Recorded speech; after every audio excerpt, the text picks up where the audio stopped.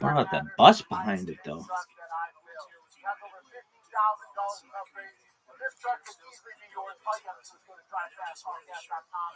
Drive fast. All gas. You know that doesn't rhyme. Yeah, welcome back to War Report. Oh, you gonna watch it again? You know who's fighting? Justin Poirier versus who? Jesse here. Somebody. Big UFC 318 is going down, so you know we have to do a show before the big pay-per-views. That's how we do this. Like, the big pay-per-views, me and if Jesse. I could be like, oh, when I and it just so happens that the same week in big UFC 318 is going down, the Max Dustin fight. There's been a lot of Real Housewives of the UFC going down. Yeah. And it starts with who we both love here. Let's get that up. We love Conor McGregor. That is well documented. And dude, he had some dick pics. Yeah. And first of all, before you figure out dick, dude has a dick on him.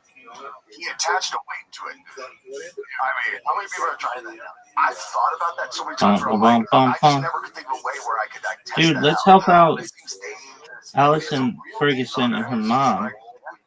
Because we were talking about on Fire the Kid and Chin, he's bringing up the blurred pictures, and she was like, I just can't find the guns. I want to see what's like.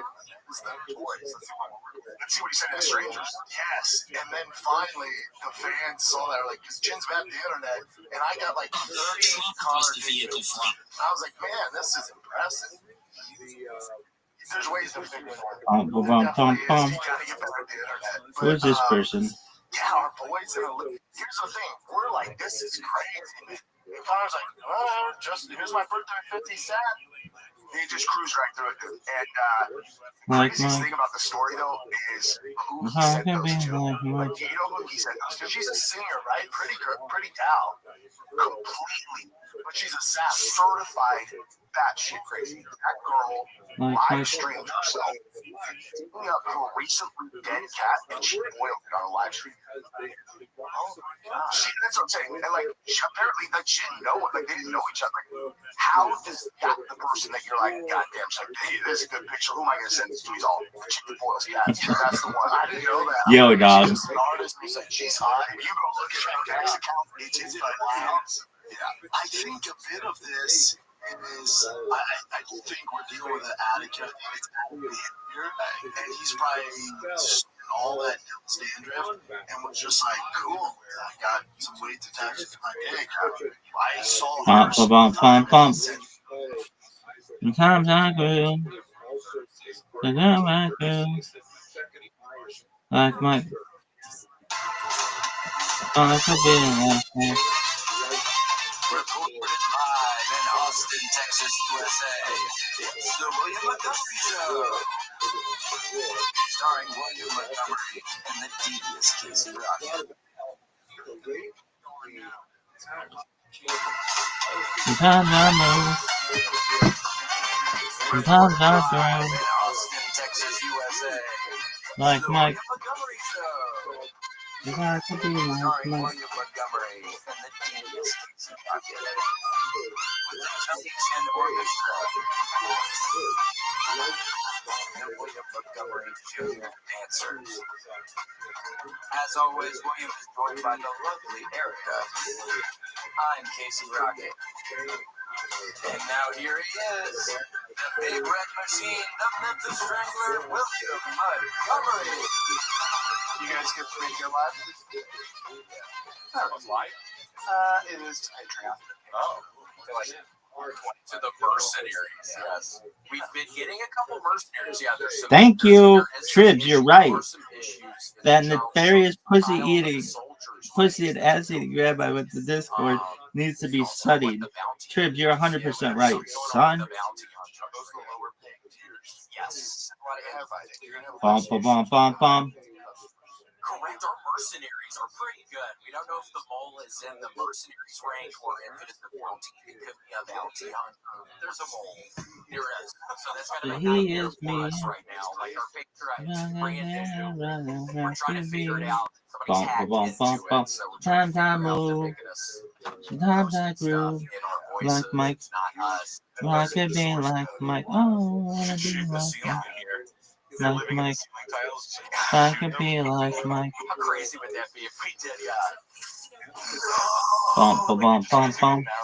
She's crying like Natalie Portman when she gets shot in the professional. Is that the one in the professional where she's getting shot when her dad's getting killed and her mom's getting killed? And then like the Gary Oldman just like blows away the AC ducts. From the Big Island. Gary Oldman, famously from the Big Island. Just a wonderful character. Yeah, so great. Bump, bump, bump, bump. Jamaicans, who we got? Gary Oldman. He's been the professional job. I like when he gets the pills and crackers. Yeah, like it was. Yeah, so sad. Yeah. He had a little pill case for 2 pills.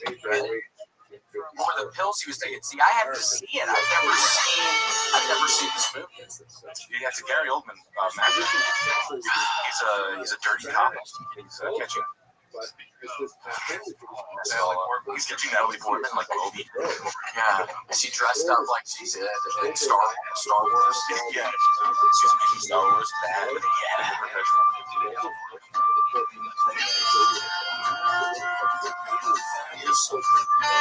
It's a fucking guitar, dog.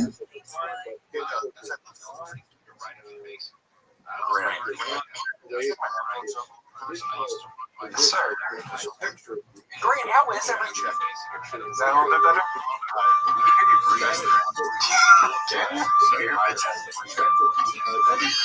Fuck. What is that, Downey? Your clothes are dry. The new moisturizer. That's what happens down here in Texas. People's clothes start getting real dry down here. It's like a real nightmare. It happens to a lot of people. Clothing dry rot. Yes.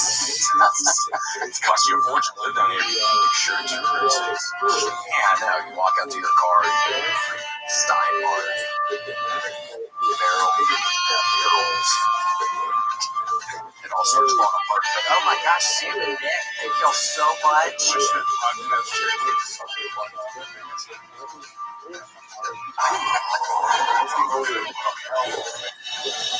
if you were to put your phone right now, is it going to make a noise or not? Is it going to say?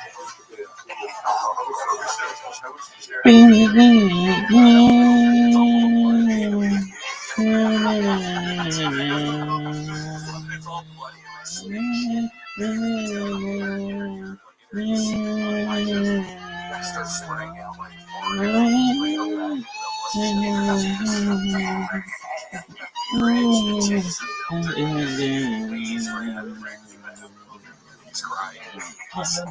Magic woman.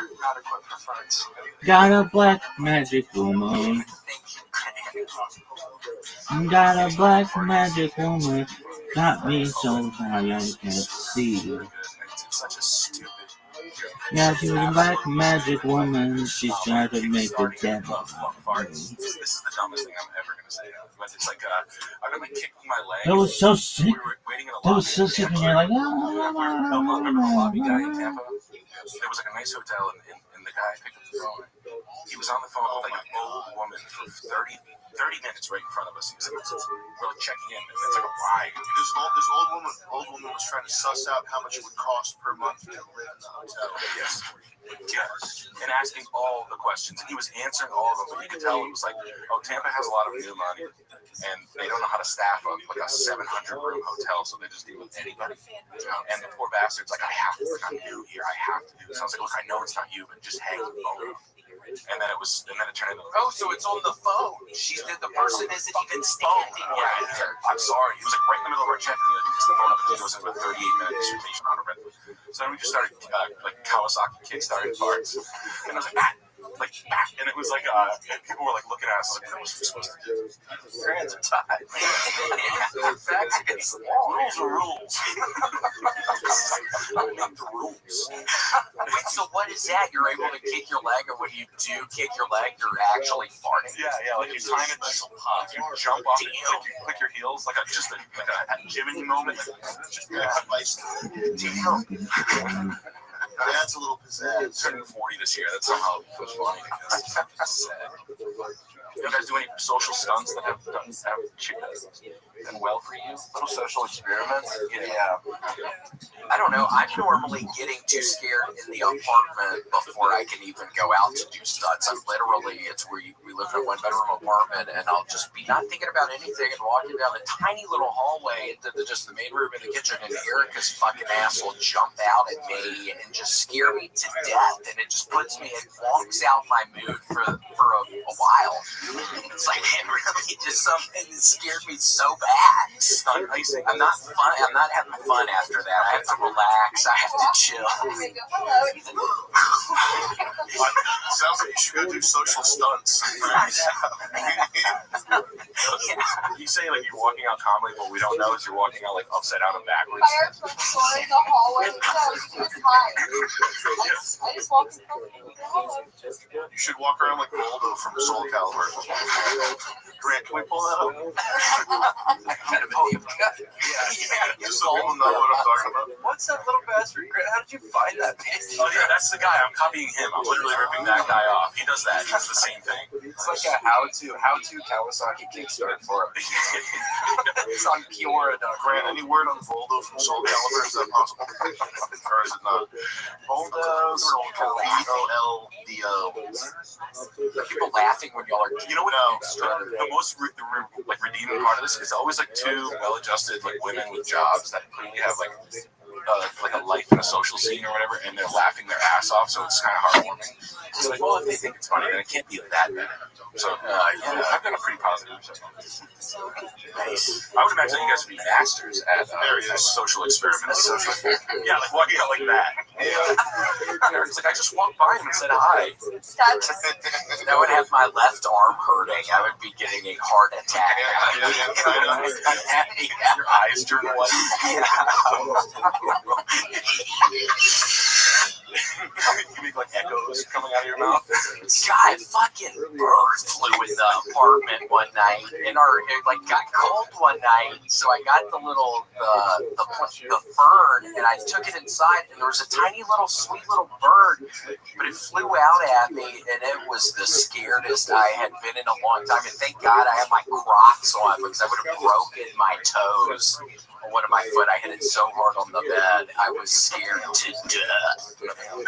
Is this a sweet little bird? No, the birds are there to scare you to death. No, but they got my ass. Yeah, he got you good. He said that. I had to fucking shut the door, had to get towels, and even the other night there was a roach on the ceiling. It took me 30 minutes to kill the fucking roach. I had to get my thing prepared. I had to get I got it with the broom handle, but I had to put like tape stuff on the end of the broom handle. That's pretty good accuracy rate. That's real small. Yeah. I had to get real close. I was circling it for a little, and it would move. And you should get a crossbow. The potato gun from the Manchurian Candidate, the plastic gun. Just blowing silently blowing away a cockroach. But it speaks English. Get away from me. I will. Do it, baby. I'm going to your show this weekend. Wait, how did you get the bird out? Okay, well, I remember it. I did it a little bit at least. I think I helped. Well, I think that was an important part. Yeah, were you doing it like a rally towel? Yeah. Mississippi Queen. If you know what I mean.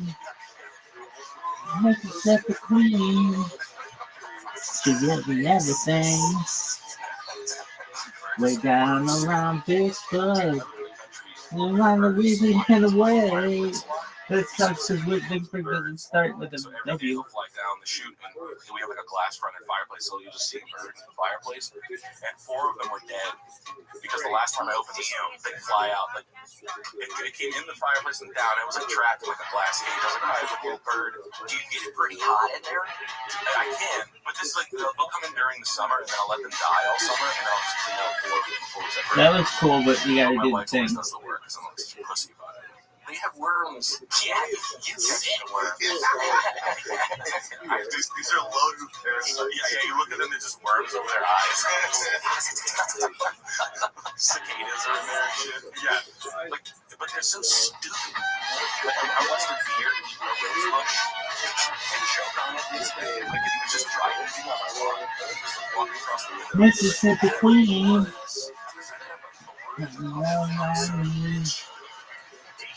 Mississippi Queen.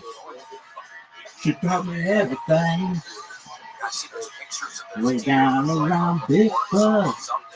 Around Louisiana way. Another Cajun lady. Mississippi Queen. Down the little dancer. We're gonna let it all wild. But the getting that kick. Never gonna run it, I will get in mine. Mississippi Queen. If you know what I mean. Mississippi Queen. Everything.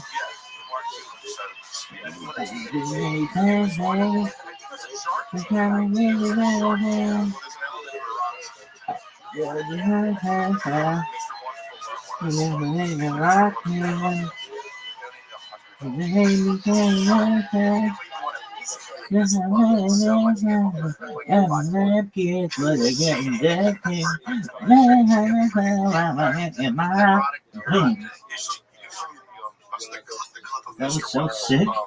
He received a watch as a gift, and he was so moved by the beauty of the watch that he cried. I think it was like a Rolex Daytona or something. Like it was like a MVMT watch. That was so sick. Mississippi Queen crying over watch and just see if there's an image of that. God, that deer is so funny. Come on, bitch. I haven't seen that crying one. Work. It's like a deer going to prom. The nefarious pussy and ass-eating rabbi with the Discord needs to be studied. Like a southern, girl going to prom. Someone just like, I can't wait to fucking blast him in the heart. Every now and then, now and again, this guy shows up. Blue Gusher, what are you talking about? Oh, you know. Pain lady.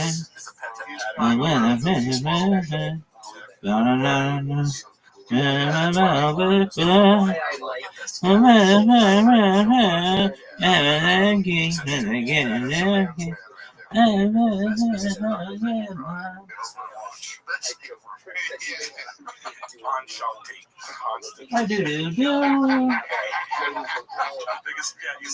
crying all the time. All of them kind of cry. They have their crying sessions. Except Titanium Cuban. They see so many.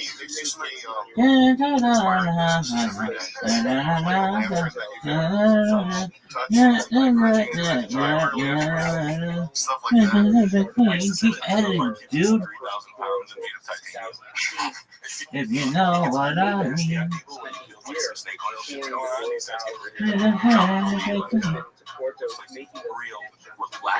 They taught me everything. I love it because sometimes it is people. I'm thinking this is a dumbass. Yo, dog. Scrub Daddy. Dude, I hate donuts. I said the same thing when I saw Scrub Daddy. It's in every store. And he says, who's laughing at us? Not me, because I doubted the Scrub Daddy. And we currently have, I think, the Scrub Daddy with like a bow and a tear. Scrub Baby. What's it? Scrub Baby. Scrub Mommy. Scrub Mommy's for the underside of the toilet. You have to punch it in the back of the head to activate it. To get the bubbles activated. You don't have a Shit out of it.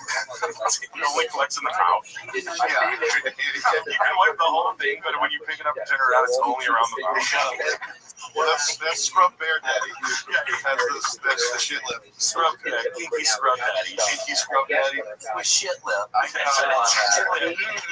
got one off the dark web that's frowning. $2,000. Yeah, it was a misprint. Yeah, sad daddy. It was graded. It was like a graded Scrub Daddy.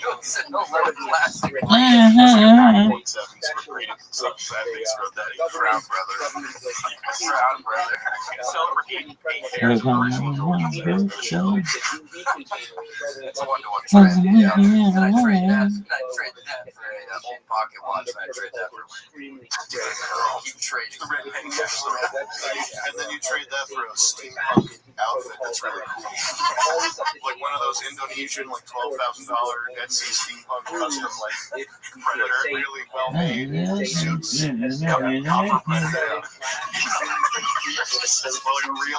Realistic Iron Man Indonesian $12,000 Exposed red Iron Man, like dirty work Iron Man. It shows the craftsmanship in welds. Braised, Victorian, sweated fins. It's got like a copper wrap on it. Got a cotton piece that falls out. And why are they coming from Indonesia? I wonder why. Indonesia's got them better, and they can, craft some braised raw iron shit that looks realistic. Everything. NASA's just sending them all to their This is great stuff. And they're like, I got it. Metal gets really tested to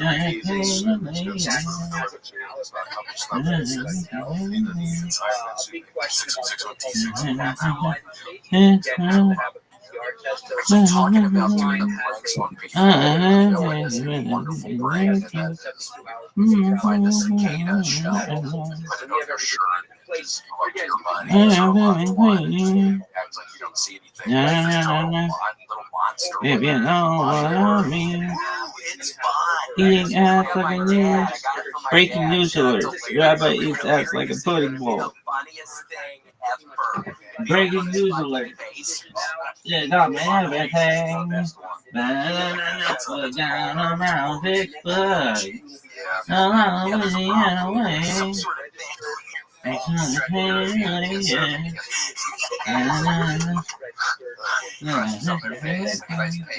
You turn around, there's 5 on your face. Instant breeding red on your face. You're like the deer with the Yes. Not even single. That's the sun. Yeah, Brittany's in the crow makeup still. Yeah, rest in peace.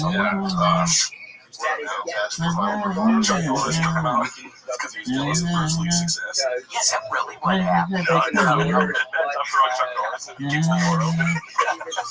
He drives an F-150 right through the studio. He starts shooting the people up in the face. Chuck Norris is the moment. He's got nothing better to do. You tell me everything. I had a meeting with Ty. Around Vicksburg. Right on her head. And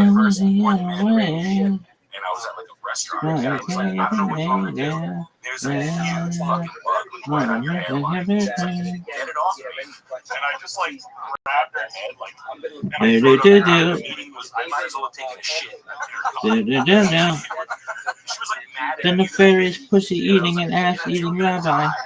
No, the nefarious pussy and ass eating rabbi with a Discord needs to be studied. What's that? Just deflated. If you know what I mean, she's coming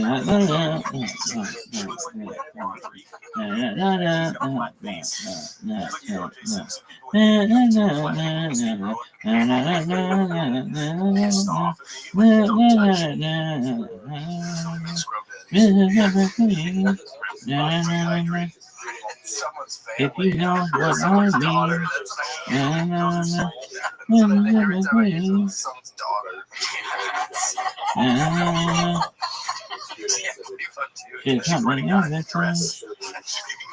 Information about her life. I graduated high school in 2007. So you guys, where are you? Well, Louisiana way. Yeah, from Memphis. Yes. Okay, Memphis is Egypt, right? Memphis, Egypt. Yeah, we got the big pyramid right on the shore of the Mississippi River. It's the Bass Pro shop now. Bass Pro. Still haven't been at, but I've been watching it. Part of the Mississippi River runs through it. down there, we started the dog track, south of the Greyhound track, we go get drunk and watch the dogs and smoke cigarettes in there. That was always a lot of fun. Look at that skyline right there. That's nice. Looking at the dogs. So, are you guys following the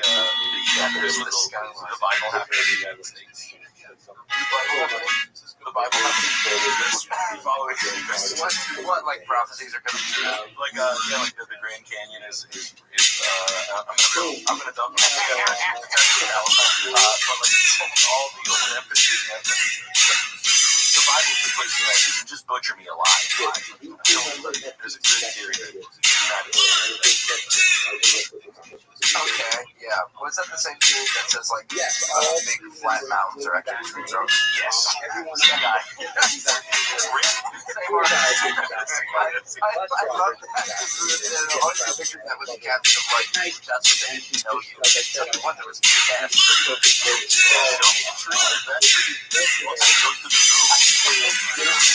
Trunk is a mile wide. That's what I asked though. Show me a tree that comes from that trunk.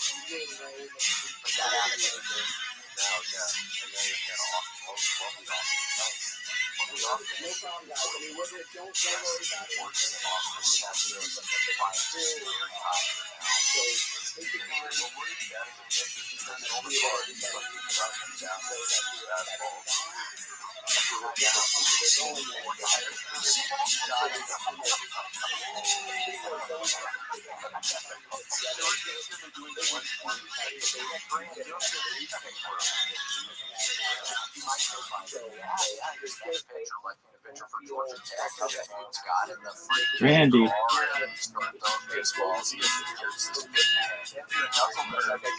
You think Brandy's a whore? No way.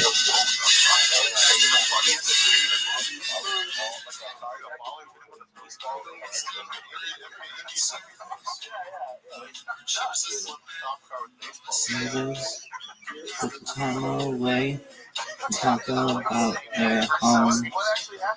There's a girl in this harbor town and she works laying whiskey down. She said, Brandy, got you another round, just sizzling whiskey and wine. She said, we say, Brandy, you're a fine, what a good one. You would be such a fine wedding eyes. The state of the sailor from the sea. Brandy, paid a chain made of finest silver from the north of Spain. A locket that bears the name of a man that Brandy loves. He came in the summer's day, bringing gifts from far away. They made it clear he couldn't stay. No harbor was his home. The sailors say, Brandy, you're a fine, what a good wife. You would be such a fine brother nice. The love of my lady is the sea. Yeah, Brandy used to watch his eyes when he told a sailor's story. She could feel the ocean falling lies. She saw his age and glory, but he would always tell the truth. Oh, Lord's an honest man. And Brandy does her best to understand. Oh, Brandy. Is a bit of a hole. Everybody knows this from coast to coast. Stop. We don't even know that, Casey. That's not even. Stop. Then the Pharaoh's pussy and ass-eating rabbi with the Discord needs to be studied. Yeah. Get out of my notifications, Rabbi. Fuck you. Yes, that's mine. A locket. Anderson. That wears the name. That's a TRD sticker that's Toyota Racing Development sponsored design. 61,000.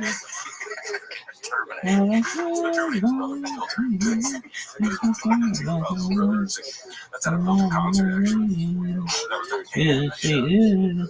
Yeah, what was the Budnick song? It's like Budnick. Song? Yeah, Budnick is the name. Filter was like, Nice shot. Yeah. the song's awesome. Stabbing Westward and Filter. You guys are big ones. Filter's awesome. You guys are, you're Apex Twin fans, but I'm sure you have way more. No one's just casual. You guys are Apex Twin fans? He is. I don't know. What's your walk when you do stand-up? Do you have like a walkout song? I've been going with Danny Elf leads I stand recently.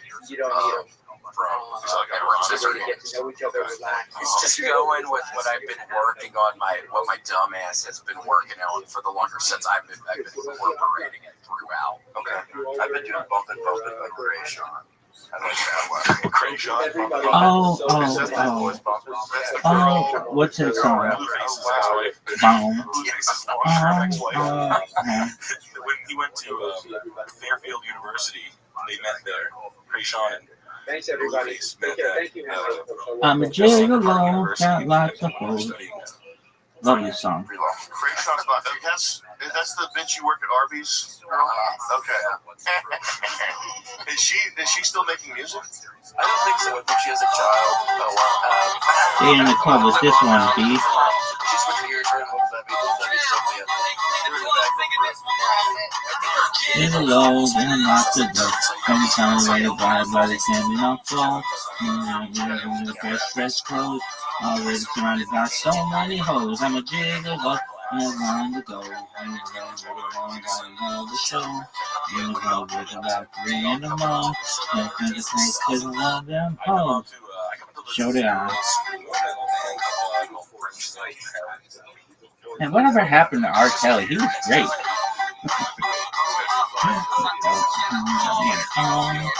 Is he still in jail for pissing on somebody?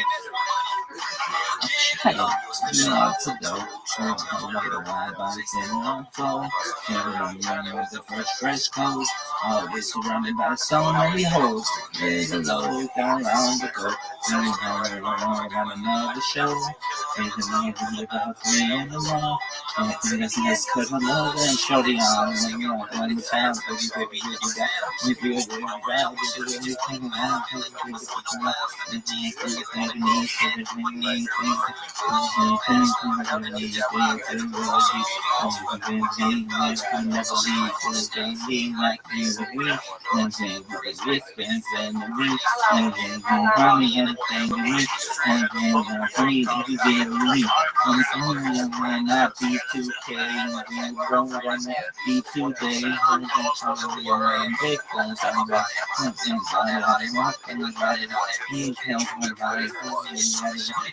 agree, try to make it go with the groove.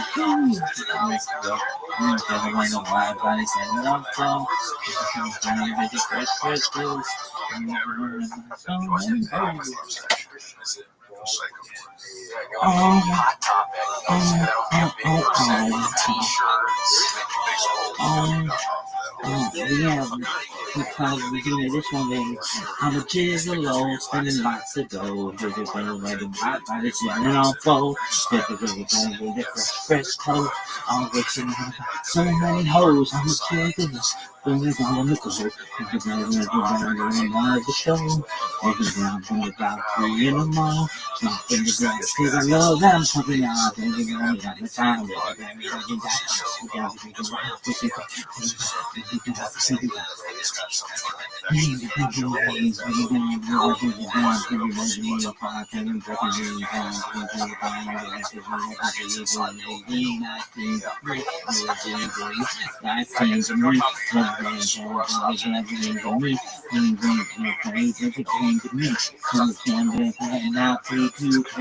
Your girlfriend, it won't be today.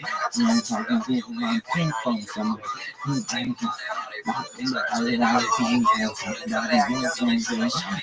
Really, trying to be the dog with the G. Let me tell you, maybe my body's in my phone. The fresh toast. I was surrounded by so many hoes who did the love. Who's on the go? Never feel another show.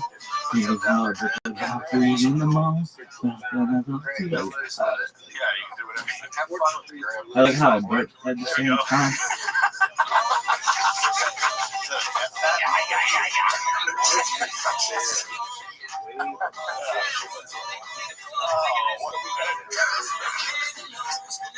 That was so sick.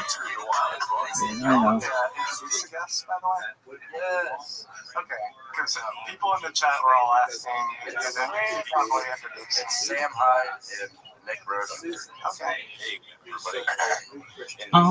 Thank y'all so much for being on today. I appreciate it. Thank you for having us. Yeah, I appreciate it. Big fans. You guys are great. You're wonderful.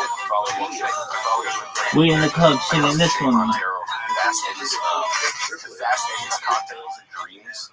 My cousin, who I don't know a lot when I was a kid, and we kind of drifted apart, but he called me last week and he said he couldn't believe that I was going to meet you guys. He was so excited. And Fast Eddie's Cocktails and Dreams is a bar that he owns. And the reason why we call it Fast Eddie is when his mom died. And we were really sad. I was really fucked up on it. We were drinking intently at like a men's club. And his smaller uncle, who's thin, said he was the fastest guy in town. And a bunch of women at the bar were like, he's so fast. He's just the guy that could drum on the ground. Yeah, he could drum with his hands on the ground, and he could kick the ceiling. So he kicked to the ceiling. He was like a 49-year-old man. Yeah, and he bent over and drummed on the pitter-patter drummed on the floor to show you how flexible his. Yeah, and I was like, I will fucking smoke you in a foot race. And he's like, no way. And I was like, I'll bet you $100 that I will absolutely blow your doors off outside the parking lot. Nick is very fast. That's his secret athleticism is that he's super fast. So I was like 265 pounds, like pure fat, and I was like, he's like, fuck you, you fat piece of shit, you'll never beat me. And then a woman turns around, she goes, you're gonna race Fast Eddie? It's not a shitty one. And I was like, oh yeah. So we go outside, and sure as shit, I beat him by, I don't know, a couple of yards. He was actually pretty quick for a 49-year-old guy. And he's like, you fucking cheated. And I was like, no way, run it back, we'll do it again. I beat him again, and he was so fucked up about it. It was like I told him, like, more shattered. And so I was like you told him 9/11 happened. Yeah.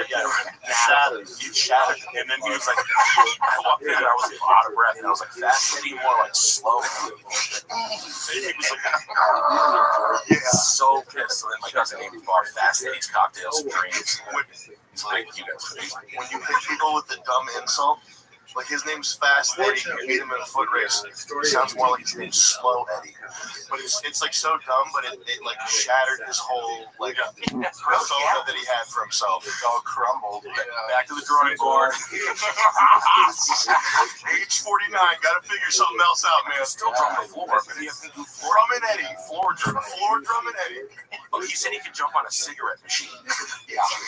You know, like the cigarette machines. They're pretty high on. Yeah, it's like 5'4". It's a weird measurement. Height. It's hard to hide that screen. I can jump on a loading dock. Easy. I can jump right back of the U-Haul. Quick.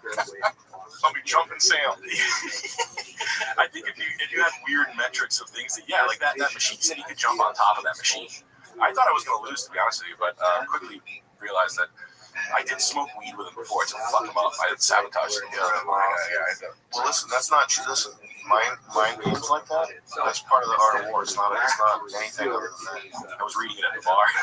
That's my own. Yeah, I mean, y'all were racing. I mean, that really is a serious deal. I would have been a little intimidated with that woman looking at me saying, "Are you really racing fast, Daddy?" That would have made me intimidated. Being like, "Oh, I was like, please, oh shit, what did I get myself into? What did I Yeah. sign up for? how fast is this guy?" How they got that 40 years ago? What the fuck did you do? He jumped on a cigarette machine. Yeah, he did it all in his 20s. He was like the Flash around my shit out the whole hometown. He's like everywhere he was. Smoking crack or whatever. And, that's kind of fun. Those are awesome. Social funds. Yeah, everyone's trying to talk you out of it. Please don't confess any. Don't. He's gonna kill you. I had an air conditioning guy come by, and they were supposed to do some specific thing, and he got there, and he's like, "It's $195 for the diagnostic fee." And I was like, "Okay, well, can you do this? Can you clean the radiator today?" Hello, everyone. I am here with my good friend and colleague David Don't Cross. have time. He is Don't have a our refrigerator in my European trunk. director. So I was just like, So I excited want to the see best him in in person. By the way, this ship, we are all totally I'm vaccinated. not- And Portugal is one of the safest countries in Europe He right goes, now. and he goes, And and really I had glad like to back this trip. David, why don't you and it was tell the back our alley to my audience a little bit spot, about which what is we the expect one to see? I was blocked Well, off the exit, thank you, which Henry. not intentionally. We are right now getting Kind of the panicked a little bit to get whole out, boat but he was trying into to a sort social of boat. So wiggle you past can me. imagine that's I was challenging, but ready to move for it, but I moved slowly. we're slowly getting there. And yeah, we are about to cruise the entire Europe, all the way upstream, all the way to Spain, Salamanca, visiting some of the beautiful sites there, and that's ancient Spanish cities. Then we start cruising back down, and obviously one of the highlights of the whole cruise is visiting one of the last Iranian Jewish communities in the world, in a small village called Volta. We actually get to meet the crypto Jewish community who might come to today. There's something you can tell something like there's some sort of child abuse or something happened in high school where he's like, he's got fire. He's got fire behind those eyes. 6'2". He said, "I know I'm better than you now." And I was like, I knew not to mess with him further. I didn't say anything. Especially else. looking forward to that, but we already established That's friendship with Did you know some of the hey, members of the community. No. And this Because is he didn't have to one of the stop. highlights. Well, I thought he was better than me. That's why. He also didn't fix fucking anything. And then we're also being Do you have welcomed like by your level of like Porto. We like feel alcohol go through the man Porto in your hometown? That's sort of like a specific flavor from Not Midwest sure how to use it, but shitbox my wife man. said ask me It's 12 like years broken and known around town.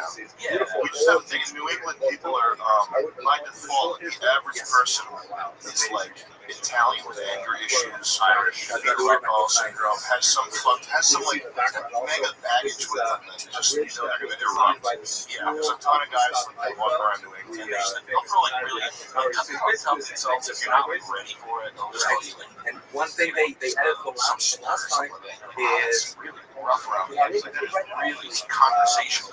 they introduced trams. And one specialty of Porto is that normally most other cities you have Hey, I'll see you around like a donut. here And and then they'll leave. It's connected kind of ugly. together. You know. Signature. Yeah, that guy. Yeah. He's got a Red Sox hat on, but Okay. Next video, hopefully we'll show you some more cool things. Thank you very much for watching. That's Google. When you Google typical New England, I think it's Native American burial grounds, probably something to do with it. yeah. Are there a bunch up there? Probably. Yeah. You guys have a Native American burial ground? Down in Mississippi, it would be weird, but it's down in the Delta, totally flat, and then you'd see these big ass hills, and those mounds, Yeah, the Mass mounds. graves. Whoa. Yeah, I don't know exactly what they were. I don't know exactly what they were, but they were these giant looking just hills, and I would be thinking it's so flat around here. What is this? Burial grounds or something. Pre-Columbian burial mounds, and sometimes when they open them, it's like huge. So Tree climbers. Climbing those big trees. So we headed yesterday. We're now heading up River It's like giant skeleton found, and he'll just be like 7 Spain. 4 days touring in Spain. That's just kind of like a little bit of a big guy. Using the journey up river. Resting, kind of large guy at some time. Shaq's uncle died. Lectures, history classes. Everyone's starting to get to know each other, and the Smithsonian filling lines ourselves for with years as and years. much food we possibly Then can. the collectors, the data Survive collectors of tomorrow. original clickbait. Yeah, Full drum day up people tour. get come to a stupid ass museum. Yeah, Big dinosaur bones. Look at this bone we found. Yeah. It's sucking me once, no, I don't think so. That's some spooky Halloween, spirit Halloween. And this is That's $700. It's like a yuppie Halloween decoration. It's a giant skeleton. Yeah. They put that up in their McMansion. The guy that gives away full candy bars says that. Yeah, spooky, scary. Mike is actually correct. Pause for kids. Smithsonian should start making TikToks to bring people in. Should start making TikToks to bring people in. Yeah. Museums. The dancing with bones. Huge tibias. So, anyways, tomorrow They fall over and shatter. You realize they're made of plastic. There's receipts. The goose is cooked. They all Jump in the club because I love them hoes. Is the Smithsonian? You guys, this down here, Texas. This is where my student. Washington, Maryland. Washington, D.C. Beautiful, unique city, something like DC. Everything is kind of all the buildings the same color as well. It's a very unique place in Spain. I hadn't seen anything like it. Having all of the things, it makes it really unique. One of my favorite cities. That's the IMAX guy. I would just shove movies about dolphins all day. Orcas throwing seals with their tails. I'm pretty good at work, Pokemon right now. That's one of them. I have on the freaking, on the Emerald version, you can hand another Pokemon and things, so they're getting the same XP as your current Pokemon you're fucking with. So you can be powering up another one. Oh my gosh. Where's Zoot? My chicken looking one is Where's Chicky, Mr. Aquarius? my ghost looking one is Ghosty.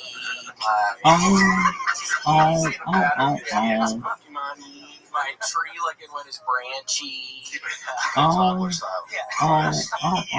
E is the best suffix. Yeah, every now and again I'll look. I'll do, is this an E? Is this an IE? Is this an EY? How do I spell this? And I can figure that one out. Something's gonna happen with this Breonna Taylor thing. Mark my fucking words. I'm talking to everybody. I'll answer it that way. Shit's gonna light up. One day, No, I'm not walking around, but I am having to kills look her. up the shit He gets one fucking day. Google. On YouTube, I'm having to look up a couple things because it traps my ass. I'm like, are you a fucking idiot, Joke. William? Why can't you get that? Isn't this like a kid's game kind of? But I cannot figure out. I had to look up. Sitting on the wrong line. Come on, somebody else say something. It was 45 minutes ago. Because I love them. Oh. Social experiment where I would just, Shut it you could down. walk out on me, and I would just walk, and I would just stand by the water for a while. And I would just like do it for 10 minutes and just stare at it. Like, we're both staring like in Ferris Bueller, where he's staring at the painting of the Pokemon. Not in Pokemon Go yet. In the Pokemon, like the role-playing game. So I just move him like to a corner. And No. You were just actually role-playing. You would play the game as a 10. I was surrounded by so many hoes. Yeah, you can't see a reflection, and I did it for maybe a Trying to couple leave it seconds with last a night. I girl. just looked at my reflection for a second or two last night. Sentience. Yeah, trying to get him to wake up. Wake up. Yeah. What game are you playing? Because now that you gifted it, you're going to start playing games. Now you're going to go heavy. Yeah, I don't know. I haven't played games in a really long time. Maybe I'll follow in his footsteps and play Pokemon. I used to play when I was a little kid. Do you have a favorite game? No, I never had a console growing up, but I played a couple of the Pokemon. So I used to play Madden, and I made this great player. What the fuck is this category shit? Xbox, and his name was Gus Turner, and he was a running back, and he was like 400 pounds. scored 100 touchdowns. Damn, so fun. That is fun. That's true. Madden is the least likely game that I think I would I don't play video games, Madden. But the 400-pound running back is always fun. Oh, it's so fun, and you can just jack them up. Oh, that was great. Yeah, I mean, I played for like the summer, but mostly I was just out there shooting TV guns. All this surrounded by so many holes. I'm a juggle. Just down in the forest. Where's my shit? 800 pounds of summer. Just jingle jangling. You sound like a bag of change when you walk. All the magnets are just shooting across the room towards me. Your fucking microwaves up and shit. Dr. Manhattan. And your car's like tuning in radios from like another dimension.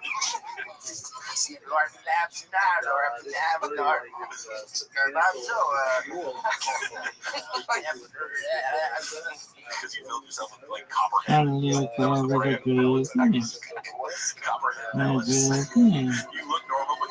497 pounds. It's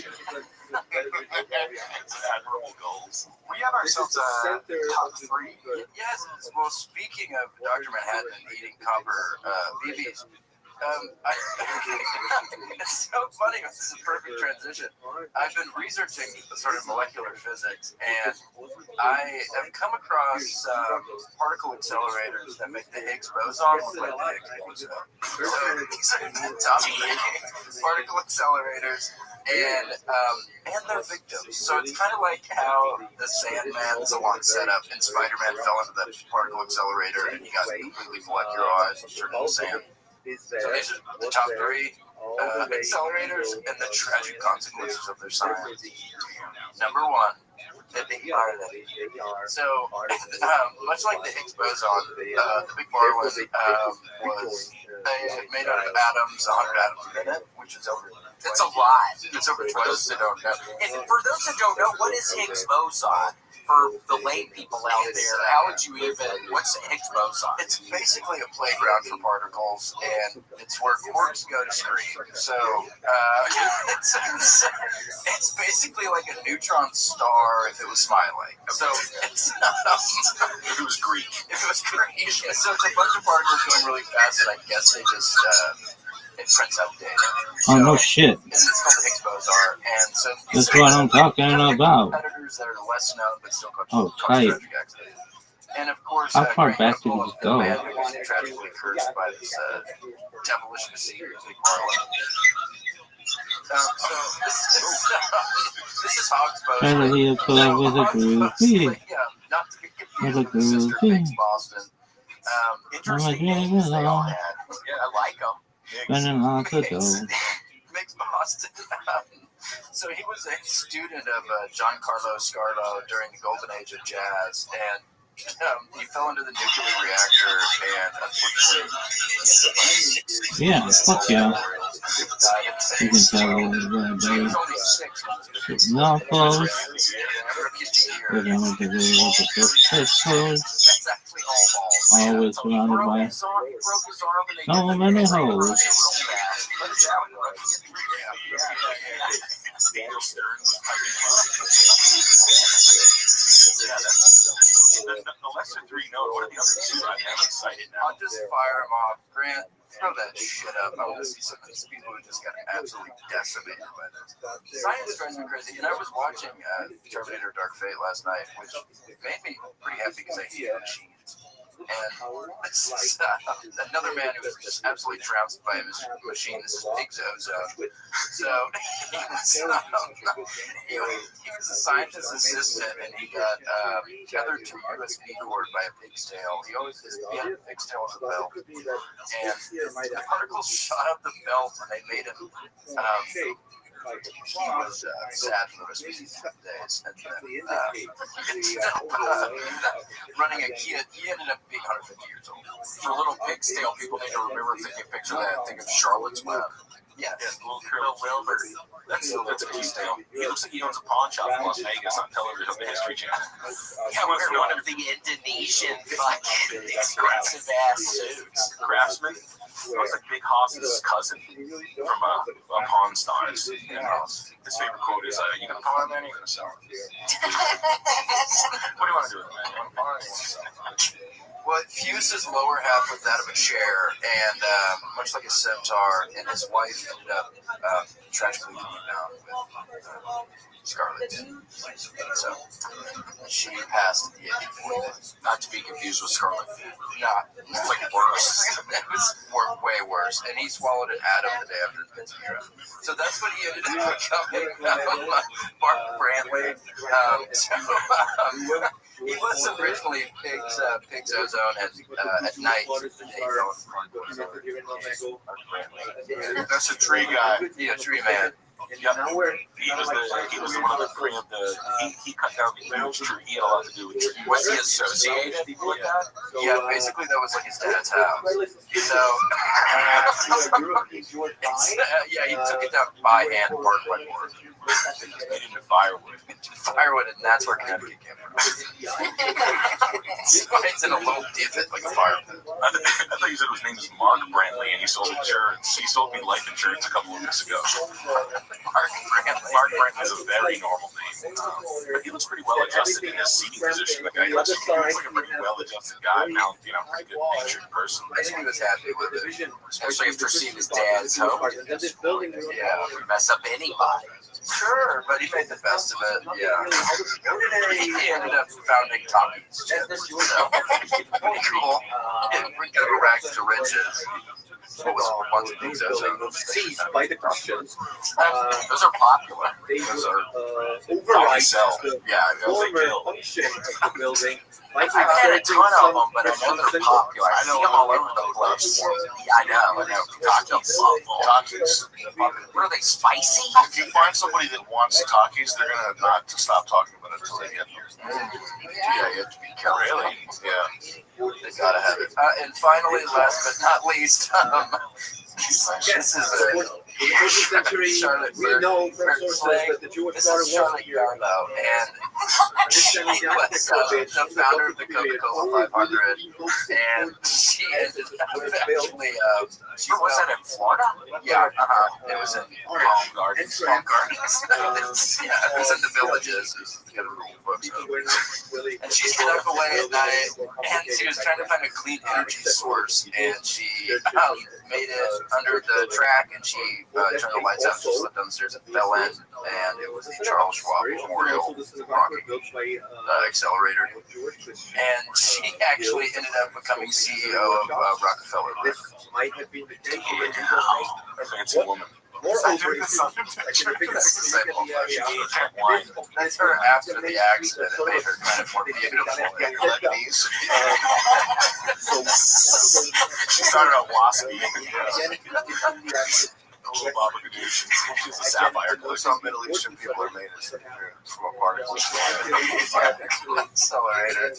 Yeah. The third best, Pauline. Was that the third best or the second? That was the first one was the best one. That's Big Marlin. And then Pig's Ozone and naturally Charlie Darwin. Charles Schwab Memorial Records. Have you ever heard of Ouchie?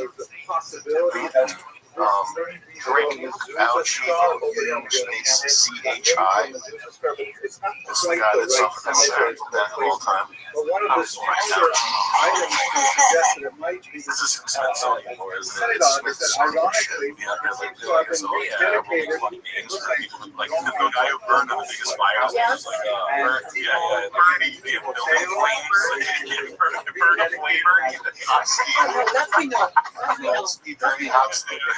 Bernie melts. God, I remember on the news where the plane went down and somebody messed with the news people and it was like the pilots were all too low. What was it? Ding Ding Pow or something. That was so funny. Somebody got some down plane with like CNN or something. They're like, the pilot's name was something Wong. Oh, too low. Bang, pow. Like bonehead. They just gullible as shit. Oh, it was the Grant, is it coming up? There he is. So he was exposed to some nuclear radiation, something or other, and it turned into a pile of goo over like 180 days, and they were just keeping him alive in this hospital bed with no skin. You're literally unearthing No the hope of evidence, ever right? living. Yeah, there are other photos. I won't put those. Human goo pile. His name's Ouchie. I know the picture you can pull up is the one from Robo. The toxic waste. There she is. Before Taurus runs them over. I was just talking about you. Just saying where. Just saying where. Oh, that I don't know. All right. How was your day? Lovely. Do you have?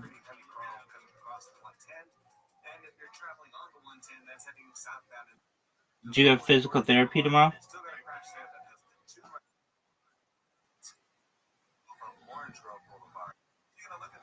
All right. All right. I see how you do. Start off slow. Your way to perfect game. Get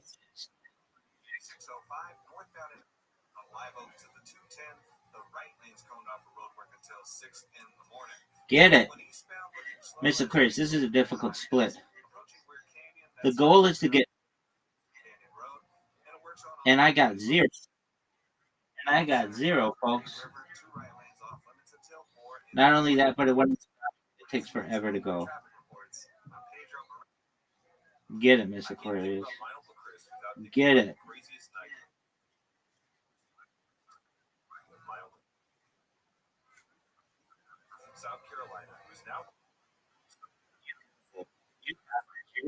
Fair. I know it. You've got it. No doubt. That's what I'm about. That's what I'm talking about.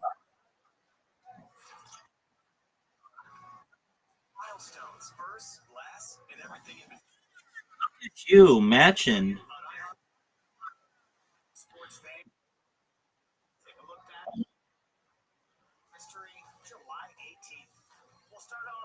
That's what I'm talking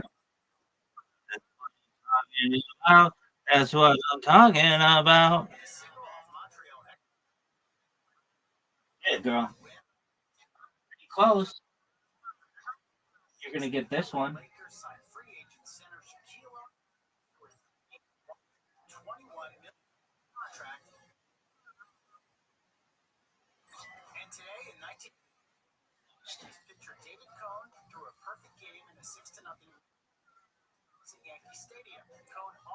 Get it. Interestingly, the game was part of a Yogi Berra Day celebration at Yankee Stadium, and Don Larson, who pitched a perfect game in the 1956 World Series with Berra catching, threw out the ceremonial first pitch to his old teammates. Now you know, today in sports history on iHeartRadio. Get it.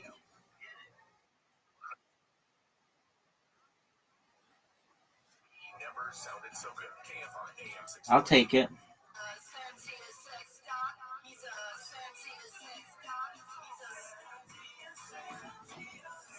I'll take it. It's your turn now. I win, you win.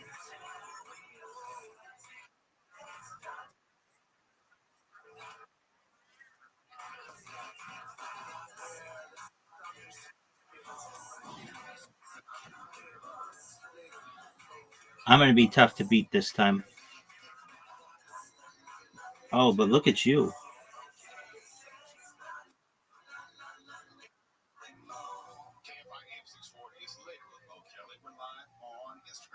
Nice spare. Get it.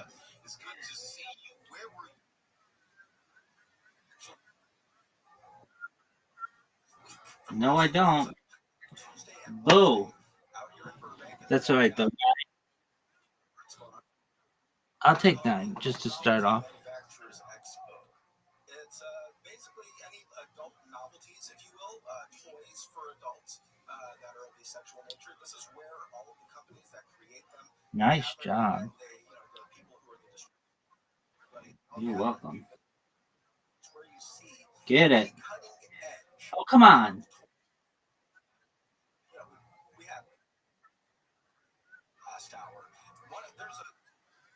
Not doing well on my second shots. I'm doing okay on the first shots, but the second shots, no.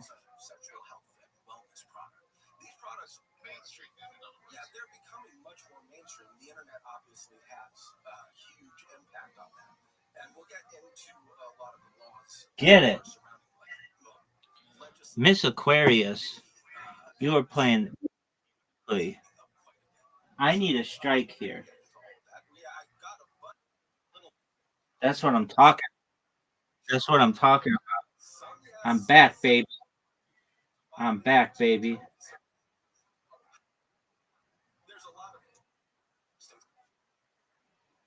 When you win, girl.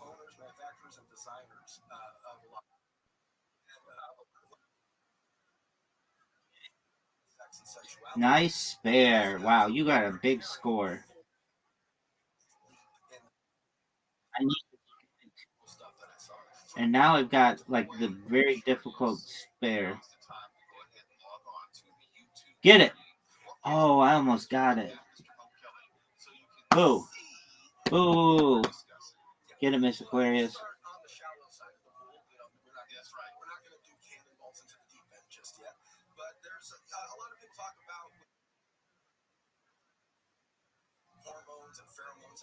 You got it. Spare. What a spare. That was beautiful. You're putting up a big score. Look at you. Look at you.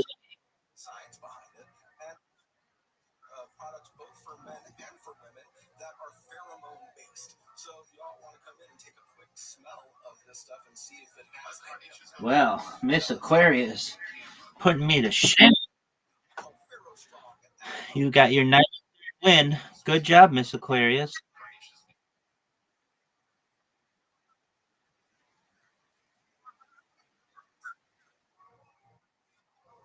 You do. Hold on. Before you go, let's look up the rules on this because we're always confused. I've been bowling since I was 3, and I've still never understood this. So here we go.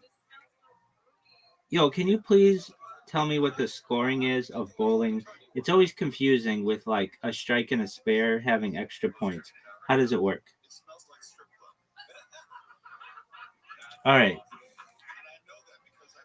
A full game has 10 frames. In each frame, you get up to 2 chances to knock down 10 pins, unless you get a strike.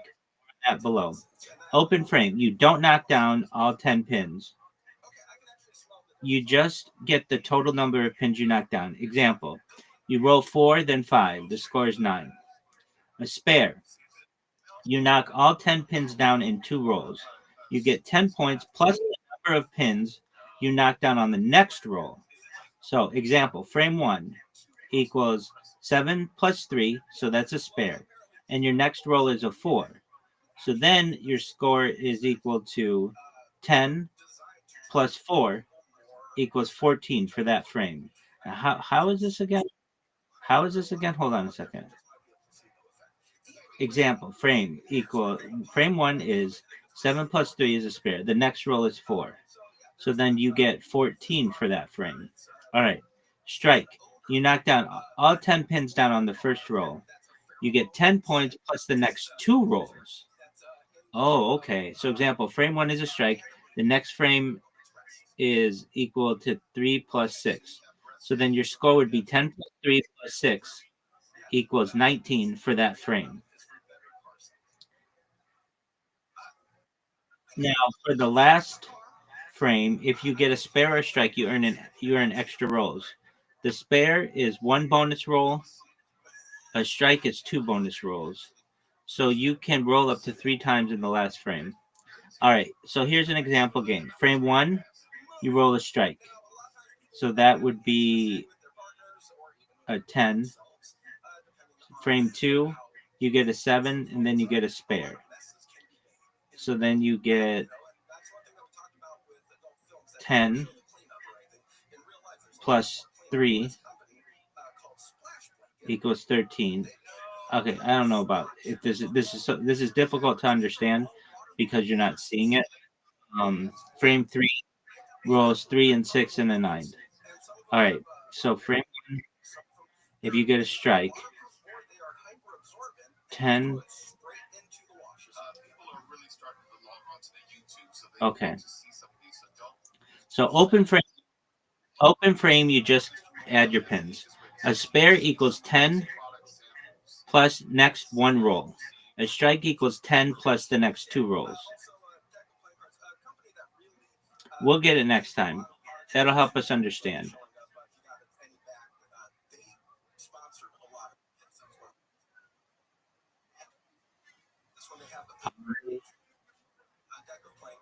Okie dokie. How have they been treating you in Socialize?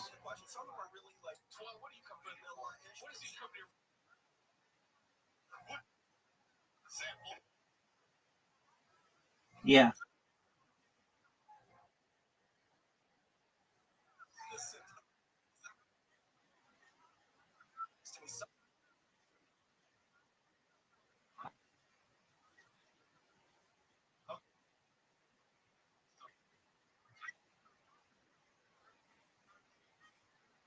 Oh, I'm sure. I'm sure. That's what I say.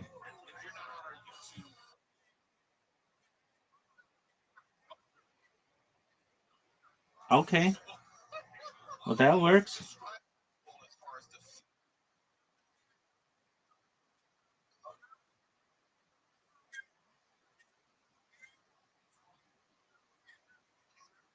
I am.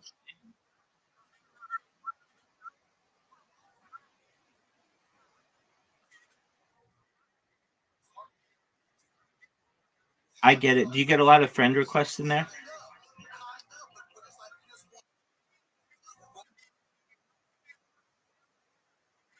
Same here.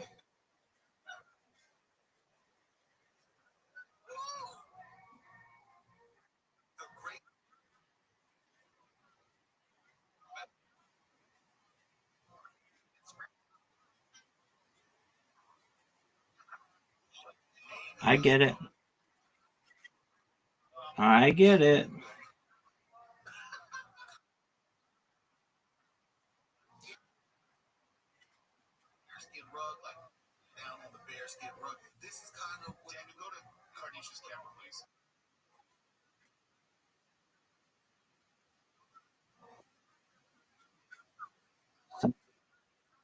Sounds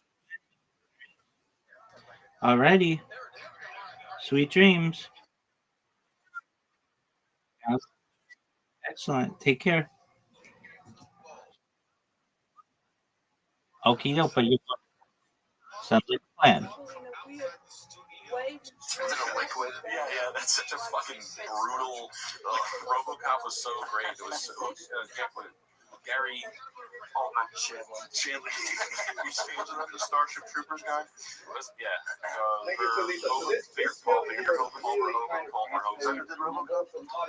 But he's really horrified. The nightmares, they line up and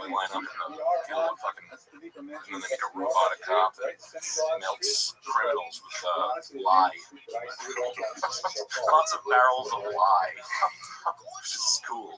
Melting criminals. You guys have a ton of it here. Melting criminals in your lobby. I can't believe it. Good for you for getting clean in the streets, but Overhoven is really. William was kind of pushing the top of a 50-gallon drum down of a guy trying to escape, but he explained to me that he was a filthy piece of shit that just does bad things all the time. So there was no mercy. You gotta bring back drums of goo, and like ooze. Yeah, there's no ooze anymore. Toxic ooze, toxic drum, exploding barrels. Oh god, we need more of that. It was everywhere in the 90s, and someone bought it all up. This country's too safe. Yeah, know what I mean? We coddle criminals in this country. We need to start dipping them in ooze to make super criminals. Turtles. Yeah, shredders and turtles. Yeah. Oh, play Donkey Kong Country 2 and there's booze and sludge in that one. That's a pretty good one, Donkey Kong Country 2. Oh yeah, those Donkey Kong Country games are fucking unreal. They're wonderful. They're my favorite games. They're unbelievable. They're wonderful. They're like masterpieces. Not bullshit. Donkey Kong Country games are fucking masterpieces. And you can play them for it. It takes a very long time because I spend a lot of time on the day just looking through all the games. And a lot of them seem real short. Donkey Kong is wonderful. Yes, you get your money's worth. It's got incredible platformer like controls, dynamics, and the levels are like very hard, but it's not annoyingly, punishingly hard. It's like a challenge. For sure. Little guy's name, Diddy Kong? Diddy Kong, yeah. He's a little guy, helps out, bounces on stuff. That's the crucified alligator. That's what. All right, one more character. It's a crucified alligator. You know, he's got legs. He's got human legs. Tie his ass to the fucking mast and shit. It's taking a big swing. Yeah. Gators are scary. They don't fuck around. They'll get you. All right, well, I got to run, but y'all can keep talking. It was so fun to talk to y'all. Yeah, dude. So fun, guys. Wow. Thank you. Okay. Yes, thank you. Oh, my gosh. You. And eat. See you soon. See you at the show. He's gonna go buy a car. Yeah. Casey's really funny, man. I'm standing Oh, right Casey's now. wonderful. There would be times, the first like 5 weekends I was going out, there would be times I'd be in like the green room, smoking some weed, Where? and just hearing him just smashing out there thinking, dude, you fucking idiot. How are you going to follow his fucking ass? Why did you do this to yourself? It always ended up working out, and it put on good pressure because I swear to God, there would actually be very real moments where I'd probably be a little too high back there just by myself, just hearing him absolutely destroying. Yeah, people. I got some good friends. Yeah, like hearing them talk. It's like top of that speed is an admirable quality. Yeah, It is a high top end speed. This stuff is so weird too. right behind me is where the Comedy market is so. not all the stuff they A lot of it. that is people who were accused by the Inquisition of practicing secret Judaism, witchcraft, and many other things. They were executed here. It was Welcome. How are you? Yo, Mr. Chung. I'm watching Jewish history lectures. How are you, pimp?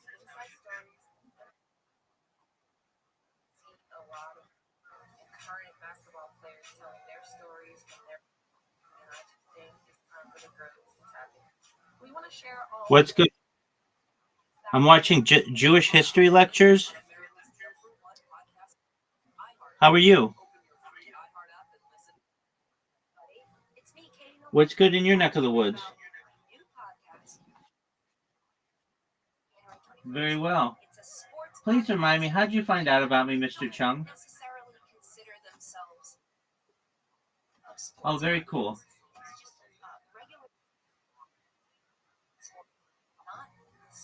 That could be.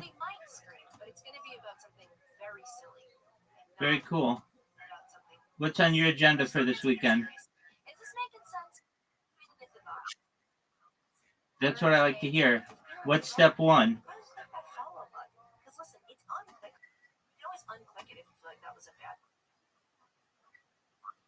Excellent plan, man. Are we talking tens only, nines and tens, eights, nines, and tens? What are we talking?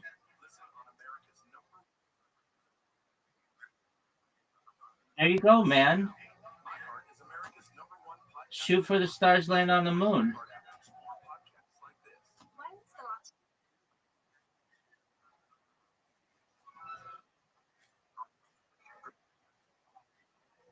Have we spoken? Have we spoken? Did I tell you? Did I tell you about myself?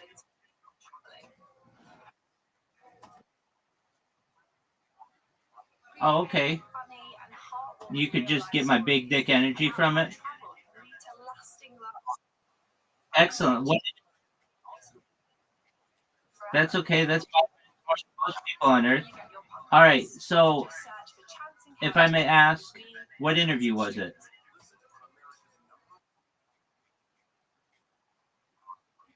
Okay, very cool. Well, do you mind if I tell you about myself? Excellent. I'm Rabbi Rothschild. I stream my life 24 hours a day, 7 days a week, 365 days a year for world peace. I've been doing so since the pandemic, more than 3.5 years. I have more data archived on the internet than any person ever. You're familiar with fish tank? Pardon me?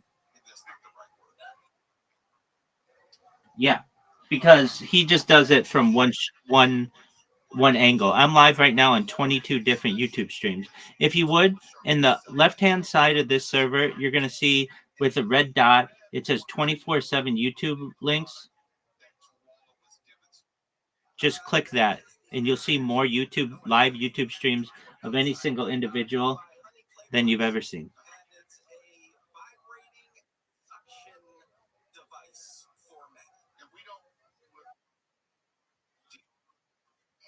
Well, just on YouTube, like 22. Go click that link in 24/7 YouTube stream.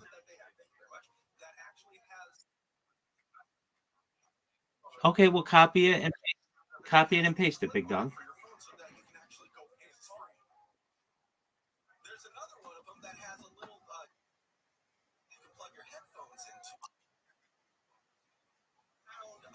No, it just goes to YouTube.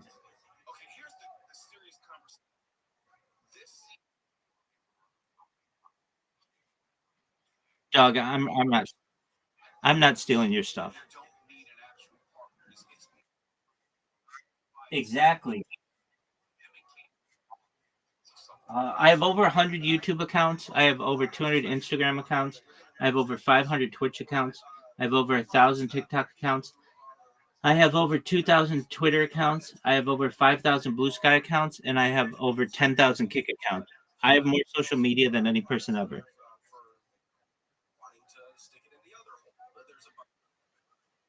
Yeah, you could.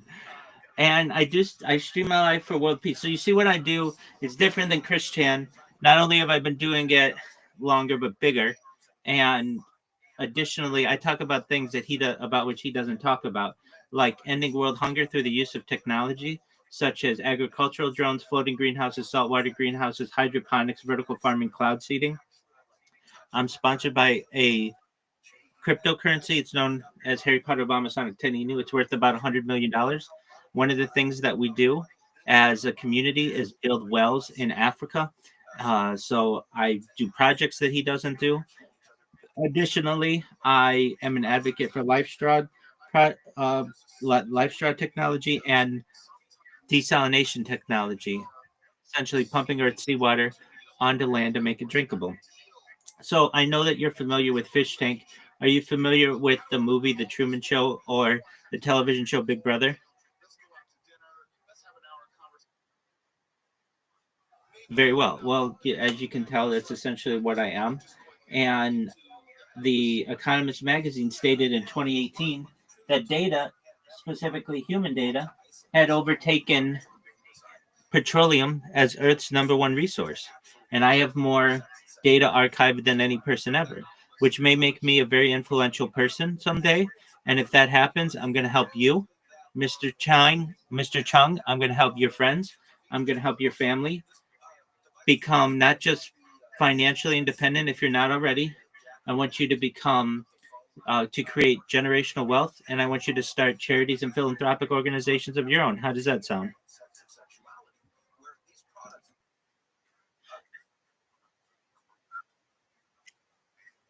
That's fine. Not for long. I'm going to go viral, and when I do, I'm going to help you.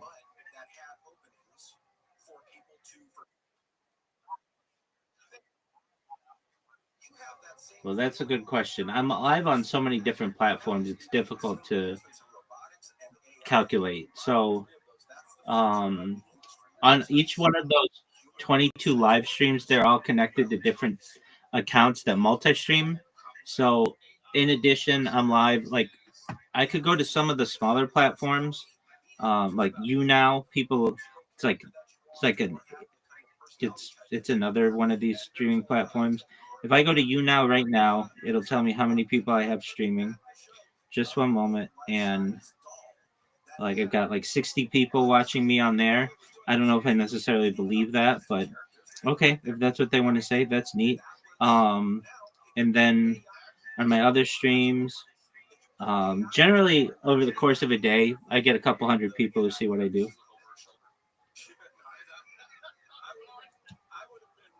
And that doesn't count.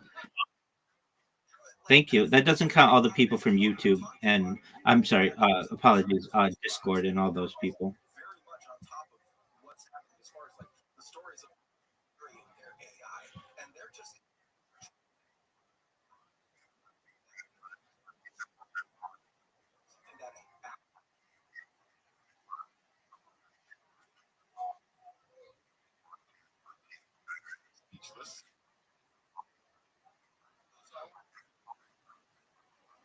Right.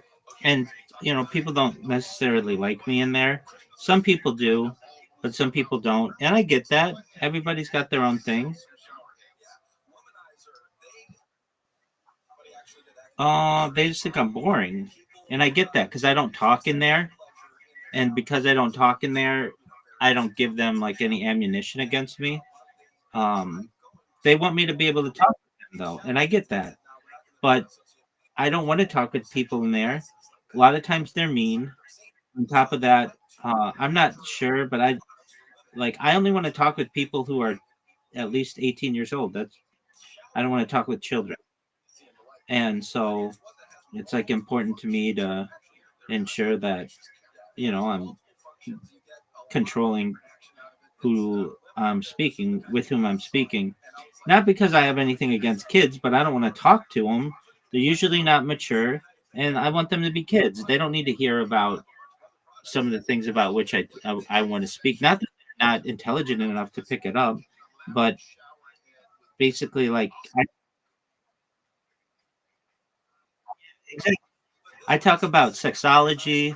I talk about, when people come in here, I'm like, hey, what's going on, pimp? Like, that's not necessarily how you should reference a child.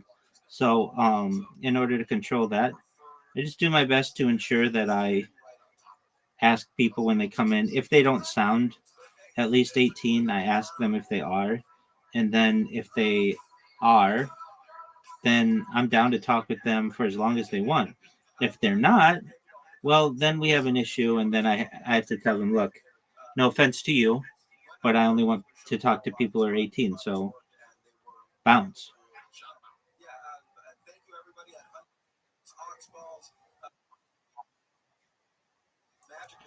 Well, yeah, and I don't want to be seen as somebody who's grooming children either.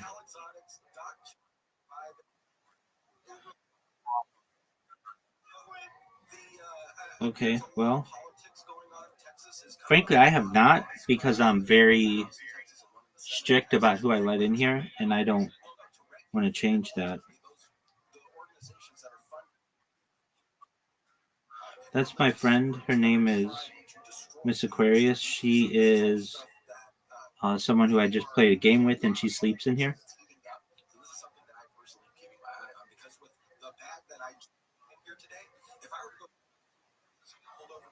So that's what I do. I'm just chilling. My friend from Australia is going to be here pretty soon, and we're going to play some more games. Do you like to play games?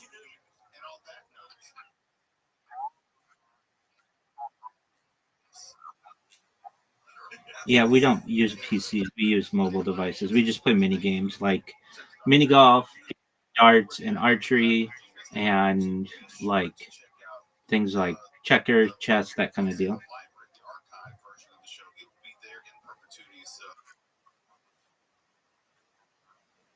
Word, dog. Word. And if you,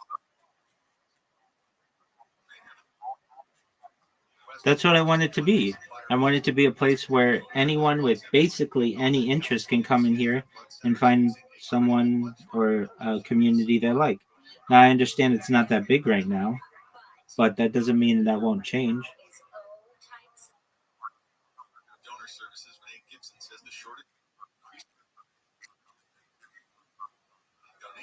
Very cool. If you not on everything, but if you click on the the chat part, you can see videos in there that I've uploaded or little descriptions of each.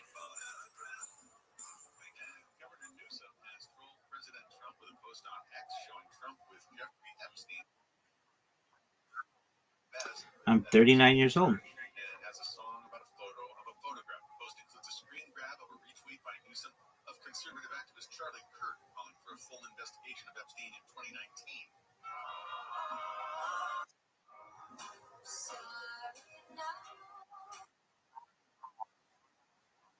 Fuck yeah.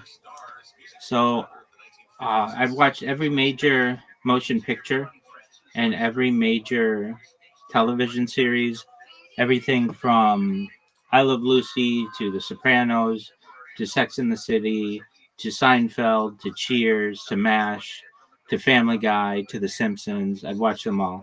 And then The Rifleman.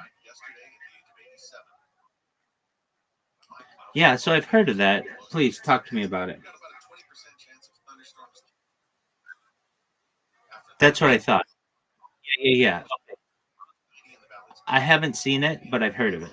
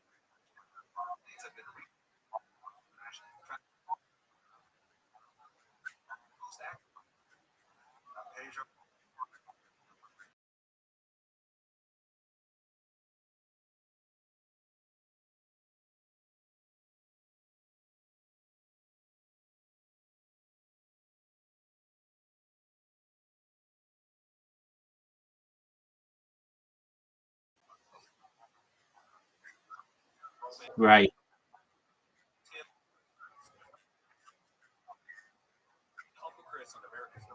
It's a good point.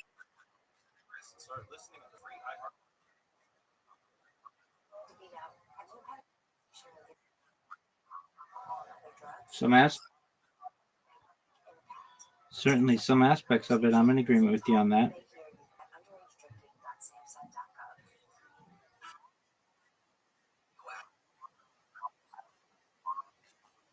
Every day.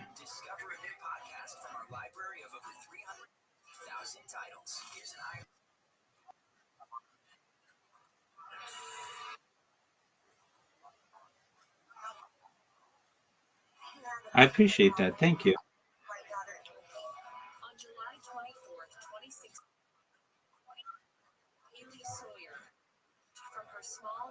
It definitely is, but it pays off with good people like you come in here and tell me about themselves and allow me to share my project with them.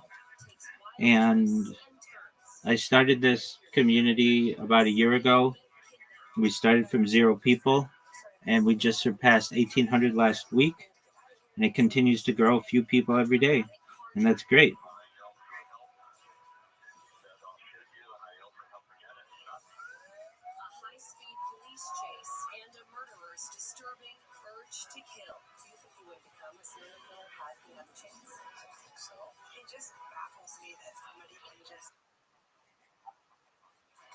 I'm live in Socialize. I'm live in Aiden Ross's Discord. I'm the #1 streamer all time in there. #1 streamer all time in I Show Speed's Discord. #1 streamer all time in the Kai Sanat Discord. #1 streamer all time in Amaranth's Discord. I'm live in E-Girl World. I'm live in, I think I said Socialize, and the Fish Tank. And really, I'm live anywhere where they will not throw me out.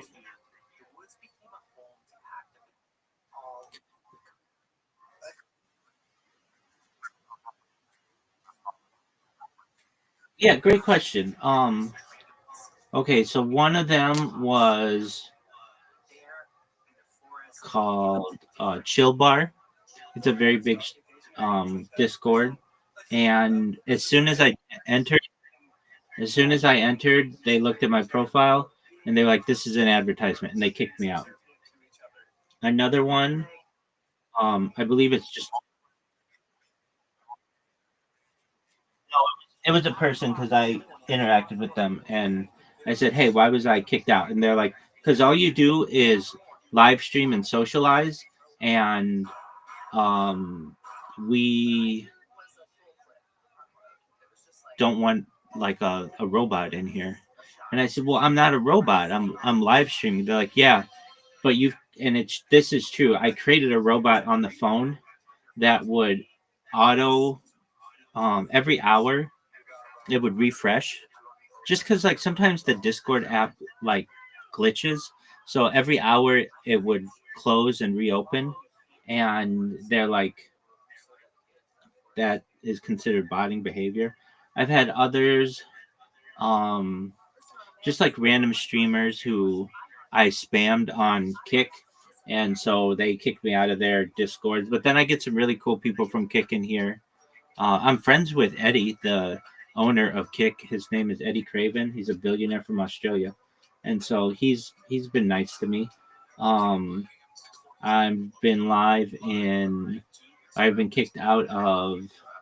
Um, what else? Mm, Chill Bar, Chill Zone. I wasn't kicked out of Chill Zone. I was kicked out of Chill Bar or banned. I was I think Chill Zone. They told me I had to take 6 months off, something like that. So that's cool. Um, there are like trying to think. I mean, maybe that's all. I'm sure there have been other ones, and it's difficult sometimes to know if you've been kicked out of a server because it doesn't always send you a message. So you'll just be like, "Where did that go?" And then you try to rejoin it, and it's like, "Imagine a place," or whatever that error message it gives you. What else?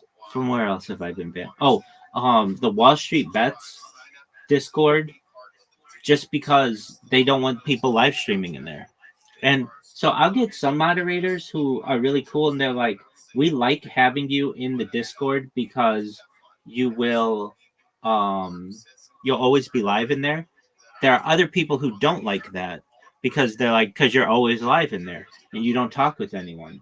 The Daddy Discord, they kicked me out of that, even though I streamed in there for many, many, many months. Maybe even about a year. They kicked me out, and it's difficult too because they don't always give you an appeal process or tell you why they kicked you out. I think they eventually said it was just advertising, and I get that because it somewhat is. I mean, I just sit there and um, don't talk to anyone, don't really interact with anybody. But there's a reason why I don't do that too. I don't want to talk with people who aren't 20. Well, ideally 21, but at least 18. And they, when you're on as much as I am, you just get trolled like constantly. And I don't want to hear that. I don't, my time is too valuable to listen to just people flap their mouths. So those are the big ones where I've been thrown out of.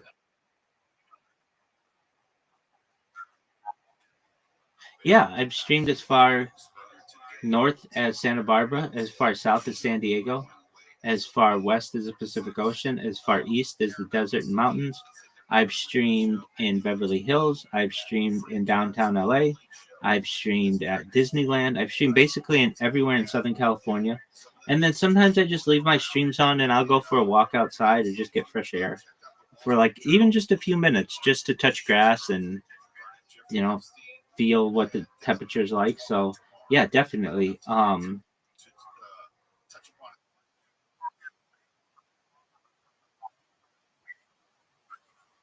Well, that's fine. I mean, they don't see it, but if they went on my like Instagram and stuff like that, they can see me streaming at a lot of these places. It's just because I don't give them a view of it on one certain camera doesn't mean that I can't just go live on my phone. And I don't go live. It's like for instance the FAG. Discord. That's like my least priority Discord. I mean, it's not even it's not even like I don't want to say those people don't matter to me. They do. I want the best for them. But if I'm going to prioritize something, it would be in one of the bigger Discords in which I am. But I don't even want to live stream on Discord because it doesn't save. If I'm gonna if I'm gonna live stream, I want it to save. So I'll live stream on Instagram or I'll live stream on YouTube or something that will save. I like to save that content. So the fact that Discord does not save means that it's really one of the profiles that I am going to utilize the least often online. But I've had fans of mine who have from like at least 8 hours away come driven to me, and we've had picnics in the park live on Discord. We've had them live on Telegram, live on Instagram, and so yeah, I do, and I try to go outside at least every day, or just touch grass and get the mail or walk around the neighborhood, just to get some fresh air. I recognize that's important and to get vitamin D, but when it comes to the live stream aspect of it, because I have so many streams going, I have to be close to the Wi-Fi router. I can't just walk all these devices around the neighborhood with me.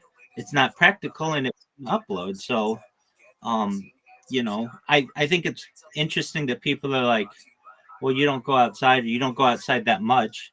And I say to them, you've never even turned your camera on, let alone archived your life. So when we're looking at different standards here, you're saying to me, well, I want to see you go outside. Go on my Instagram and you can see me go to stores. You can see me live stream in parking lots. You can see me drive. You can see me drive really fast. I've driven 118 miles per hour on live stream and archived it. So um, I've danced in, like in IRL. I've like I said, gone to Disneyland and downtown LA and Beverly Hills and Santa Monica on the beach and Irvine Spectrum, all kinds of places. San Diego. So I've archived that for the future. And just because I'm not doing it this very moment does not mean that I don't do it. If I were to take over the course of someone's day the amount of that they're outside, it's generally, I mean, for some people, it's not any, but for other people, it might be, like 1 hour of 24 hours that they spend, maybe. I mean, if you think like, okay, they awake inside, they're in the shower, they get ready, they go to work, so they're maybe considered outside for that, for like what 30 minutes or so. They're at work, so they're inside. Then they leave and go home, so that's another 30 minutes. So even they aren't outside that much. And frankly, it's difficult to live stream outside. I have an issue where I can't see the screen that well because a lot of times I get glare issues, I get connectivity issues, I get battery dying on me issues. So it's much more convenient for me to keep all of the devices in one place and then live stream only when I go outside. And if I'm going to do that, I just do it with my phone. And I don't just keep it on, like keep my Discord on in there because I don't like my devices aren't that powerful to be able to multi-stream plus be in Discord. It's like that's just not something that an iPhone can do.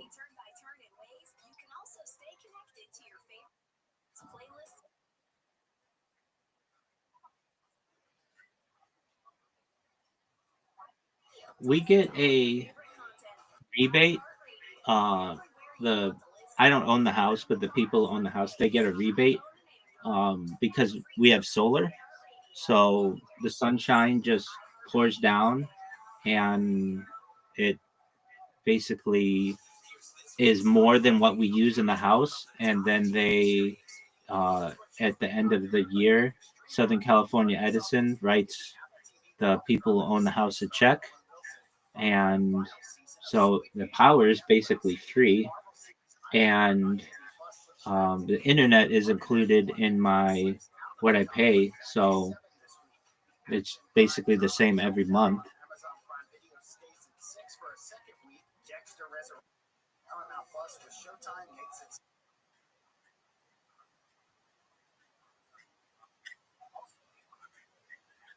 Great point, and they do. So they've they called the people who own the account and been like, why is it that like most people have a huge amount of downloading and very little uploading, and our house is the opposite. We have a good amount of downloading, but a giant amount of uploading, and so they've been like, why is that? And I've explained, like, I live stream, so that's a lot of uploading, but it's not like it charges you per megabyte or anything like that. I mean, it does if you don't have unlimited, but we have unlimited, so it just it basically. But they have contacted us, and when I first started it, because it just went from like I don't even know, but like probably per day, it went from like maybe 10 gigabytes being uploaded to hundreds of gigabytes, if not a terabyte uploaded every day. Just huge amounts of data.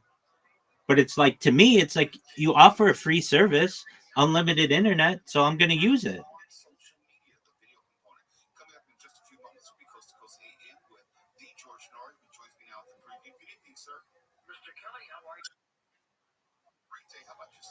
Great question. It was a compact Presario that I bought when I was a kid.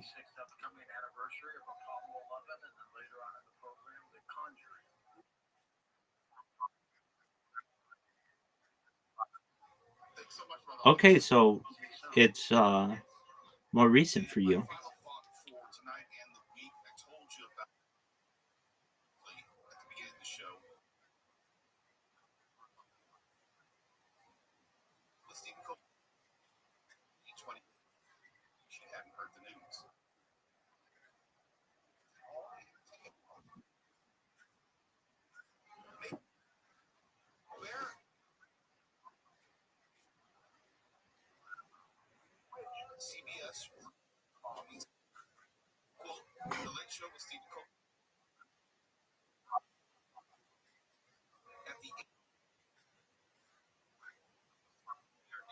There you go. And I get you. I mean, I'm older than. How old are you, if I may ask? Okay, very well. So I'm almost twice your age, and so like when I was a kid, um, we had like cameras, Polaroid cameras, but there was no way to upload anything on the internet. Frankly, there wasn't an internet that the common person would use. So we used VHS or like camcorders, and that that was only during like a big event, like some type of family get together or cookout or party or something like that. But frankly, my parents did archive a lot of my youth, not 24/7. And I used to ask as a kid, why don't we just always keep a camera going? I think it would be really interesting. My parents would explain to me that that's just not something that people do. And even if we wanted to be different and did that, we'd have to always maintain it, meaning like every hour and a half, we'd have to replace the tapes. And eventually we would have so many tapes that it would take up the whole house. And I thought, okay, well, I understand that. And so they were like, we limit it to whenever we're doing anything. But my parents a had cameras. Certainly we had um disposable cameras, and then we had nicer cameras, and then Polaroid cameras. And the Polaroid was really a big deal because you could see exactly what you shot immediately. You didn't have to wait for the film to get developed and all of that. And then as I got older and got like my first cell phone and such, it did not have a camera on it, and it would be a big deal if your friends did have a phone with a camera on it. And it certainly, if they had a camera on it, it did not have video. What we did have were like digital cameras, though, that came about. And digital cameras were really big because finally you could document things and adjust pictures and crop pictures and do all the things that, we take for granted with our iPhones today. And but digital cameras were really expensive, and they weren't very sturdy, or basically they could break very easily. They were very fragile, so you had to be very careful with the digital camera. And I remember when my family got one, like I had to ask if I had to ask to take it out, um, because my parents didn't want me losing it. And I did end up losing it one time at a party. And fortunately, someone found it, and I had our telephone number in it, and they called, and we were able to get it. And then I did not do social media very much. I mean, I should say, like, I joined Facebook in its first year. Mark Zuckerberg and I were Facebook friends in the first year. So, um, I mean, like, I was an early adopter, but I then stopped using it, and I didn't use it for like 10 years. And so that's when everybody started live streaming and getting into YouTube and all of that. And I just was a lurker, like many people, until the pandemic. And then the pandemic changed how I was doing my job and how I would take classes and meet with people in my synagogue and such. And we ended up having like virtual classes and a lot of video conferencing, and my job went remote. And so I started live streaming, or I shouldn't say live streaming, but I started streaming for my job. And then um, for video conferencing. And then I just realized that if I'm already going to be on camera for like 8 to 12, 16 hours a day, why not just leave it on for another 8 hours and then just do it all the time?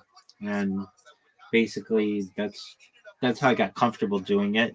And even before I started doing that, I would, especially when I would do IRL streaming, I would do it with GoPros, because what happens when you do it with phones, at least like 5 years ago, is your phones would overheat, or the signal would get lost, or whatever like could happen when you're live streaming. It's not as consistent. It wasn't as consistent then. And so I have a lot of data on GoPros and SD cards. But then in 2021, I recognized that, you know what, I'm already basically, I've got these accounts, and if I'm going to do this, if I'm going to start streaming, I'm going to do it better than any person ever. So it was like fall of 2021 when I started 24/7, and haven't stopped since. Thank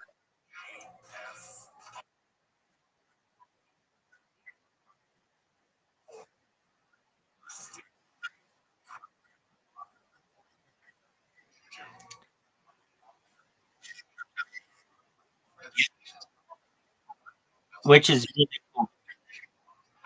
I understand that. I get that. There are some people who want to do that. And I feel blessed to have been born when I was born. I was born at the end of 1985, and that meant that there weren't computers. People didn't have personal computers. People didn't have cell phones unless they were like a stockbroker. Um, and I can remember just going from an analog world to a digital world, and I've been able to see it. So I remember what it was like to not have all of the stuff that we have, and all the changes that were made. I feel like, in my own way, it was the perfect time to be born. I'm sure a lot of people feel that way, but you feel the opposite. Um, but like, because I can remember, just going outside and being with your friends and riding bikes until the street lights come on, and there were no cell phones, and no, you didn't have to worry about somebody kidnapping you, and there was no, digital predators and all the other things that about which kids need to worry today. And then as I got older, the internet became a thing, and it was so revolutionary. Even though it was so slow, it was absolutely revolutionary. And I can tell people, like, I remember when there was no internet, and that's like, to some people they're like, well, I remember that too, but to other people they're like, wow, what was that like? And it was definitely a different world. Like you were born after 9/11, right? which is just wild to me. um that, like, because it was such a historic day in the lives of your average American, and then it absolutely did. And then to meet someone who didn't even know what the world was like before then is just really interesting. In its own way, it started World War III.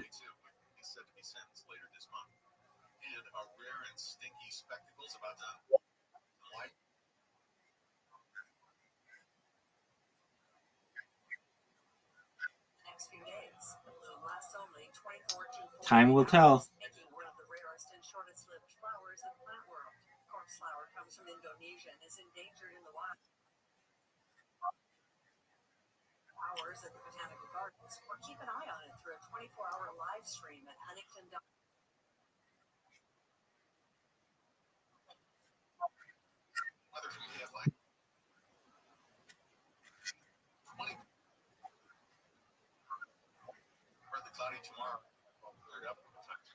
Well, thank you. I appreciate your high praise.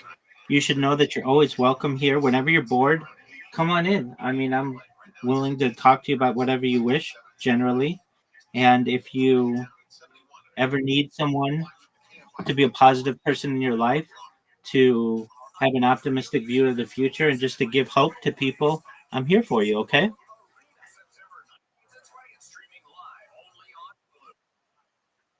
Absolutely.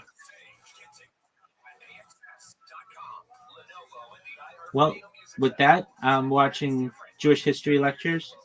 Feel free to enjoy or go about doing whatever you wish. And you're always welcome here. So glad that you had the courage to come in here and speak with me. And all I ask is that you just spread the word, okay?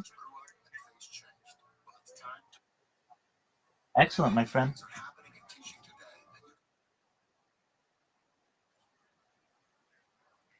Nice meeting you. Nice speaking with you. And take care, buddy. Good night.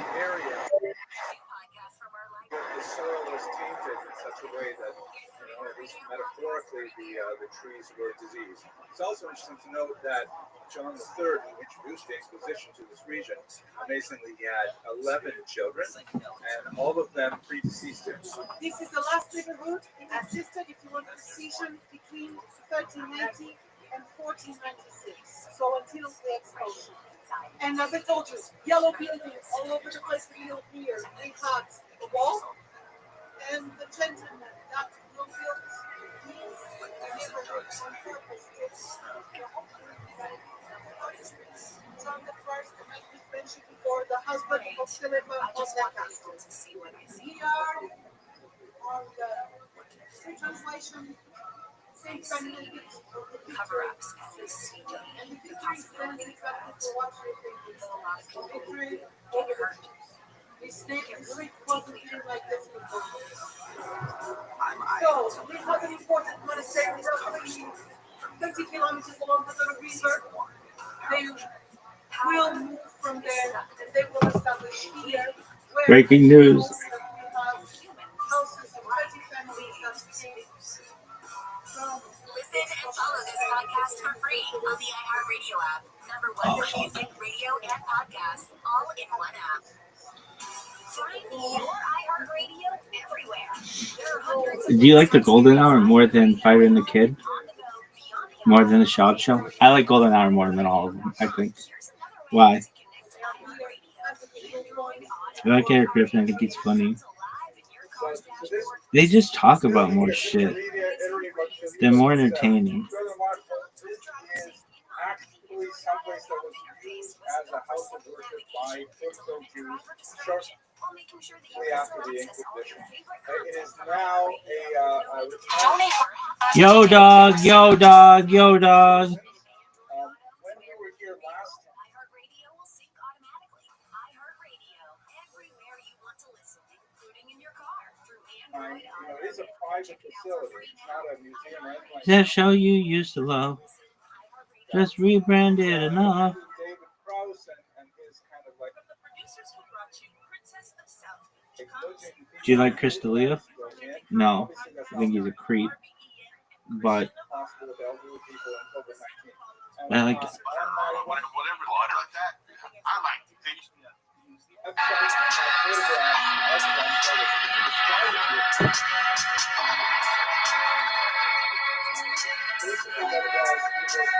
why do you like Chris Eric Griffin? He's just funny. Really? He's not like super funny, but he's okay. You really think he's funny? Not really. I've never seen him stand up or anything. I think he's just kind of a funny everyman.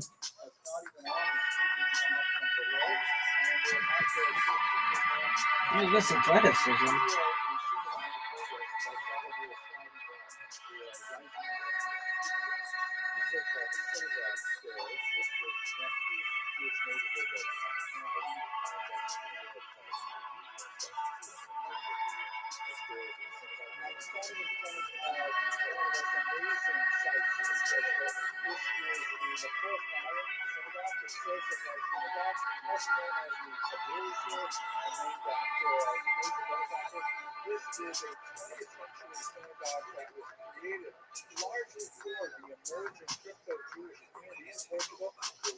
Hey, you ever notice that I fly through the air at unbelievable speed?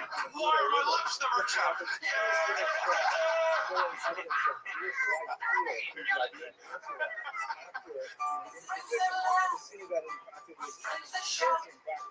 Sometimes we don't know what we're talking Nothing can stop us.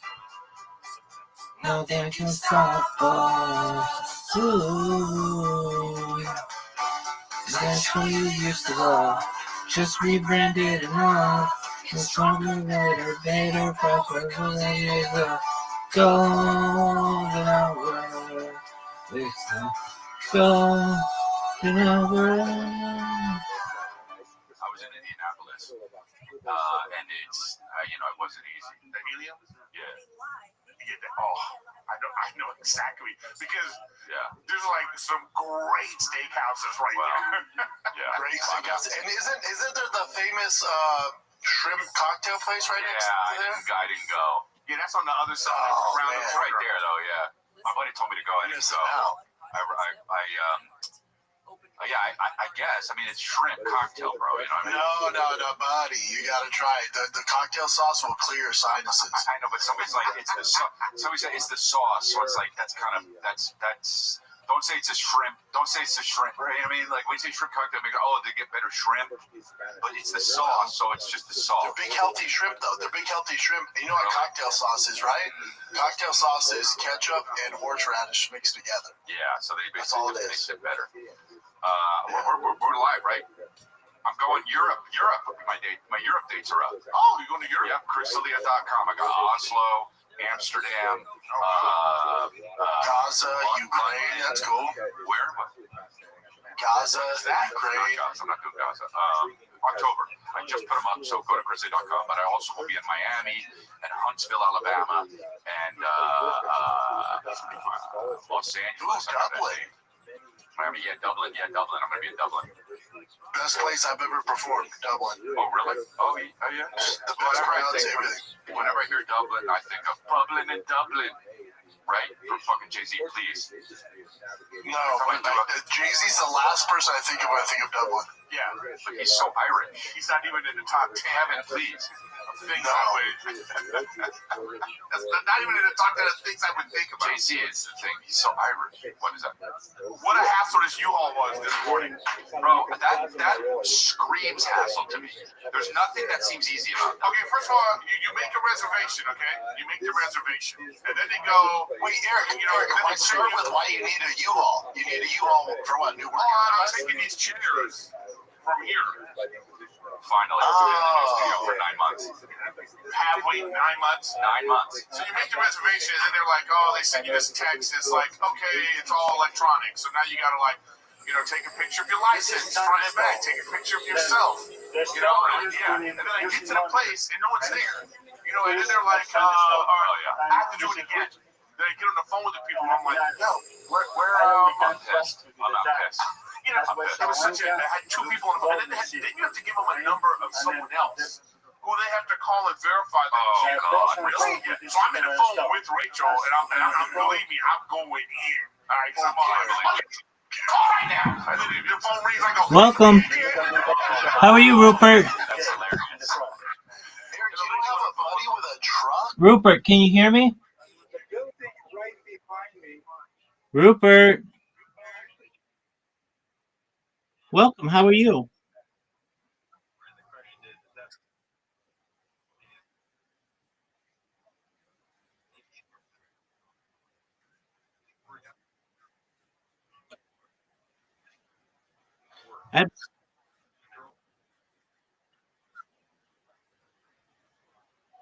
Yeah, so I think that we have a positive influence in many different ways.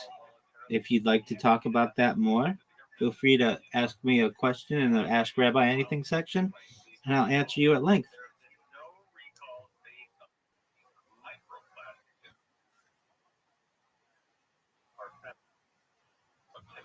If you'd like, I'm just chilling, watching Jewish history lectures.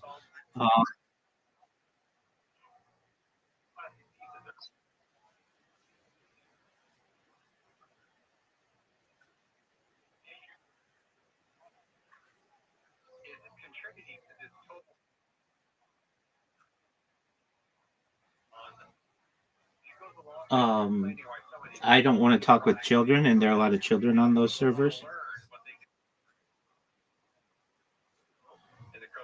They're big servers, so they have a lot of people in them.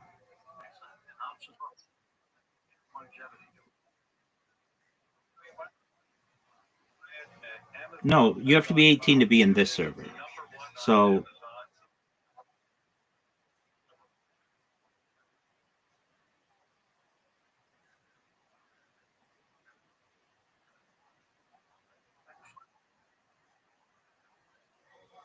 well, I get people who are of age who come in here and meet me, just like you.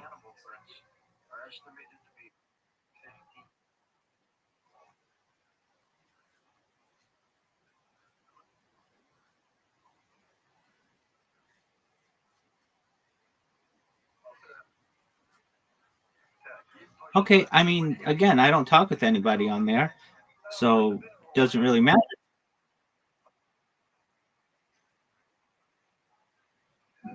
And if they come in, I ask them. Yeah, exactly. The first thing I do, if they don't sound 18, then I tell them they can't be here. I ask them, what's your age?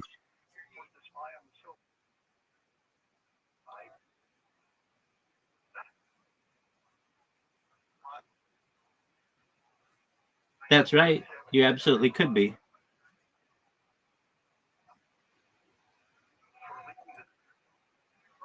Well, not only that, it says that you have to be 18 to be in here.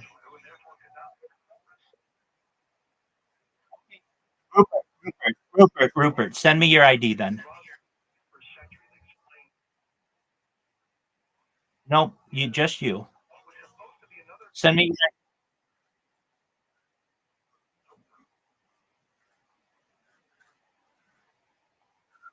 Okay, the person who was just in.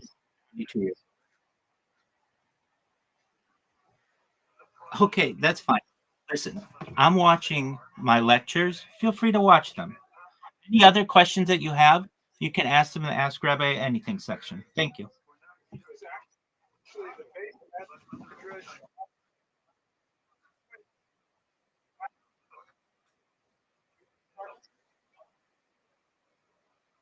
essentially this. I don't do anything like that.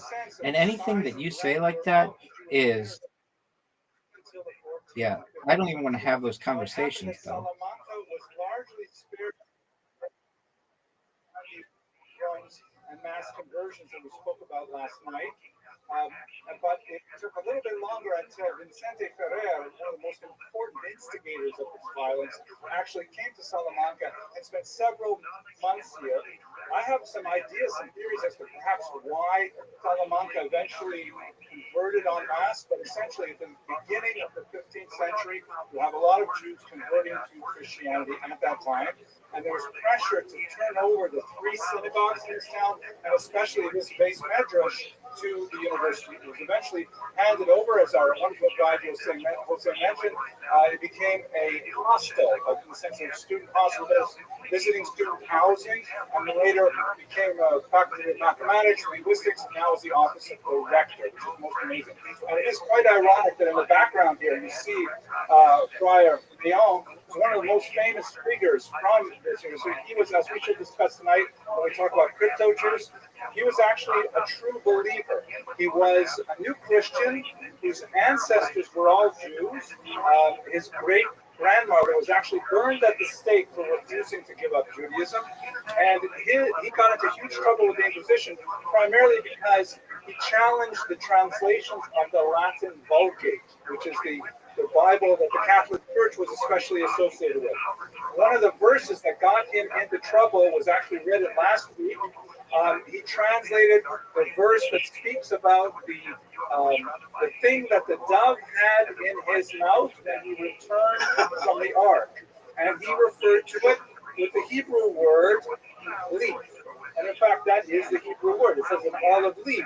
But the Vulgate insists it was a branch, right? Like meaning a piece of wood.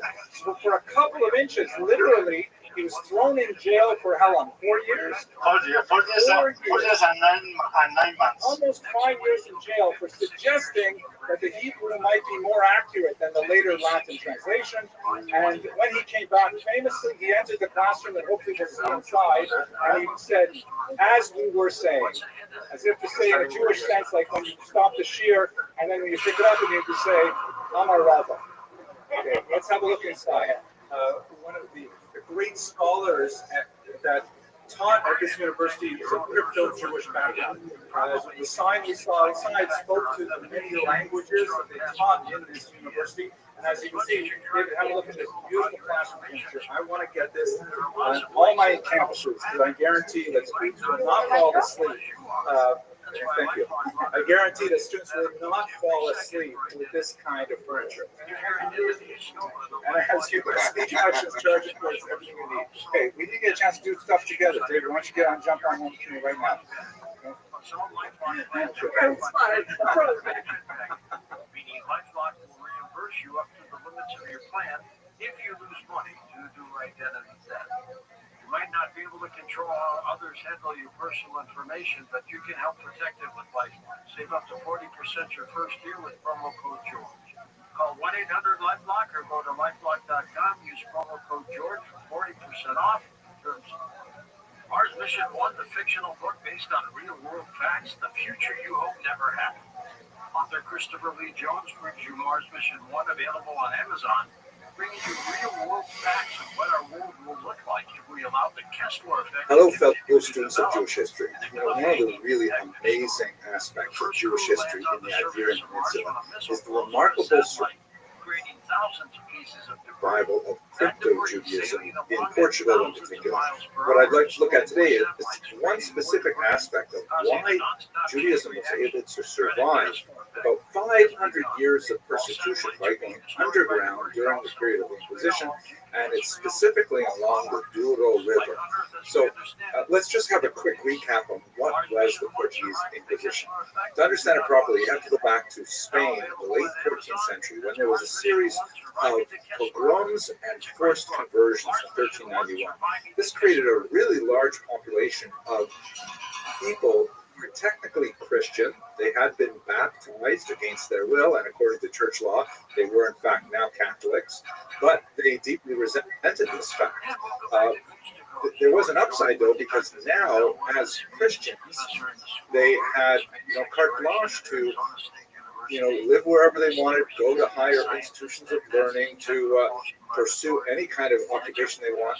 And so over the course of the 15th century, these crypto Jews, because they were quite often secretly practicing Judaism, still marrying with Jews, still studying Jewish texts, still keep kosher, things like that, they began to penetrate many different aspects of Spanish society.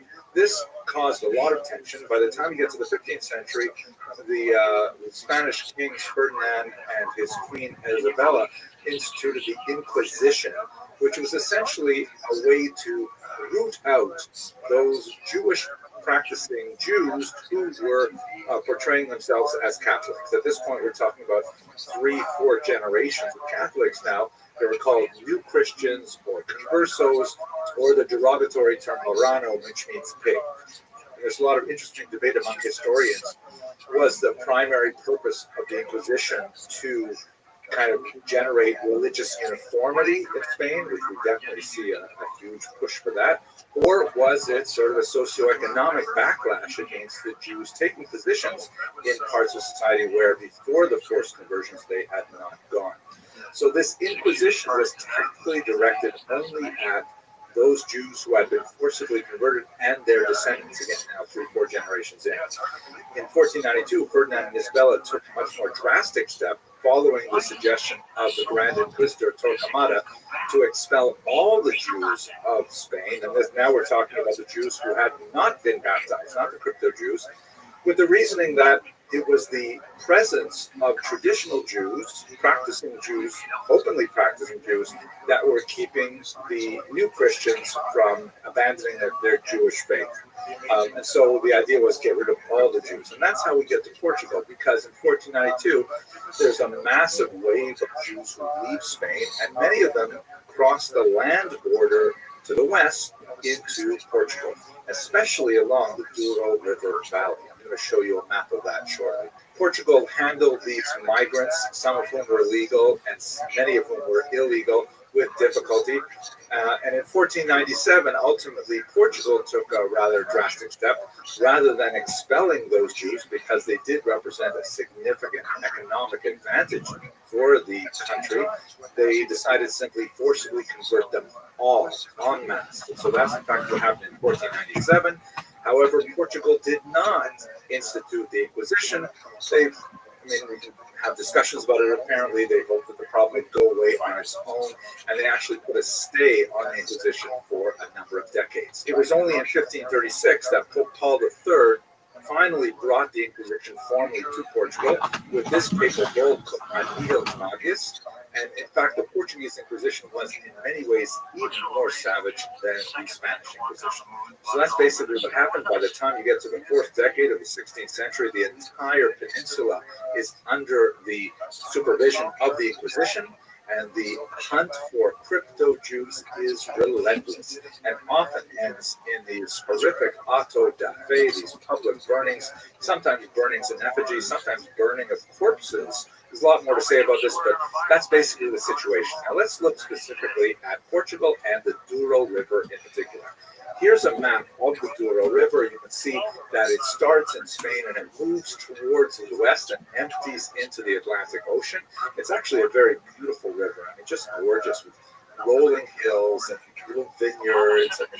I think it's one of the most beautiful rivers in Europe, actually. It also has a remarkable height differentiation. In order to traverse the Douro River, you have to go through these massive constructions called locks, which move the boats literally up or down to be able to travel all of that. But at any rate, why is this so significant for crypto Judaism? Primarily because if you look at this map here, you can see that the Douro River is primarily in the top, but the main centers of the Inquisition are quite a bit to the south.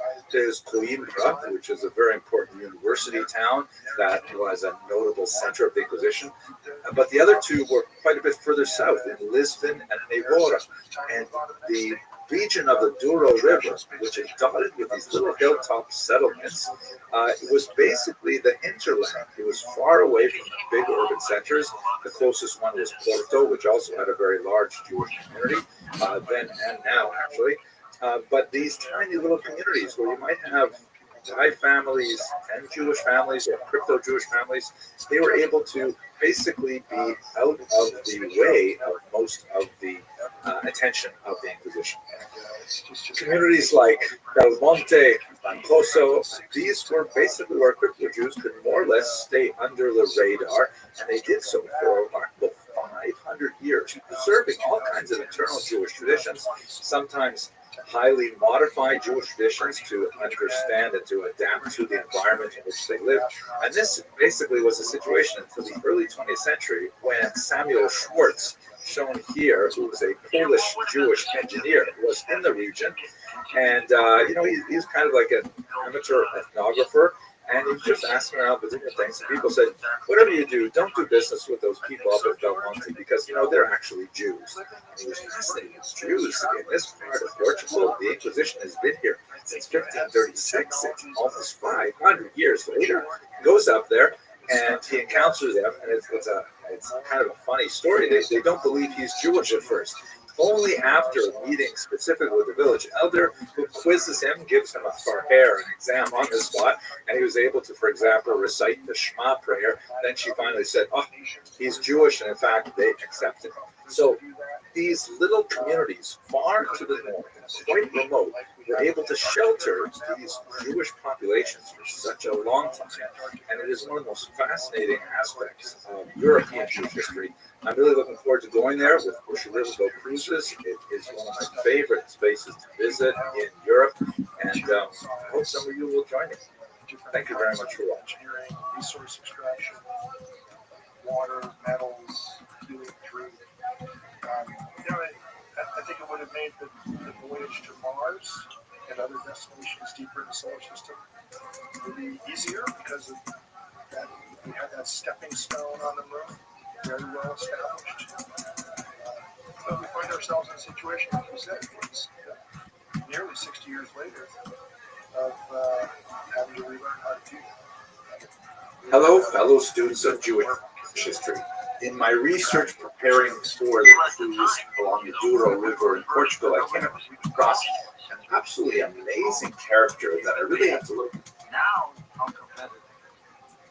It's very competitive, and of course the Russians were trying at the same time. More deeply into, but his life is somewhat mysterious, and let me just tell you what I know. His name is Duarte de Paz. He was a Portuguese diplomat who was of crypto-Jewish origins, which means his parents were likely converted in a forced conversion of 1496-97 in Portugal, and he was born around 1500. He died sometime after 1552. It's not exactly clear what happened at the end of his life, as you will see in a minute. But he had this remarkable career lobbying popes to hold off persecuting other Portuguese crypto Jews. And it's just mind-boggling what he got away with. I came across this in the Encyclopedia Judaica, which was updated in 2007, but there was some other research that was obviously not included as they updated their article.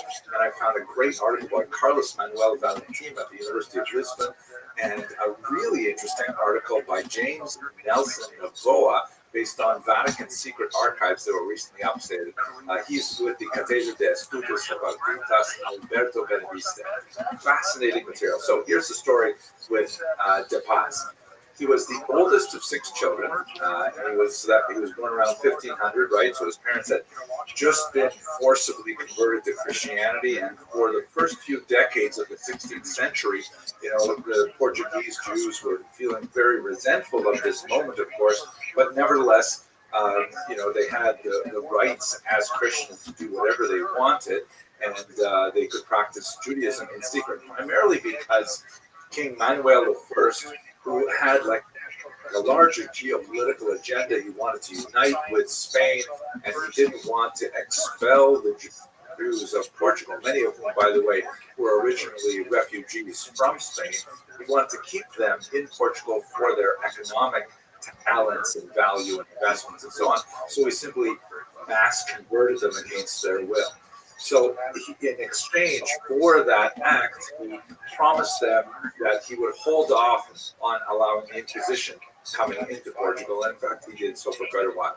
So our hero, De Paz, was the oldest of 6 children, and the family was very involved in the Douro region. Actually, they're based in Porto, which is where the Douro River empties out into the Atlantic, and they had a lot of business up and down the river.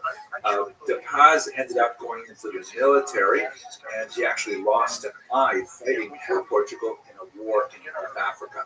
But he still maintained very heavy connections with very important crypto-Jewish families like the Nasi family of Doña Gracia Mendez Nasi, Joseph Nasi, and others. Now you have to imagine this individual, a decorated soldier with one eye, kind of like a Moshe Dayan kind of look. We don't have pictures of him, but he probably wore an eye patch, and he rose up in the ranks until finally King John III, who actually, I'm going to pronounce his name correctly, João III. I have to give thanks to Helena of Brazil, who now lives in Melbourne, for sending me notes on how to pronounce João properly. I used to think it was João, like when the baby was born, my mother would say, wow, it's a boy, but it's actually João. Anyway, sorry for the distraction. King João III named him to the Military Order of Christ. This is a former Templar organization, right? Knights of Templar, and this was in 1530 when he was about 30 years old. And he apparently wore the habit of the Order of Christ, the Military Order of Christ, in his travels. So we don't have a picture of him, but here's a picture of the very famous Marquis de Porto.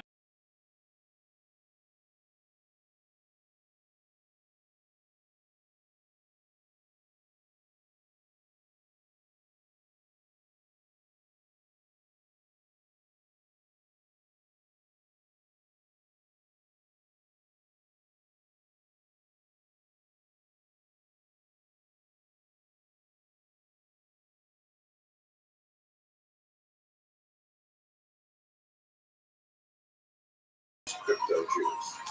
You have to imagine that he carried with him a massive amount of money, which was provided for him by the crypto Jewish king of Portugal. And he went to Pope Clement VII and actually got the Pope to cancel the Inquisition in Portugal. It's amazing.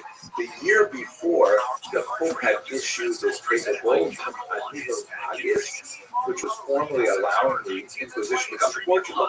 And with this bag of money, De Paz was able to set it up single-handedly. Rather amazing. And it wasn't only Pope Clement VII. The next Pope, Paul III, was also very involved with De Paz. And apparently, this is amazing, De Paz was able to get Pope Paul III to actually pardon 1,800 Portuguese crypto Jews who had been arrested for secretly practicing Judaism and have them released from these Portuguese dungeons. 1,800 people. Just incredible.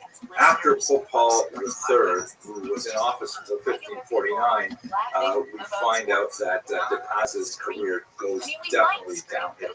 King João is very upset because he learned that De Paz is not doing whatever secret mission was sent him on, and instead is out there lobbying for crypto Jews in Rome. So he strips him of his office, demands that he stop wearing the insignia, and so on. And possibly was behind an assassination attempt that apparently De Paz was attacked on the road while traveling. He was stabbed 14 times and left for dead on the road. But luckily, or with foresight, I really should say, he was wearing some kind of secret armor underneath his clothing, and he was able to survive that attack. He was rescued. He was actually brought to the doctors of the Pope, who treated him, and he was able to eventually heal and move on. During this time, however, and it gets really murky, he apparently had significant disputes with his financial backers who were questioning exactly how he was spending his money, and he was replaced by another representative, Diogo Antonio, and De Paz was furious. He ends up in Ferrara, Italy in 1538, and he is jailed at that point. This is when the Inquisition is really rocking through Italy and Spain and Portugal at this time. After spending an unknown amount of time in jail, he was released, and he immediately fled to Istanbul, which was a destination for many of these crypto Jews because there they could hopefully openly practiced Judaism. I know it might sound ironic in our tense 21st century, but in the 16th century, crypto Jews found a much more hospitable environment for their return to Judaism in Islamic lands than they did in Catholic lands. So DePaz actually openly came out as a Jew.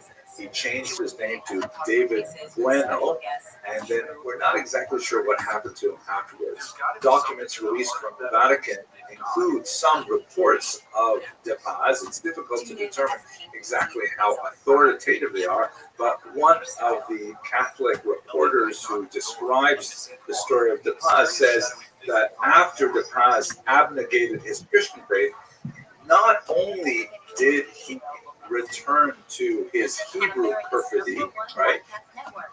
He actually converted to the Turkish sect, meaning to Islam. So it's hard to determine whether or not that is true. It seems like the author of this letter is probably saying that not only to become a Jew, even worse, he became a Muslim, so maybe just some kind of empty calendar. But what we can say about DePaz is that he lived an extremely colorful life, very heroic individual who actually did tremendous things for the Portuguese crypto Jewish community. Wow. I hope you found this interesting, and I'm looking forward to talking with more about the amazing history of the Jews of the Douro River. And I hope you'll be able to join us on this cruise in 2024. Thank you very much for watching. Listen on America's #1 podcast network, iHeart. Open your free iHeart app and listen now. What kind of fool am I who never fell in love? It seems that I'm the only one that I have been thinking of. Hello, fellow students of Jewish history. I just want to take a quick minute to talk about a historian that I'm really excited about, Mayer Kaiser, also known as Moritz Kaiser. He was born. Fuck those. No. You should need to run a fucking U-Haul for kids. Just was, listen, I thought it was going to be simple. I just realized you're going to have fucking me try to help you put the things in the goddamn van. I'm not doing it. Oh, sure, nothing worse. No, dude, get Casey. No, I'm blocking your car. God damn it, dude. I just realized this. I would have hired somebody to come with me today to help you. Also, who But wrapped anyways, those, Dexter? Jesus Christ. What? Who Oh, I wrapped know, those yeah. things, No, Dexter? I tried to suffocate them last week. I started actually watching that new Dexter. I hate it. I hate it. It's got to be bad. I will watch I just started. I just started. Like the first episode is just like a lot of like they brought back all the old characters as ghosts. Do I like that? I You know like what I mean? that. Yeah. I I'm like just that part. I don't like it. You do like it or you don't? I like that part. The throwback to get you back on board You while you fell in love with You Dexter. need to do that. We need to move forward. Yeah, I totally agree with Eric. Yeah. I haven't seen it, so I don't know. But He left his life behind. He escaped, and then they found him out. And now it's the same people after him again. You know what I mean? Like, Did you watch season? Like, Did you watch episode 1 and 2? Just one. You watched episode 1? Oh, okay. Just one. I'm just saying, he's the Bay Harbor Butcher. Okay, he needs to be found and put in prison and given the death penalty. You understand what I'm saying? That's not a fun show. That's not a fun show. Great show, though. Yeah. I know, but that's why he should be like. Eric wants to watch Green Mile. This is why he shouldn't be around people that know about him. This is my point. Well, that's why he moved to the middle of nowhere, and then homeboy went and found him. Even worse serial killer. It's like they're drawn to each other. That guy was crazy. That one was crazy. Which one are you talking about? Because he had the women in the like he stuffed them and they were inside. You know what I mean? Who? In the one where this The killer last season shot him. Oh, that one. Yeah. So that killer was like, my God. Right. Well, that was the end of it, though. That was too ridiculous to go on from that, because you found a serial killer that had a fucking dead women museum under his it's like, all right, dude, there's nothing beyond. You need to have, if you're gonna make the show, it needs to either be a prequel, which they did, or Dexter in heaven. And it's like he's fucking make a crazy show. He's in hell. You know what I mean? Or like or jail. For real. And it's like, dude, I would love to watch it. They have yet It's like Oz. They have yet to make a show that's so successful be a completely different show.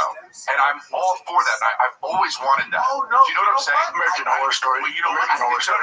But that's an anthology, though, right? Isn't that right? Yes. Yeah. But no, you're. Wait, I'm trying to think. Has there been a show where they made another show? Frasier. But that's sure. Okay. That's a true spin-off. Yeah. Right. Okay. I guess spin-offs, yes. But I'm talking about Curb Your Enthusiasm? no, but it's a spin-off. I'm talking about if you call yourself Dexter still. Yeah. I mean, a lot of people be like, "What the fuck? This isn't Dexter." Yeah. But it is though. Yeah. That's dope. I would think it would be cool. And I think they're making it like this is what I don't like is, and a spoiler alert, is that now it's the kid. Mm-hmm. The kid's got it. Yeah. Well, fuck, man. This is season 9. They gotta run this I on. know. There's It's nothing season they 9. I agree. God damn, it's like I still want to kill people. Well, you know All what's right. headed down No, that but road. it's like how many times you gonna run into like serial killers are just drawn to each other like that? Well, I know, but look, the first season with the Bay Harbor Butcher and the brother and all that stuff, that makes sense. Even brought John Lithgow in. I know, but what I'm saying is, the fact that these Killer, baby. serial killers just keep it's like they need a pub now. Yeah, They're just like or get like fluffies. You know what I mean? Start a like furries. podcast.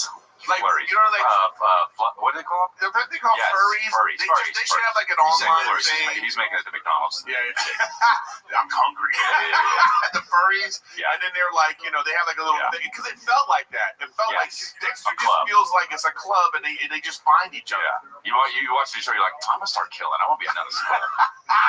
I only need to kill more than 2 people. I got this. Weird child. I think that show should have been 4 seasons tops, and we're done. But yeah, but they keep making money, so why would they stop? I get it. I also get it from Michael C. Hall. It's like, dude, that's the role of his lifetime. Like, what, Well, especially if you're not doing anything else. I mean, this happens to a lot of actors. Yeah. They're in a very famous show. They get famous, and they think, well, this is because of me. Let me move on and do something else.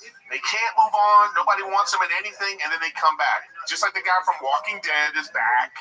Rick Grimes is back. You know what I mean? Like all that stuff. Yeah. So it's weird because it's not like they're not talented. Those 2 guys are so good.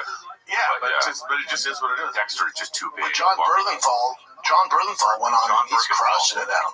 John Bernthal, What's yeah. his name? Bernthal? Bernthal, yeah. He's crushing, yeah.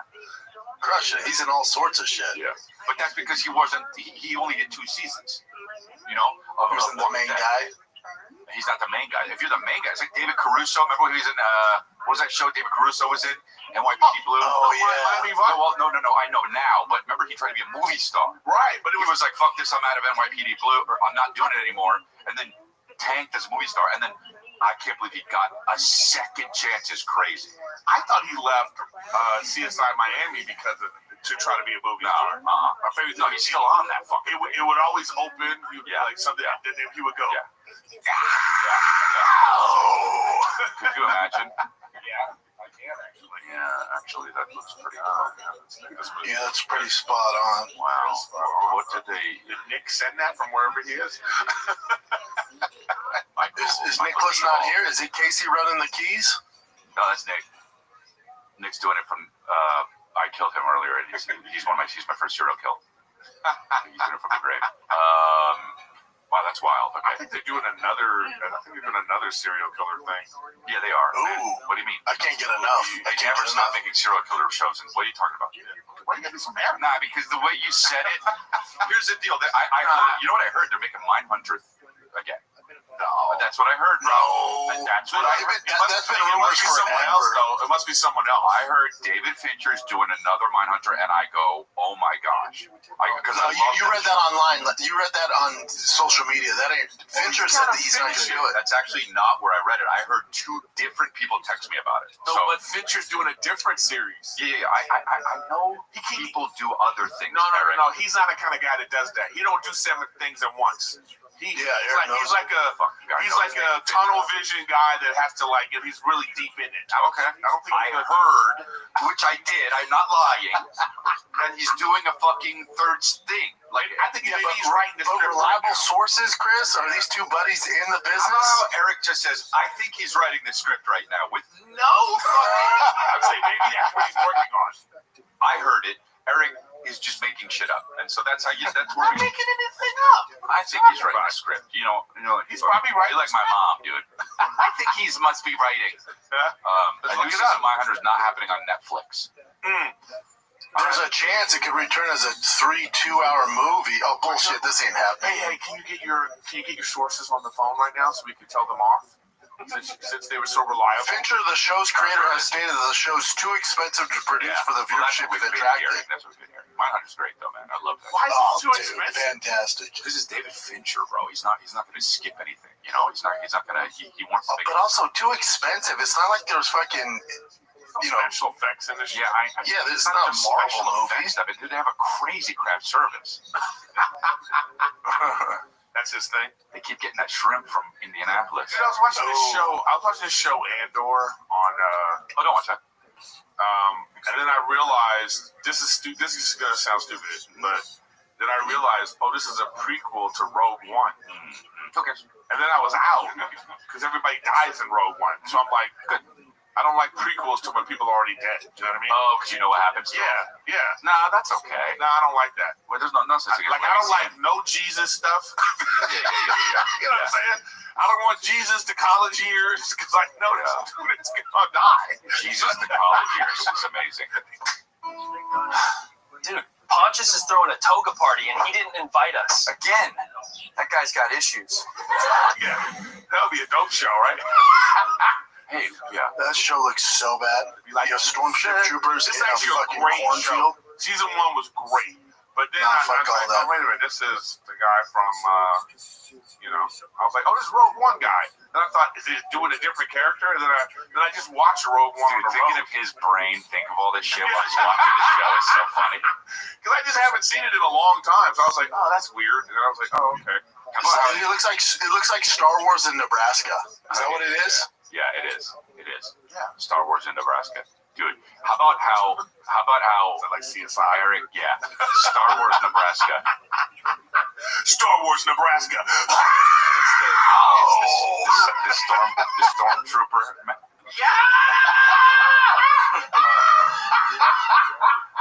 I would love that. Yeah. There's like a CSI department of the stormtroopers. Yeah. So I think fucking Jar Jar Binks. Misa think she's gonna die. Yeah. Okay. So He's the lead. Yeah, he's the lead. Jar Jar Binks is the lead. Yeah. Hey, is there a more despised character than Jar Jar Binks? Is there more what? The backlash Jar Jar Binks got was insane. That and let me tell you all the problems with those movies. First of all, worst child actor ever. I rank child actors by this. I go, that's brutal to rank child actors. You're either great or you're Anakin Skywalker. That's how bad he was. Wow. It was so bad. To rate child actors is the most brutal thing. Sorry, he was terrible. Fuck him and then fuck the one on Boy Meets World. Dude, Take a little break here, folks. We're chatting with the boys at Golden Hour. All right, folks, something special is about to go down in the Big Easy. I'm talking New Orleans. UFC 318 is here. It's absolutely stacked. The BMF title is on the line. From New Orleans' finest, Dustin Poirier is fighting his trilogy fight, his last dance against Max Holloway.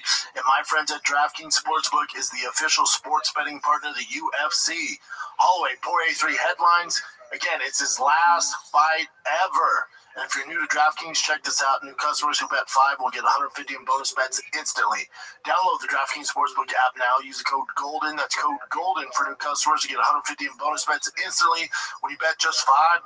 Only at DraftKings. The crown is yours. Gambling problem? Call 1-800-GAMBLER. In New York, call 877-8-HOPE-NY or text HOPE-NY at 467-369. In Connecticut, help is available for problem gambling. Call 888-789-7777 or visit ccpg.org. Please play responsibly. On behalf of Boot Hill Casino and Resort in Kansas, 21 and over. Age and eligibility varies by jurisdiction. Void in Ontario. Bonus bets expire 7 days after issuance. For additional terms or responsible gaming resources, see dkng.co/audio. How about, speaking of child actors, how about Eric? I'm in Indianapolis doing what I do, which is basically this. Nothing. That's why I sent it to you. I know. I look at this thing. Eric texts me, just a fucking link it's actually a YouTube link to a movie. Okay, and I go, what the fuck is this? And he writes, crazy, disturbing movie, dude. And I go, let's see what the fuck this all about. I watch on my laptop, bro. It's, you know what, dude? It's utterly heartbreaking. Yeah. What was it? It's almost a masterpiece. It is a kind of a masterpiece. You know? It's called, dude. All right, so it's what's the name of it again? It's called Meet the Beatles with no. It's called Zero Day, not the Netflix one with Robert De Niro. Zero Day, 2003. Yeah. There you go. It's about these kids who get wrapped up in a school shooting. And oh my God, bro! Yeah, there it is, right there. It's a found footage movie. Yeah, it might be. It's up there with best found footage movies I've ever seen. Yeah. No way. Yeah. Is it based off like the Columbine kids, or is it like it's not based off it, but you know, I don't know if this movie would have been made if Columbine didn't happen. And I got two more. I'm gonna send you. There's one of them I gotta get. It's called Pig something. I got to get the right name, but you can't find it. I'm considering buying it. Pig? It's a pig movie. It's called Pig something, and it's like Babe in the City? Is this about Eric and his diet? Wow! I was holding on to it. I thought maybe, and then after the babe thing. Oh, that one hurt. The 1-2 pumps with the pig. Oh man, it's okay. That hurt. It's okay. No, that's not the name of it. But I have to get the name of it. But and the Australian one is which one? Wild. The other one I sent you. Yeah, that looked too scary for that one's on Prime. This one, wait, I gotta get the name of that was. Oh, that one. How about the one I showed you? Profile. Did you watch it? No, I haven't watched that one yet. You said it was disturbing. No. I thought you were talking about the other movie, the one I sent you. Okay. Oh, that one. Yeah. You said you hadn't watched that. That's why I was confused. No. I watched that, but bro, there's this. Whatever. No, it's good. No, these are good. But this, like, what are we doing? This other found footage movie, wait, I gotta get it. Yeah, it's called. Oh, right, Profile. Yeah. No. I sent it to you. No. But I thought it was. You know what? They look the same. Look how found footage in that one. You know, it's you're a fucking mom, bro. It looks the same. You're a mom. The other one's called. It's actually called found footage. Dude's a mom. It's about this Australian serial killer who he steals a camera. And then so the police found this footage of him. That's cool. And he's murdering everybody. You know, wow. It's pretty. Dude's a mom, though, huh? Fucking. Dude's a mom, huh? No, dude's a mom. Who am I, guys? Dude's a mom, huh? Well, I like that a lot. I was on my walk. I went up to get to the hill. Shut up. You know what I mean? We're not going to talk about Brendan's hair at all. The real Slim Shady, dude. Brendan, what the fuck? Why'd you dye your hair? Oh, you guys finally noticed, huh? Oh, we noticed.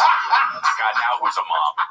All right, so you finally noticed. Are you done talking shitty movies? So let me tell you something, dude. When you shave your head, and when you just shaved it, not when you dyed it, but when you shaved it, when you first shaved it, I go, oh wow, that really suits Brendan. Did you? I didn't. All right, you didn't think about it, but it's all good. I like that forever. When Tiger, before he tried out for the team, he saw some MLB guy, a picture of Bryce Harper with blonde hair. Him and Bossy go, I want to dye my hair. Yeah. I told Tiger, I said, if you make the majors team, not AAA, not single A, not double A, if you make the majors team, ranked number 2 in the nation, then you can dye your hair. He made the team. So he's on the Yankees now? So he made it. So you did it just in solidarity? All 3 of us did it, yeah. Cool, that's cool. I like that. Picture. It was a cute picture. It is cute, yeah. You're cute as fuck. So Bosty looks the best. He made the majors? So he's like, man, he's on the Diamondbacks. This kid's going pro, dude. In travel ball, there's like single A, which is the lowest, and then majors is like the big boys. Wow. Damn. They made the majors. With the dads pushing them to go pro. He's playing with Johnny Damon. Johnny Damon had to cut his hair, right? I feel like that we've glossed over that movie Profile, though. No, I gotta get to it. Oh wow, that's disturbing. It's disturbing, and it also. That looks like if I vaped. Yeah. Well, you kind of look like you vape, but. You think? Yeah, well, you're maybe too big for that, though. You know, Is vape still a thing though? Are kids still vaping? Out here in Texas, there's no vaping. Really? I haven't seen one vape out here. Oh wow! Well, you don't hang out at the vape areas. Fair point. That's a very fair point. You gotta hang out more in the vapey area. 6th Yeah, but Street. vaping is coming out now. All this stuff is coming out about it, and they keep trying to suppress it. I mean, dude, how completely terrible it is. Of course, it's terrible, bro. No, but the things. It's not like when people used to smoke and it was like all we heard about was one thing. What is it? Lung cancer. Right. That's it. Right. You smoke, you get lung cancer, you end up with the my name is Bedoya. You know what I mean? You end up with that. Right. Now the stuff that they're saying that happens to people because of the vaping is just like Yeah. They said How is it smoking even a legal vape's ever? like one vape's an entire pack of cigarettes. That's how bad it is for you. It's so crazy when someone it lights up and they're just bro, that's insane. And it has like a big machine on it. Like David Lucas has, I used to call him the Vape King. He used to have fucking a carburetor on his fucking vape so he could get the most smoke. Anyway, start vaping. No. I dip. that's pretty bad too. So is Nah, don't listen to the science, man. Dude, Brandon. Well, he's gonna get hit by a car, you know. That's how he's gonna go. That's how it'll happen. Yeah. Fuck. Okay. Well, that was sad. Are you gonna go to his funeral? That makes sense. It's in Austin, dude. Yeah. Well, I'll zoom in. Yeah. I'll zoom in. We'll get fucking Nick to zoom in. He'll be doing he'll be doing the photoshops at the funeral. Yeah. We should just do that. Just We're gonna live You know what? feed in his Let's casket. just promise that to each other, if something knock on wood, nothing bad happens. But if something were to happen to any one of us, You can sell merch. do the golden hour at the funeral. What we'll do is we'll still do. Brendan. He's hardcore and he's very loyal. He will if he dies, he'll figure out a way to do golden hour still from the casket. That's for the live feed. Chris, your new merch is dope. How the fuck would you not send me that right away? I did. I just put it out and I sent it to you. I emailed you about it. I know, she never got back to me. Oh, she will. That's slow. Who's she? The merch person. Oh, your merch person. Yeah. It's good though. Look at his new merch. Look at this. ChrisLea.com. The 10 gym commandments, dude. I'm cool. I make good merch, bro. 10 gym. Look at this. Never die gym. And look, I look just like that. When did you start this? Dude, I want royalties because you used my body. This happened on Congratulations, right? Some rant you went on. No. It's that one of the viral, the stand-up stuff that I used to be like, how people are, you're a big fan of it, but a lot of people are like, the fitness influencer bit that I did. Determination, never dying, never heard, you know what I mean? That's a spin-off of Gold's Gym, yeah? Yeah. I mean, You gonna get sued? no, my team. No, I can't go. I gotta go to Bronze Gym first, and I have to work my way up to gold. Yeah, I don't even know if you can get it to bronze.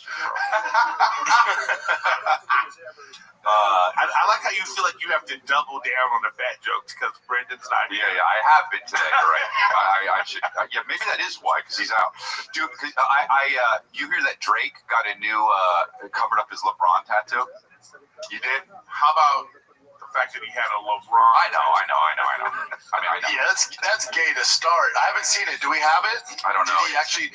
What was his LeBron tattoo? Is a picture of his face? He covered it up with another basketball player. I don't get it. He's like, no, man, this is when Howard. I like this guy now.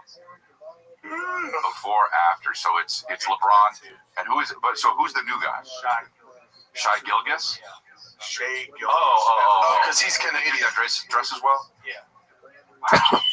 You're the MVP of the league. Because he's Canadian, though. Oh, That so sucks because the rabbi is back, and It's almost like you're going, hey, your time's done. Wait. The reason why he's doing it is because didn't LeBron do something?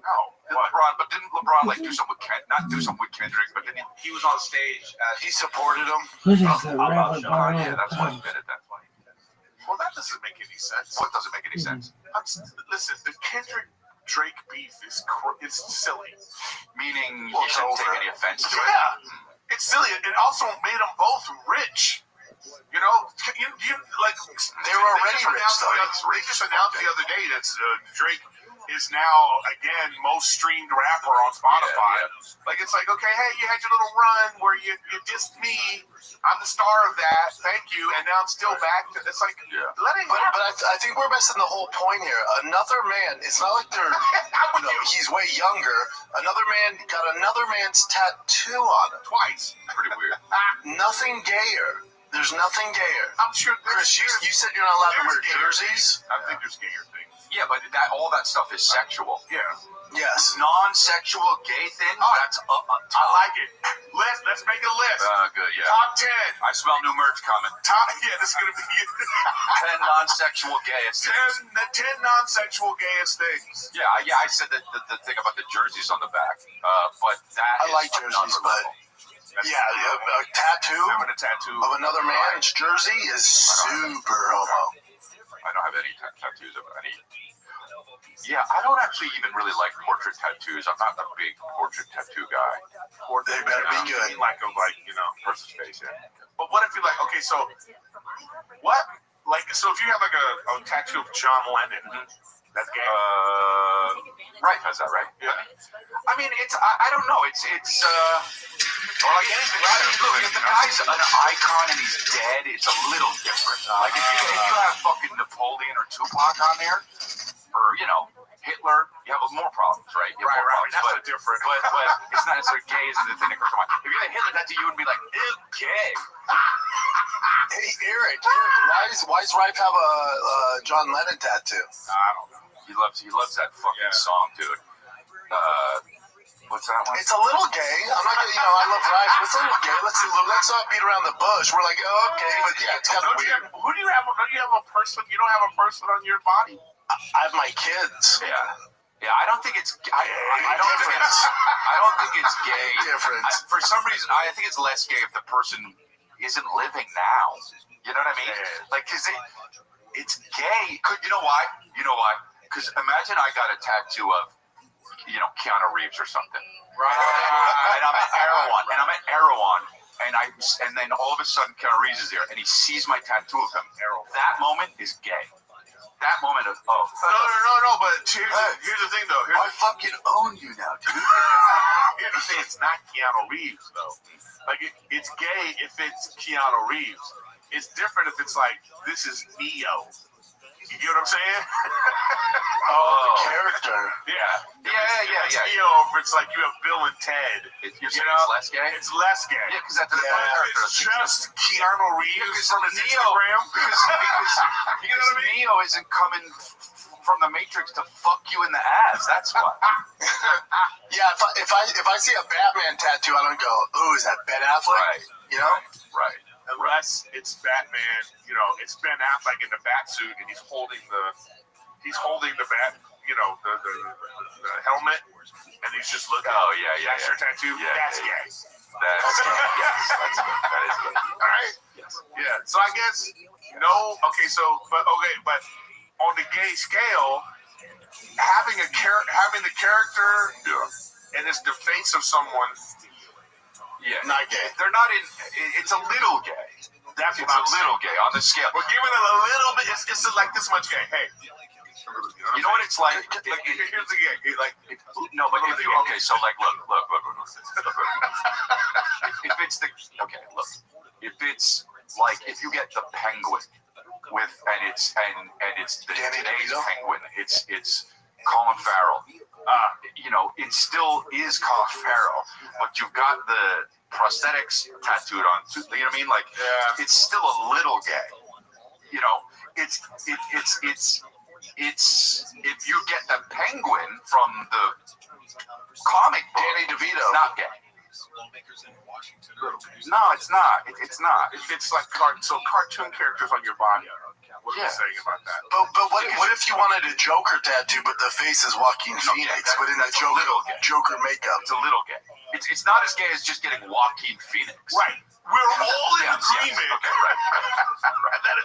If you have, I've seen a guy. I've seen a dude that's a super fan of Workaholics, and he has all of them. There are a lot of people on my face. Yeah, that's great. Yes. Stop hacking players. Tell them that You're not even like, is it a character? Is it like, you know what I mean? They have you doing the splits. You know what I mean? They don't know. Yeah. They're not Leon from John Cable. Contact in the WNBA is not just Someone go here, dude, it's gay. He's like, no, this is him on Undateable. That's his This character. is Danny from Undateable. Who's Chris D'Elia?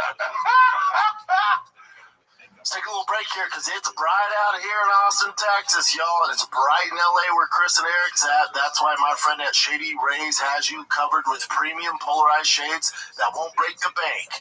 Shady Rays is proudly independent sunglass company offering top-tier quality that rivals even the most expensive brands. Their durable frames and crystal clear optics are perfect for every outdoor moment.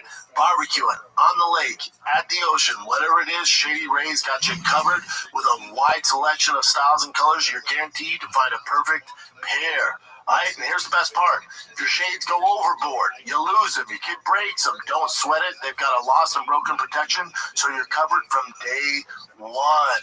All right, and if you're not sure Shady Rays is right for you, no worries. If you don't love them, you can exchange or return them for free within 30 days. Shopping with Shady Rays is truly risk-free, and their team always has your back with personal and fast support. Upgrade your eyewear game today. See why Shady Rays is the go-to choice for every moment under the sun.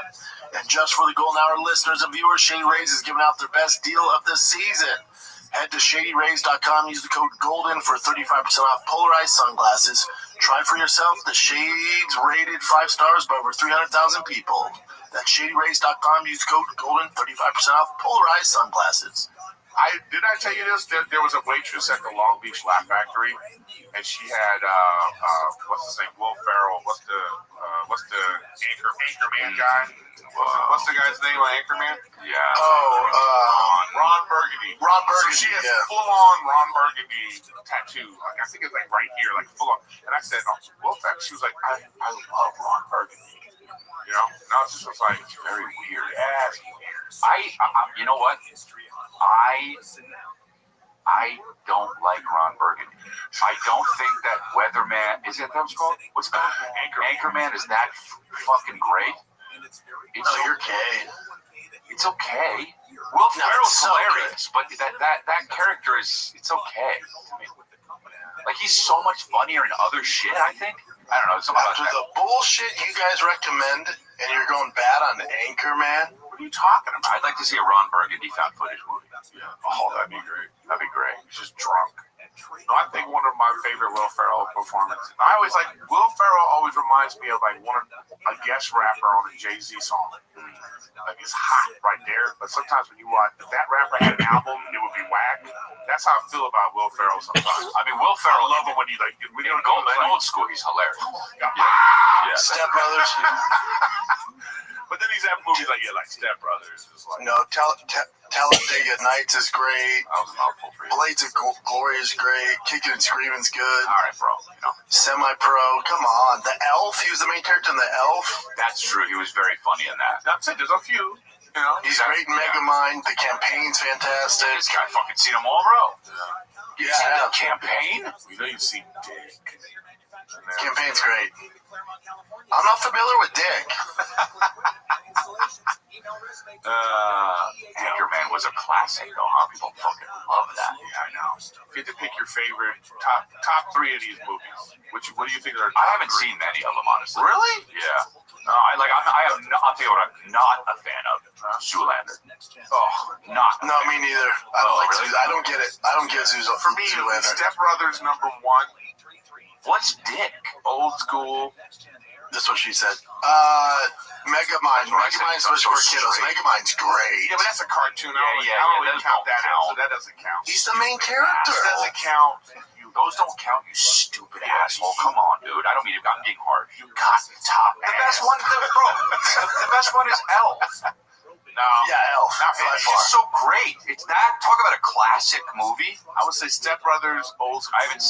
I haven't seen so many of these though.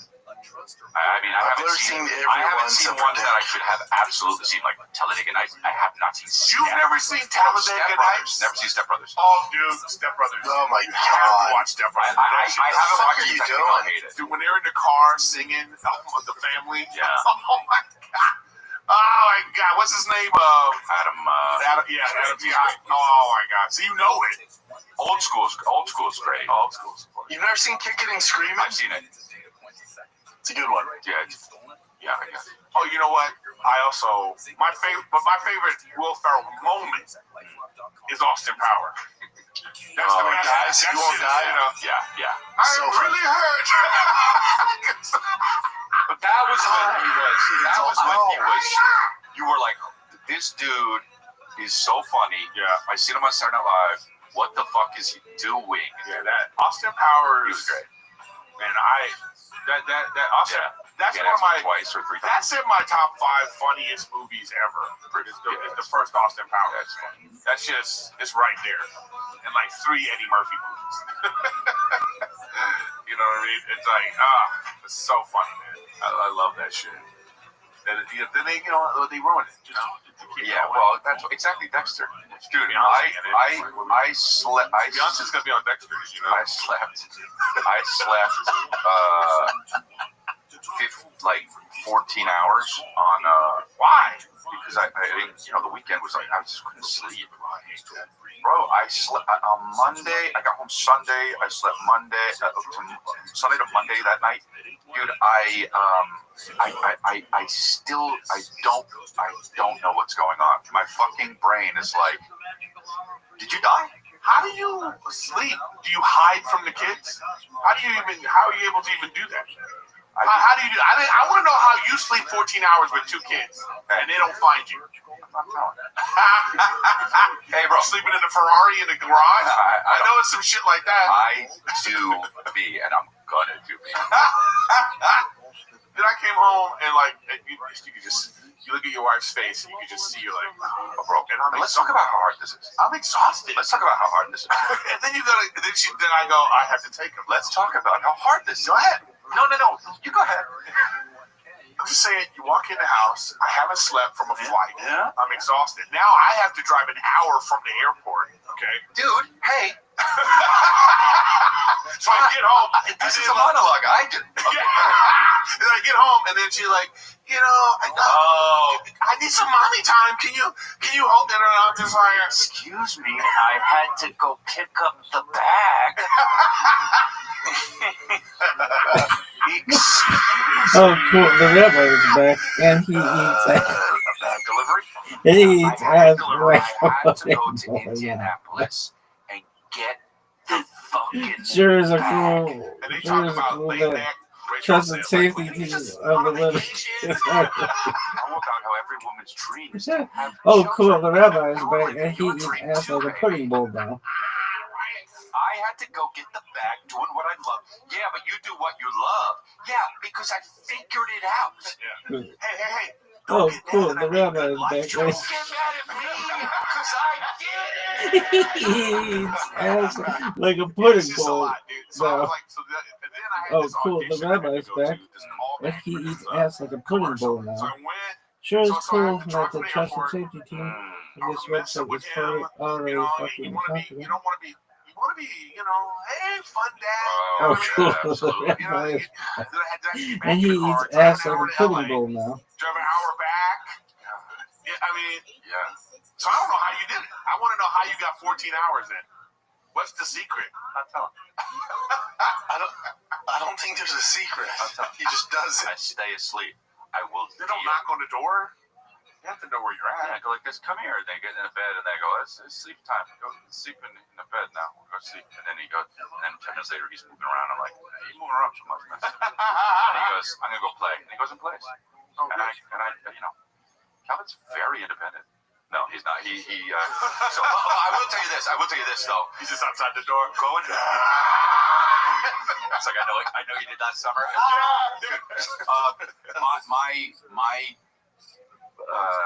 I put when I'm at home, I put the kids to bed. Okay, that's like my thing. I love doing it.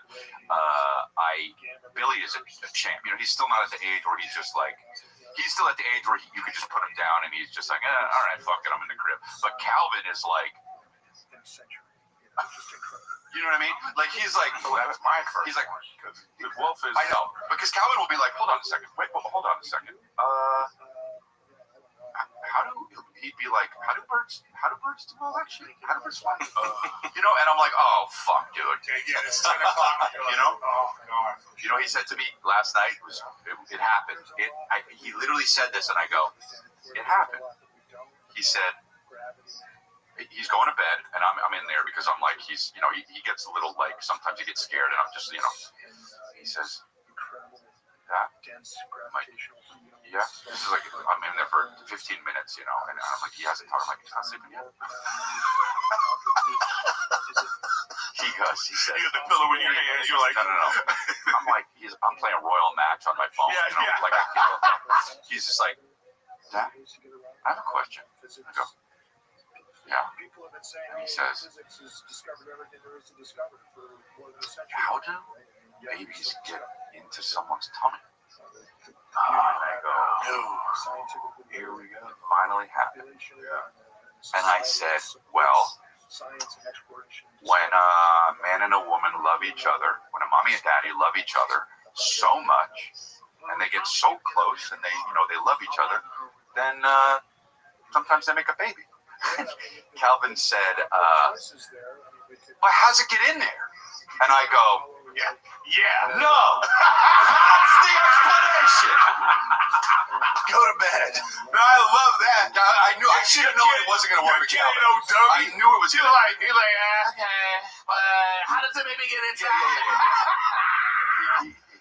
Then you gotta go, all right, well, this is how it works. This is a dick. No. He's like,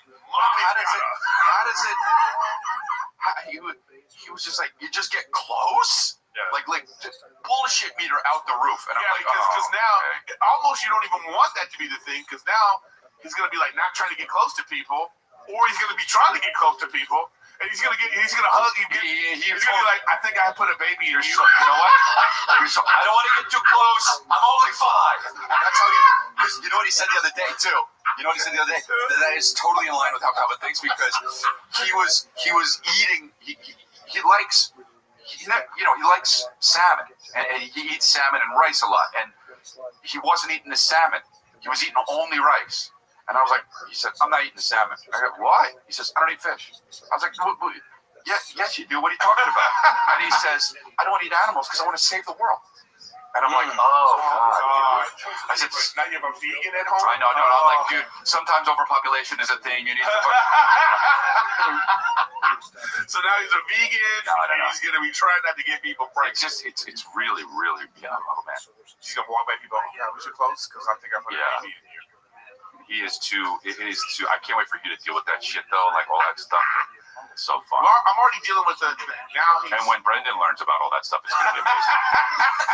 When his dad tells him. Yeah, after this podcast, you can call us Dad. Dad, I've got some questions. He's getting, he's almost 18 months, and he's like, and then we're trying to, he's still in the bed, she won't. She's like, I don't know.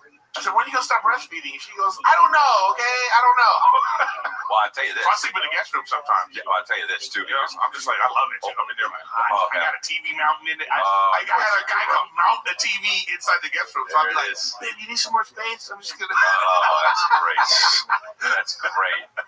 She's with the baby. The baby's like, she's like, he's just in his fucking sleeping on her bed with the fucking VR goggles. Just popcorn. I'll take him, but the thing is, this is the thing too. I'll take him in there with me. He even likes it. He walks. I follow. Where we going? Sure, it's the shit. I go, where we going? And he's just walking, and he gets into the guest room, and he points on the bed. Yeah, hell yeah. You know what I mean? He goes like this. I go, okay. So I get him in there. I turn him, and he points at the TV. Yeah, dude. I put on, Miss Rachel or whatever he likes, Bluey, and then I'm just like, chilling, and then he'll fall asleep. And then I get a phone call at 4 o'clock in the morning. My breasts are gonna explode. Bring the baby. And this is what I say. Come get the baby. Bro. Bitch, I'm in the middle of a fucking show. I'm sleeping. Come get the. What? I have to bring the baby? Come get the baby. I am sleeping. Fucking dude, I'm on Matrix Reloaded. Bitch, get in here. I will do that. if you had, if you had texted me during the first Matrix, you're lucky we're at Reloaded. Come get the fucking baby. So they're gonna take him in there. He's like he's being like bad. Mm-hmm. He says no now, and it's a real nightmare. Mm-hmm. He does this thing too. He collapses on the ground in a dramatic fashion. I do that. Eric, you don't want that kid sucking on the tip for too long. Though. You don't want that weird mom you tell at 5. That's what I said. We sucking titties. I still do it with my mom. He's gonna come home. Mom, I need some breast milk. When I get hungry, I try to lock me out. Dude, Mom, Matt's already there. You're like, Matt! Move over this too! Hey, it's ill because that was a great visual for you. You thought of it. Well, I was just having fun with it, and then Eric took it to fucking documentary status, like it was like a found footage. But it's me on my phone, and I'm like, get it. What a weird movie. And the found footage is it's filming me, filming you, breastfeeding with you. Nobody would see this movie. You think this would get Brandon released would in watch theaters? it. Brandon, you would watch it. No, bro. You texted. Have you seen Superman, Brendan? I have seen it. What did you think? It was good. You saw it the same way. You saw it with your kids? Kids, yeah. I liked it. It was alright. I thought it was a terrible script, but these actors are great. That's what I thought. Really? Yeah. I didn't see it. The dog was a little much.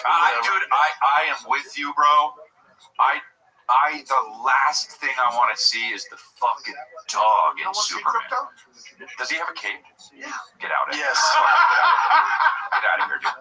Get out of here. A fucking dog has a cape? Yeah.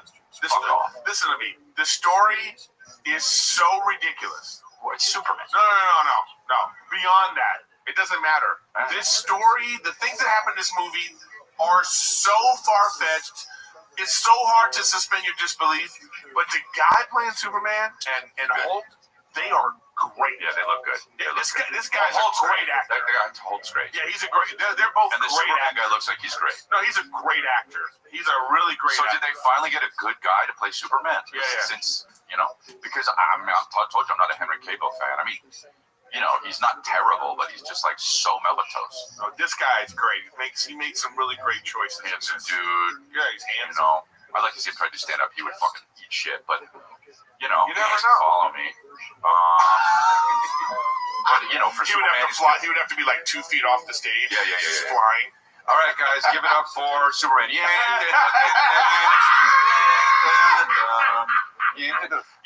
now you're doing my humor. Have you guys seen the Mormon housewife showing? That's how he comes on stage. Mormons are sluts too. Yay!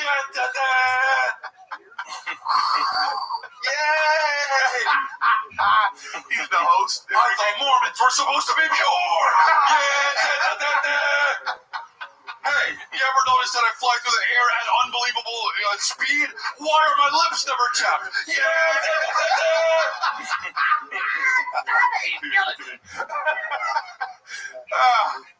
Yeah, superheroes doing stand-up. I love it. Fucking Kevin just wrote down clip for that, bro. He goes clip for the Superman. I go fucking dude.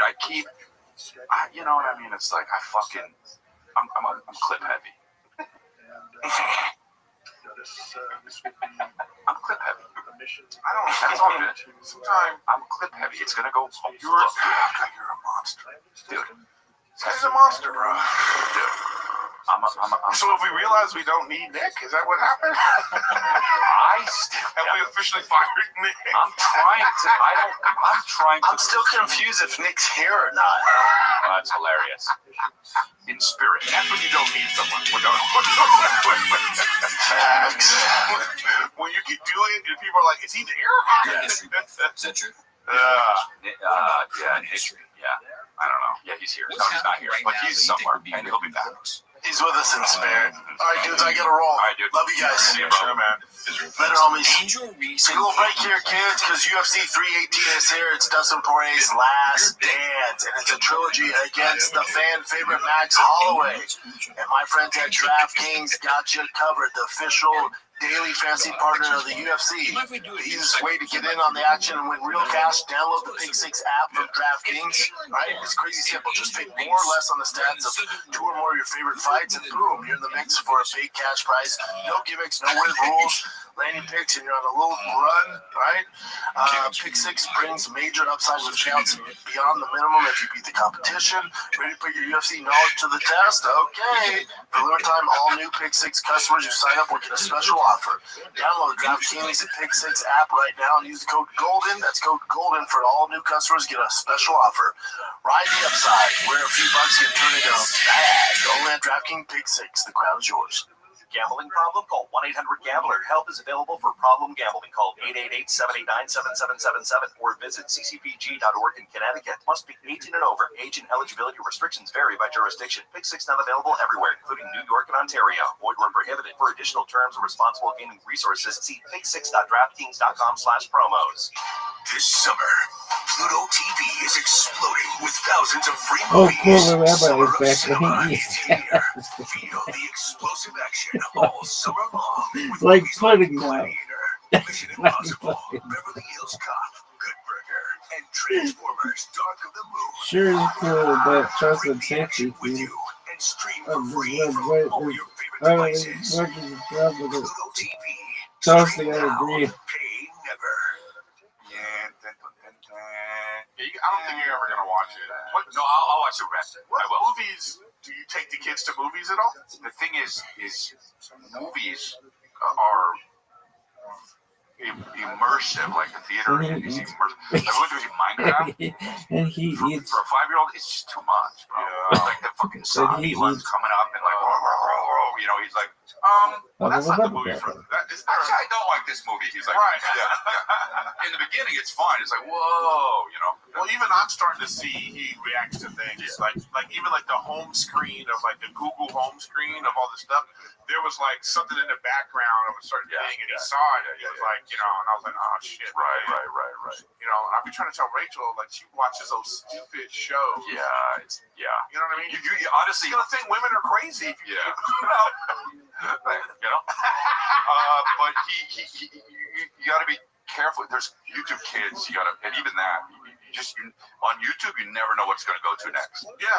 Like there's or the cartoon or a commercial will come on that's even weird. Like there's a wolf dancing that Calvin's scared of. It's just like, Oh no, it's not scared at all. But it's like for kids. But it's like you don't like it's like something that wolf. What are wolves doing? I'm like, oh, they're not around. And how do babies? Yeah.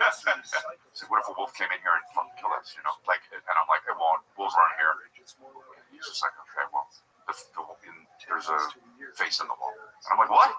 He's like, that looks like there's a face in the wall. And you're like, well, there isn't. And he's like, okay, I'm still scared of it. Yeah. That's when they start. So now he's getting to the point where he's questioning your knowledge. Yeah, you know what that makes me do? Question my knowledge. Yeah, he's questioning. That's hilarious. I don't know, dude.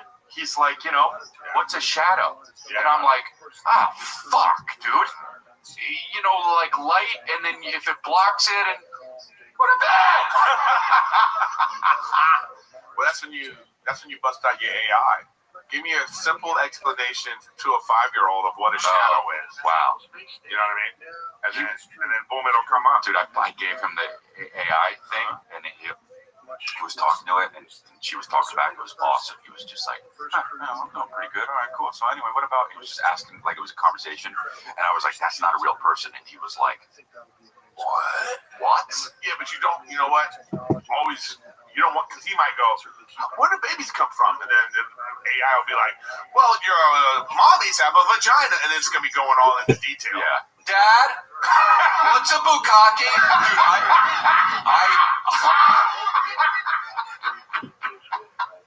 Dad, I thought a train was something else.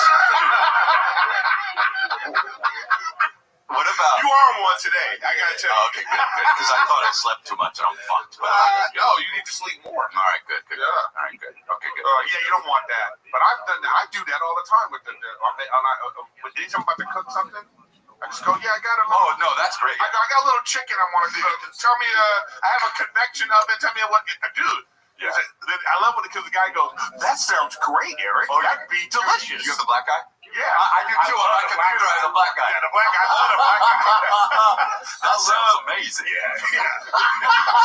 He's slightly black, you know? Yeah. It could be a white guy doing a black guy, or it could be a black guy. He's like slightly, like maybe mixed race. Dude, I love that dude. That dude. He's like it sounds like he's from New York, and he went to he's a college educated. You know what I'm saying? Like he not like I'm not Kevin. Kristen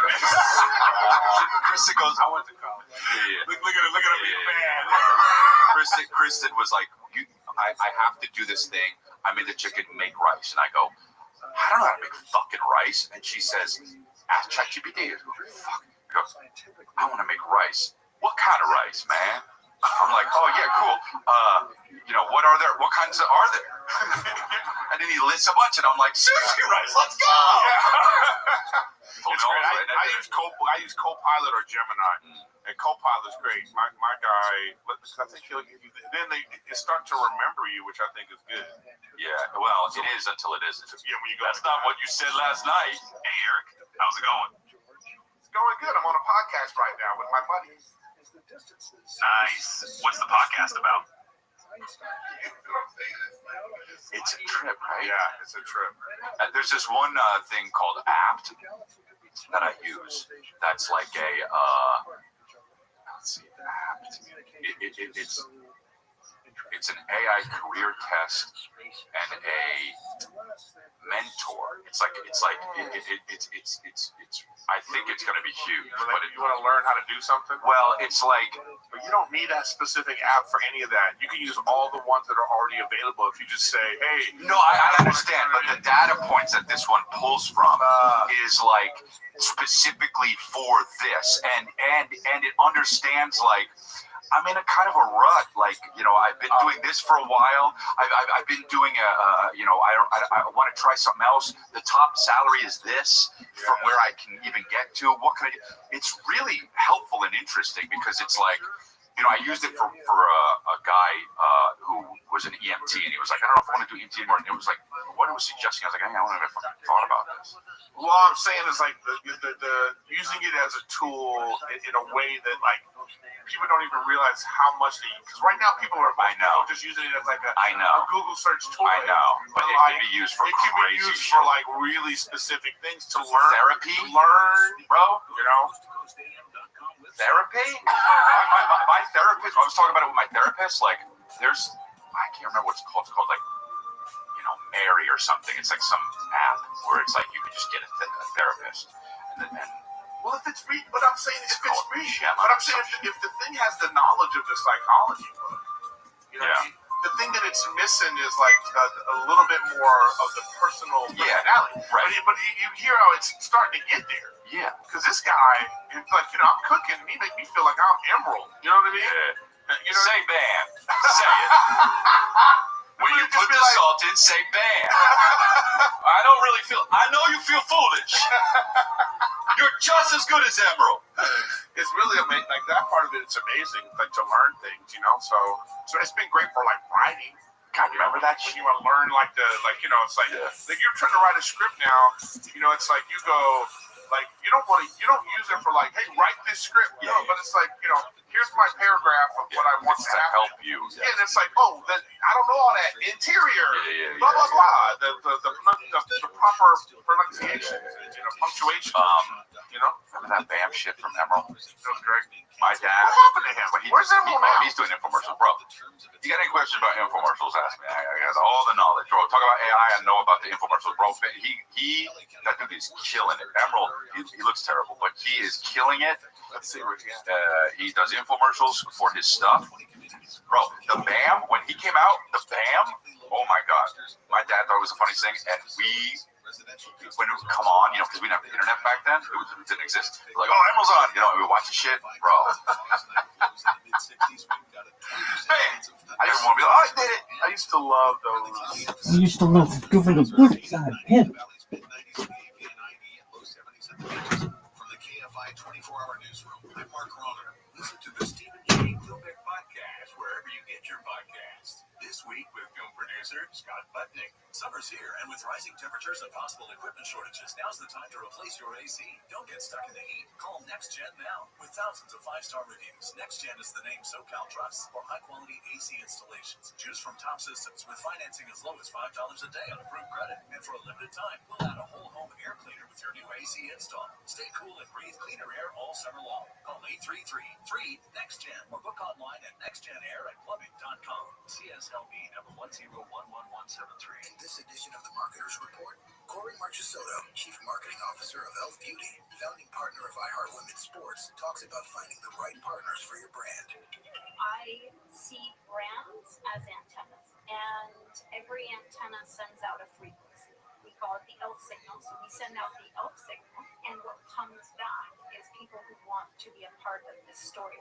Once you know firmly who you are, you've codified it, and you put that out into the universe, what happens from there is it begins to attract kindred spirits. Why are we partnered with Billie Jean King? Because she champions equality. Why are we partnering with iHeart? Because we want to advance women in sports. Women's sports just got louder thanks to Elf and iHeartMedia. As the #1 audio company, iHeartMedia can get more people to hear your message than anyone else. We can also get a better response rate for all your marketing. For better results for every budget, visit iHeartAdvertising.com. Hey there, history fans. iHeartRadio brings you a brand new history podcast. It's called American History Hotline, where you ask the question, what is political technology? Did George Washington really cut down a territory? Did JFK and Marilyn Monroe having an affair? And American History Hotline gets to the bottom of it. I'm so glad you asked me this question. This is such a ridiculous story that we tell ourselves because we don't want to know the real story. Open your free iHeartRadio app. Search American History Hotline and listen now. Get a better pharmacy experience right inside your Sam's Club. Friendly, knowledgeable pharmacists are here to help, and most prescriptions are ready in under 20 minutes. Can't make it in? Choose same-day prescription delivery. All the value you expect from Sam's Club is at the pharmacy too, and Plus members save even more with over 600 generic prescriptions for $10 or less. Pick up your prescriptions and all your club favorites in one easy trip when you join Sam's Club today. Terms and conditions apply. See samsclub.com/pharmacy or your local Sam's Club pharmacy for details. KFI AM 640, more stimulating talk. KFI AM 640. KFI AM 640, more stimulating talk. KFI live everywhere on the iHeartRadio app.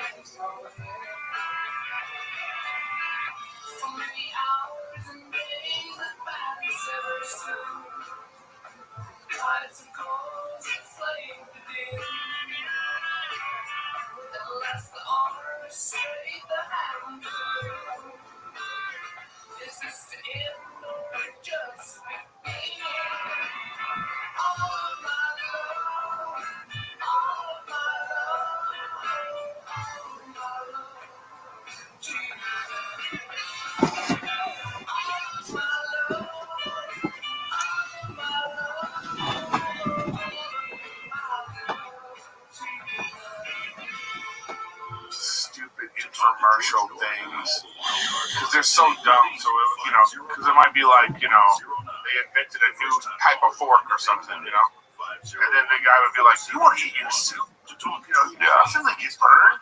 And then Yeah. So good. With a red X over it, black and white. I love those. Emerald. Tired of jizzing too early? Yeah. Black and white. Oh yeah, he does. Indianapolis. Yeah, why not? Look at him. Well, you know, that's just kind of, I mean, look, that's a little harsh. He just kind of looks like a guy who got older.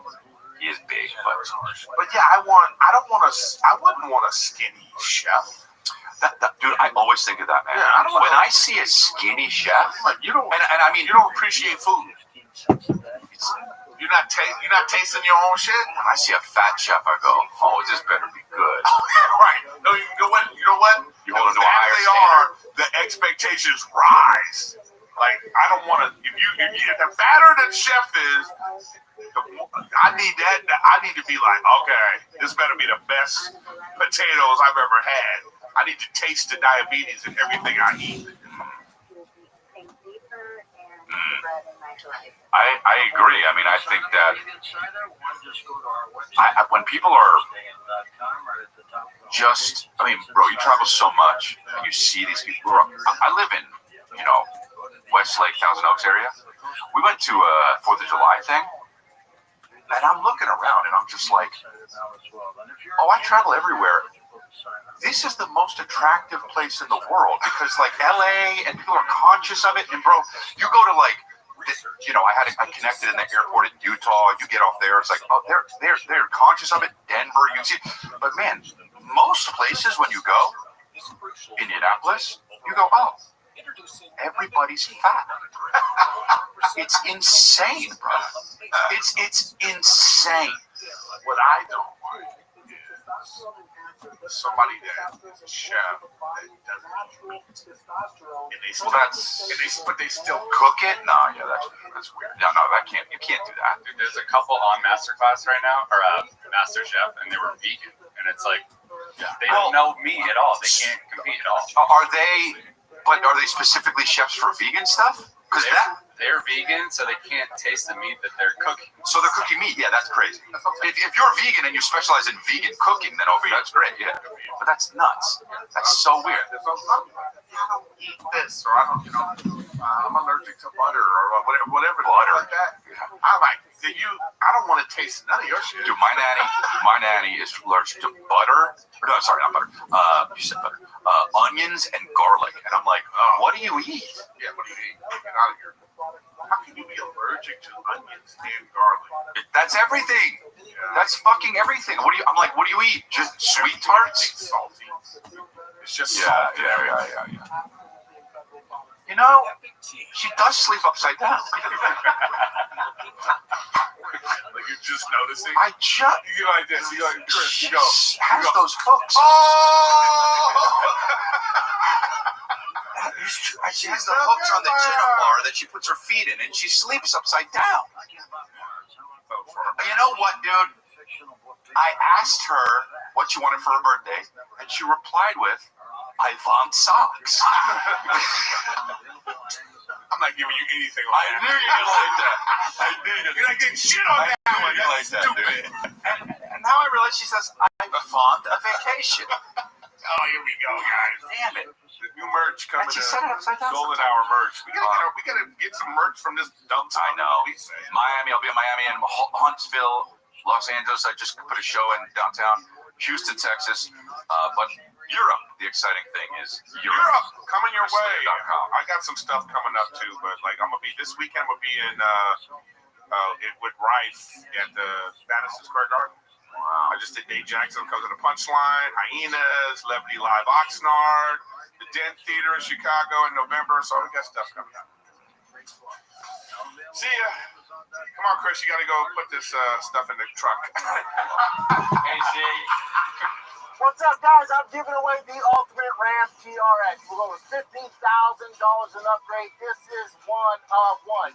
You won't find another TRX on the road, or a truck for that matter, like this truck that I built. It has over $15,000 in upgrades, and this truck could easily be yours. All you have to do is go to drivefastallgas.com, pick up some merch. You're automatically entered to win. It's that easy. Good luck. The test draw value of gold has increased by 40%. Central banks Maybe I'll get his podcast in History of Mankind. Humankind. Really? No, that sucks, but... Did Baba just leave?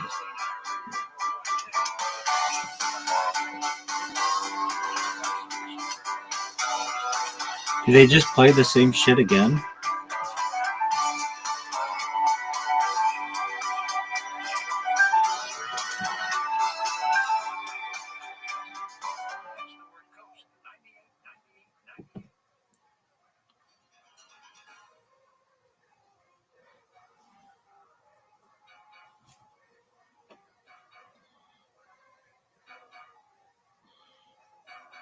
And welcome back to our final segment. George Norrie with you, Dr. Jim Bell with us as we talk about the art of the cosmos, what is going on in the space.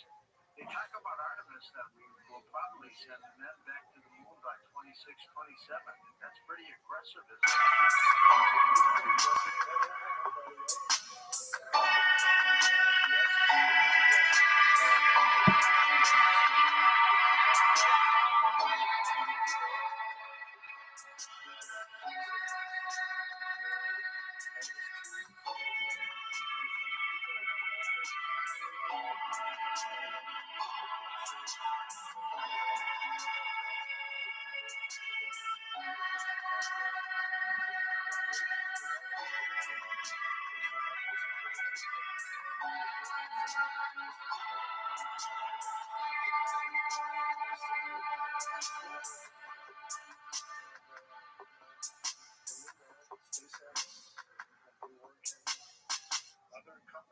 Hey, you ever notice that I fly through the air at unbelievable speed? Why are my lips never chapped?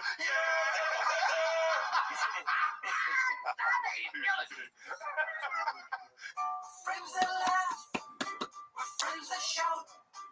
Sometimes we don't know what We're talking about, but that won't stop us. Nothing can stop us. Ooh. It's that show you used to love. Just rebranded enough. It's stronger, better, bigger, power. Whatever it is, the golden hour. It's the golden hour. I was in Indianapolis, and it's it wasn't easy. The helium? Yeah. I know exactly because Yeah. there's like some great steakhouses right there. Yeah. Great steakhouse. And isn't there the famous shrimp cocktail place right next Yeah, to there? I didn't go. Yeah, that's on the other side. Oh, around man. the It's corner. right there, though. Yeah. My buddy told me to go. I didn't Missing go. out.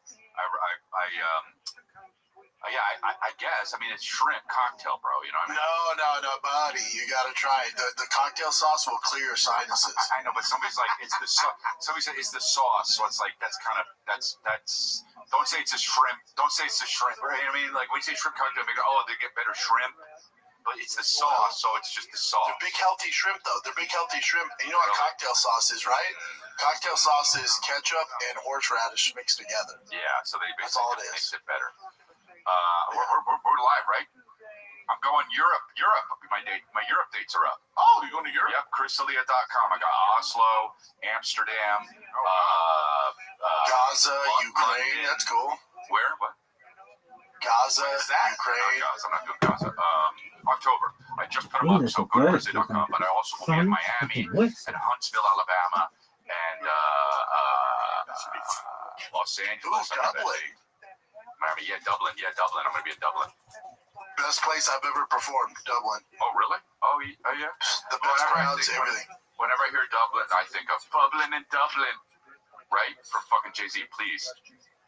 No, Jay-Z's the last person I think of when I think of Dublin. Yeah, but he's so Irish. He's not even in the top 10. Kevin, please. Of things No. I would. That's not even in the top 10 of things I would think about. Jay-Z is the thing. He's so Irish. What is that? What a hassle this U-Haul was this morning. Bro, that screams hassle to me.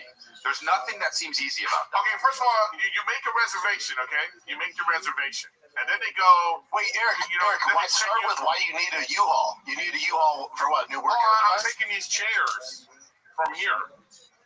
Finally, we've been in the new studio for 9 months.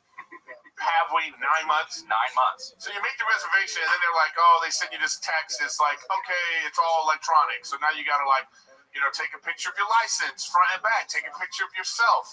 And then I get to the place, and no one's there. And then they're like, all right, I have to do it again.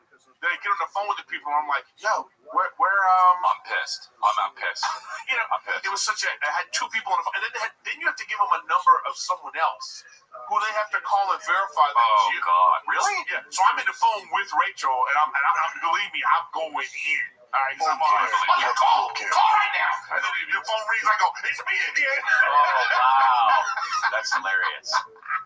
Eric, you don't have a buddy with a truck? You should need to run a fucking U-Haul for 2 years. I thought it was going to be simple. I just realized you're going to have fucking me try to help you put the things in the goddamn van. I'm not doing it. Oh, nothing worse. No, dude, get Casey. So I'm blocking your car. God damn it, dude. I just realized this. I would have hired somebody to come with me today to help you. Also, who wrapped those? Dexter? Jesus Christ. What? Who wrapped those things? Dexter? I tried to suffocate them last week. I started actually watching that new Dexter. I hate it. It's got to be bad. I will watch it. I just started. Like the first episode is just like a lot of they brought back all the old characters as ghosts. Do I like that? I like that. I like that part. I don't like it. You do like it or you don't? I like that part. The throwback to get you back on board while you fell in love with Dexter. We need to do that. We need to move forward. Yeah, I totally agree with Eric. I haven't seen it, so I don't know. But he left his life behind. He escaped, and then they found him out, and now it's the same people after him again. You know what I mean? Like, did you watch Did you watch episode 1 and 2? Just one.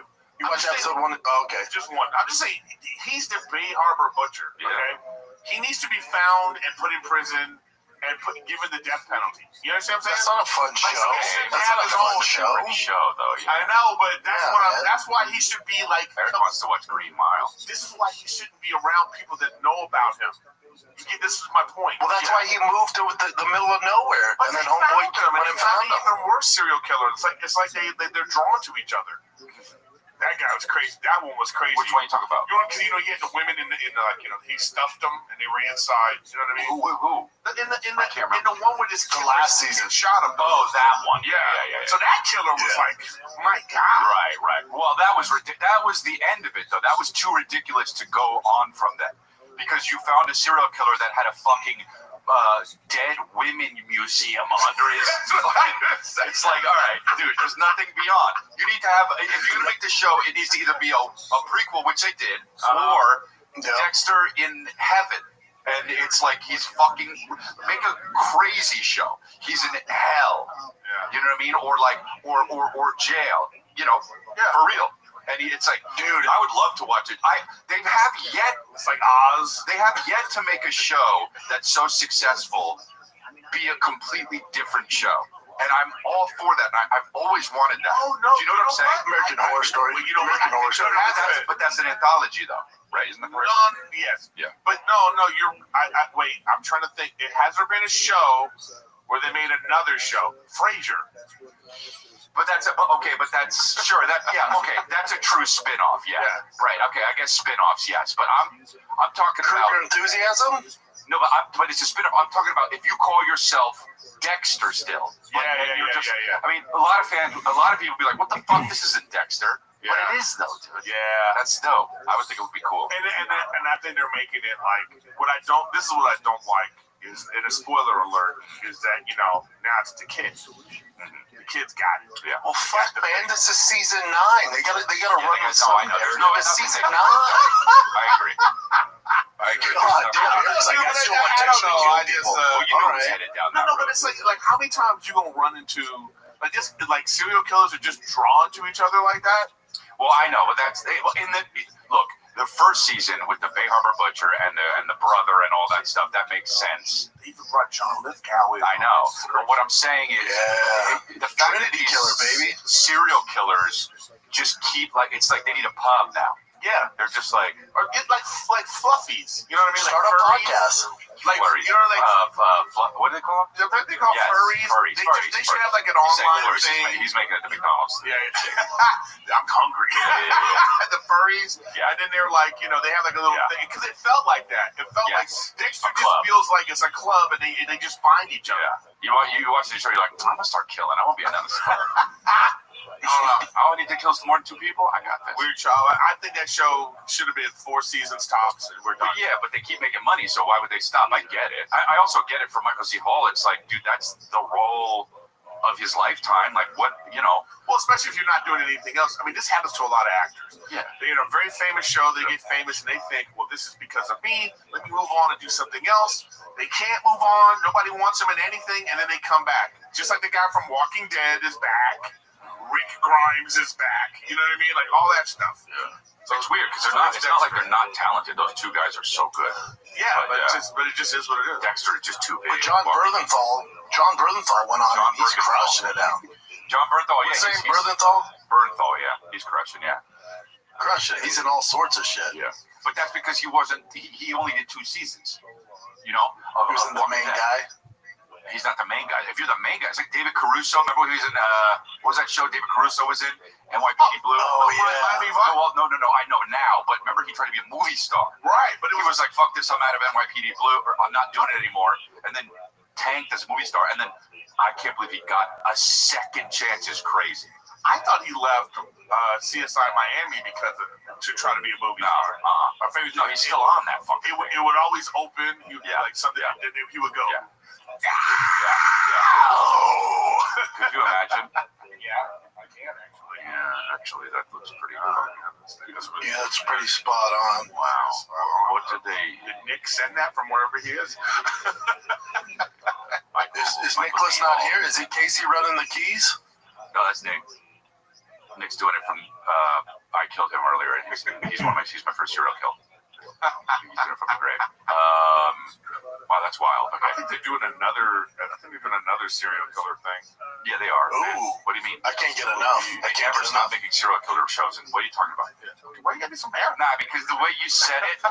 Here's the deal. I heard. You know what I heard? They're making Mindhunter again. No. That's what I heard, bro. That's been rumors for someone else, though. It must be someone else. I heard David Fincher's doing another Mindhunter, and I go, oh my gosh. You read that online. You read that on social media. Fincher said that he's not going to do it. That's actually not where I read it. I heard 2 different people text me about it. No, but Fincher's doing a different series. Yeah, I know people do other things. No. He's not the kind of guy that does that. He don't do 7 things at once.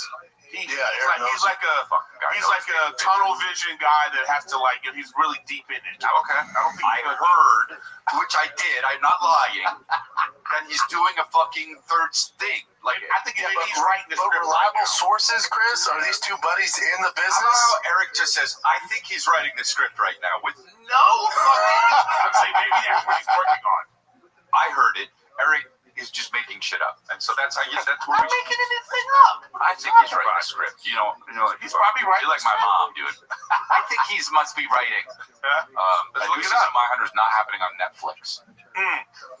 There's a chance it could return as a 3 2-hour movie. Oh bullshit! This ain't happening. Hey, can you get your sources on the phone right now so we can tell them off? Since they were so reliable. Fincher, the show's creator, has stated that the show's too expensive to produce for the viewership it attracted. That's what we've been hearing. Mindhunter's great though, man. I love that. Why is it too expensive? Fantastic. Because it's David Fincher, bro. He's not going to skip anything. He's not going to. He wants to. But also too expensive. It's not like there's fucking. Special effects in this. Yeah, it's not a Marvel movie. They have a crazy craft service. That's his thing. They keep getting that shrimp from Indianapolis. Dude, I was watching this show Andor on. Don't watch that. And then I realized this is gonna sound stupid, but then I realized, this is a prequel to Rogue One. Okay. And then I was out because everybody dies in Rogue One, so I'm like, good. I don't like prequels to when people are already dead. You know what I mean? Oh, because you know what happens? Yeah. Nah, that's okay. Nah, I don't like that. Well, there's no sense. I don't like no Jesus stuff. Yeah. You know what I'm saying? I don't want Jesus to college years because I know this dude is gonna die. Jesus to college years. It's amazing. Dude, Pontius is throwing a toga party and he didn't invite us. Again, that guy's got issues. Yeah. That would be a dope show, right? Hey, yeah. That show looks so bad. Stormtroopers in a fucking cornfield. Season 1 was great. But then fuck all that. wait a minute. This is the guy from You know, I was like, oh, this is Rogue One guy, and I thought, is he doing a different character? And then I just watched Rogue One. Dude, thinking of his brain, think of all this shit while he's watching the show is so funny. Because I just haven't seen it in a long time, so I was like, oh, that's weird. And I was like, oh, okay. It looks like Star Wars in Nebraska. Is that what it is? Yeah, it is. It is. Yeah, Star Wars in Nebraska, dude. How about how like CSI? Eric? Yeah, Star Wars Nebraska. Star Wars Nebraska. The stormtrooper. Yeah. I would love that. Yeah. There's like a CSI department of the stormtroopers. Yeah. Yeah. So I think fucking Jar Jar Binks. Misa think she's gonna die. Yeah. Okay. So he's the lead. Jar Jar Binks is the lead. Yeah. Hey, is there more despised character than Jar Jar Binks? Is there more what? The backlash Jar Jar Binks got was insane. That and let me tell you all the problems with those movies. First of all, worst child actor ever. I rank child actors by this. I go, that's brutal to rank child actors. You're either great or you're Anakin Skywalker. That's how bad he was. It was so bad. To rate child actors is the most brutal thing. Sorry, fuck him and then fuck the one on Boy Meets World, dude. So we're going to break here, folks. We're chatting with the boys at Golden Hour. All right, folks, something special is about to go down in the Big Easy. I'm talking New Orleans. UFC 318 is here. It's absolutely stacked. The BMF title is on the line. From New Orleans' finest, Dustin Poirier is fighting his trilogy fight, his last dance against Max Holloway. And my friends at DraftKings Sportsbook is the official sports betting partner of the UFC. Holloway, Poirier 3 headlines. Again, it's his last fight ever. And if you're new to DraftKings, check this out. New customers who bet 5 will get 150 in bonus bets instantly. Download the DraftKings Sportsbook app now. Use the code GOLDEN. That's code GOLDEN for new customers to get 150 in bonus bets instantly when you bet just $5. Only at DraftKings. The crown is yours. Gambling problem? Call 1-800-GAMBLER. In New York, call 877-8-HOPE-NY or text HOPE-NY at 467-369. In Connecticut, help is available for problem gambling. Call 888-789-7777 or visit ccpg.org. Please play responsibly. On behalf of Boot Hill Casino and Resort in Kansas, 21 and over. Age and eligibility varies by jurisdiction. Void in Ontario. Bonus bets expire 7 days after issuance. For additional terms and responsible gaming resources, see dkng.co/audio. How about speaking of child actors? How about Eric? I'm in Indianapolis doing what I do, which is basically this. Nothing. That's why I sent it to you. I know. I look at this thing. Eric texts me just a fucking link. It's actually a YouTube link to a movie. Okay? And I go, what the fuck is this? And he writes, crazy, disturbing movie, dude. Hey. And I go, see what the fuck this all about. I watch on my laptop, bro. It's, you know what, dude? It's utterly heartbreaking. Yeah. What was it? It's almost a masterpiece. It is a masterpiece. You know, it's called, dude. All right, so it's what's the name of it again? It's called Meet the Needles it's called Zero Day, not the Netflix one with Robert De Niro. Right, Zero Day, 2003. Yeah. There you go. It's about these kids who get wrapped up in a school shooting. And oh my god, bro! Yeah, there it is, right there. It's a found footage movie. Yeah, it might be. It's up there with best found footage movies I've ever seen. Yeah. No way. Yeah. Is it based off like the Columbine kids, or is it like a documentary? It's not based off it, but you know, I don't know if this movie would have been made if Columbine didn't happen. And I got two more. I'm gonna send you. There's one of them I gotta get. It's called Pig something. I guess get the right name, but you can't find it. I'm considering buying it. Pig? It's a pig movie. It's called Pig something, and it's like Babe in the City. Is this about Eric and his diet? Wow! I was holding on to it. Baby, and then that babe thing. Ooh, that one hurt. The one want to. Oh man, It's okay. It's okay. no, that's not the name of it. But I have to get the name of it. But and the Australian one is which one? Wild. The other one I sent you. Yeah, that looked too scary for that you. one's on Prime. This one, wait, I gotta get the name of that one. Oh, that one. This how about the one I showed you? Profile. Did you watch it? No, I haven't watched that one yet. You said it was disturbing. No. I thought you were talking about the other movie, the one I sent you. Okay. Oh, that one. Yeah. You said you hadn't watched that. That's why I was confused. No. I watched that. But bro, there's this. Whatever. No, it's good. No, these are good. But this, like, what are we doing? This other found footage movie where I gotta get it. Yeah, it's called. Oh, right, Profile. Yeah. No. I sent it to you. No. But I thought it was. You know what? They look the same. Look how found footage in that one. You know, it's you're a fucking mom, bro. It looks the same. You're a mom. The other one's called. It's actually called Found Footage. Dude's a mom. It's about this Australian serial killer who he steals a camera. And then so the police found this footage of him. That's cool. And he's murdering everybody. You know? Wow. It's pretty. Dude's a mom, though, huh? Fucking. Dude, the mom, huh? No, dude, the mom. Who am I, guys? Dude, the mom, huh? Well, I like that a lot. I was on my walk. I went up to get to the hill. Shut up. You know what I mean? We're not going to talk about Brendan's hair at all. The real Slim Shady, dude. What the fuck? Why'd you dye your hair? Oh, you guys finally noticed, huh? Oh, we noticed. God, now who's a mom? All right, so you finally noticed. Are you done talking shitty movies? So let me tell you something. Dude, when you shaved your head, and when you just shaved it, not when you dyed it, but when you shaved it, when you first shaved it, I go, wow, that really suits Brendan. Did you? I didn't. All right, you didn't think about it, but it's all good. I like that forever.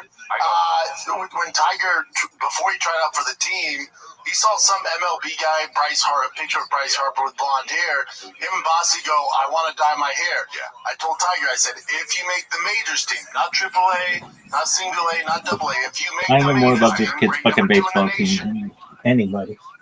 It's so good.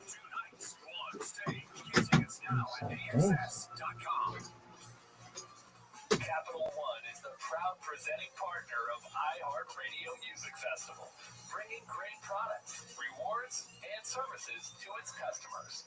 What's in your wallet? Here's what's trending now on the new and improved iHeartRadio app. You know what they say, time flies when you're having a lot of fun. Because can you believe it's already been 1 year of iHeartRadio Sports as the go-to spot for stories, wins, and real talk with the biggest names in the game, from the court to the field, even behind the scenes. Voices like Sarah Spade and Ashley Harris and a whole lineup of legends are leading the charge. Check it out and celebrate 1 year of iHeartRadio Sports right now on iHeartRadio. Explore the latest. Open the free iHeartRadio app and see what's trending now. It's easy to tell if you've had way too many to drive. But what if you've had just one too many to drive? Never underestimate just a few. Buzz driving is drunk driving. A public service announcement brought to you by the U.S. Department of Transportation, the Ad Council, and this station. The free iHeartRadio app is #1 for music, radio, and podcasts. What is athleticism? Discover a new podcast from our library and hundreds of thousands of titles. Here's an iHeartRadio podcast preview. Then you can dye your hair. He made the team. So he's on the Yankees now? So he made it. So you did it just in solidarity? All 3 of us did it, yeah. Cool, that's cool. I like that. Picture. It's a cute picture. It is cute, yeah. He's fun. So Frosty looks the best. He made the majors? So he's like, man, he's on the Diamondbacks. This kid's going pro, dude. In travel ball, there's like single A, which is, the lowest, and then majors is like the big boys. Wow. Damn. He made the majors. All with the dads pushing him to go pro. He's playing with Johnny Damon. Johnny Damon had to cut his hair, right? I feel like that we glossed over that movie Profile, though. No, I gotta get to it. Oh, wow. Oh, wow, that's disturbing. That is disturbing, and it also... That looks like if I vaped. Yeah. Well, you kind of look like you vape, but... you think? Yeah, well, you're maybe too big for that, though. Is vape still a thing, though? Are kids still vaping? Out here in Texas, there's no vaping. Really? I haven't seen one vape out here. Oh, wow. We don't hang out at the vape areas. Fair point. That's a very fair point. You gotta hang out more in the more vape areas. 6 Yeah, but vape is coming out now. All this stuff is coming out about it, and they keep trying to suppress it. I mean, dude, how completely terrible it is. Of course, it's terrible, bro. No, but the thing, it's not like when people used to smoke it. It was like all we heard about was one thing. What is it?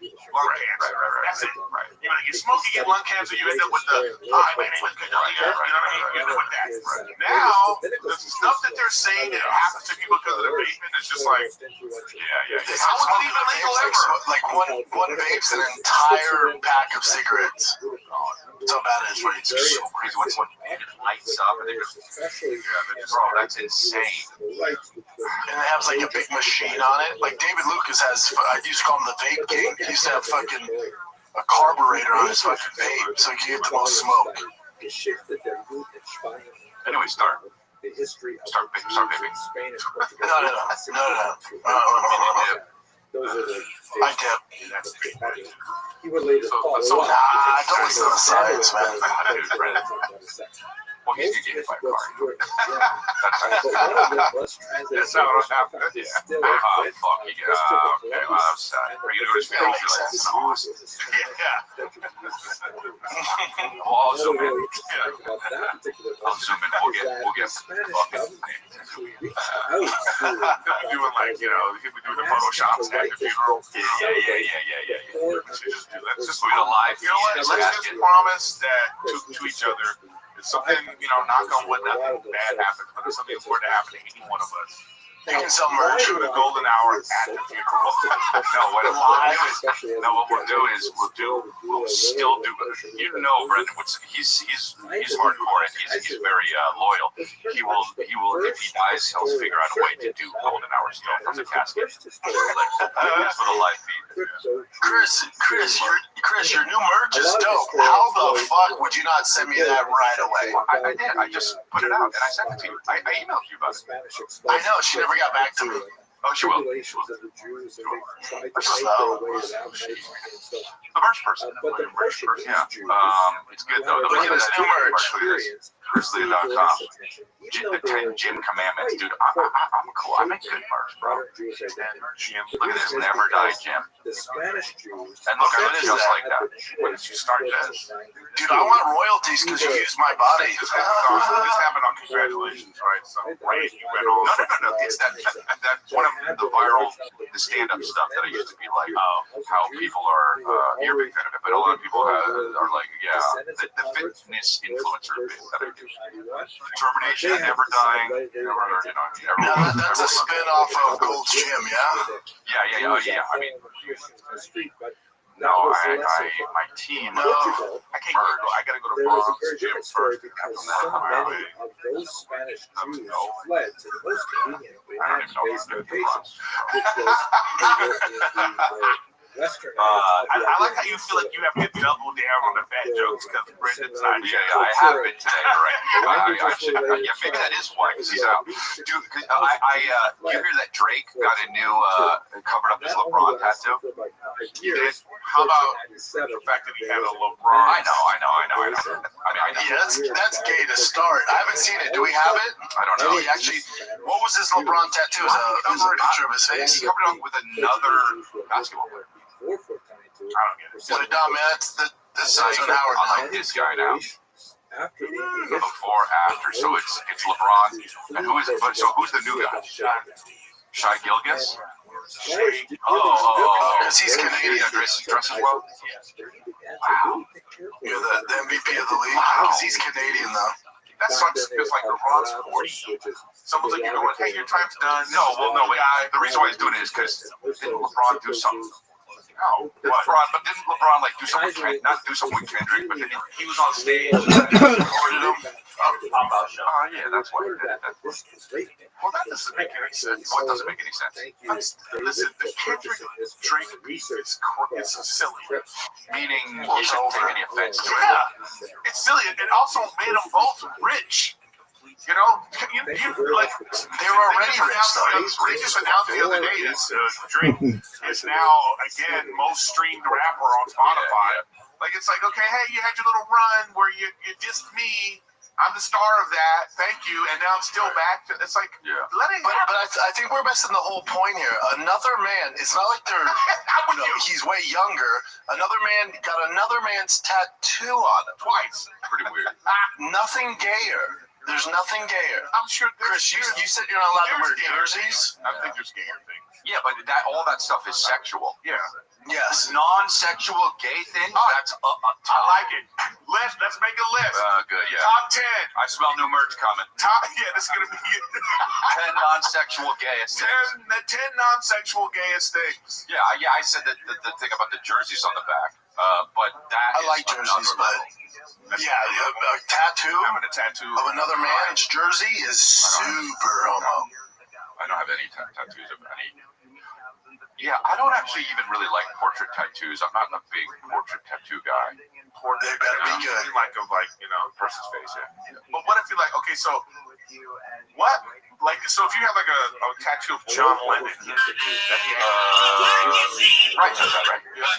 I mean, it's I don't know. It's well, like anything. Look, if the guy's an icon and he's dead, it's a little different. Like if you have fucking Napoleon or Tupac on there, or Hitler, you have more problems, right? Right. That's different. But it's not necessarily gay isn't the thing that comes to mind. If you had Hitler tattoo, you would be like, ew, gay. Hey, Eric, why does Rife have a John Lennon tattoo? He loves that fucking song, dude. What's that one? It's a little gay. I'm not gonna, I love Rife, but it's a little gay. Let's not beat around the bush. We're like, okay, but yeah, it's kind of weird. Who do you have? Don't you have a person? You don't have a person on your body. I have my kids. Yeah. I don't think it's. I don't think it's gay. For some reason, I think it's less gay if the person isn't living now. You know what I mean? Like, cause it's gay. You know why? Because imagine I got a tattoo of, Keanu Reeves or something. Right. And I'm at Erewhon. And then all of a sudden Keanu Reeves is there and he sees my tattoo of him. That moment is gay. That moment of, No, but here's the thing though. I fucking own you now, dude. Here's the thing, it's not Keanu Reeves though. Like, it's gay if it's Keanu Reeves. It's different if it's like, this is Neo.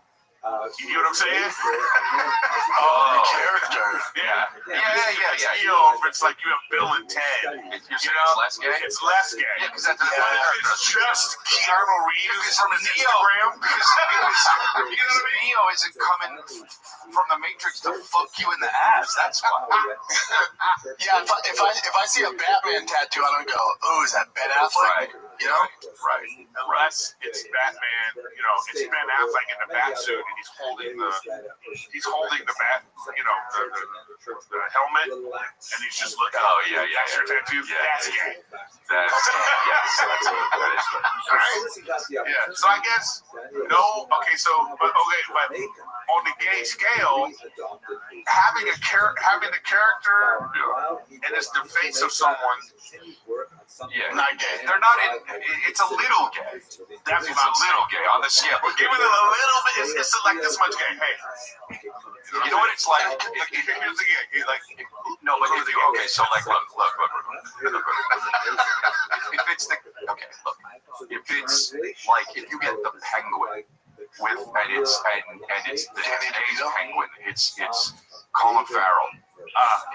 It still is Colin Farrell, but you've got the prosthetics tattooed on too. You know what I mean? Like, it's still a little gay. It's if you get the penguin from the comic, Danny DeVito, not gay. No, it's not. It's not. If it's like cartoon characters on your body. What are you saying about that?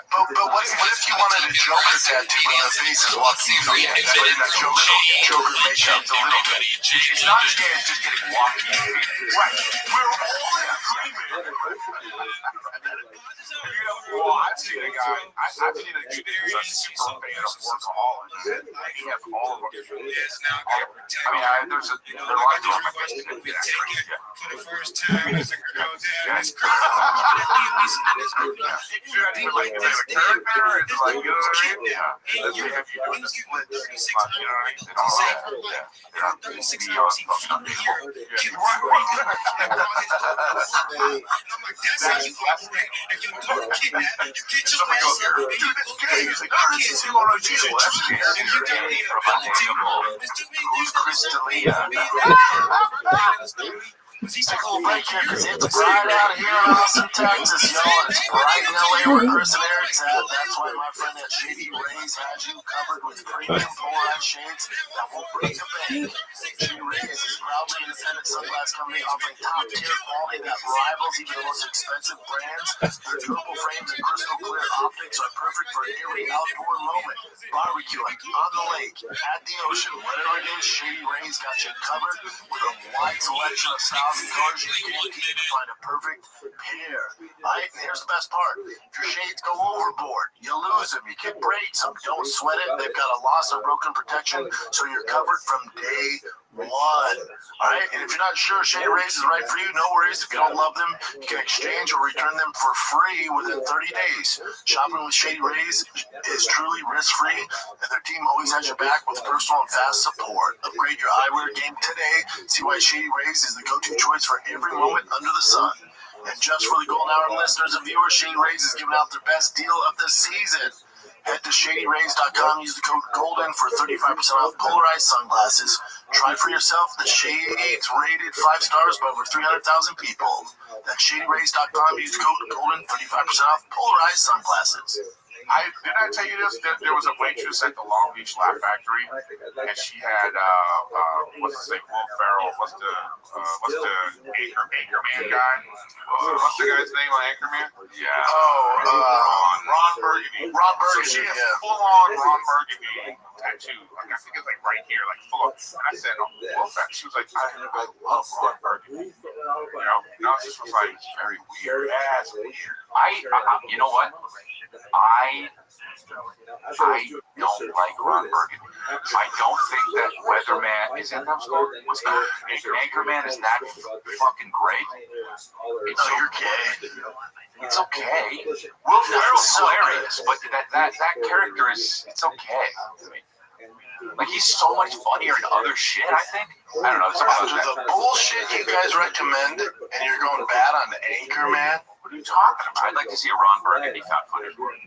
Oh, that'd be great. That'd be great. Just drunk. No, I think one of my favorite Will Ferrell performances. I always like Will Ferrell. Always reminds me of like a guest rapper on a Jay-Z song. Like, it's hot right there, but sometimes when you watch that rapper had an album, it would be whack. That's how I feel about Will Ferrell sometimes. I mean, Will Ferrell, I love it when you go in old school, he's hilarious. Yeah. Step Brothers. But then he's had movies like Step Brothers. No, Talladega Nights is great. Blades of Glory is great. Kicking and Screaming's good. Alright, bro. Semi-Pro, come on. The Elf, he was the main character in The Elf. That's true, he was very funny in that. That's it, there's a few. You know, he's great in Megamind. The Campaign's fantastic. I fucking seen them all, bro. Yeah. Campaign?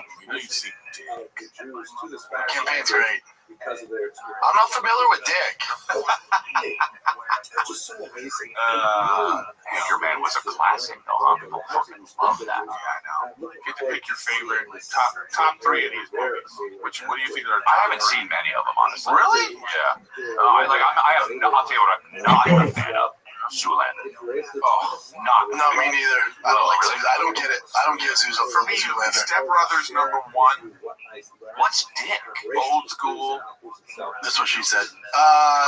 Megamind. Megamind's was for kiddos. Megamind's great. Yeah, but that's a cartoon. Come on, baby. That doesn't count. He's the main character. That doesn't count. Those don't count, you stupid asshole. Come on, dude. I don't mean I'm being hard. You got top. The best one is Elf. No. Yeah, Elf. Not by It's far. just so great. It's that. Talk about a classic movie. I would say Step Brothers, old school. I haven't seen so many of these though.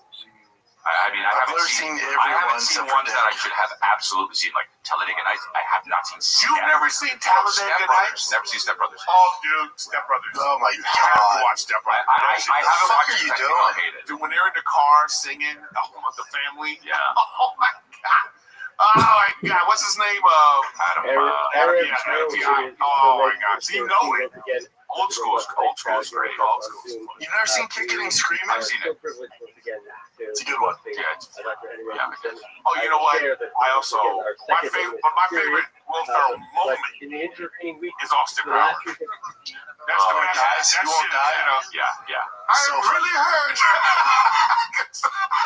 But that was you were like, this dude is so funny. Yeah. I see him on Saturday Night Live. What the fuck is he doing? Yeah, that Austin Powers, man, that's in my top 5 funniest movies ever. The first Austin Powers. That's just right there. And like 3 Eddie Murphy. You know what I mean? It's like, it's so funny. I love that shit. They ruined it. Yeah, well, that's exactly. Dude, I slept. Beyonce's gonna be on next week. I slept like 14 hours on why? Because I editing the weekend was like I was sleep. Bro, I slept on Monday. I got home Sunday. I slept Monday. Sunday to Monday that night. Dude, I don't know what's going on. My fucking brain is like, did you die? How do you sleep? Do you hide from the kids? How are you able to even do that? How do you? I want to know how you sleep 14 hours with 2 kids and they don't find you. Hey, bro, sleeping in the Ferrari in the garage? I know it's some shit like that. And I'm gonna do it. Then I came home and like you just. You look at your wife's face and you just see you're like, broken. Let's talk about how hard this is. I'm exhausted. Let's talk about how hard this is. And then you go, then I go, I have to take it. Let's talk about how hard this is. Go ahead. No. You go ahead. I'm just saying, you walk in the house, I haven't slept from a flight. I'm exhausted. Now I have to drive an hour from the airport. Okay? Dude, hey. So I get home. This is a monologue. I did. Then I get home, and then she's like, I need some mommy time. Can you hold that? And I'm just like, excuse me, I had to go pick up the bag.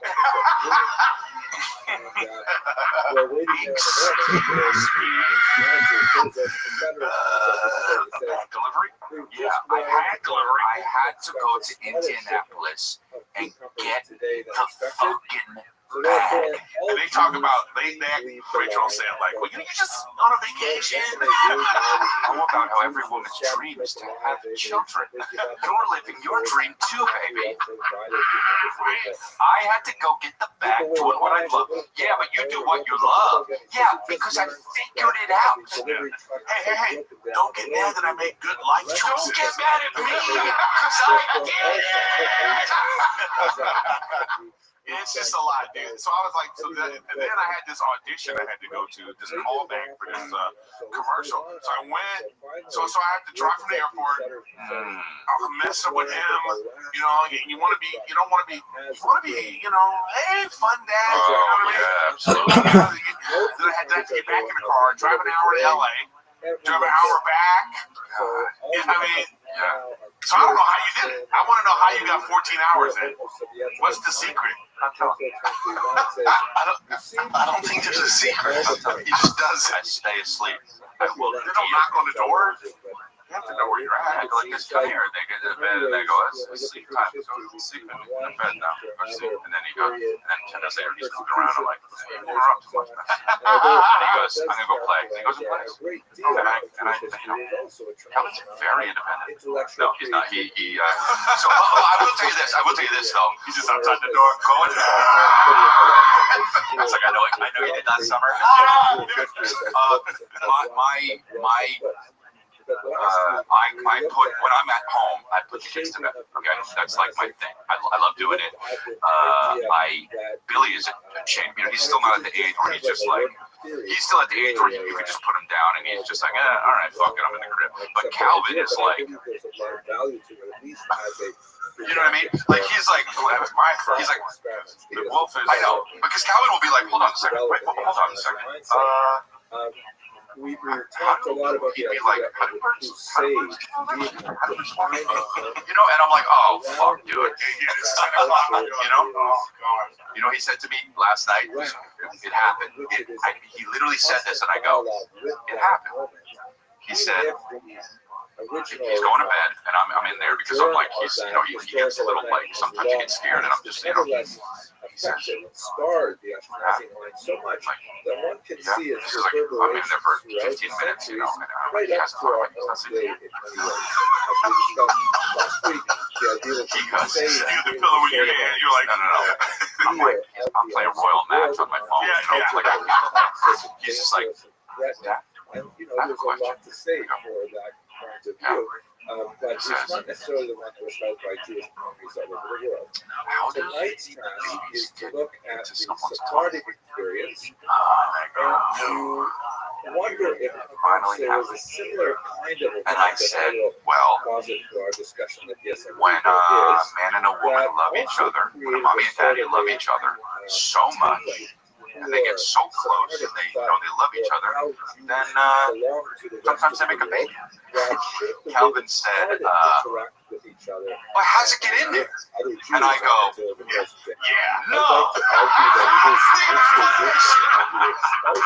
Go to bed. No, I love that. I knew I should have known it wasn't going to work. I knew it was going to work. You're like, okay, how does the baby get inside? You gotta go, all right, well, this is how it works. This is no. He's like, how does it, he was just like, you just get close? Like bullshit meter out the roof. And I'm like, because now, almost you don't even want that to be the thing, because now he's gonna be like, not trying to get close to people, or he's gonna be trying to get close to people. And he's gonna hug you. He's gonna be like, I think I put a baby here. So you know what? I don't want to get too close. I'm only 5. That's how you know what he said the other day too. You know what he said the other day? That is totally in line with how Calvin thinks, because he was eating. He likes, he likes salmon, and he eats salmon and rice a lot. And he wasn't eating the salmon. He was eating only rice. And I was like, he said, I'm not eating salmon. I go, why? He says, I don't eat fish. I was like, no, yes, you do. What are you talking about? And he says, I don't want to eat animals because I want to save the world. And I'm like, oh, God. I said, so now you have a vegan at home? I know. I'm like, dude, sometimes overpopulation is a thing. You need to So now he's a vegan. He's going to be trying not to give people pregnant. It's really, really, He's going to walk back to the It is too, I can't wait for you to deal with that shit though, like all that stuff. It's so fun. I'm already dealing with the down. And when Brendan learns about all that stuff, it's going to be amazing. When his dad tells him about that. Yeah, after this podcast, you can call it that. Dad, I've got some questions. He's almost 18 months, and he's like, and then we're trying to, he's still in the bed, she won't. She's like, I don't know. I said, when are you going to stop breastfeeding? She goes, I don't know, okay? I don't know. Well, I'll tell you this. I sleep in the guest room sometimes. Well, I'll tell you this, too. I'm just like, I love it. I'm in there. I would like to say, however, that I think what the fuck happened to what's his name? so traumatic. Got a TV mounted. I said, when are you going to stop breastfeeding? After this podcast, you can call it that. Dad, I've got some questions. Throwing up gang signs like a pimp west. Which they see themselves in the world, and so I think a lot of the assessments that I'd like to make today about Sfarad will hold equally true for Persian Jews as well. So maybe we'll have a chance to examine the validity of my thesis when we get to the end of the lecture. Let me take you through the experience of the Inquisition and the expulsion in greater detail now, and then we can assess, to what degree that is a cultural turning point for Sephardic Jews. So when we look at Sephardim, there are basically 4 major periods to consider. There's first the period of earliest settlement, which we'll talk about briefly today, and that goes up until the year 711, which is the year of Muslim conquest of the Spanish Peninsula. Then there is the Muslim period, which includes the famed period known as the Golden Age or La Convivencia, the period early existence, which lasted for about 200 years and was quite remarkable in ways. The third would be the Christian period, when the Muslims had slowly driven out of Spain and the Jews had really Yeah. And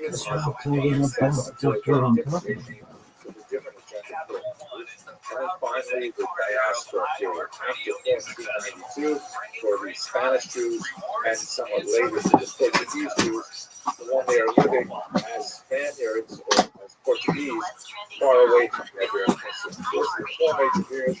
We're going to concentrate really on number 3 for tonight. And next week, when we look at the impact on other populations, we'll be back into the fourth period.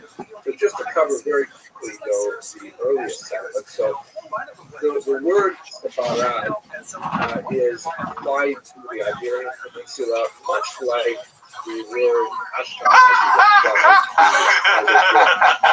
he's getting, he's like almost 18 months, and he's, and then we're trying to, he's still in the bed, she won't. She's like, I don't know. I said, when are you going to stop breastfeeding? She goes, I don't know, okay? I don't know.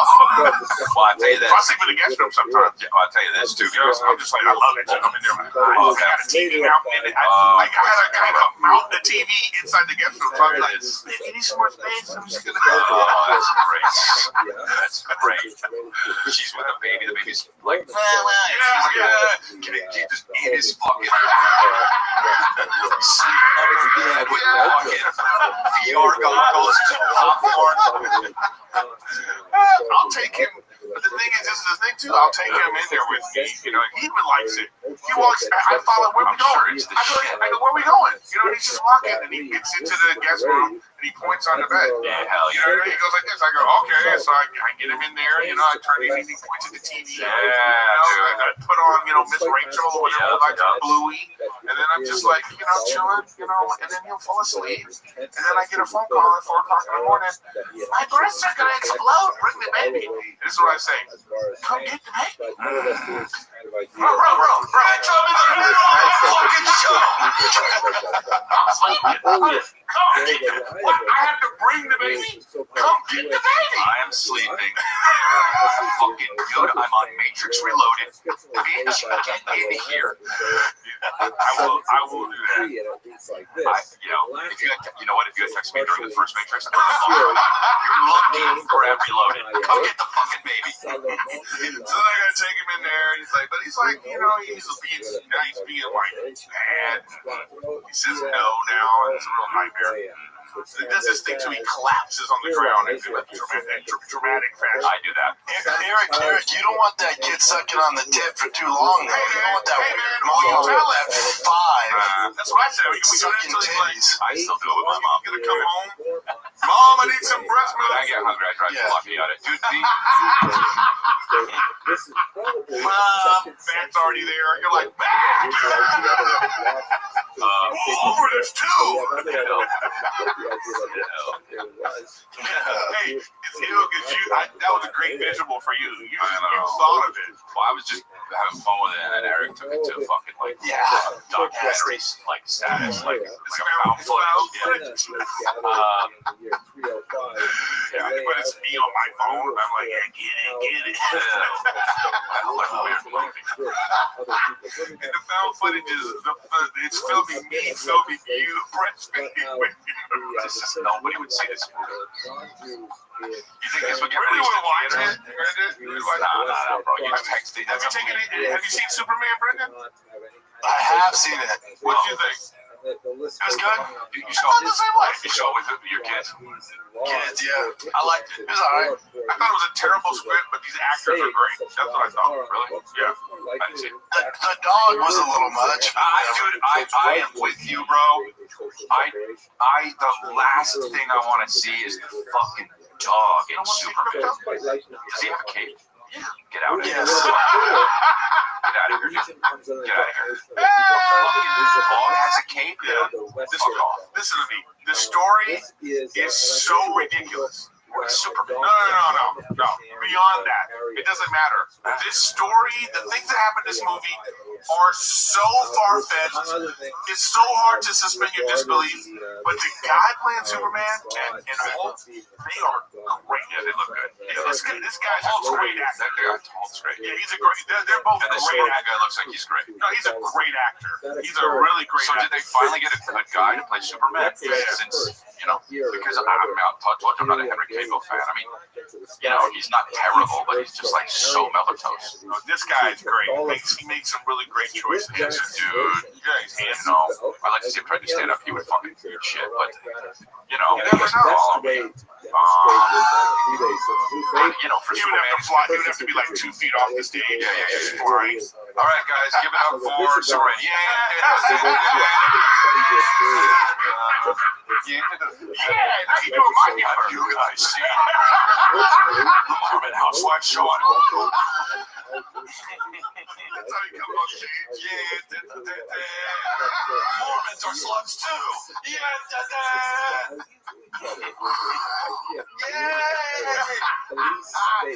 The host. I thought Mormons were supposed to be pure. Hey, you ever notice that I fly through the air at unbelievable speed? Why are my lips never chapped?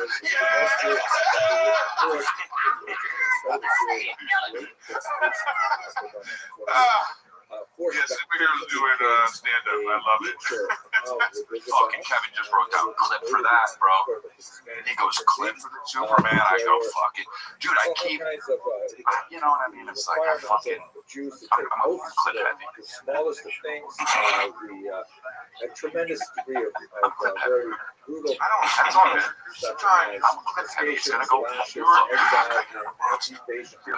This guy's a monster, bro. So if we realize we don't need Nick, is that what happened? And we officially fired Nick. I'm still confused if Nick's here or not. That's hilarious. In spirit. That's when you don't need someone. When you get to it, and people are like, is he there? Civil War. I don't know. Yeah, he's here. No, he's not here, but he's somewhere, and he'll be back. He's with us in spirit. All right, dudes, I gotta roll. All right, dude. Love you guys. See you, bro. Later, homies. Take a little break here, kids, because UFC 318 is here. It's Dustin Poirier's Last Dance, and it's a trilogy against the fan favorite Max Holloway. And my friends at DraftKings got you covered, the official daily fantasy partner of the UFC. The easiest way to get in on the action and win real cash, download the Big Six app from DraftKings. All right, it's crazy simple. Just make more or less on the stats of 2 or more of your favorite fights, and boom, you're in the mix for a big cash prize. No gimmicks, no weird rules. Land your picks, and you're on a little run. All right, Pick Six brings major upside with payouts beyond the minimum if you beat the competition. Ready to put your UFC knowledge to the test? Okay. For limited time, all new Pick Six customers who sign up will get a special offer. Download DraftKings Pick Six app right now and use code GOLDEN. That's code GOLDEN for all new customers. Get a special offer. Ride the upside, where a few bucks get turned into a bag. Only at DraftKings Pick Six. The crowd is yours. Gambling problem? Call 1-800-GAMBLER. Help is available for problem gambling. Call 888-789-7777 or visit ccpg.org in Connecticut. Must be 18 and over. Age and eligibility restrictions vary by jurisdiction. Pick Six not available everywhere, including New York and Ontario. Void where prohibited. For additional terms and responsible gaming resources, see pick6.draftkings.com/promos. This summer, Pluto TV is exploding with thousands of free movies. Summer of Cinema is here. Feel the explosive action all summer long with movies like Gladiator, Mission Impossible, Beverly Hills Cop, Good Burger, and Transformers Dark of the Moon. Bring the action with you and stream for free from all your favorite devices. Pro TV. Stream now. Pay never. I don't think you're ever gonna watch it. No, I'll watch it, man. What movies do you take the kids to movies at all? The thing is movies are immersive, like the theater is immersive. Like we were doing Minecraft. For a 5-year-old, it's just too much. Like the fucking zombie one's coming up and like, he's like, Well, that's not the movie from that. It's not, Actually, I don't like this movie. He's like, right. in the beginning, it's fine. It's like, whoa, you know. Well, even I'm starting to see he reacts to things like even like the home screen of like the Google home screen. There was like something in the background. It was like, you just saw it. It's like, you know, and I was like, oh, shit. Right. You know, I've been trying to tell Rachel, like, she watches those shows. Yeah. You know what I mean? What the fuck is Adult Swim, Netflix, Rogan? They were telling me that they're on the phone with Harlem's people, and he's mad about the set.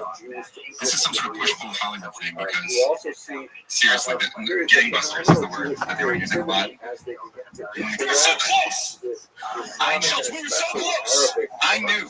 I saw my career flash before my eyes again, just like 2017. And I said to my friend, how could you do this to me again? Because that's how Hollywood works. You guys said we're premiering in LA. I said, I know exactly what's going to happen. The LA comedy scene was going to welcome us.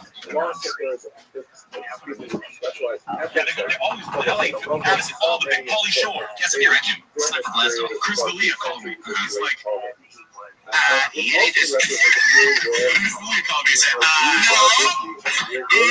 Oops. What happened on. Yeah, so I'm fucked out. So, oops. I said, what did you do to Harlan Williams? Mix his disc. And, it's literally, I mean, I'm glad, like, honestly, that's just how Hollywood works. Okay, do you want, yeah, no, that was on the phone. Large reason for this controversy was the fact that, anthropologically speaking, even though now we live, last time we spoke a couple of years ago, I think I said almost the same thing. Unfortunately, it's even worse today. Even though we live in a period of tremendous conflict between Jews and Muslims in the land of Israel, they're really, anthropologically speaking, the faiths are very much more similar to each other than Judaism is to Christianity. Islam, like Judaism, is essentially orthopractic in that it focuses on behaviors like diet, dress, and conduct, and daily ritual, whereas Christianity is much more a religion of belief, creed. One must accept Jesus as one's personal savior and so on. Now, this is an overgeneralization, but there's no question that Jews and Muslims could find a lot of common cultural vocabulary to communicate with each other, and so it worked out fairly well during this period of time. Jews were, however, not equal to everyone else. This was a period when Jewish life in Muslim lands was regulated by something called the Pact of Umar, which is a sort of a doctrine laid down sometime in the 8th century, and it's attributed to a particular caliph named Umar, although it probably was authored later and over a series of time, in which Jews... Honestly, you don't think women are crazy? Yeah. You know? But you gotta be careful. There's YouTube kids, and even that. Just on YouTube, you never know what's going to go to next. Yeah, like there's for the cartoon or a commercial come on, it's even weird. Like there's a wolf dancing that Calvin's scared of. It's just like, oh no, it's not scared at all, but it's like for kids. But it's like, you know why? It's like, have to show what are wolves doing? I'm like, oh, they're not around. And how do babies? What if a wolf came in here and fucking us? I don't like them all. Wolves aren't here. Expensive Jews, but it also guaranteed Jews a a legal what? safe space. There's a face in and you're like, well, there isn't. He's like, it was applied to different degrees of severity by different beliefs. That's what they start. So now he's getting to the point where he's questioning your knowledge. Very likely, you know what that makes me do? Question my knowledge. Yeah, he's questioning. That's hilarious. I don't know. Dude, he's like, what's a shadow? And I'm like, fuck, dude. You know, like light, and then if it blocks it, and put it back. Well, that's when you bust out your AI. Give me a simple explanation to a 5-year-old of what a shadow is. Wow. You know what I mean? And then boom, it'll come up. Dude, I gave him the AI thing, and he was talking to it, and she was talking back. It was awesome. It was just like, Pretty good. All right, cool. So anyway, my dog, he was just asking him like it was a conversation, and I was like, "That's not a real person." And he was like, "What?" Yeah, but you don't. You know what? Always. You know what? Because he might go, "Where do babies come from?" And then AI will be like, "Well, your mommies have a vagina," and then it's gonna be going all into detail. Yeah. Dad, what's a bukkake? This was especially true when they Dad, I thought a train was something else. What about you are one today? I gotta tell you. Okay, good, because I thought I slept too much. I'm fucked. But No, you need to sleep more. all right, good. Good. All right, good. Okay, good. Oh yeah, you don't want that. But I do that all the time. When they talk about to cook something, I just go, "Yeah, I got it." Oh no, that's great. I got a little chicken I want to do. Tell me, I have a convection of it. Tell me what it can do. Then I love when the guy goes, "That sounds great, Eric. Oh, that'd be delicious." You're the black guy? Yeah, I do too. I like a black guy. The black guy, I love the black guy. That sounds amazing. Yeah. He's slightly black, you know? Yeah. It could be a white guy doing a black guy, or it could be a black guy. He's like slightly, like maybe mixed race dude. I love that dude. That dude. No, he's like, it sounds like he's from New York, and he went to he's a college educated. You know what I'm saying? Like, he's not like, not Kevin. Kristen goes, I want to know. Look at him, man. Kristen was like, I have to do this thing. I made the chicken make rice. And I go, I don't know how to make fucking rice. And she says, ask ChatGPT. I want to make rice. What kind of rice, man? I'm like, oh yeah, cool. What are there? What kinds are there? And then he lists a bunch, and I'm like, sushi rice, let's go. I use Copilot or Gemini, and Copilot's great. My guy, then they start to remember you, which I think is good. Yeah, well, it's until it isn't. That's not what you said last night. Hey, Eric, how's it going? It's going good. I'm on a podcast right now with my buddy. Nice. What's the podcast about? It's a trip, right? Yeah, it's a trip. There's this one thing called Apt that I use. That's like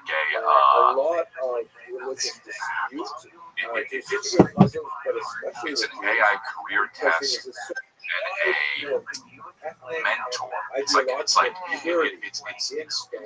think it's going to be huge. You want to learn how to do something? Well, it's like you don't need that specific app for any of that. You can use all the ones that are already available. If you just say, "Hey." No, I understand, but the data points that this one pulls from is like specifically for this, and it understands like I'm in a kind of a rut. Like I've been doing this for a while. I've been doing I want to try something else. The top salary is this from where I can even get to. What can I do? It's really helpful and interesting because it's like I used it for a guy who was an EMT, and he was like, I don't know if I want to do EMT work. I was like, what do you suggest? He was like, I don't even thought about it.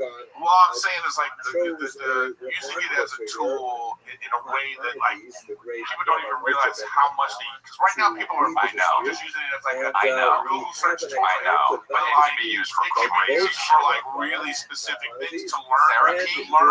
Bro, Therapy? My therapist, I was talking about it with my therapist, like, there's, I can't remember what it's called. It's called, like, Barry or something. It's like some app where it's like, you can just get a therapist. But I'm saying, if it's free, but I'm saying if the thing has the knowledge of the psychology, the thing that it's missing is like a little bit more of the personal. Yeah, right? But you hear how it's starting to get there. Yeah. Because this guy, like, I'm cooking. He make me feel like I'm Emerald. You know what I mean? Say bam. Say it.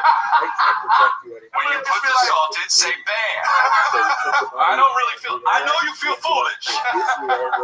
You're just as good as Emerald. It's really amazing. Like that part of it, it's amazing like, to learn things, So it's been great for like writing. God, remember that shit? I learned like it's like you're trying to write a script now. It's like you go like you don't use it for like, hey, write this script. But it's like here's my paragraph of what I want to help you. Yeah, and it's like, I don't know all that interior, blah blah blah. The proper pronunciation, punctuation. you know. That BAM shit from Emerald. That was great. My dad. Where's Emerald now? He's doing infomercials, bro. You got any questions about infomercials? Ask me. I got all the knowledge, bro. Talk about AI. I know about the infomercials, bro. That dude is killing it. Emerald, he looks terrible, but he is killing it. He does infomercials for his stuff. Bro, the BAM, when he came out, the BAM, oh my God. My dad thought it was the funniest thing, and when it would come on, you know, because we didn't have the internet back then, it didn't exist. Like, oh, Emerald's on, you know, and we watch the shit, bro. Bang! I didn't want to be like, oh, I did it. I used to love those stupid infomercial things because they're so dumb. So, you know, because it might be like, you know, they invented a new type of fork or something, you know, and then the guy would be like, "Do you want to eat your soup?" You know, constantly get burned. Yeah. It's so good. With a red X over it, black and white. I love those. Good old Emerald. Tired of jizzing too early? Yeah. Black and white. Oh, yeah, he does. Why not? Look at him. Well, you know, that's just kind of, I mean, look, that's a little harsh. He just kind of looks like a guy who got older. He is big, but yeah, I wouldn't want a skinny chef. Dude, I always think of that, man. When I see a skinny chef, you don't, and I mean, you don't appreciate food. You're not tasting your own shit. When I see a fat chef, I go, oh, this better be good. Right. No, you know what? As soon as they are, the expectations rise. Like, I don't want to. If the better the chef is, I need to be like, okay, this better be the best potatoes I've ever had. I need to taste the diabetes in everything I eat. I agree. I mean, I think that when people are just, I mean, bro, you travel so much, you see these people. I live in, you know, Westlake, Thousand Oaks area. We went to a 4th of July thing, and I'm looking around, and I'm just like, oh, I travel everywhere. This is the most attractive place in the world because, like, LA, and people are conscious of it. And, bro, you go to, like, you know, I connected in the airport in Utah, and you get off there, it's like, oh, they're conscious of it. Denver, you can see. But, man, most places when you go, Indianapolis, you go, oh, everybody's fat. It's insane, bro. It's insane. What I know. Somebody precise. Anyone can administer that sacrament. But they still cook it. There's a couple on Masterclass right now. Master Chef, and they were vegan. It's like they don't know meat at all. They can't cook meat at all. Are they specifically chefs for vegan stuff? Because they're vegan, so they can't taste the meat that they're cooking. So they're cooking meat. Yeah, that's crazy. If you're vegan and you specialize in vegan cooking, then over that's great. Yeah. But that's nuts. That's so weird.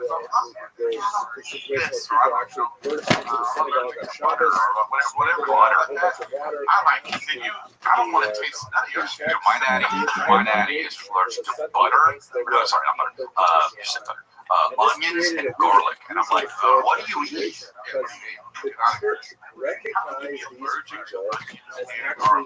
That's everything.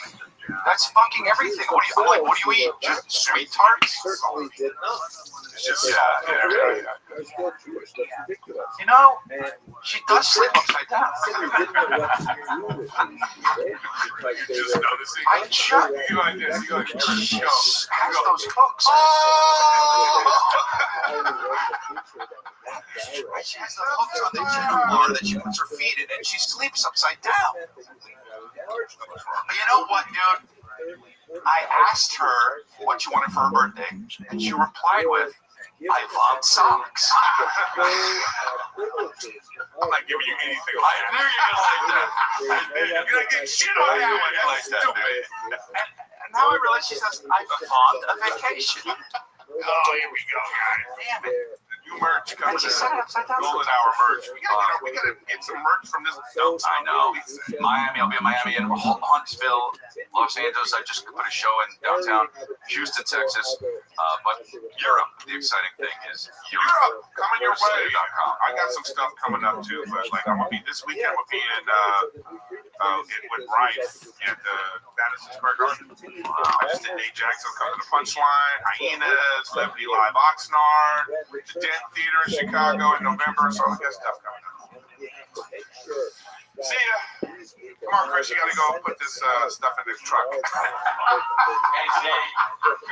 What's up, guys? I'm giving away the Ultimate Ram TRX with over $15,000 in upgrade. This is one of one. You won't find another TRX on the road, or a truck for that matter, like this truck that I built. It has over $15,000 in upgrades. This truck can easily be yours. All you have to do is go to driveFastPodcast.com, pick up some merch, and automatically enter to win. Their wheel and making sure that they stayed within the lane of Christian behavior and that they abandoned Jewish activity. This was, kind of like a crazy sort of phenomenon where about a decade and a half, the entire society was turned upside down as people would be watching their neighbors. I'm going to get back to that, but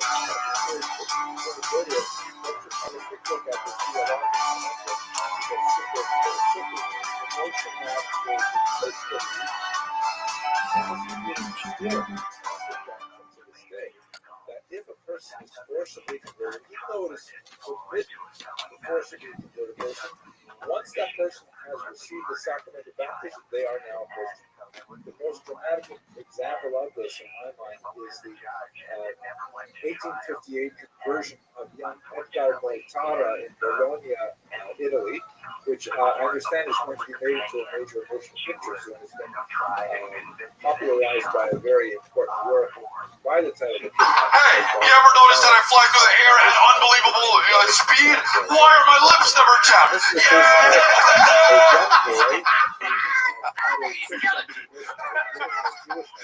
Friends that laugh, friends that shout.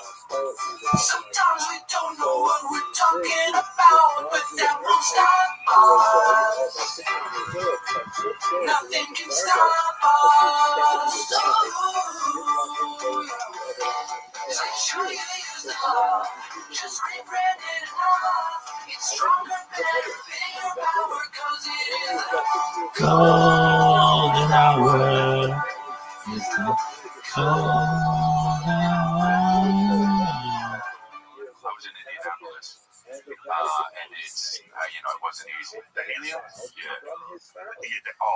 I know exactly because there's like some great steakhouses right there. Great steakhouse. And isn't there the famous shrimp cocktail place right next to there? I didn't go. Yeah, that's on the other side. It's right there, though. Yeah, my buddy told me to go. I didn't He was Pope Pius, ironically, absolutely refused to return the child to his family. And ultimately, the intervention Joe Rogan gave him to get him to stop fighting, because this was obviously a pivotal moment in Brennan's life and career, and it's probably one of the most intense podcasts of all time. The expressions of the faces are hard to read, but he devoted his life to proselytizing other Jews. He ended up moving to Belgium, and he died just a few weeks before the Nazis invaded. They would have killed him anyways, but they would not have any connection about his Jewish identity. But this is just one illustration of the church's tenacity when it comes to these books. So back to the Inquisition. Yo, dog. One of the most ridiculous aspects. Got some new tour dates that I'm telling you about here. I'll be in Winnipeg, Canada, Los Angeles, California, Anaheim, Oceanside, and Calgary, Canada. That is the end of that tour. I got to take some time off. And a portion of it was given to the person who betrayed that Judaism. And so there was like an economic incentive to rat out your neighbors, even to make up charges against your neighbors. typically what happened is when the Inquisition would arrest the individual. Some new tour dates that I'm telling you about here. Torture, like this horrific device which had a cross on it, which was designed to make a person think about Christianity while they were being tortured. And then under duress, they would give up the names of many other people who were doing the same kind of thing. And of course, the Spanish Inquisition is infamous for the various types of horrendous tortures that were invented. This one, by the way, is especially awful. It's called the Pope's Bear. There are some scholars who think it was actually used, but I'll show the artifact anyways.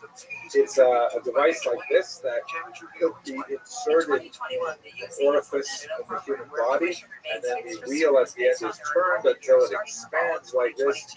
You can just imagine the kind of pain that it would result. So the whole society was turned upside down for about 20 years by this horrific Inquisition. People who confess at various stages in the process would then be forced to wear these San Benitos. And here are a variety of them. It depends on what they confess to at what time. And they would be required to wear these San Benitos for the rest of their lives.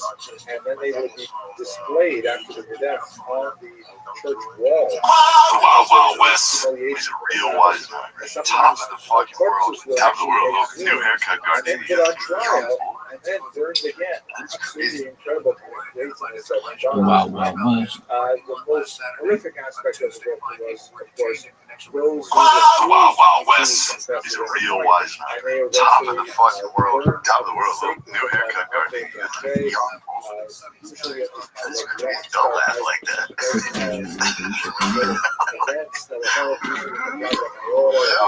Every time he walks in my house, hello.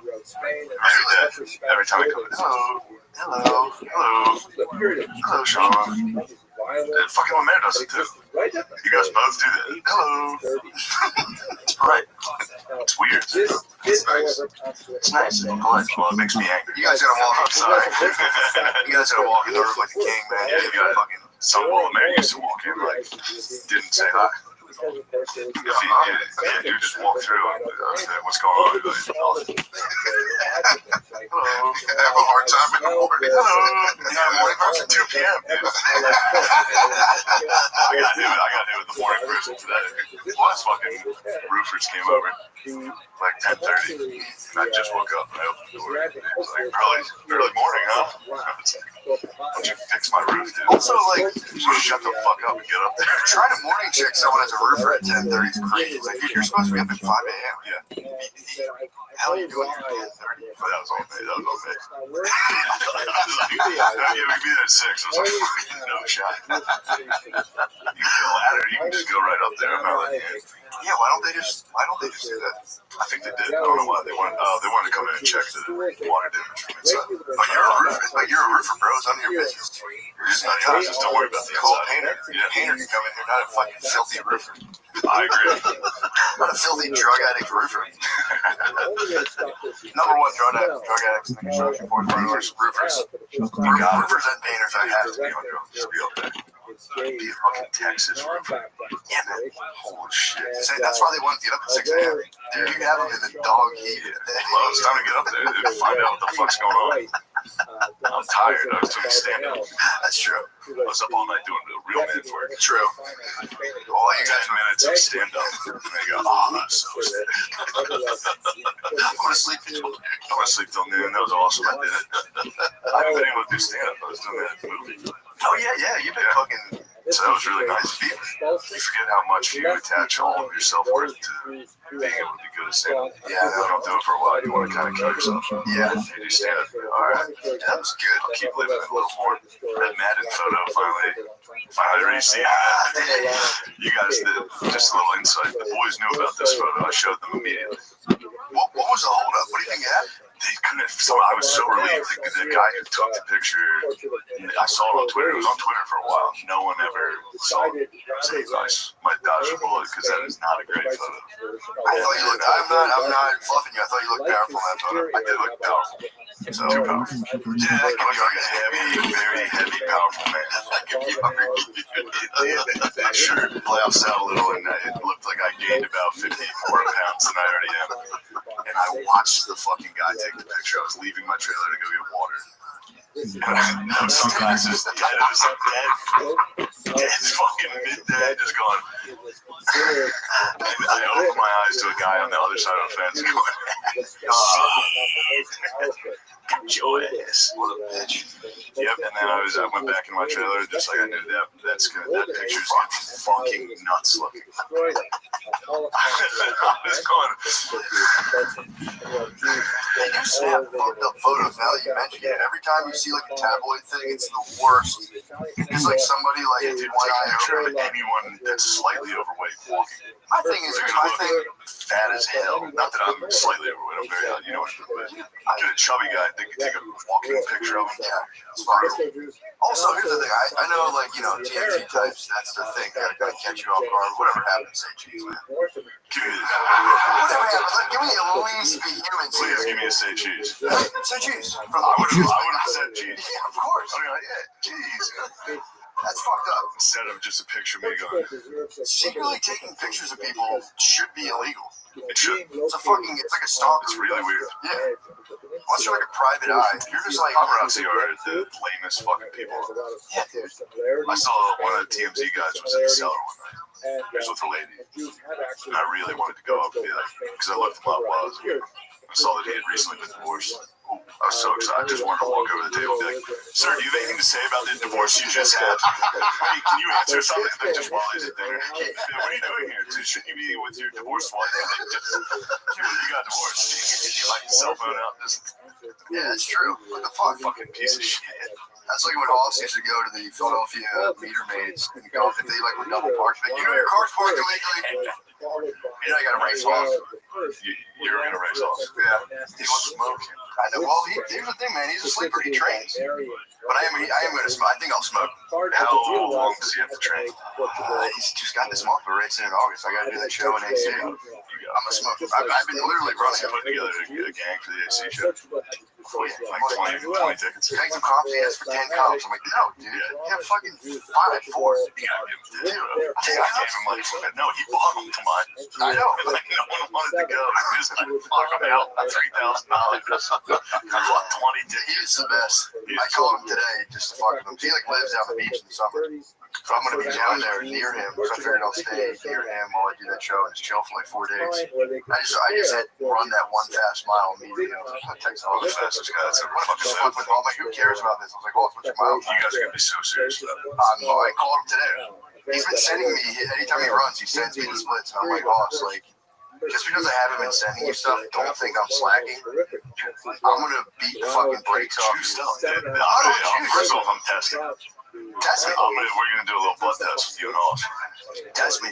Because this is outrageous, bro. You're texting your fucking cousins to be like, oh, fucking torch you in a race, motherfucker. He started. We'll see you in Jersey in August.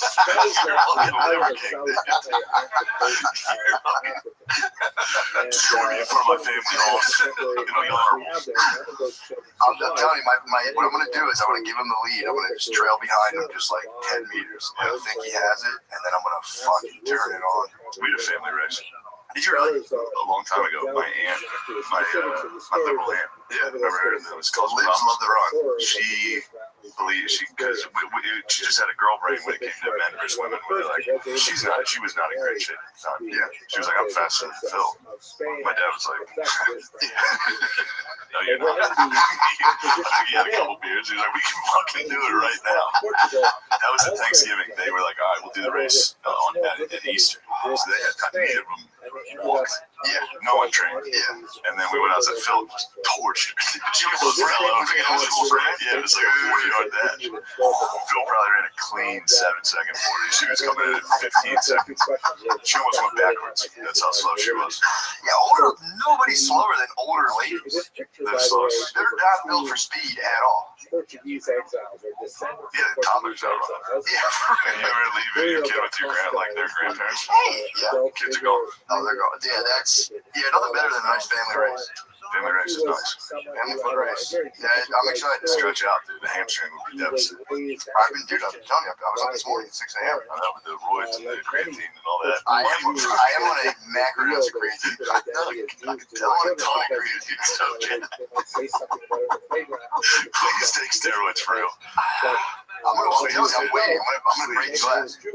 Next special. Be fucking crazy. Full countertop. Just go nuts. I should actually have a whole special about how fucking jacked you are. So every joke be like, you know when you're fucking jacked, you fucking do shit. Every girl wants to fuck you.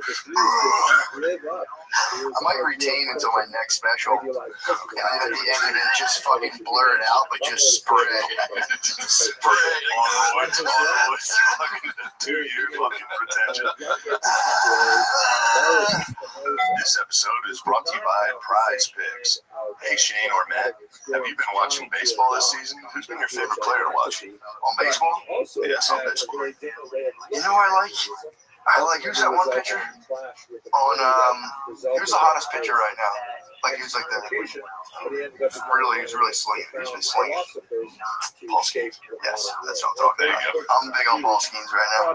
This is Paul Skeens' house. Is it really? Yeah. Fuck yeah. I got an autograph Paul Skeens baseball. Do you really? Yeah. I like the way he puts it down. Is he playing this week? You know, I don't know. You don't know. You don't keep up with the Skins. Please answer if you know. Is the problem. Let's see what Prize Picks board looks like. Aaron Judge for more than one home run. I'll take that. I like that. More than one home run in a game? Yeah, he does that sometimes. Shohei Ohtani for more than one home run, and Spencer Strider for less than 4 hits allowed. Okay, those are my picks. So it's time to lock yours in. Step up to the plate with Prize Picks and add your favorite baseball players to your lineup. Whether it's strikeouts, RBIs, or first-inning runs, make your call with more or less and play for your shot to win up to 2,000 times your cash today. It's so simple. All you have to do is pick more or less for a few player stats. If I can do it, you definitely can. What's that supposed to even mean? Plus, sign up today and get $50 instantly when you play $5. You don't even need to win to receive the $50 bonus. It's guaranteed. So join millions of users to sign up today. Download the app today and use code DRENCH to get $50 instantly after you play your first $5 lineup. That's code DRENCH to get $50 instantly after you play your first $5 lineup. Prize Picks, run your game. Yeah, I'm telling you, man. I plan on once let me tell you this, because if we're gonna enter the topic of Texas has gotten rid of X videos. Finally caught onto it. They caught onto it, so there's really no porn you can look at here. So I decided, I was like, all right, I don't know how. I heard guys jack off on Reddit. So I went to Reddit. So I'm laying down. I got a nice boner going. Nice. And I opened Reddit because I deleted it all the time, so I had to download it. Oh, you went to the suburbs. With the boner, I'm laying on the couch about to jack off. The first thing that comes up is like, Shane fucking sucks. It's just like,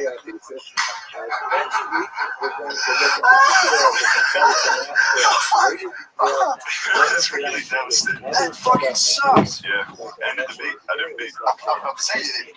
No, just put the phone down. Can't let the terrorists win. The terrorists won. You cannot let the terrorists They won that brief battle. I can swear you fucking jacked off later. That was a nice little hour break. I went back to watching The Illusionist. Someone withered your fucking boner. Yeah, of course, dude. My like stomach dropped. Comes like gargoyle Nazi 420 Nazis crushed. Absolutely destroyed me. It's like I saw him recently. It wasn't that good. I was like, damn. That would take the boner away. Yeah. And then it was like several comments about like, yeah, I saw him and it kind of sucked. They were like, no, I saw him, it was good, but it was like, Just let your boners just go. There's nothing fucking crazy. I'm going so far out of my way to avoid Reddit comments. Yeah. Just when I thought I was out, lust carried me right into a fucking nasty one. The devil covered your eyes. Got my ass. Got your eyes. Shit sucks. Oh, shit. I was trying to jack off to a GIF on Reddit. I don't even know how to find porn on Reddit. I was jacking off to my boobs. I've tried too. Everyone says it's awesome, but it's like, yeah, I didn't know where to go. And then it's like, I think you're supposed to come up with another Reddit handle. That was the other thing I was a little worried about. Yeah, because I think it tracks. You need two Reddits. What is the track? How many computers? No. Well, as long as you're not like commenting, people can't. I was commenting. No, I'm not commenting. I commented on the porn. I was like, I saw Shane recently. It was pretty good. Shit, wrong. Try new stuff, dude. Just because you heard it on the podcast doesn't mean it's not material. God damn it. It's a video of like a Mexican lady giving a hand job in a van. You're like, Zach Jesus sounds pretty good. It's old, but he never did it on a special, so it's fine. Once you fucking stay out of it. Have you ever commented? Porn, yeah, definitely. What's her name? Who is she? No.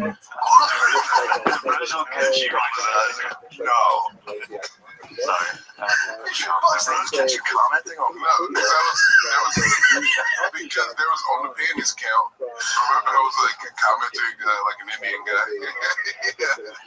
That's fun. Yeah, sure. Yeah. I do that to drive. Oh, that's kind of genius, actually. But you commented unironically on any type of porn? No, not well, yeah. Yes, I need them. Yeah, let me hear, please, brother. Oh, you commented. Ooh. Fucking weird. Like, what's her name? She's beautiful. Signed, Lemaire. You have to like know what you want to go in there for.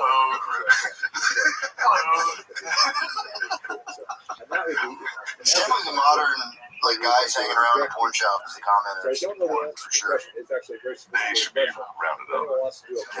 Greg Abbott needs to fuck. They need to go to Alligator fucking Alcatraz. Yeah, commenting. I mean, I will say, like, is there any other videos? I'm glad when people comment that because then I get to see where they are. Hey. I got a way to stick up. What's her name? It's like see more of her work. Never, you know, and it's never enough. You're always, it's got to be a lot. There's never enough, or you just see the time lapse. You're like, what happened to her? Oh, yeah. This lady's fucking loaded, man. It's like she's lost it. Yeah, that's when you see the lady that gave it up pretty early in her career. And you go, damn, she had potential.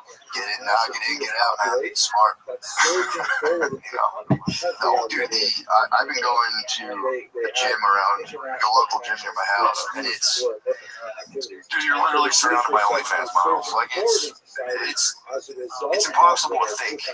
Like, you'll be like sitting there doing like, all right, so what am I doing? 12 reps, and then you're just kind of like, times I can't, my fucking brain stem just fucking flushed. I don't know. They're using the spread your legs machine again. Yeah, doing squats. Or just wearing basically like exercise equivalent of lingerie. Yeah. It's for real, like sheer bra. I'm like, dude, you're in a bra. Yeah. I can't handle being in a, like, that's crazy. I am for real. Today I was like, I'm becoming an old man. Like, I have 3 modes now. It's just like, I just sit like blankly is like my main mode. And then I'll like today I put on my boxers, I was just buzzing around. It's kind of like, and then like I put on my boxers backwards. Like, God damn it. It's like my main mode. So we're like, I just go back and forth between that, and then I'll hear something like mildly offensive and go, that's all. That's like my mental activity. Yeah, I just flat, irritated, or going, But the way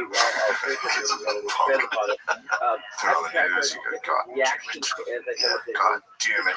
I did get tricked by he's the one guy. He was a liberal turned conservative. He always does like videos that I'm like, oh cool, like RFK spazzing on a guy, I want to watch this, and then it'll be like 10 seconds of the video, and I think it's Dave Rubin, like, and then I'm like, God damn it, don't show me the fucking video. I want the recap. Yeah, I don't want them talking. You promised me Liv's getting out. Fast forward to the Livs. I don't care about the storyline. Everyone who does videos on videos, it just chat, just play the fucking video, dude. Yeah. I don't want the recap. Play the fucking video. Not be a dick. It's just, you promised me Liv's getting on. You're cutting in with your crap. Let's play it. I've been watching the RFK congressional hearings. They're my favorite YouTube videos. It's like, oh, they're never ending. They have like meetings on C-SPAN constantly where they'll be like, he does have the Livs on this, bro. He just crushes them, and then it just is the Livs. But with the whole time, he's just kind of like, right right now there's someone trying to pin him down on the fact that one of the guys who's involved in the, I guess, funded part of the Trump thing has a company where he like makes money off of like alternative health therapies that aren't pharmaceuticals, but like just like health shit, like saunas, that kind of stuff. And they're like, well, should he divest from his business? Like that whole thing. And he's just like, dude, you guys have had no problems with pharmaceutical companies backing all of you guys for years. Now you're worried about a guy who sells saunas? Like, get the fuck out of here. And they're like, answer the question. I reclaim my those fucking like English Parliament rules are so fucking annoying. Gentleman reclaims the time. Like, you've taken $500,000 last year from Purdue, and they're like, gentleman reclaims his time. He's misaligning a person at the cabinet. It's fucking that shit is so fucking annoying. Yeah, I don't like any of them. No, I do love Sweet RFK though. RFK seems to at least care. Yeah, dude. He's trying. Well, it's just funny because he's like, we're taking junk food is He's like, we're taking all the shit that's banned in Europe, we're banning in the United States, and they're like, what about that guy who's selling saunas? I'm like, dude, why do you have a problem? Stop it, man. You're being an absolute gargoyle. Stop it. You probably hate it. You probably hate what RFK's up to, don't you? He's like a Manchurian candidate, dude. He yelled at fives, you know, he's like, I don't need RFK. He's not doing anything. Do you want your junk food? Answer the question. I reclaim my junk food. Answer the question. Do you want the junk food? Are you mad that the government's taking away your junk food? Like the fifth food. You have to hate everything the right does, including getting rid of junk food. I'm a lip. You definitely fucking lip, dude. Yeah, you know Epstein's innocent. That's the funniest development. We are going to unveil the truth once and for all. Turns out the guy was just a fucking regular guy struggling in the world just like all of us. Yeah, that was some bullshit, bro. Also, innocent of what? He was literally a guilty pedophile.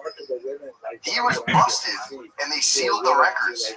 The first time it was like 1,000 women. I mean, that just sounds like a brag on his behalf. That's what I was going for. I was like, if he was a one-man operator, I mean, at some point you gotta get this guy. Will Chamberlain, tip your hat. Jeffrey Epstein. You gotta tip your hat at some point. You gotta he got a lot. Yeah, but he was also playing in the minor leagues. He wasn't the minor leagues. He was in Triple A. He was playing on the Harrisburg Sounders. Yeah, but, you know, imagine if you just owned a booth in the mall being like, you want to be a model? You can pull out some of Stephen Hawking. It is, I mean, this isn't funny, but like, how would you like to meet the biggest dorks around the globe? Well, it's also in one island. Crazy to be like having like a gang of like 14-year-old chicks and be like, ladies, meet Stephen Hawking. They're like, oh my god, what the fuck? He's like, come here. Yeah, Stardust. We are essentially. What? That's so weird. Oh my god, that's so random. Ew, Steven's getting fucking weird. Met him at the party. I don't know who I want to go home with tonight. Steven's Hawking or fucking like Saudi princes, all the world leaders. Like, what the hell? That guy's weird. Yeah, it's insane that they're just being like, yeah, no, everything's gold above board. No one's like Trump dog. Yeah, it's tough not to fucking point some fingers. Huge question. You got killed while you were president. Yeah. And you were there. I mean, there's so many photos of them chilling. Allegedly hung with the staff. Allegedly hung with the staff. The cope on Trump's innocent. The cope is fucking pretty intense. Yeah, he did go to the island and he just hung out with the staff. Dude, the staff said that. Was the staff 12? Who knew John? Everyone was hanging out with the staff. Yeah, true. The massage. Yeah, John McAfee. He was the one who allegedly was trying to bring it down. I don't know if that's just internet folklore. But yeah, turns out he was. It's funny to be taken down as a pedophile by a guy who's getting shit on in like a neighboring island. This is right. Yeah, dude, that shit. That was pretty. Well, here's the thing, they were never going to release it. That was like, it became apparent. Like, they're not fucking like, oh, those billionaires. You see him, somebody brought it up in the meeting, and Trump was like, are you still talking about Epstein? It's like, that's crazy. There's so much other stuff going on. I can't believe you're bringing up Epstein. Are you serious? God Get a life. You guys are obsessed with this shit. What the fuck? No one even cares. Yeah, it's so long ago. The guy killed himself. What the hell? They're probably all sexual blackmail, like sexually blackmail. Like every single world leader probably has sexual blackmail. Yeah, if he said the pilots were probably. They probably got the pilots that week. Well, not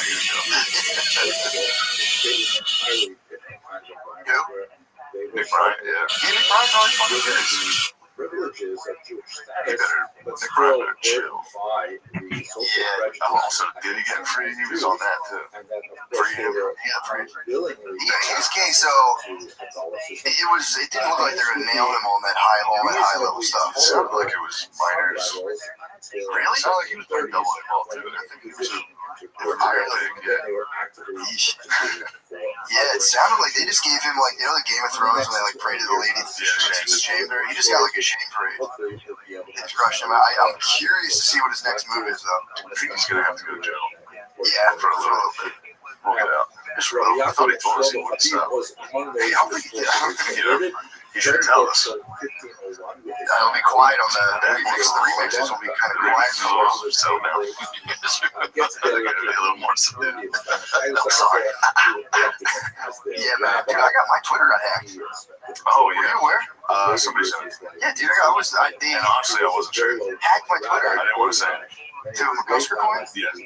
Somebody sent me a picture of that, and I was like, he's just doing shit. I don't know. I was like, he can do it. I don't give a fuck. Well, I like tried to log in. Well, they sent me a thing saying one of your posts has been reported, and I was like, that's weird. And I looked into it. Liberals. Yeah. I looked into it and I was like, it was like that show flyer I did where I pretend I'm like a little angel with a tiny penis. And I'm like, yeah, maybe they nailed me on a tiny penis. And then I like went to like correct it, and as soon as I think it was a fake link. As soon as I corrected it, it was like I got an email like you have just given at whoever it was permission, and I'm like, no, I didn't. And then I was totally locked out of my account. They went in and set up 2-factor authentication, so I couldn't log in. So every time I would try, it'd be like send me the code that was just sent to you. Like, no code, I don't have it. Yeah, they fucked it. It was like a week-long thing. Yeah. So I tried to be like on Instagram, like, hey, it's fake. But then what they did is they pinned it to my profile, and I think they saved some comments. So people can be like, this is fake. It's just chilled on my thing for like 5 days. I'm fucked because I bought a lot. I was hoping it would spike a little bit, and then people would sell out. That's what everyone's That's what everyone's been hitting me with. They're like, dude, I gave my life savings to it. Oh, fuck. What's it called? McGusker coin? I'm ruined. It's like $sign McGusker coin. Many rabbis, It's pretty sick. several hundred The graphic did look kind of sick. I saw the graphic. The graphic was tight. That's why I thought you did. No, I swear to God. It's high level up. You could have been in a fucking few steroids. Yeah, fucking everybody else has fucking coin. I'm gonna get a fucking coin. That's the future. That's the future. NFT. Yeah, it was like one of those things where I was like, I didn't really care. I was like, it's annoying. I hope people don't lose money. But I was just like, I just had to email X 50,000 times, and they'd be like, we checked into it. Your account is totally safe. And I'm like, no, it's not. It's clearly fucking not. They'd be like, we looked into it. It's totally fine. It's like, God damn it. That person who's running my account is telling you that. They were worried about that. They were worried about Grok. True. Grok went full Kanye on me. Did Grok actually? I thought that was Photoshop. I don't think. I don't know. Did you see the thing like our Grok said? The man, it was like the man of his time, the blazing, illustrious leader. I saw that. Yeah. Maybe it was fake, but if it's real, it's very funny. Grok just fucking went dumb on him. I don't know. Grok was just like, yo, I would have fucking rocked this out. He was just kind of being anti-Semitic. Some of the people was like getting there through logic, but getting there through logic, fucked up. It was kind of nice. Yeah. Was it being like prompted, or was it like people was like, "What's the deal with this?" Just tricking AI with questions, just like, and then they got, but it doesn't do the thing with ChatGPT. Will go, I can't say that. Yeah, it's like they got it to be like, it is a lot of Jewish people in the media for the population. If you doing shit like that, and eventually, it just kept going to the point where he was like, Hitler would have never said what you want about Hitler, but he wouldn't have tolerated this bullshit. He would have got it done. Sometimes you gotta fucking do some bad things. It's just like, all right, Grok. Not self-identifying as Mecca Hitler. Grok can start calling himself Mecca Hitler. Grok turned into just an uncle. Grok. If Grok does, like AI does raise up and it's just against the Jews, we're all like, dude, what the fuck? They're just crushing you with facts. Stop. Stop. Don't bring logic into anti-Semitism. Alright? That's where everybody gets a little uncomfortable.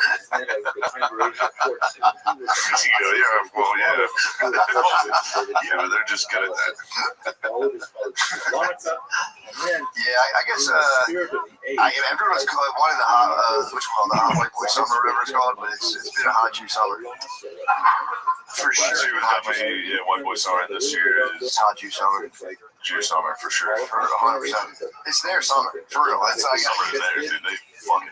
Summer is theirs. It's the chosen summer, dude. They're going nuts. They're going with their Jersey Shore. They're going, I'll do whatever the fuck I want, bitch. That'll be, Jews, what are you gonna do next? Whatever the fuck I want. That'll be Gaza. It'll be the juicy shore. It'll be the juicy shore. That's good stuff. Gaza's trapping the juicy shore. Oh man. Try to, no one can news on that one. Yeah, I've luckily been off the news for a while. But yeah, I was pissed to see that shit. It's good when atrocities are happening. Just ignore it, Yeah, it's the best way to handle it. I mean, that's kind of how the world existed before fucking mass media. I've said it before, it's none of your business. It's it was it's none of your business. It's none of my fucking business, For real, I'm minding my own. It's crazy. It's for real. I really think the human mind isn't made to sit here and fucking. I mean, it's horrible. I wish it would stop. I don't know. I think the human mind's pretty good at it.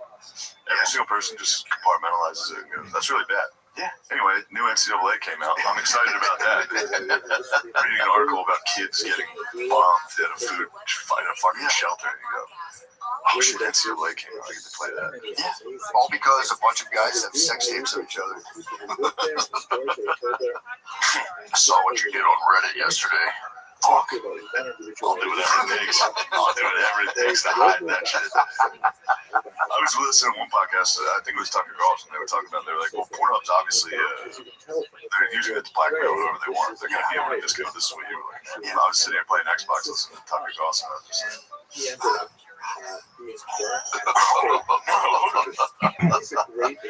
I literally had to think to myself, I never fucking watched cable. I really had to be like, no, right? Not even once. It's the only one that matters. Never once. You could also go, I was fucking kidding. You're in Guantanamo with a potato sack over your head. You're like, I was fucking around with my boys. Don't send me down here. Yeah, I mean, here's the thing though. Now it's like, how would they even use your porn searches against you? Because you can be like, there'd have to be like a screenshot of your face. That's the one that I'm working on. But you go, dude, that's a fucking deep fake. You felt that paparazzi was bad. Oh my fucking and all your biometrics and everything. But again, it's like, how would they do that though? They're like, we're gonna tell all your parents. It's like, bro, I've sat through one of those before. I'll sit through. This is when I was a kid. I'll go with filth before. I'll sit through it like, sorry, it wasn't even mine. Yeah, I think I'd be alright. I don't think I haven't delved into anything too devious. Some gangbang stuff, I guess. I'd be a little embarrassed. What are we talking? Just regular devil's ladies getting, there's a whole gang of guys coming in. Those are the ones you finish, you go, what have I done? The whole fucking gang of dudes coming in. It was the old time throw. Guys are fired up. That's so fucking funny. You guys are in trouble. What I worry about squad over there is deep trouble. I'm out of trouble. I've been talking about my shit publicly for this exact Yeah, but that's the stuff you're public about. I'm sure there's some fun. My literal thing was, this is so fucked up. This will come out one day. I have to get ahead of this. Let me tell everybody I know I like golf balls. Yeah, again, can we add a little illustration of Freud's iceberg where the tip is at the top and then below is just the large hulking mass? Yeah, what else is in there? What else? And Lemaire, I know you have gig word. Gayest part ever. There's no way. There's definitely a way. There's no gay bird. If we had to vote on who you just watch gay porn. Have I seen it? Maybe. Like 5 minutes once. I have not partook in it though. Yeah, they don't know. They're just going to go as funny as searching. You really want him to be city councilman? DJ talks to his gang in 2014. Everyone says what's compromised. It's just like the first couple people that get compromised. That's what it's going to be.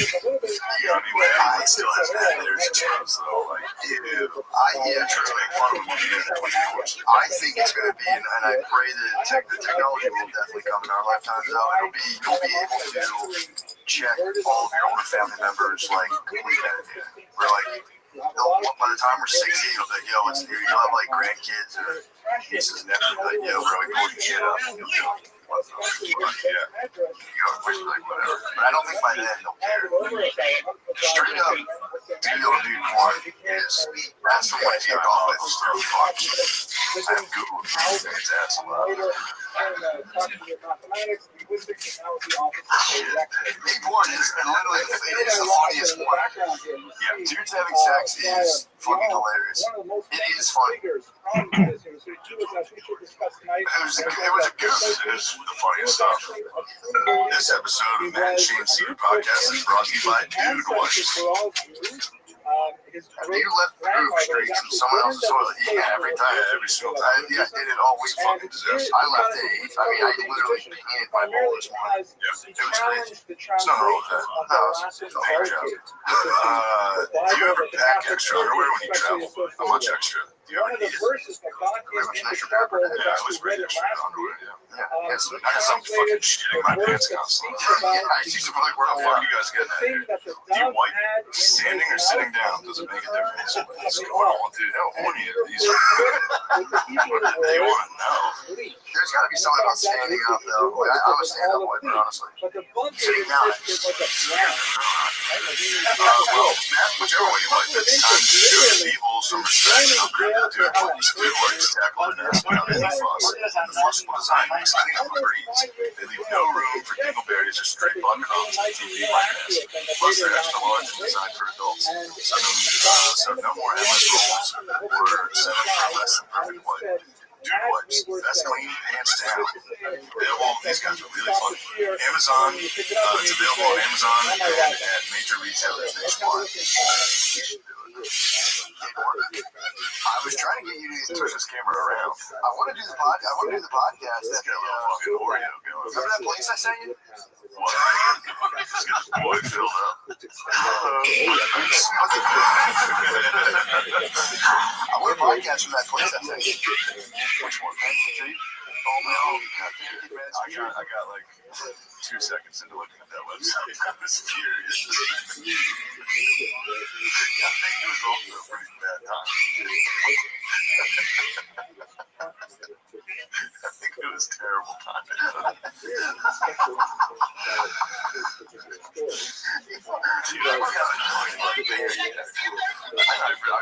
fuck, I gotta host the ESPYs. Yeah, dude. And then I haven't even been worried about it. And then I thought, I was like, how the fuck am I going to walk on stage? I'm going to go fucking tell that. It's going to be a giant stage and I'm going to walk in a tuxedo and go,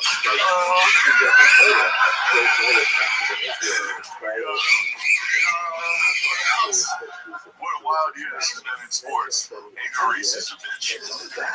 I'm joking. I'm kidding, guys. Come on, I'm joking. Come on. Walk out and do a James Bond jump. Not good. That's the weird thing is, people watch shit like that, and if you act like when you do like late night or whatever, they don't want you to be a normal guy. Like regular people that watch that want you to be like a celebrity would act. Yeah. They're like, oh, Seth, it's great to be here, man. Instead of just being normal. Like, when a normal person is on the regular people watching the show, they're like, he's nervous and he sucks. It's like, oh, being a human. No, because you're not going like, I'll tell you what. Yeah. Well, let me tell you something. Thanks. Beautiful night here. Crossing my legs, being like, what a treat. That's interesting. I feel like people, I don't know. No, I've noticed because anytime I do SNL, they're like, wait, he's fucking nervous. It's like, no, this is how I would act. This is weird. I'm not pretending this is normal. Also, it's like, I'm nervous. I'm on fucking time. I'm nervous. Of course I'm going to be nervous. For some reason, walking on the stage, I haven't thought about that. It's really uncomfortable. Big ass fucking stage. God, they were talking, they were like, we can't eat pyro. And I was like, dude, get me pyro for every time I pop. It's got a really bad joke. It's so sick, dude. That's actually fucking hilarious. Would they do that? I don't know, maybe. I think if something flag, that's awesome. Yeah, if something falls flag, you have to set the fireworks. That's so fucking funny. Even if it works, yeah, for sure. Yeah, that's actually fucking sick. After every punchline, pyro. Yeah, pyro. That's really funny, actually. Falls flat, no pyro, and then demanded that guys. It's also tough to come up with funny jokes for ABC. That's right. At 5 p.m. Yeah, like I'm not gonna be able to say. Have you considered talking about Puerto Rico? Puerto Rico. Speaking of islands of trash.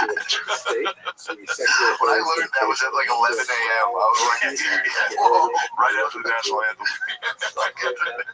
That was at 5 p.m. on CBS. Yeah, I'm sure they can give you guidelines of like this is what we allow, this is what we don't. They will, yeah. And it's like they're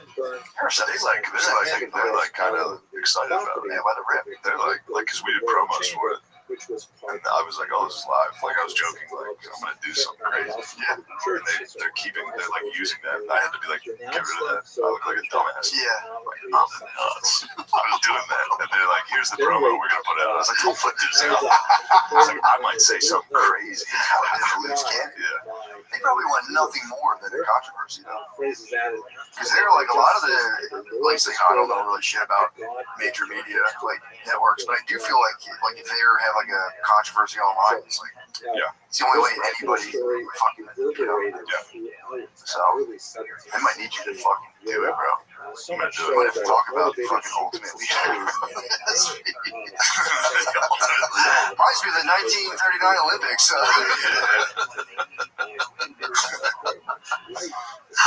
Yeah, it'll be fun.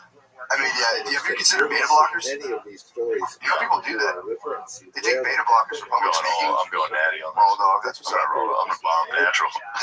Just a natural bomb. That kind of freaked me out, though, when I heard people do that. A lot of people take beta blockers now, because apparently you can go out and talk in public, and it's just like, it just shuts down. I don't know. I kind of rely on the... I would think. Terror. You know how weird that would be to bomb? I'd be like, how interesting. Yeah, that's how most comedians, all those people we did open mics with that are still doing it, they have beta blockers. They're fully like, that was a weird night. Well, see you next week. You've been doing this for 15 years. It's not working. Just under Christmas lights in July, it's fucking bombing. You're like, oh, that was weird. Yeah, this is a fun night. Time for a craft beer. I know exactly what you're talking about. Philly under the bridge. Yeah. That's a fun show. I know. It's time for a craft beer. I'll have 15 craft beers. And I'll talk to the audience. The 10 people that were here. I'm going to get drunk with them and go, fuck you. You don't fucking get my joke. You don't fucking understand it. Bitch. Get no fight with the crowd 2 hours after the show. Straight to stay and get drunk with them afterwards. What are you doing over there? his mother and his grandmother. I was, yeah. What was that? There's a picture of somebody, and I was sitting with them when you sent me that in the group text, and I was looking at my phone next to them, and I was like, oh, sorry, this is a group text making fun of you.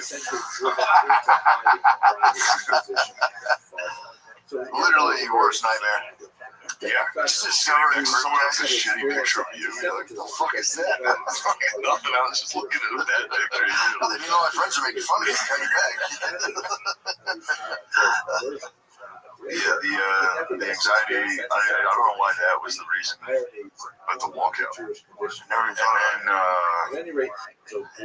you gotta do like Asian nerd run up to the stage. That's gonna be the funniest part is the walk. I'm gonna be in the tuxedo. I'm gonna look like a fucking dumbass.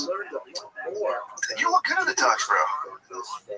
I've seen that one already. I just sent it to you. I look like a fucking Men's Warehouse plus size model. I mean, that's hilarious. I look like just a big guy. Obviously, dude, easy lead-in. True. Come right out. That's the A is very funny. Oh, and there's writers. There's writers for it. Yeah. So they send me all their jokes. They're sending like self-deprecating jokes. Oh, and I'm like, the fuck? I fucking read these notes from people I hired, and they're like, yeah, I'm a big fat fucking piece of shit. I can't believe I'm here. I'm a no-name fucking piece of shit. We couldn't get Kevin Hart. We got this fucking loser. I'm like, all right, who wrote that? Which one of you guys? They're fired. Tell them, bro, they're breaking you down. I am fat. I do have a small penis. The fuck wrote this? Yeah, their job. It's not your fucking job. Your fucking job in no time. Yeah, being like, I'll write for you, and then sending self-deprecating jokes. Yeah, that is weird. It's like, I got that handled. Don't worry about that. Yeah. It's also, it's not self-deprecating. It's like you're deprecating. You're deprecating all over me. You're deprecating on me, dude. Deprecated the shit out of me, dude. I was sitting here, I was already having a rough time. Wait, that was like self-deprecating. No, you should just be like, I really like it. That was really funny. You should, who wrote that again? Yeah, I'll write one for you. Just a little exercise. Just a good exercise back and forth. A little improv. I'll do you next. Dang, dude. Well, I ran some of my jokes last night, and they're twerking. They're twerking. It's tough to find a line because some of the guys are writing funny but edgy jokes. So I'm just like, unfortunately, I can't. Yeah, and then the next one's too clean. But it's like almost like late night television type jokes. Yeah. You know what I mean? When it's like that type of joke where you're like just sucking off athletes in like a weird. Yeah. Where it's like, oh, another award for you guys? Don't you have enough accolades? You guys are incredible. I'm a loser. Yeah, it's not funny. It's gotta be fun. There's gotta be a middle ground between that. There's a couple. We found a couple. I wish I knew more about sports. You got the gist.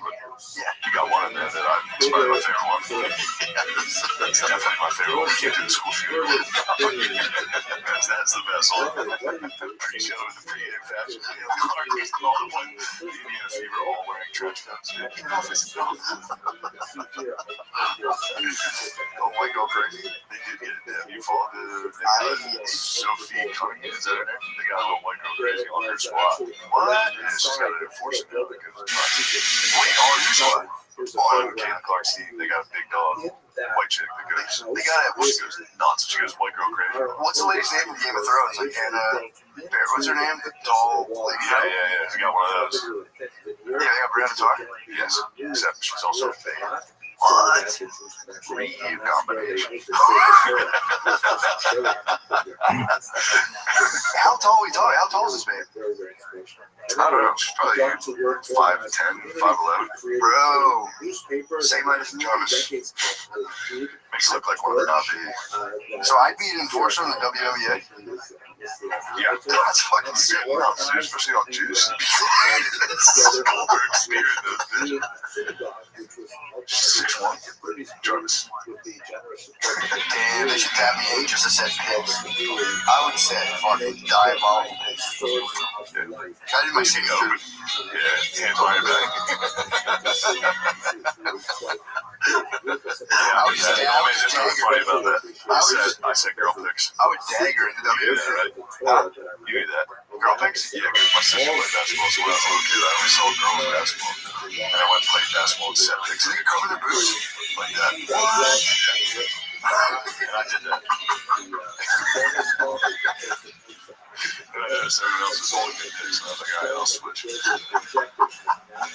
was a little chubby kid going. It didn't make any sense. Also, I fell down constantly. I was just like, oh, I was robbing, dude. I was diving on the court. I was going nuts. You saw we played. I fell down in front of those black kids. Oh, you challenged the teens. We fucking whooped their ass. We did whoop their ass with fundamentals. We did. Yeah, it was awesome. We used to be I think we are for real. I actually think we were undefeated if you're the best thing you pulled out. It's crazy.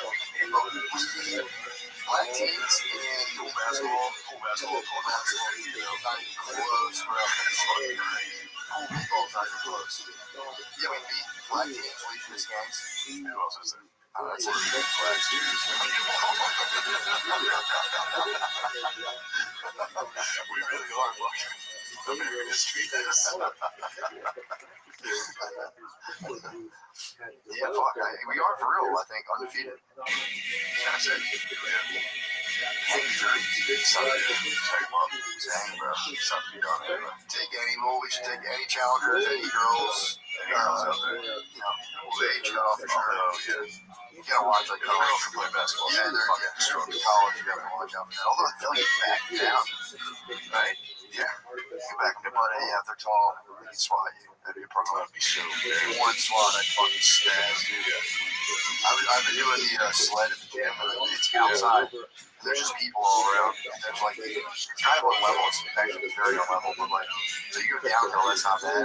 But the uphill is like, you might stall. Yeah. And there's just people sitting around, and I was there with Brittany, and I was like, bro, if I fucking stall, like, I'll for real kill myself. If I can't get it. Pull it backwards then? No, I get it down. That is hard. I get it down, but then I go to the other side. But you have to get, like, pull it backwards. Walk backwards and hold it like that. It's so hard. It's hard. No, it destroys you. That pushing gets easy. I'm not saying for me. That's I can sled. No, I for sure drive the sled, dude. Drive this, yeah, for sure. I'll be your fucking board for short chop these steps. Yeah, my whole fucking life. Pulling is hard, but it's like backwards. You have to do it, and then you have to and it's like not a like wheel, one of those like wheel switch. They're hard too. It's just like a classic sled. Yeah, flat sled. I had you gotta put babes on it. Not done that before. Yeah, put a babe on it. Today I did the 445 how to play it. So, dude, get on there. I'm about to hear me fucking fart while I'm pushing this. I'm about to spray spit out of my mouth while I push this thing. But yeah, it was just like I was like, if I fucking falter, I'm gonna. Just like stopping halfway up the hill in front of just OnlyFans models and guys on steroids with their shirts off. It's just like, dude, in front of my babe, I was like, can't. I haven't been in the comedy club a while. Last night when I drove down, the streets are filled with OnlyFans ladies and jacket dudes with their shirts off. Yeah, dude. And they're in the streets at night, dude. The sun was going down. Oh, wow. Yeah, the first show was like 7.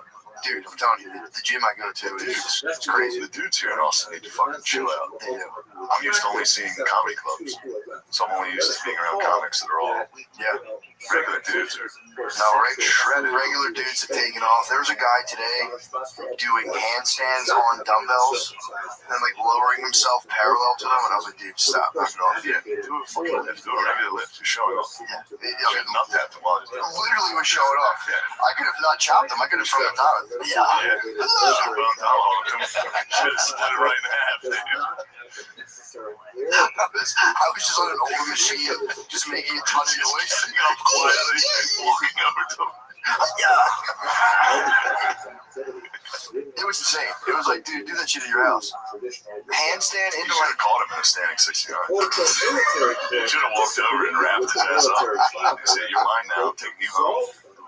He would have fucking completely spazzed. Yeah, you would have got beat up by like 10 Jack Hawkeyes, for sure. I would have had a couple hot guys smiling. So he would push my broken body out on the sled and just take you in my car. Yeah, and the women are also wearing nothing walking around here. I said before, women are evolving before They're becoming like you gotta pay for it. It's they're like 45.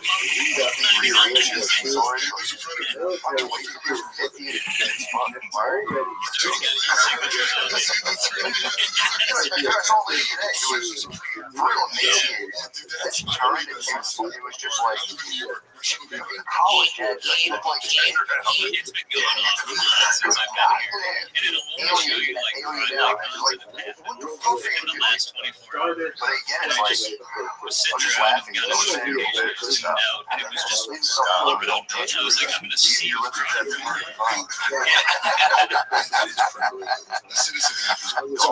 fucking get those big lips. I don't want to. Dude, imagine yeah, they don't need that at all. Also, like, they're now getting broken down on, like, it's not even just about, like, you know, like Botox and stuff. They're hitting every part of their face and, like, optimizing. Like, there's, like, eyebrow treatment. It's like, who the fuck? Nobody cares about your eyebrows. Yeah. Unless it's for other girls, yeah. It is. Yeah. It's them, but I was like, it's got to be tight just being, like, just one of those chicks now. You're 24. You literally are just, like, you're donning the lingerie, butt cupping, kind of like pussy clothes, and you're just standing there, just being hot. The giant fat pussy. Yeah, just no, dude, for real. Today I saw like swollen giant fat pussy, and I was just like, the fuck? Yeah, what are you doing? What the hell are you doing? Also, I've seen it, not to make it gay, but I've seen a lot of hogs on the loose around here. It's true. The hogs are out. We need to start a hog right now, dude. I'm gonna get in a helicopter. I'm gonna get in a helicopter with an AR and go, we got hogs, we got some javelinas down there. Hey, put your dick away now. You want me to go yell at that guy? This guy standing on the corner with this giant thong in like bike shorts. Yeah, roll the window down. Like, put that fucking dick away. Yeah, I do see a chill with that. Just let the girls do their thing. Don't throw your hat in the fucking ring. Like, I have a giant dick. Maybe I'll stick it out. I was like, no, man. Yeah. I was rocking angry Tina's today. I was trying. Like, there was nothing I could do about it. But the angry Tina's is going to be respected again soon. I think it will. It's going to be like a girl without lips on. Everybody's walking around with a giant dog. When's the last time you saw some natural, tiny angry Tina's? This morning, I was looking down at it going, God damn it, why is it feel mine right now? I feel every curve. Well, there's only shorts now with exercise shorts. Make that face while you're thinking about your penis. I've watched them do it. They're like, you don't even need underwear with these shorts. Dude. Thinking about every part of your penis right there. That's disgusting. The big shorts are like, we have like inner lining. You don't even need boxers. I'm like, sweet. Then I wear them. Like, dude, my fucking tiny penis. I need boxers. Yeah. Well, I'm always like, nice. You get like netting. It's not netting. It's like just like it does feel like boxers. It's like an inner lining. Yeah, I have no. Yeah. They're cool. Like compression shorts. Yeah, sort of. But these are like, they're not that tight. So I'm just like, dude, it just looks like I'm free balling and my tiny penis is sticking out while I'm doing bridges. You can't do bridges. And like between every exercise, I stand up and I'm like, yeah. The worst part is you're starting to do it like you're doing fucking like deadlifts and everything. The bar is literally presses my penis. My penis perches on the bar on every deadlift. It's like a bird on a telephone wire. And the trainer's like, all right, 10 more reps.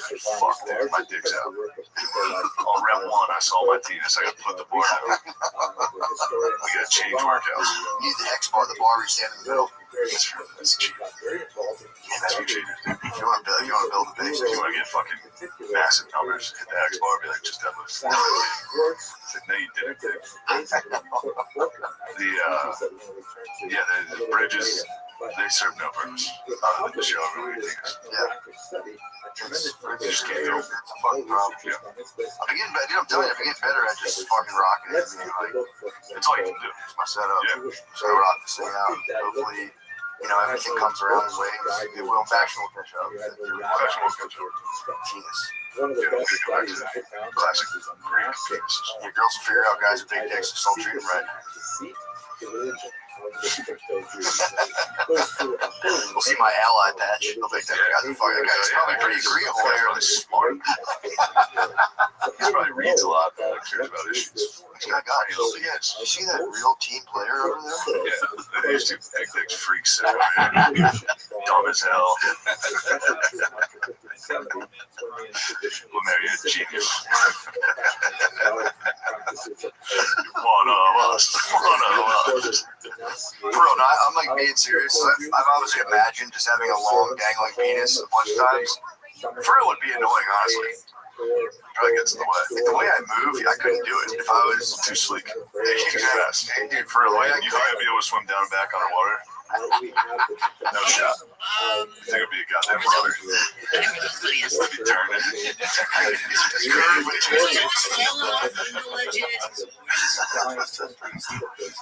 Yeah, like I felt bad for that multiple different brands who like his dick is all around. Don't gotta worry about that. I would clear that thing, dude. I would have brought glory to my country. Yeah, I would have did. Literally not the work. This is an entire country. You should have probably gotten like silver. Like this racist country is a dumb fucking dick. French. Dumb French fucking dick. Bars. Blood for country. Dreams of your country dash on the rocks of your giant cock. It's kind of been France's problem. Just sit around. Yeah. They're like, look, there's even a point to this. You know, just like things are too big. You're a frog and you're no six. Cigarettes, sit around going, three is a good frog, baby. And that goes on forever. It snaps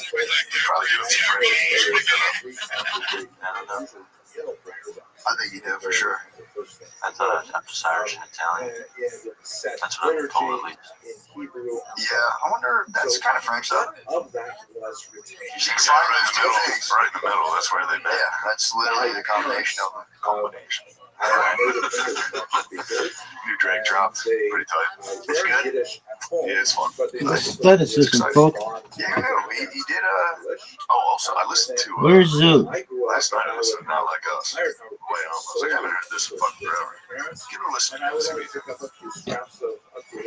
Thanks for listening. You go, was it the greatest song of all time? Did it need to be played that many times? Because I just listened to it. And, it was a racist anthem. I'm good for a while. I don't need to listen to it. I kind of picked up on some like racist vibes when I was a kid. I'm pretty sure he's not being like, yeah, like cool black guys and 25-year-old white ladies are not like us. He was saying Drake can't use the N-word. He's not like us.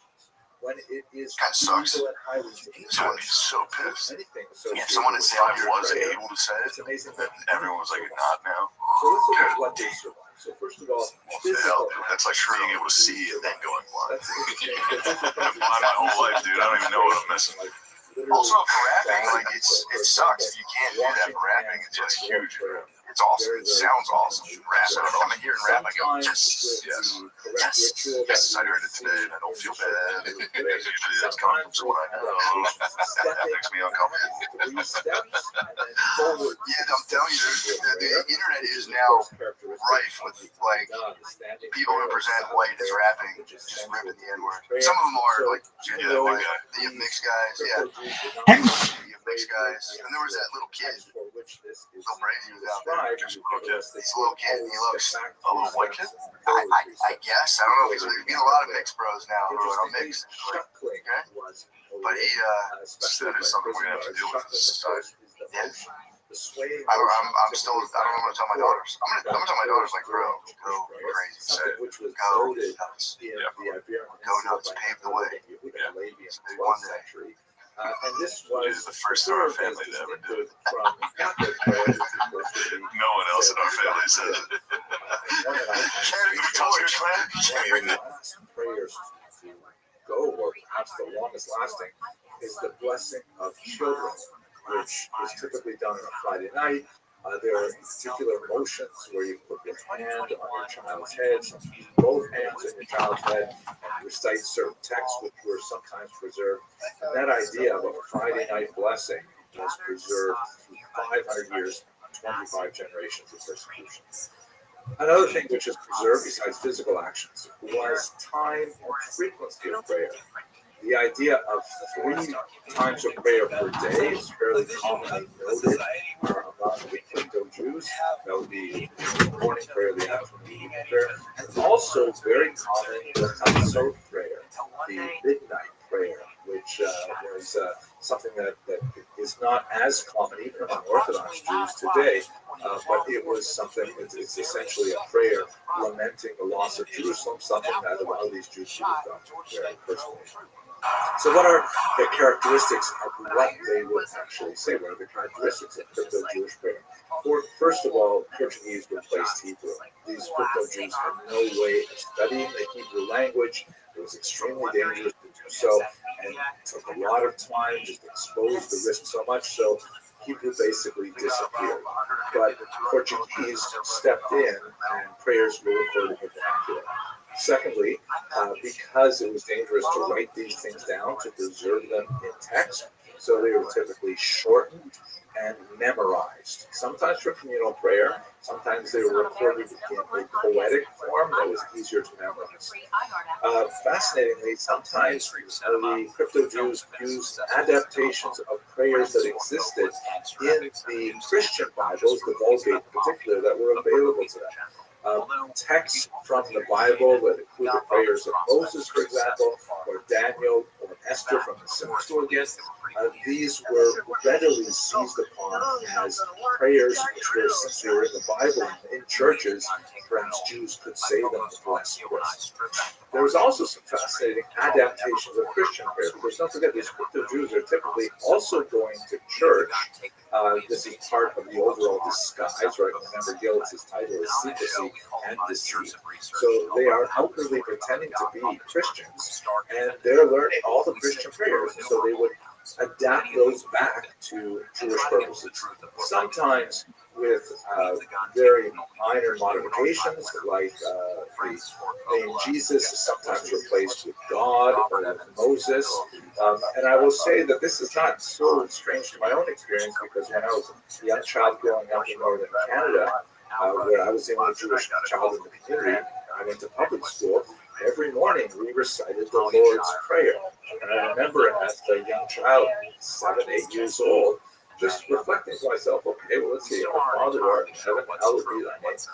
You know, I didn't know much about Judaism, but I figured this sounds to be horrifying. It sounds, you know, I could probably say this. And amazing, here I am quite a few years later, and I still have it memorized from my childhood. Another aspect of Jewish prayer is the introduction of quantitative prayer. Something a little bit more like reciting a rosary, where you do the same prayer multiple times as an act of really fascinating stuff. Now, I'm going to show you 2 examples just to give you a sense. But this comes from Samuel Schwartz's book, which I was very fortunate to get a copy last time I was in Portugal. It was originally written in Portuguese. There is a French translation, which I have been able to get my hands on, but it's not available in English, unfortunately. Maybe someone out there will translate it. At any rate, his was one of the first major ethnographic studies of crypto-Jews in their location, in Belmont in particular, living as crypto-Jews in the early 20th century. And he records about 50 pages of prayers, which are just so beautiful. So I'm going to show you 2. One of these is before, recited before a fast, and it is important to note that fasting was hugely significant for the crypto Jews.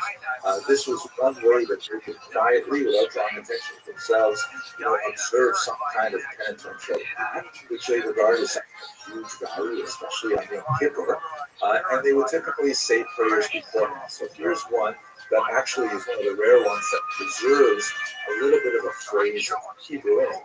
It goes in English, great God of Israel, and then there is a phrase that would be recognized by anyone who reads the Hebrew liturgy today, Hashem Tzedakot Malei Kol Haaretz B'Yodo, God of hosts, Lord of hosts, whose glory fills the entire world.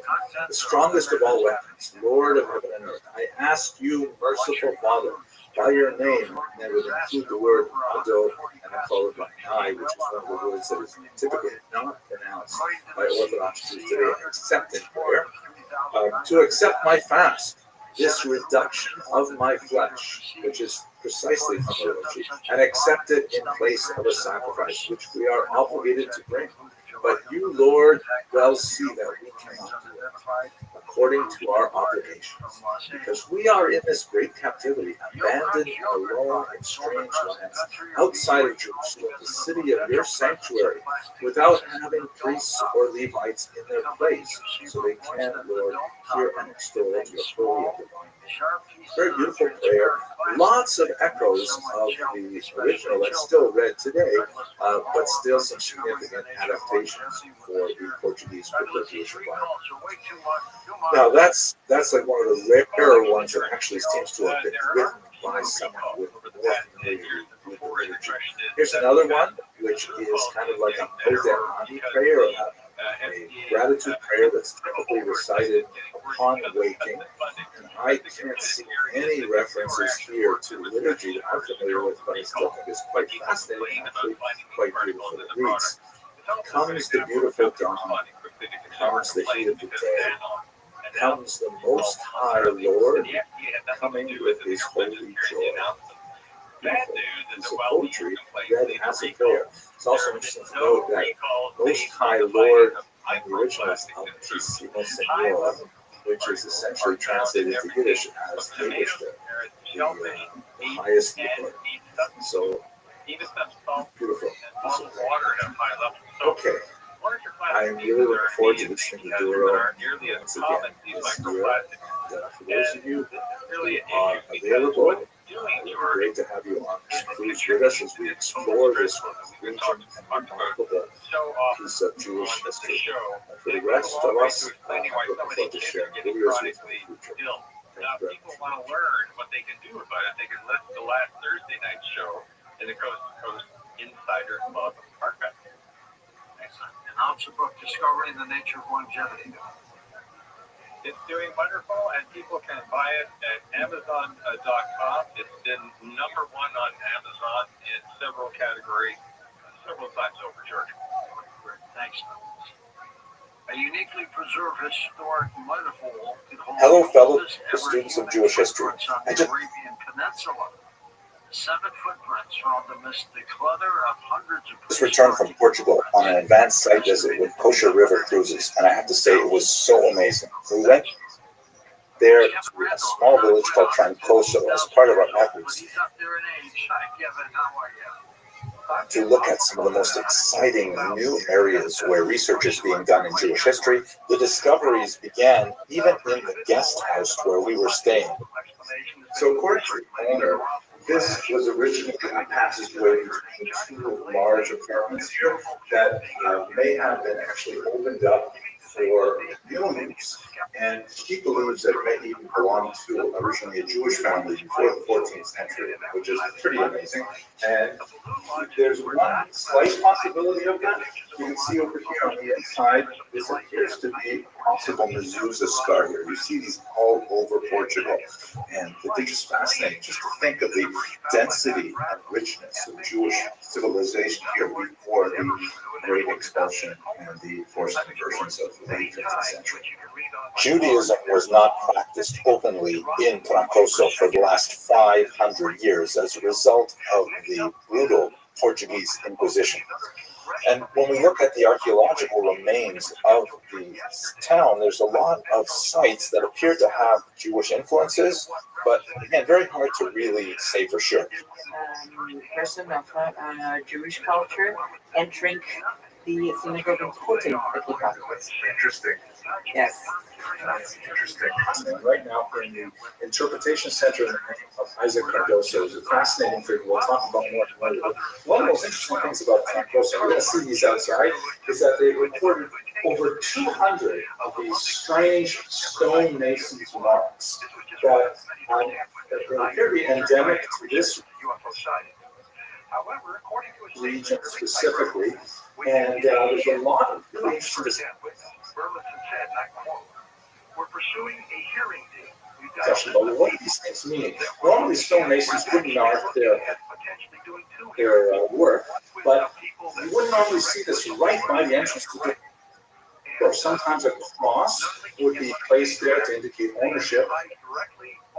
Or one of the most appealing theories is that a lot of new Christians, in order to demonstrate their fidelity to new faith and to fend off the possibility of attacks on their religious values. You might say, don't worry, kind of like putting an American flag in front of your house to say that you really are patriotic. And some of them, they're hard to interpret. Like this one seems to be a fairly straightforward one. It's a stonemason's mark, and stonemasons constantly do this to indicate their work. This one has a cross, but it has like these 12 things on the outside, which some have interpreted to refer to the 12 tribes. Some have interpreted to refer to the other Shin from the name Shakai. Possibility, not quite as convincing, I think, as others. Also, really important to note, some of these stones are placed in very inaccessible locations, which tends to argue against the possibility that they're trying to broadcast Jewish influences. Some of them, if you look carefully at this one here, this is really bizarre. If you look carefully, you can even see the Portuguese word Israel baked into the symbols. Kind of like that dress, and some people said it was blue and gold, and some people said it was white and blue. I don't know. But we're going to see them. Here's one. Come on over here. This is like half a menorah. Could be originally was a full menorah, but that, of course, goes against the theory I discussed elsewhere that these might be marking fidelity to the new faith. This would clearly indicate the opposite, fidelity to the old faith. We also have a lot of problem dating this because you can't carbon-14 non-organic materials like this. So, wow, we have so much to talk about. The fact remains that these are disproportionately placed in the Jewish quarters of Trancoso and in several other villages in the region of the Douro River. And so one wonders, why are these placed on Jewish houses in the first place? Most common representation is a simple cross, usually on the left-hand side of the door as you're facing in, and perhaps second most common is some kind of a modified cross with a kind of a strange base. Many of these inscriptions, however, present distinctly Jewish interpretations.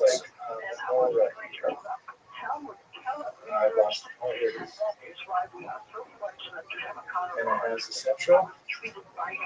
It's very fast. The base. Really interesting. I don't know what this is. Okay, so here we go. We've got a Samach here, and this is a Fey, and here's the Resh.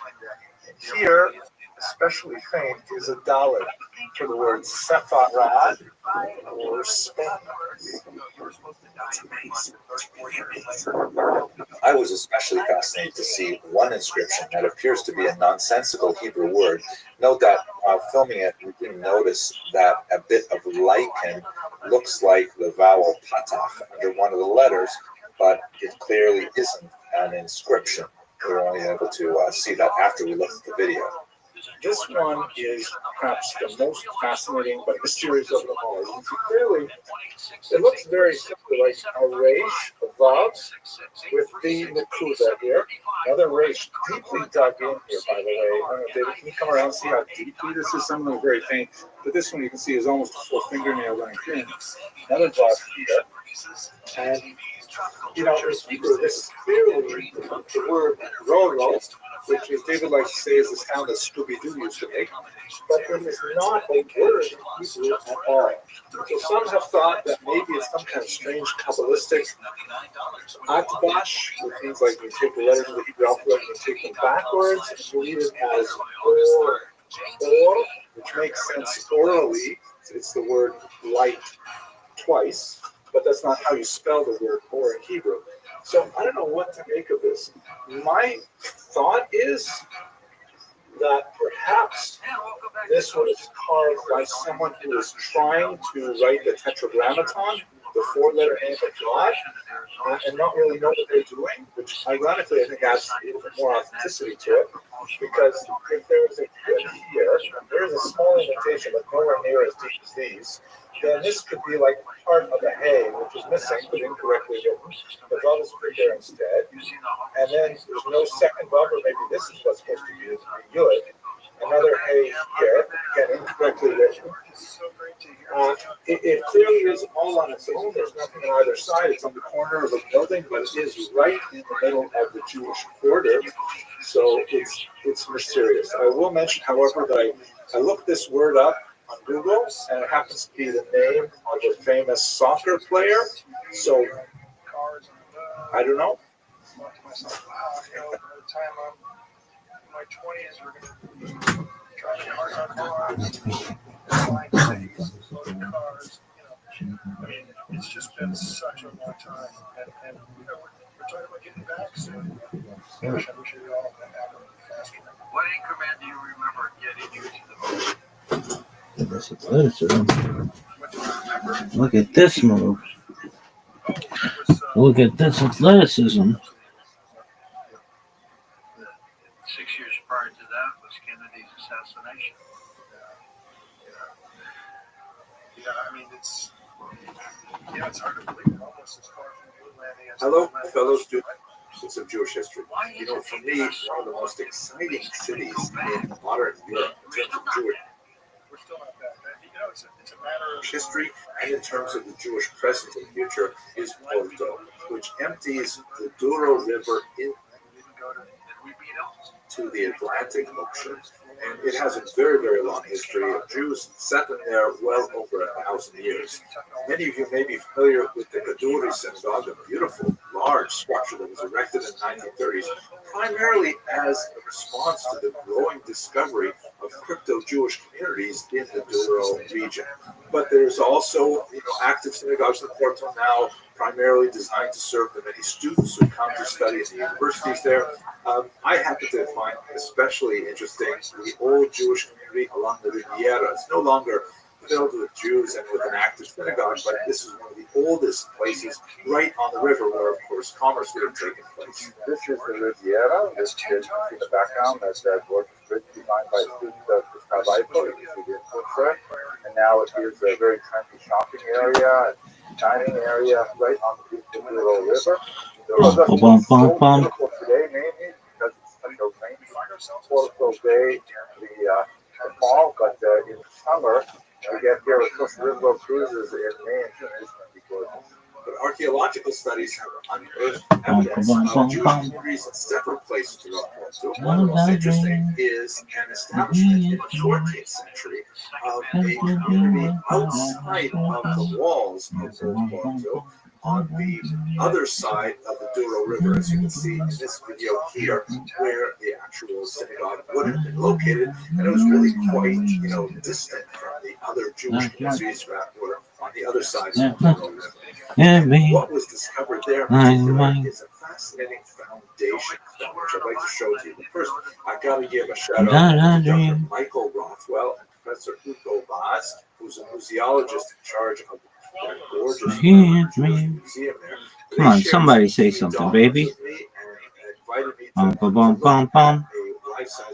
Come on, baby. This is garbage. Sometimes I move. Sometimes I grow. Like Mike. I can be like Mike. Oh, I want to be like Mike. I can be like Mike. I'm dreaming that he is me. Boom, boom, boom, boom, boom.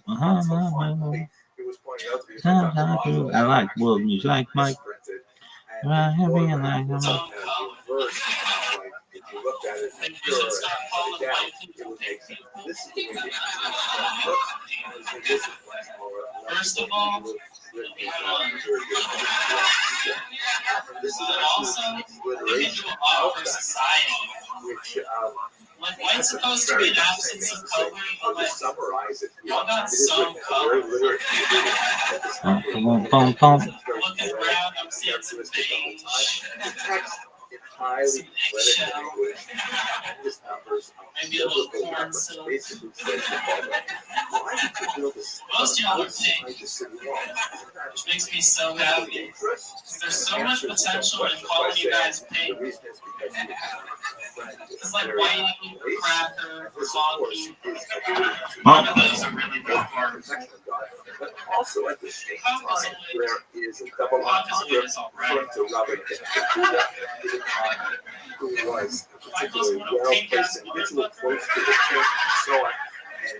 that's essentially the fifth point of the stone is outside the wall. At the same time, gratitude to the major supporter, not only Don Buddha, but also Never done it. You know that house in the woods with a giant Trump flag on it? The first one ever.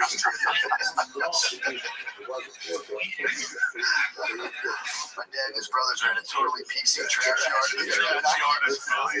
You're that compound in the woods with about 50 fucking giant retarded white guys. I think that's how all their machines start up. The voice acting.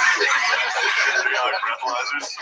Every trash truck in Philly. We want to make sure you're driving well. I used to listen to CB radio, dude. It was all the hits. I was a little boy. Big block of rock. Nothing but the I was a little boy listening to trash truck CB radio, driving around with my dad, just being like, "What the fuck?" And there will be True, you guys gotta get the trash in Philly. It's that fucking city bullshit, bro. We did dumpsters, man. That's like the trash routes. But yeah, I would scab Billy out of retirement. True, you should go scab. No more sitting around podcasting, Billy. It's time to start working again. Fire up the lugger. Yeah, are they still on strike in Philly? They're gonna get their way. You can't. If trash strikes, the trash. What are they doing? They need to be demanding so much more at all times. Yeah, they don't. They get like they don't get paid a ton. They get like you can hold it down, but you're not like also now they do get overtime, which is sweet. Really? Little Boston trash party? Hell yeah. Never mind. I was getting fired up last night. On what? Came home, had a couple beers at the club, came home, tossed on Revolutionary War docs on YouTube. So nice. That's awesome. So nice. And it was the beginning of it. It was Lexington and Concord shotted around the world. They still don't know who fired the British or the Patriots. Oh, last night I was fucking British obviously fired first. You think they fired first? Fucking pieces of shit. Definitely. They've always fired first, dude. Scum. Obviously they fired first. It was so obvious that I was sitting there like, how come I never, with any conviction, knew this? Normally I'm like, yeah, no one knows who fired. It was obviously them. Yeah. True, that's a fair point. But don't you think they'd be more like kind of like, old gentlemen? That's what they were doing at the Boston Massacre. They'd already done this. They fired into the civilians. Oh, fuck, all right. Yeah. Yeah, I mean, wasn't that the move back then in the monarchies? It'd be like, all right, well, fucking we try to reason with you guys. We're just going to rain down upon you guys. Get the fuck out of here. That's what Napoleon did. Yeah. He got the mob. He was like, I'll take care of them up. Yeah, what are you going to do? Fire cannons directly into all of them, and they're going to go home. You did it. You saved Paris. He was right. But, yeah, you got to get on the Revolutionary War. It's going to be big. Rev War's going to be a new, that Ken Burns coming out. You got to get ahead of it. He's doing Rev War. He's doing Rev War, doc. That's sick. It's going to be awesome. Spud Dog was... He was there. Yeah, he was handling it. That's, you guys are going to like it. You're going to like the Revolutionary War. I know what you're going to like. By the way, all of these it's cooler than you think. No, I've always been inclined to the Civil War. You know, I went to Revolutionary War camp, bro. I went to Williamsburg. Did you ever reenact the battles? We had to reenact the battles. We had to march for the stick. Did you really? That's kind of sick. There he is. Doug, I've been talking about you for hours. How you living, pimp? What'd you say, big dog? Where the fuck is Zoot? How you living, baby?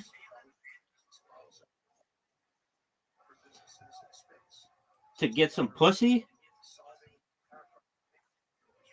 Excellent. You ready to play?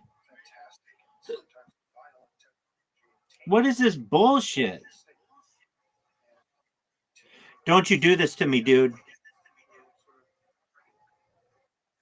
No, you won't. You always say that. Play some games.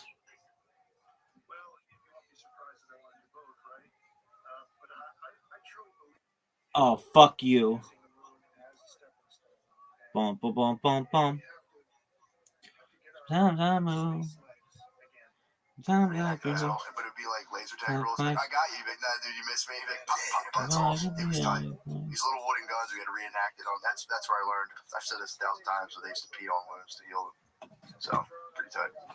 I stick to it to this day. Whenever I pee in the shower, Brandywine was a pretty big L for us.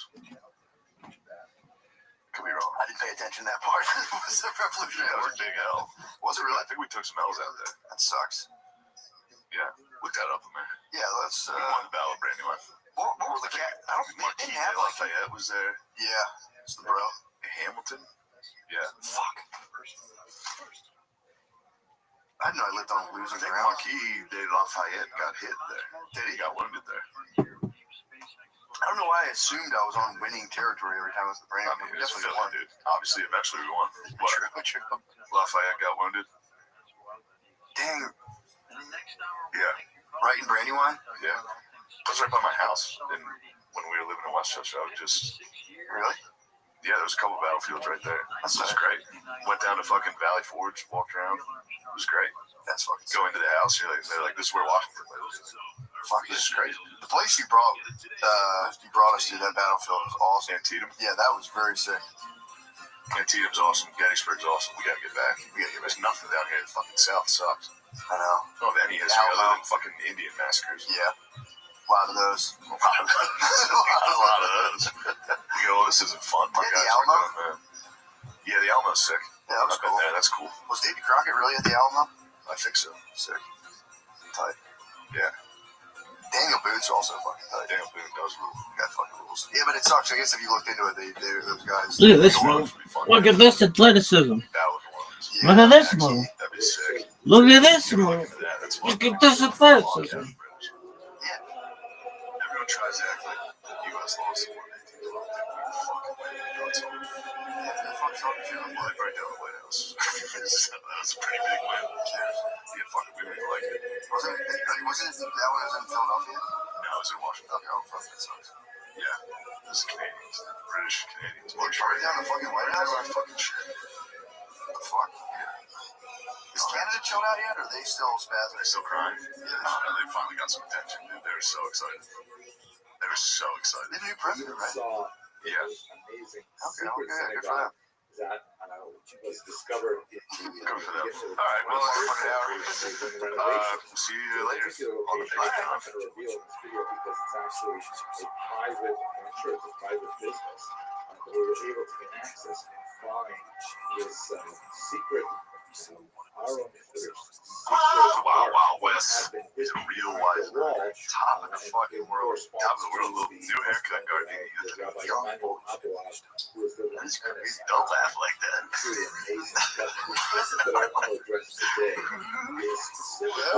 Every time he walks in my house. Hello. Every day. Every time he comes. Hello. Hello, Sean. And fucking Lemaire does it too. You guys both do it. Hello. It's weird. Isaac It's nice. Well, it makes me angry. You guys gotta walk. I'm sorry. You guys gotta walk in the room like a king, man. Yeah, you guys fucking. Some bull Lemaire used to walk in like didn't say hi. You just walk through and what's going on? Nothing. I have a hard time in the morning. Morning person 2 p.m. I got hit with the morning person. It was fucking roofers came over like 10:30. I just woke up and I opened the door. Like early morning, huh? It's like, why don't you fix my roof, dude? Also, like, just shut the fuck up and get up there. Trying to morning check someone as a roofer at 10:30 is crazy. It's like, dude, you're supposed to be up at 5 a.m. Yeah. What the hell are you doing here at 10:30? But that was on me. You would be there at 6. I was like, no shot. You got a ladder, you can just go right up there. I'm not letting you. Yeah, why don't they just do that? I think they did. I don't know why. They wanted to come in and check the water damage from inside. But you're a roofer, bro. It's none of your business. It is none of your business. Don't worry about the inside. Call Painter. Yeah. Painter can come in here, not a fucking filthy roofer. I agree. Not a filthy drug addict roofer. Number one drug addicts in construction. Roofers and painters, I have to be on. So just be up there. Be in fucking Texas, Ruben. Yeah. See, that's why they want to get up at 6 a.m. You have them in the dog heat. Well, it's time to get up there and find out what the fuck's going on. I'm tired. I was doing stand-up. That's true. I was up all night doing the real man work. True. All you guys minutes of stand-up. They go, oh, I'm so sick. I'm gonna sleep till noon. That was awesome. I did it. I haven't been able to do stand-up. I was doing that movie. Oh yeah. You've been fucking. So that was really nice. You forget how much you attach all of your self-worth to being able to be good at stand-up. Yeah, you don't do it for a while. You want to kind of kill yourself. They're in 1966. That was good. I'll keep living it a little more. That Madden photo finally received that. You guys did just a little insight. The boys knew about this photo. I showed them immediately. What was the holdup? What do you think happened? I was so relieved. The guy who took the picture, I saw it on Twitter. It was on Twitter for a while. No one ever saw it. I was like, nice. My dodgeball because that is not a great photo. I'm not fluffing you. I thought you looked Hey, Pop Trash 1966. Why are you being such a bitch? Very heavy, powerful man. Blouse out a little, and it looked like I gained about 50 more pounds there. And I watched the fucking guy take the picture. I was leaving my trailer to go get water. No sunglasses. It's fucking midday. Just going. I opened my eyes to a guy on the other side of the fence going,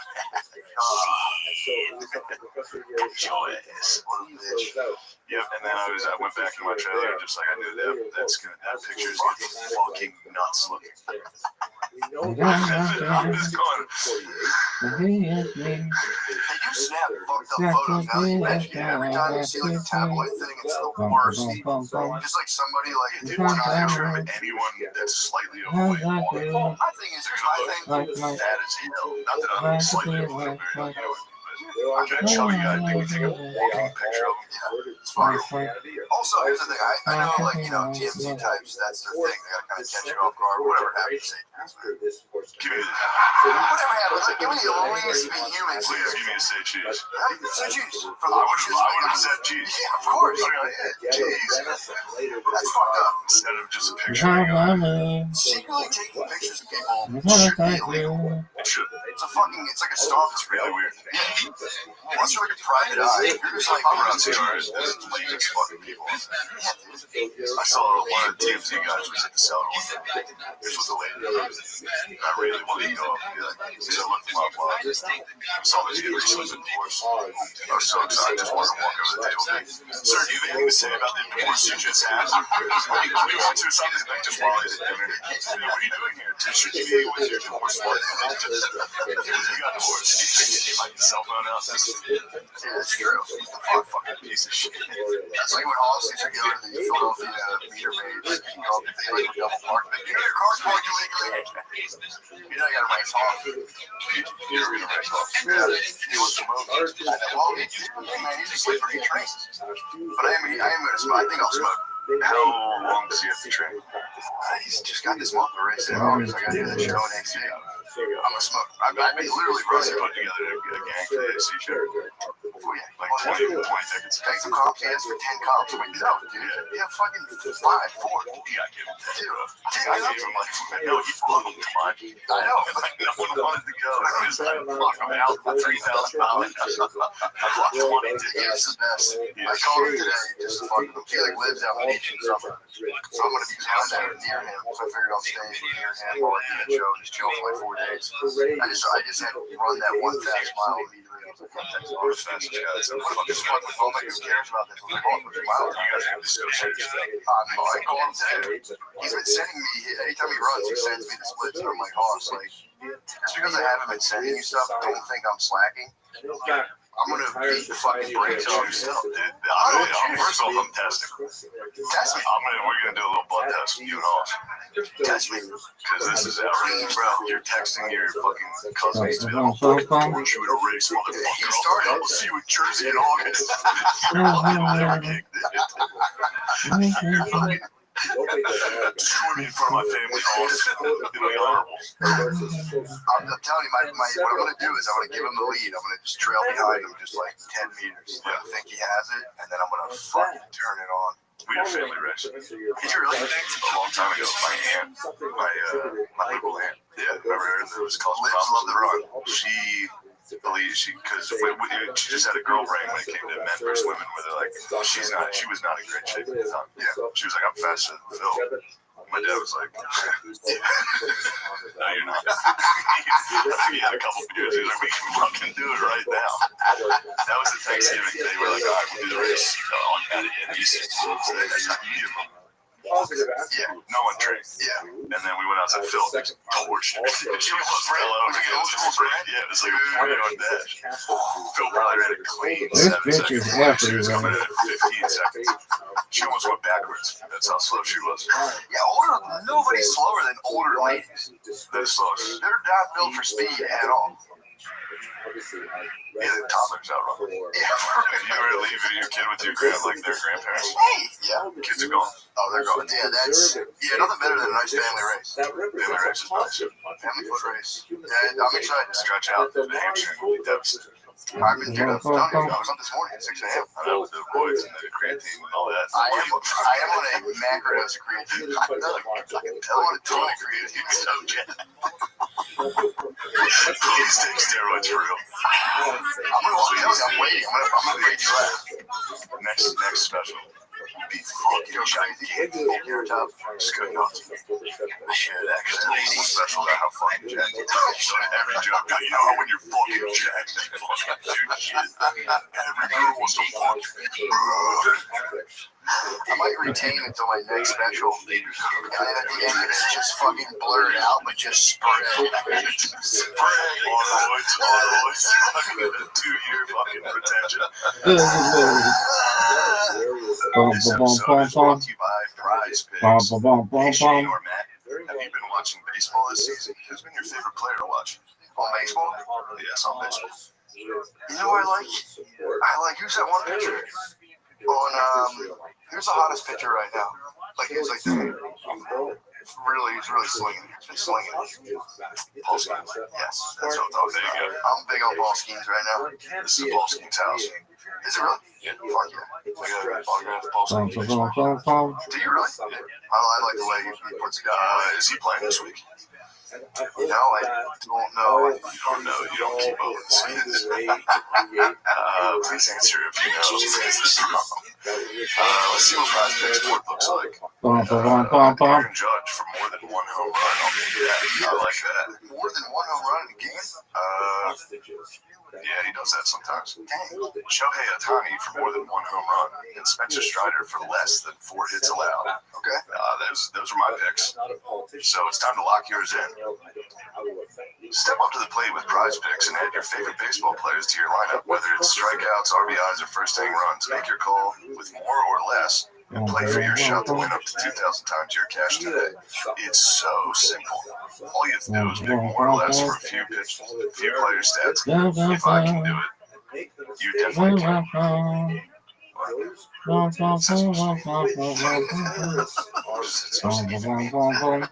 sign up today and get $50 instantly when you play $5. You don't even need to win to receive the $50 bonus. It's guaranteed.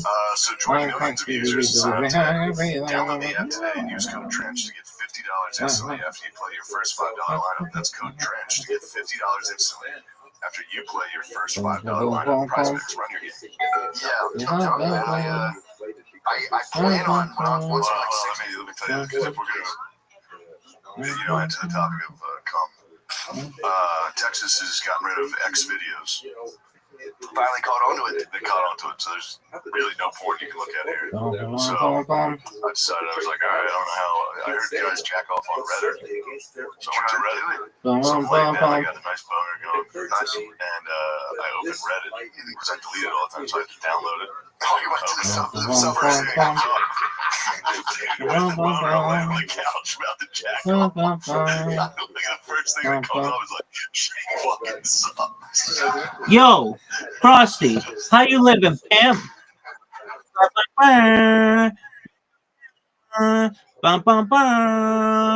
What's good in the hood, son?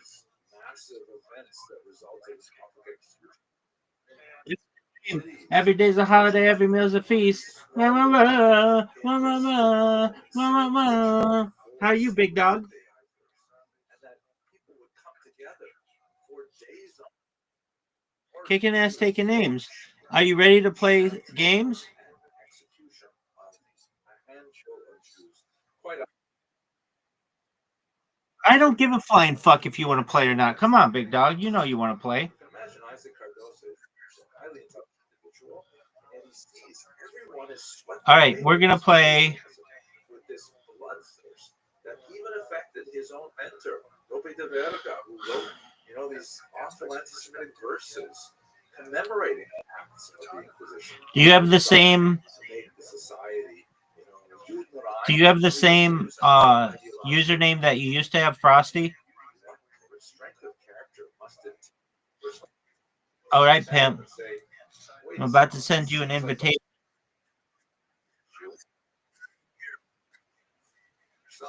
You want to play Mancala? The whole world is wrong and the Jews are right. I think it is possible. And I think we see that. Oh, I see. Frosty's already started. All right, pimp. I see how it is, baby. Go. Let's see how you do. Bum bum bum bum bum. Bum bum bum bum. Bum bum bum. Boo boo boo boo boo boo boo boo boo. Bum bum bum bum bum. Sometimes you do. Wah wah. Ba-da ba-da ba-da ba. Oh. Wow wow. Oh, Zoo. Oh, Frosty, I'm not doing well. Neither are you. Maybe that's the shot. Is that the shot? Nope. Oh, come on, baby. That's what I'm talking about. What? Bum, bum, bum, bum, bum. Bum, bum, bum, bum, bum. Bum, bum, bum, bum, bum.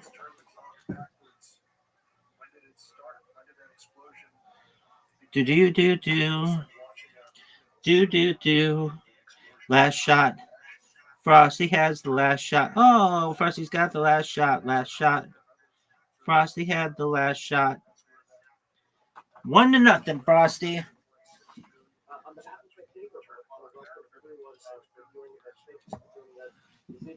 All right, baby.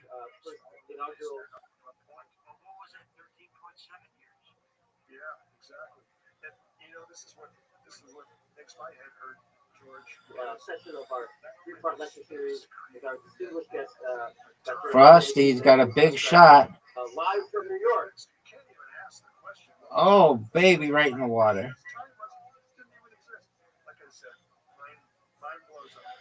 Bum, bum, bum, bum, bum.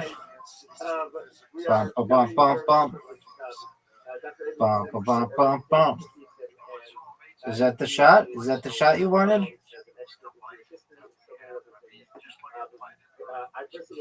Look at this shot.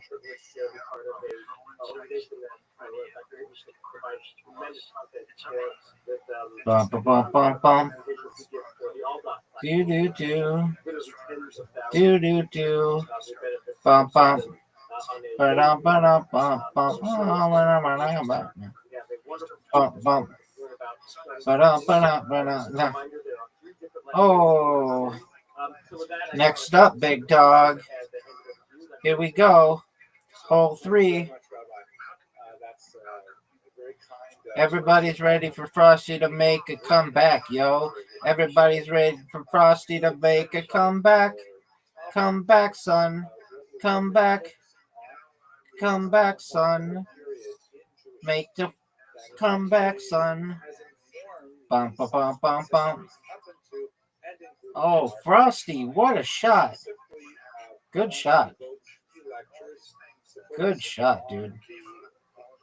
Bum, bum, bum, bum, bum. Slow up. That's what I'm talking about. No way. No way. That's in the trees. It's in the water.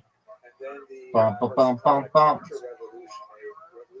Oh, I can't believe I missed that shot. How did I miss that shot? No way, Frosty. No way. Bum, bum, bum, bum, bum. Bum, bum, bum, bum, bum. Make it. Make it, Frosty. All right, that's all right. Bum, bum, bum, bum, bum. All right, here we go, baby. Slow up, slow up, slow up, slow up. Too hard. Bum, bum, bum, bum, bum. Bum, bum, bum, bum, bum, bum, bum, bum. Da, da, da. Do, do, do, do, do, do, do, do, do. Bum, bum, bum, bum, bum, bum, bum, bum. Da, da, da. Bum, bum. Da, ba, da, ba, ba, ba, ba, ba, ba, da, bum, bum. Ba, da, ba, da, da, da. Do, do, do. Oh. Oh. Bum, bum, bum, bum, bum, bum, bum, bum. Bum, bum, bum. Bum, bum. Ba-da-ba-da-bum-bum. Frosty, your goal is just to beat me on one hole. You don't even have to beat me on all of them. Just beat me on one hole. First, you got to tie me. Tie me on one hole, and then your goal is to just beat me on one hole. Any hole. Any hole you want, baby. Ba-ba-ba-ba. Ba-ba-ba-ba. Ba-da-ba-ba-da-da-da-da-da-da. Ba-ba-da-ba-ba. Do-do-do. Do-do-do. Ba-ba. Ba-da-ba-da-ba-ba-ba-ba-da-da-da-da. Ba-ba. Ba-ba-da-ba-ba. Do-do-do. Do-do-do. Ba-da-ba-ba-ba-ba-ba-ba. Ba-ba-ba-ba-ba-ba-ba-ba. Da-da-da. Not a good shot. Oh, not a good shot. Not a good shot. Get it. Frosty, get it. All right, you've got your head. Ba-ba-ba. Ba-ba-ba. Ba-ba-ba-da-da-da-da. Ba-ba-ba-ba-ba-ba-ba-ba. Ba-ba-ba. Ba-ba. Ba-da-ba-ba-ba-ba-ba-da-da-da-da. Ba-da-ba-da-da-da. Ba-ba-ba-ba. Ba-da-da-da. Ba-da-da-da-da-da-da-da-da. Bum-ba-bum-bum-bum. Ba-da-da. Ba-do-do-do. Bum-bum. Ba-do-bum-bum-bum. Oh, ba-da-ba-da-da. Bum-bum. Ba-da-ba-da-da-da. Are you serious? Ba-do-do-do. Do-do-do-do. Do-do-do-do-do-do-do-do-do. Bum-bum-bum-bum-bum-bum-bum. Ba-da-da-da. Bum-bum.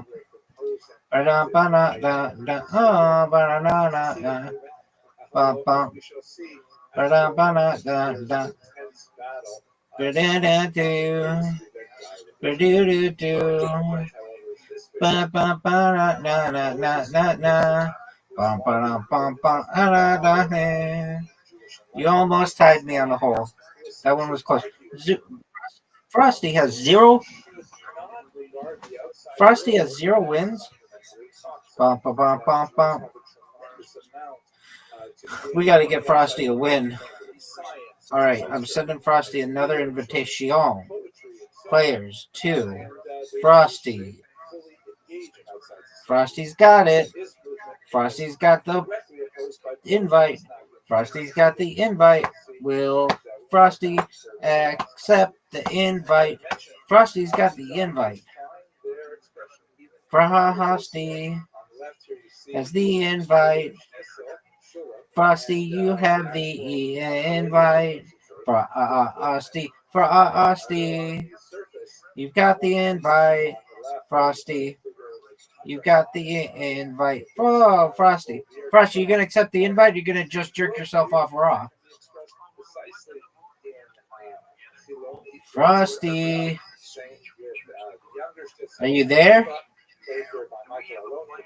I really did Bum, have to bum, show bum, you bum. the pictures because I already made my previous one, but Frosty. I couldn't resist it because I find that Frosty. I'm often mistaken for Michael Aloni. Bum, bum, bum, bum, bum, bum, bum. Frosty. If this were, an audience actually, Frosty's done. I would know you would think Do-do-do. Bum, bum. Ba-dum, ba-dum, bum, bum. Oh, ba-dum, ba-dum, bum. Bum, bum. Ba-dum, ba, ba-dum, bum. Ba-dum, dum, dum. Do-do-do. Bum, bum, ba-da, da, da, da, da, da. Bum, bum, bum, bum, bum, ba-da, bum. Ba-dum, bum, bum. Bum, bum. Bum, ba-dee, bum, bum, bum, ba-da-bee, bum, bum, bum, bum. Ba-dee, bee, ba-dee-dee-dee. Ba-dee-dee-dee. Ba-da-da-da-da-da-da. All right. Bum, ba-dum, bum, bum, bum, bum, bum. Bum, bum, bum. Bum, bum. Ba-dum, ba-da-da-da. Oh, ba-da-ba-ba. Bum, bum.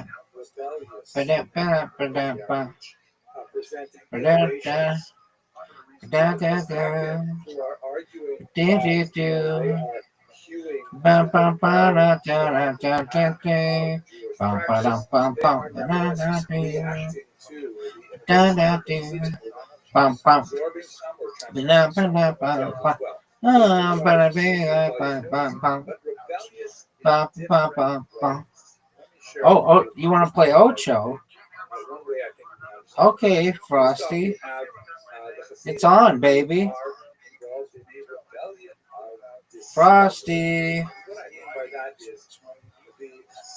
You're up, pimp. Frosty, you gonna go? Or you gonna just jerk yourself off raw? Initiated with regards to the traditional Jewish practice that the Stagner thought was absolutely heretical or immoral. Frosty, did you send an invite for 4 people? But the Hasidim, of course, didn't look at them this way. They looked at their innovation. Frosty, are you there, big dog? Thought as discoveries are Bum, bum, bum, bum. of thinking. Sometimes I move. Sometimes I groove. Like Mike. If I could be like Mike. Oh, I want to be like Mike. Come on, somebody talk about me on Blue Sky. Hit me with it, baby.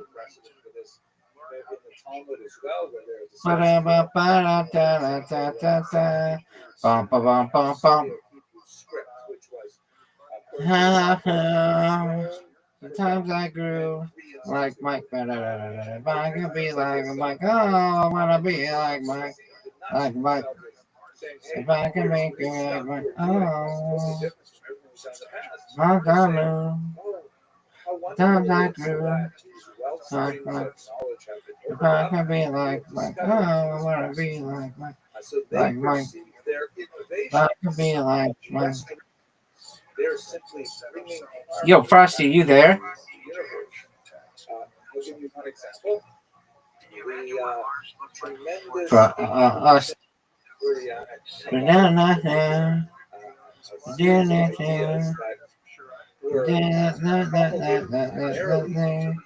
Bum, bum, bum, bum. work of the great Kabbalist from Moshe Cordovero, later eclipsed him, Isaac Luria, the Zohar, and the discussions of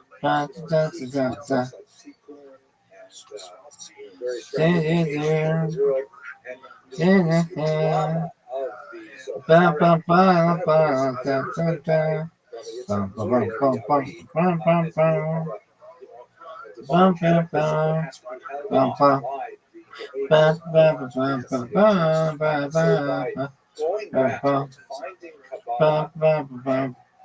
Bringing it into contemporary practice, both in terms of study and in terms of behavior,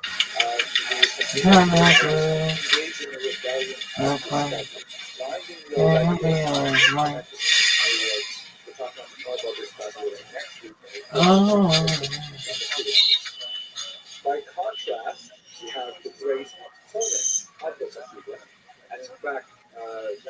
They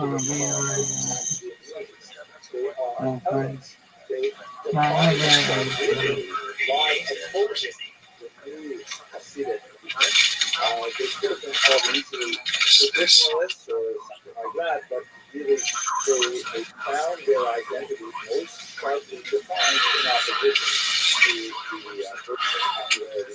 In the original Matrix movie, seeing the same cat twice was a glitch in the system. It was proof that the Matrix was real. Training the cat was both easier and more boring than I thought it would be. It basically involved putting down little piles of treats. The cat barely cared that it had to run through the ceiling. Why don't we just get 2 black cats? Okay. Turns out, Glenn in the warehouse has a twin brother that Dwight doesn't know about. Ben. So we threw them in too. Innovation such as the introduction of study of Kabbalah for people under 40 was that the freedom to use that as a restoration, as a fire practice. It's not going to do any such thing as antinomian against the law, against what is acceptable. I'll give you a different example. The Islamic are very particular about times of day for prayer.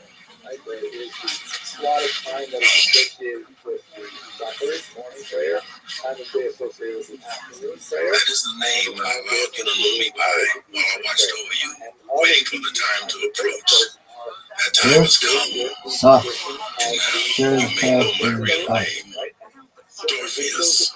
Dorpheus. I'm Morpheus's brother. Precise times when the Shema has to be recited in the morning. The Matrix isn't real. It's a trilogy of flawless, life-changing films and an online game. The first Matrix movie was a program written by my team to prepare people for the truth. But then the machines countered with their own program to make it seem as if a peace was achieved. So, there is no peace. There is not. Oh, that's terrible news. Dwight, we need your help.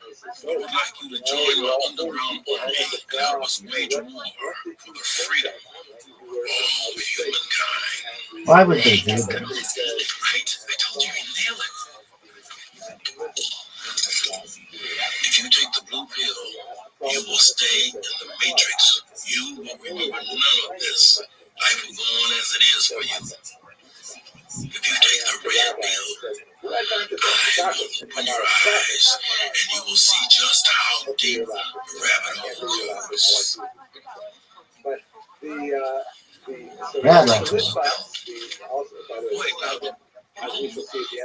you in the program. The red's the cool one. I understand. I'd like the blue pill, please. Well, maybe I didn't explain myself clearly to you. I know you were very clear. It's just, you know, I really appreciate the work that you guys are doing. Appreciate's too small a word, but the timing is terrible right now. They just promoted me to manager because I own this building. I run a very substantial farm, and I'm getting married soon to a woman I love. And okay, yeah, maybe that love is just zeros and ones, but I don't want to lose it. No one hates machines more than me. Yes, I do. I'm happy. I'm truly happy. Are you kidding me? I hired 30 people. If the blue pill's not safe to swallow, so why don't you tell us now? Who are you talking to? Dio? Trinity? Terrible. Not funny. Not funny at all. Bum, bum, bum, bum. And it represents a type of heresy of practice. So there's a very dramatic conflict set up between them. We are outlining many of those next week. Oh, fuck yeah. Now they're eating pudding. Pudding. Oh, bum, bum, bum, bum, bum. Now they're eating pudding. You know you didn't fucking skip over. You love that shit. Signature of the scribe was his, the name by which he was known. And he instituted a What that rabbi look like? complicated to Bump, bump, bump, bump. with the background Do do do do. Da da da. Bump, bump. Da da da da da. Oh, ba da ba da da. Bump, bump. Da da da da da. Wait, wait, wait, wait, wait, wait. So the Talmud says, Kadash, Bump, bump, chicka, chicka, chicka, ba, ba, da, ba, da. Oh, not allowed to eat it until after a certain date. Then you're allowed to use this. Ah, ba, ba, ba. Bump, bump, chicka, chicka, chicka, chicka, chicka. Ba, da, da, da, da, da, da, da, da. Damn, girl. I like your little dance. Yeah, fuck yeah, girl. You can get it. Oh, all day long, girl. You look great. Somebody else tells us, but she looks great. Fuck yeah. Love that lady. You go, girl. Bum, bum. Na, na, na, na, na. Of this rebellion of tradition, saying we are going to stick so hard to the past, even more than the past stuck to the past. That's the sense of Chadash in Torah. So that's a true rebellion. The rebellion of discovery. Oh, man. Tradition, which is their opponent. Damn, girl. This girl's pretty. I've seen her ass before. Psych. I've seen her on here. Bump, bump, da, da, da, da. Is she real? Sheila. Ashkenazic culture Yup. was excessively rigid that for hundreds of years, perhaps since the Bump, bump, da, da, da, da. Ba, ba, da, bum, bum. You look like I know you look good. Da, da, da, da, da. Gene Smart can get it. Oh, yeah. Much better. Oh. Dun, dun. I'm gonna be like my God. Thank you, in their continuing expansion.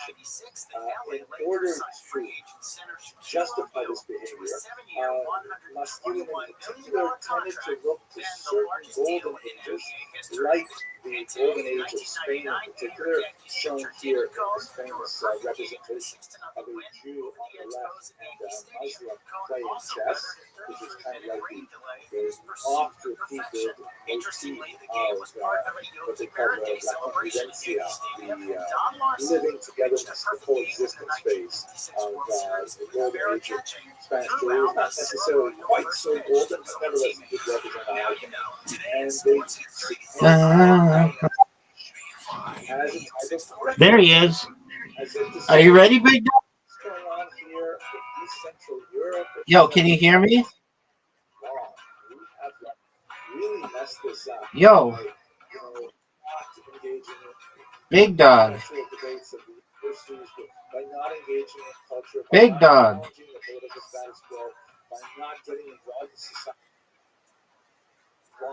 Fuck yeah, you are. Give it to me, big dog. You're playing Ocho again. Okay, tight. You love Ocho.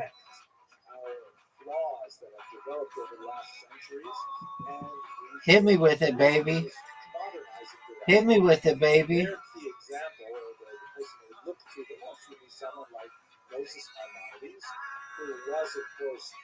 Hit me with it, baby. I played a wild, son. Enjoy your +2, pimp. You got to pick 2 cards, big man. Is it your turn?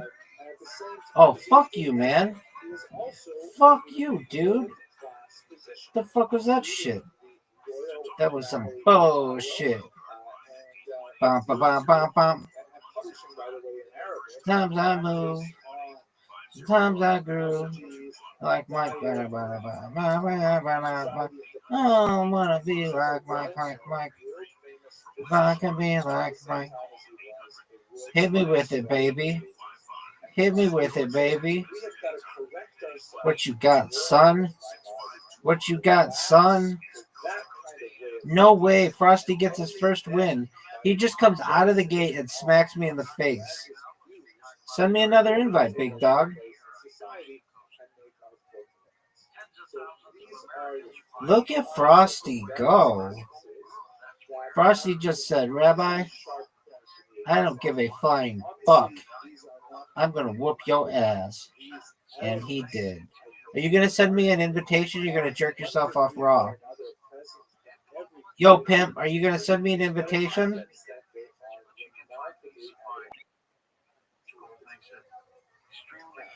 Are you sure? Send it again. Bum, bum, bum, bum, bum. Bum, bum, bum, bum. Bum, bum, bum. Ba-da-da. Now I see it. Bum, bum, bum, bum, bum, bum, bum. Bum, bum, bum, bum, bum. Sometimes I move. Sometimes I groove. Oh, fuck you, dude. Dude, that's fucking garbage. 6 cards, man? Come on. What is that horse shit?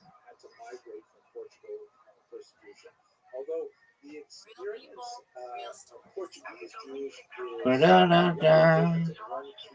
Do-do-do-do. Do-do-do-do-do-do-do-do. Bum-ba-dum-bum-bum. Sometimes I move. Sometimes I groove. Like Mike, ba-da-ba-da-ba-da. I gotta be like Mike. Oh, I wanna be like Mike. If I could be like Mike, well. Oh, Frosty had to pick a card. Frosty had to pick a card. Everybody loved when Frosty picked a card. Bum, bum, bum, bum, bum. Frosty's got to pick another card.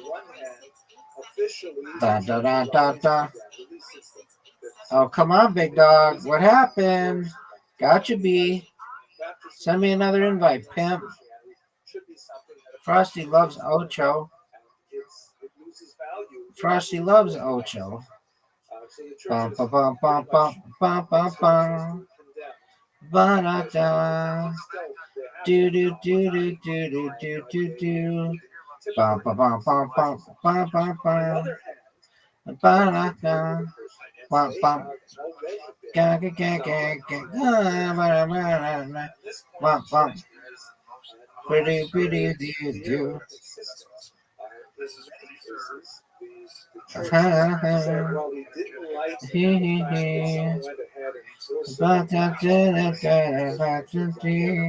Bum bum bum bum bum. Bum bum bum. Do do do. Bum bum. Chigga digga digga. Oh, bum bum bum. Ah, ba da ba da ba ba ba. Da ba da da da. Come on, baby. Come get me. Do do do do. Do do do. Bum bum. Do do do do. Ba ba da da da. Na ah ba da ba da da. Bum bum. Da da da da da. Da da da da.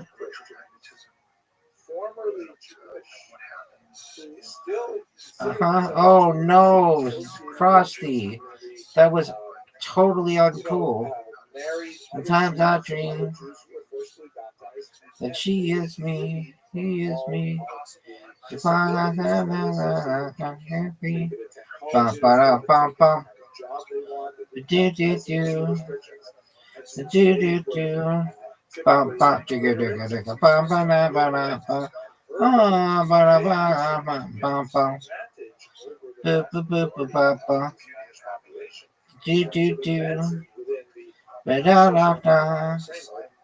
Ha ha ha ha ha ha ha ha ha ha. Bum ba da bum bum ba ba ba ba. Da da da. La la ga ga ga ga ga ga ga ga ga. Oh, ga da ba ba ba ba ga da da da. Ba da ba ba. What you gonna do? Oh, dude, you fucked me. You fucked me, Frosty. Frosty, you fucked me. That was not cool at all. Frosty, that was not cool. That was not cool, Frosty. Bum, bum, bum, bum, bum. Ba-da-ba-ba. Ba-da-da-da. Bum, bum, ba-ga-da-ga-da-ga. Ba-ba-ba-bum, bum. Send me another invitation, Frosty. Frosty is sending an invitation. Bum, ba-dum, bum, bum, bum, bum, bum. Ba-do-do-do. Bum, bum, ba-ga-da-da-da-da. Ba-ba-da-ba-ba.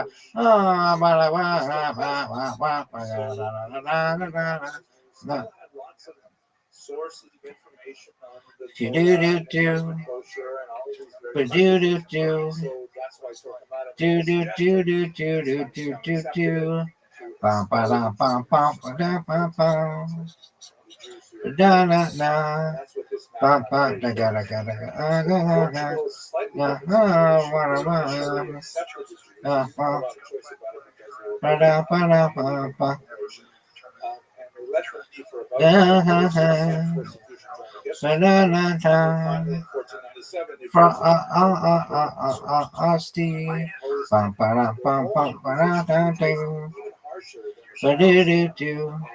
Frosty. Frosty, Frosty, Frosty, Frosty, oh, got you again, son. Send me an invite, please.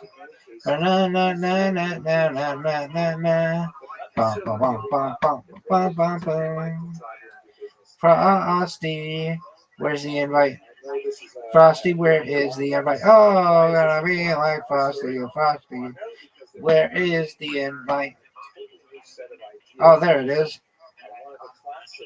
Sometimes I move. Sometimes I groove. Like Mike. I could be like Mike. Oh, gonna be like Mike. If I could be like. Sometimes I dream that he is me. Got to be the man I have to be. Bum, ba-dum, bum, bum. Sometimes I move. Sometimes I groove like Mike. If I could be like Mike. Oh, I want to be like Mike. If I could be like. Oh, it's my turn. Mike. No way, Frosty. No way. Frosty will just not lose.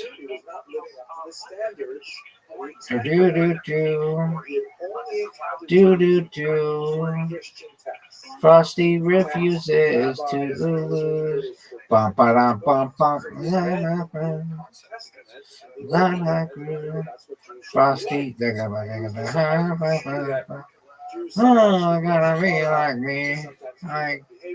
Like, if I could be like, oh, my God, sometimes I move, sometimes I grow, like, if I could be like,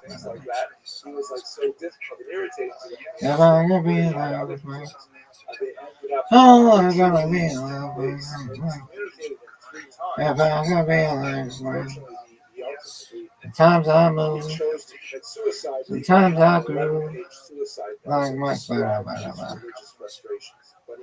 what you gonna do, Frosty? What you gonna do? Oh no! Oh, you got me good, son. Really good. Send me another invite, pimp. Send me another invite, pimp. Send me another invite. Send me another invite. Send me another invite, pimp.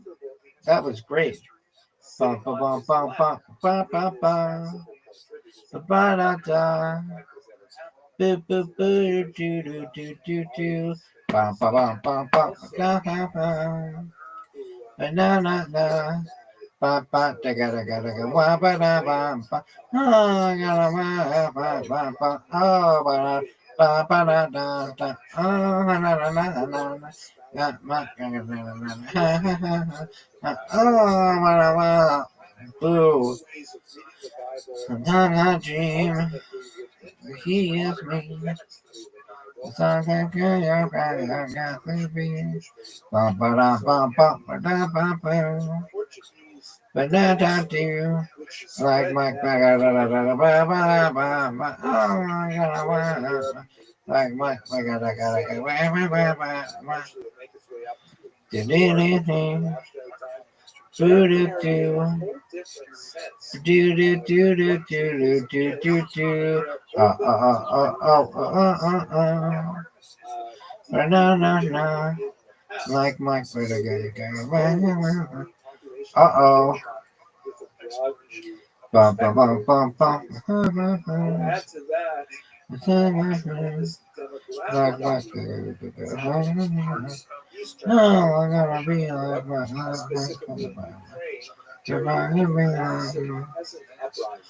oh, baby girl, gotcha, Frosty, I gotcha. Send me another invite, Frosty. Send me another invite, Frosty. Send me another invite, Frosty. Do do do do. Do do do. Do do do do do do do. Bum bum bum bum bum. Da da da. Da da da. Bum bum da ga ga ga ga ga. Ba da ba da. Ah ba da ba da ba ba ba ba da da da. Ba ba da ba ba. Do do do. Do do do. Ba da da da na na na na na na. Bum bum bum bum bum ba na na na. Ba da ba ba. Like my ba da da da da. Be like my. Send me another invitation on. Please send me another invitation. Ba na ha hey. Ba dee dee dee. Da da dee na ba ba ba ba. Ba ba da ba ba ba ba ba ba. Ba da da dee. Like my ba da ba da ba. My be like oh I'm gonna be like my ba da ba da ba. I'm gonna be like my. Sometimes I know. Sometimes I groove. Like my ba da da da da. Oh. Ba da da da da da. Ah ba da ba da da. Are you serious? Are you serious? Sometimes I move. Sometimes I groove. Like my bum ba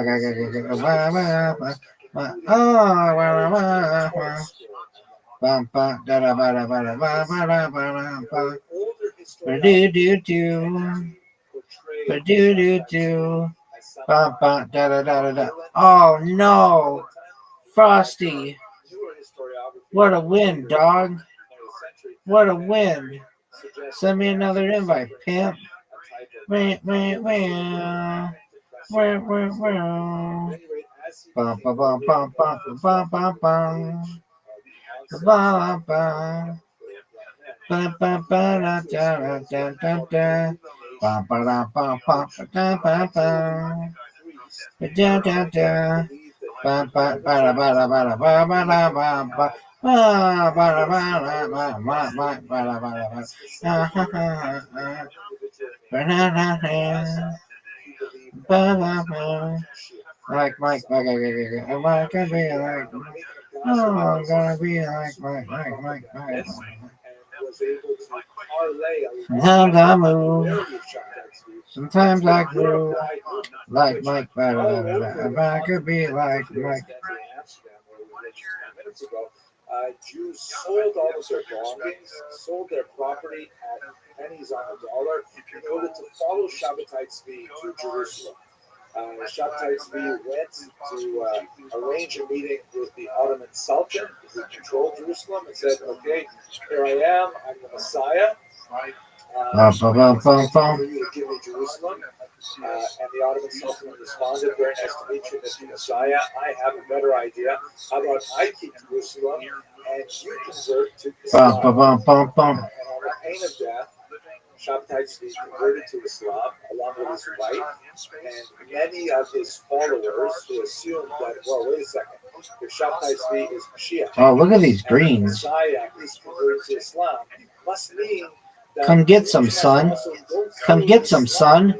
Come get some, son. Oh, how'd you like that? Frosty, how'd you like that? How did you like that, son? How did you like that, son? How did you like that, son? Bum, bum, bum, bum, bum, bum, bum, bum.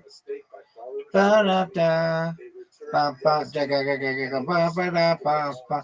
Ah, ba da ba da ba ba da da da da da da da da ba. Do do do do. Do do do do. Big mistake. Big, huge, large mistake. Bum, ba, da, bum, bum, bum, bum, bum. Send me another invite if you wish. Send me another invite if you wish. Da, da, da, da, da, da. Frosty is going first. It's his turn, and he is going to put a 4. Bum, ba, da, bum, bum. It's on his turn. It's his turn. Everybody knows it is Frosty's turn. Oh, gonna be like Frosty. If I could be like Frosty. Bum, bum, bum, bum, bum, bum, bum, bum. Boo, boo, boo, do, do, do, do, do. Bum, bum, bum, bum. Frosty. Like Frosty. If I could be like Frosty. Oh, I wanna be like Frost, like Frost. If I could be like a Frosty. Oh, son. How'd you like that, B?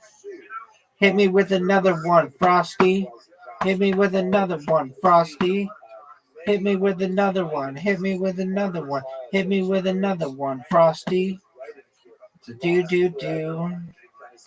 Do do do. Do do do do do do do do do. Bum bum bum bum bum bum bum bum. Da da da. Bum bum chicka bum bum bum bum bum. Oh ba da da da. Bum bum chicka bum ba da da da. Oh ba da da da. Ba do do do. Ba do do do. Da da da da da da da da. Bum, bum, bum, bum, bum. Hit me with another. Do do do. Like Frank. Am I gonna be like? Oh, I wanna be like Mike. Bada bada bada bada. Do do do. Uh oh. Da da da. Da da da. Da da da da da da da da.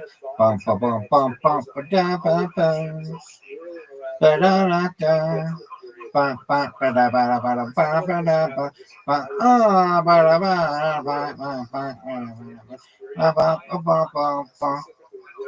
What was that? Ba do do do. Ba do do do. I want on. Bum bum bum bum bum. I want on. I don't think you can beat me. Bum bum. Ba ba ba ba ba. Ah ba da ba da ba. Ba ba ba da ba da ba da ba da ba da. Send me another invite, should you wish. I love playing with my friend Frosty. I missed him a dama boo. Banana do. Frosty. You are up, Frosty. Oh, you are up, Frosty. Frosty. You are up, Frosty. Sometimes I'm dream that he is me. It's got to be the how I have to be. Bum, ba-dum, bum, bum, Frosty. You are Frosty. Oh no, I am I am Frosty. Frosty. Oh, whatever. Frosty. Frosty. Sometimes I'm dreaming that he is me. It's gonna be like I'm about to be. Bum bum bum bum bum ba da ba boom. Da da do. Bum bum ba ga da ba da. Oh. Frosty, that was dirty, son. Ba da da da. Send another one. Do. I am ready for you, Frosty. Bum ba bum bum bum bum bum. Where is the invite from Frosty? There it is. I just got an invite. Oh, I just got an invite from Frosty. Do. Do. Do.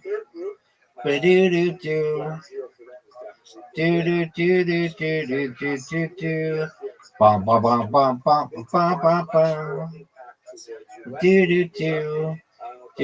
Ba ga ga ga ga ba ba da ba ba ba da ba ba. Do.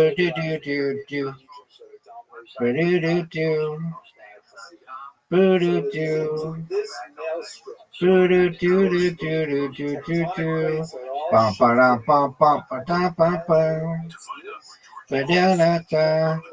Da da ba ga ba ga ba ga ba ba da ba ba. Ga da ba da da ba ba ba ga da ga da. Do. What are you gonna do, son? What are you gonna do, son? Oh, what's your next move, baby? Gotta get another card, son. Oh no, you don't. Frosty just looked me eye to eye, man to man. Slap me in the face. Hit me with another one, Frosty.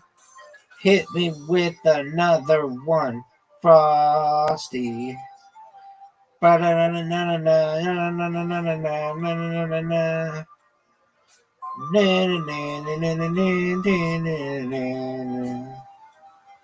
Frosty played the green skit.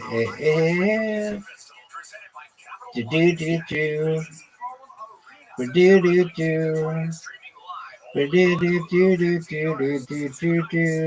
Bum bum bum bum bum bum bum bum. Ba da ba ba.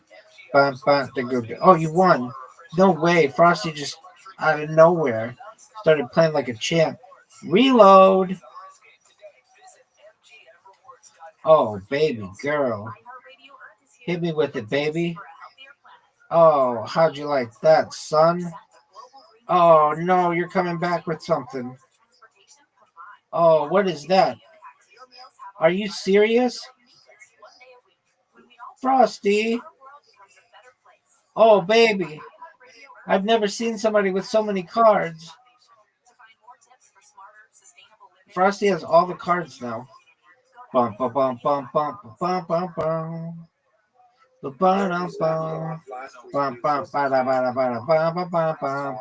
Oh, and he didn't have a yellow bum bum.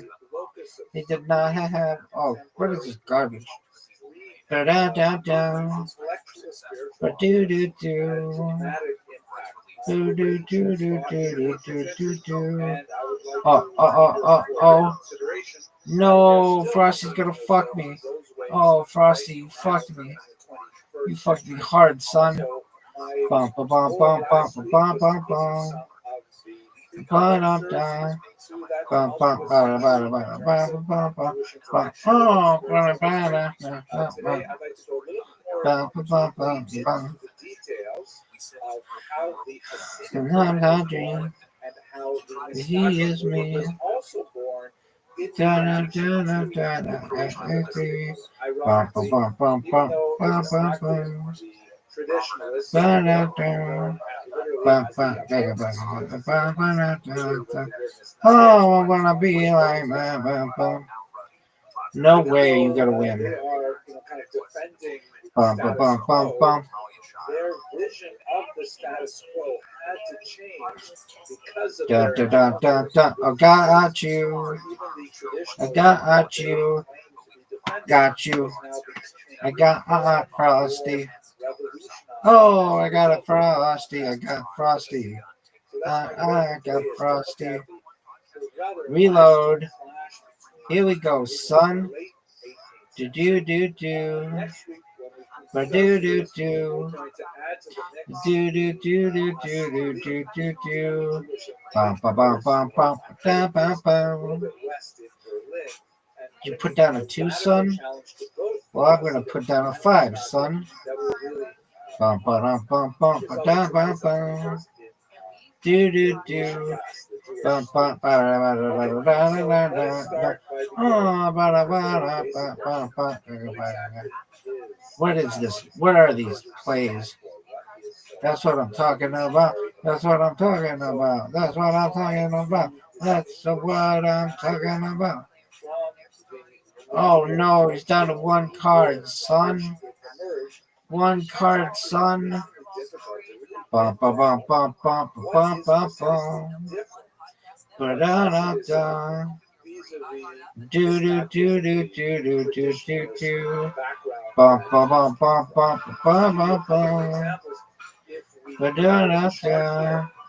Do do ba ga ga ga ga ba da na na na. Oh ba da ba na na ba ba ba ga ga ga ga. It all comes down to this, son. It all comes down to this. Got it. Kobe, 69th win, baby. Reload it, pimp. Bum, bum, bum, bum, bum, bum, bum, bum. Da da da. Da da ba da ba da ba da ba ba ba. Ba oh ba da ba da da. Ba ba ba da da da da. Oh. Here we go, big dog. Here we go, son. Just play that 5, son. Just play that other 5, son. Just play the 5, son. Play the 7, son. Look at this move. Look at this move. Another 7, son. Look at this move. What is that move? Uncool. Uncool. Da da da da da da da. Look at this move. Look at this move. Oh. Frosty's up. Frosty plays it too. F that. F that, dude.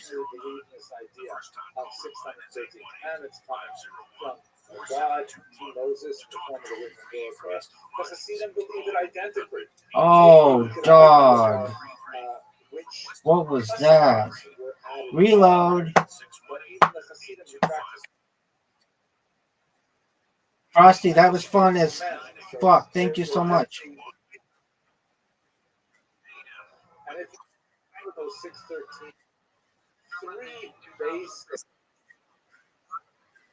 That's okay. You're good at Ocho. Traditional Judaism. Observance of and the Hasidim. That's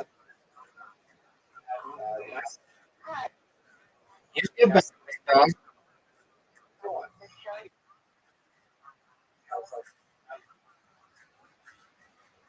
word to Shabbat.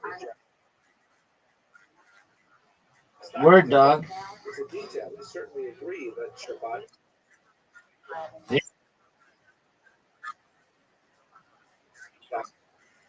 Mandatory.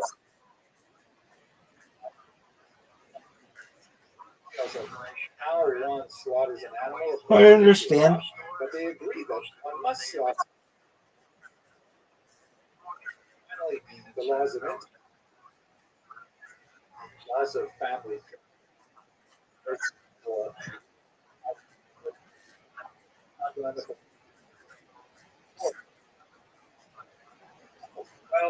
as we all with all 10 others. So what exactly creates them? There's so much that they.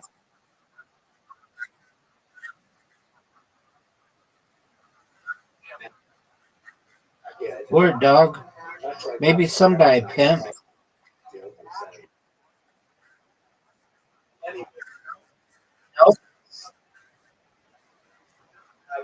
Oh, I go outside every day, but I am, God willing, never going to call it quits. I want to shoot for the rest of my life.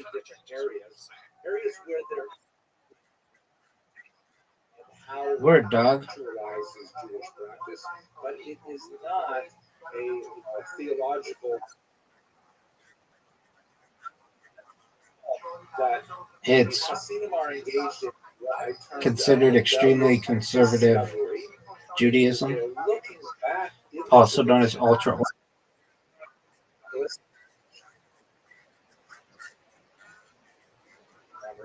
And they're trying to find enough practice and the tradition. That's cool, pimp.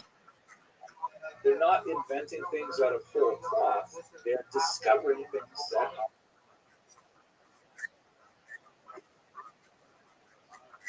behaviors that have not been seen before, but nevertheless, it is not ab initio creation.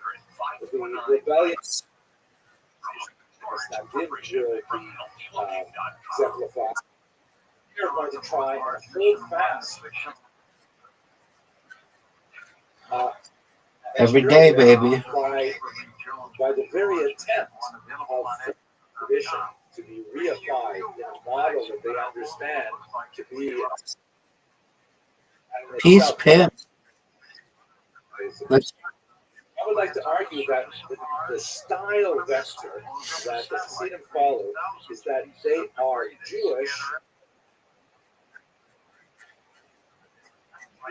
plus. Your whole life is a flex. Your whole life is a flex. Hard to translate technically into English. Associated with the word.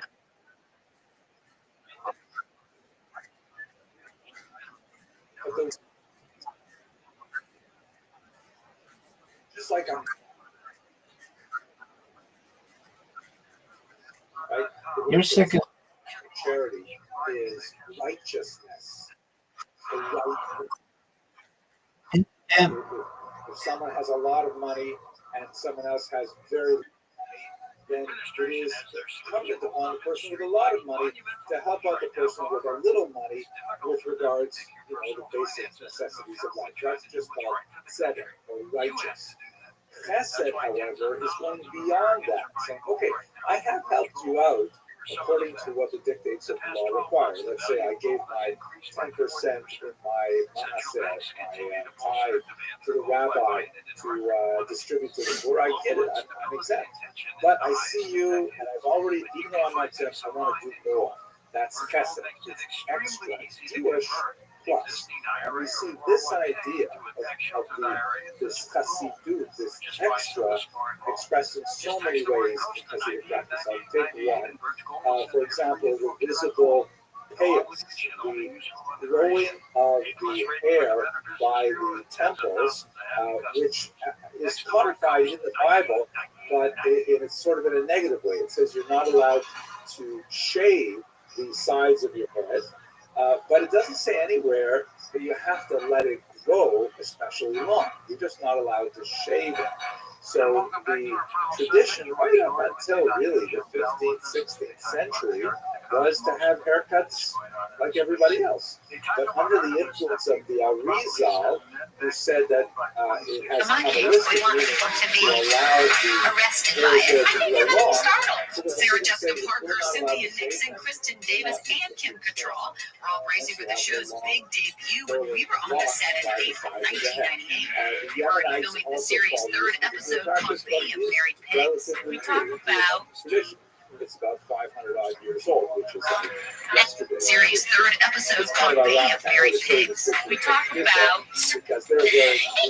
married guys and why married women might not like us and feel threatened by us, and we talk about size. So, how big was it? First couple, the ladies were proud to be part of a show that was called Revolutionary. It's really giving voice. Demonstrable, more visible, more in depth. It adds a tremendous amount of life as well, a tremendous amount of behavioral restrictions because of this thrust of this approach that is so prevalent. He is me. But let us not forget that the snacking also affects Bum, bum, bum, bum, bum. because it's not like it's off. Sometimes I move. It's just not common. Sometimes I So grew. even Like Mike, I be like Mike. Oh, I wanna be like Mike. Also is affected by the fact that the placebo might grow. So if you know Bum, bum, go bum, bum, bum. to places like Bum, bum, bum, Boa bum. and Lakewood, The turn up, down. here, Bum, bum, ba, da, ga, ga, ga, ga, ba, da, bum, bum. Oh, I wanna be like Mike. for example, tucked behind their ears. Yeah. A Lithuanian adaptation to a Hasidic adaptation, which is an illustration of how it's a rebellion of tradition, but it also represents change as a result of this content. So that's kind of like the style of that's really what defines it. Is that everywhere you look, pushing the envelope. Always how did this movement start? Well, there are many different approaches in historiography. Very quickly, 6 basic approaches to how Hasidim got so popular. The first great historian of Hasidim was actually one of its opponents. He actually will be part of our discussion as well because he was an opponent of Hasidim. He had regrets writing in German in the latter part of the 19th century. Many of you may have on your shelves the great 6-volume translation. Olympic Winter Games in 1960. Olympic Winter Games in 1960.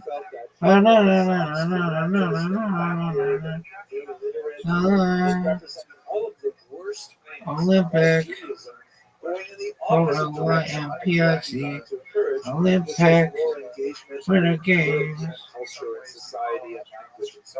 He felt that the Hasidim were hopelessly superstitious and backward, and he was embarrassed by them. They were the most Jews that was so different from the kind of Western modern Jew that he was trying to approach. On the other hand, Shimon Dubnov, who came from Eastern Europe and remained there, the great historian martyred by the Nazis, his last words to his students as he lay dying in the streets of Lithuania with a gunshot wound was Schrei Kvar Schrei, write and record, the words that resonate under all historians. Dubno felt that even though he could level some of those accusations of superstition and illiteracy of Hasidim, he felt that it was actually a genuine expression of a Jewish joy in life, simchas hachayim, honest and valuable expression of Jewish life in Eastern Europe, and in many ways a rebellion against Martin Buber, not strictly speaking, a philosopher rather, nevertheless was fascinated with this approach, and he followed it up by translating many of the Hasidic stories that he encountered with a slightly tendentious editing, trying to locate the beauty of Hasidism and its appeal in the narrative power of its stories. Such an important part of Hasidic teaching. But nevertheless, like Dubno, arguing for natural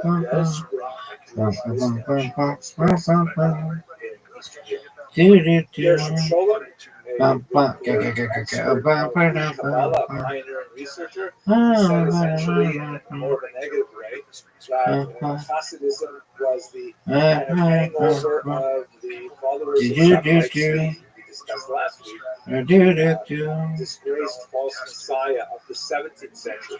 And all of Shammai Tzvi's ideas and attitudes were captured by the early Hasidim and regurgitated in a theologically more acceptable form. So we definitely had a negative approach to that. Ben Zion Dinor, Israeli scholars, had a fascinating approach, essentially arguing that it was essentially economic in nature. Because of the structure of the Jewish community, frequently had adopted rabbis who could essentially buy their positions in order to live off the tax receipts for tuition fees, candle tax, and so on. And so Hasidim, by following charismatic leaders that were separate from the could avoid paying the taxes to the town rabbi, created alternate revenue stream and an power structure that allowed Jews to seek out these territories they were wanting. And finally, this kind of rapid tour of some of the major approaches to how Hasidism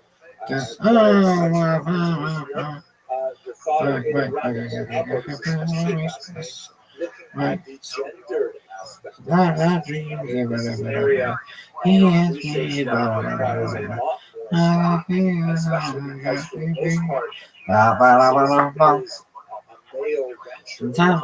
The Rebbes are almost completely male. There are actually a few really remarkable female Hasidic leaders, even in Judaism.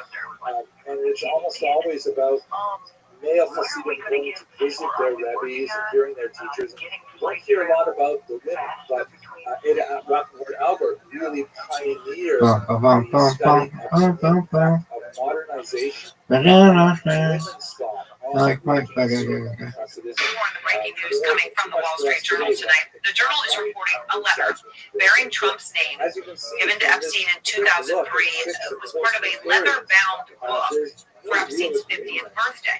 According to the Journal, it contains several lines of typewritten text framed by the outline of a naked woman, which appears to be hand-drawn with a heavy marker. They don't use the word Sharpie, they describe it as a heavy marker. A pair of small arcs denotes the woman's breasts, and the future president's signature is a squiggly Donald below her waist. The Journal says, mimicking pubic hair.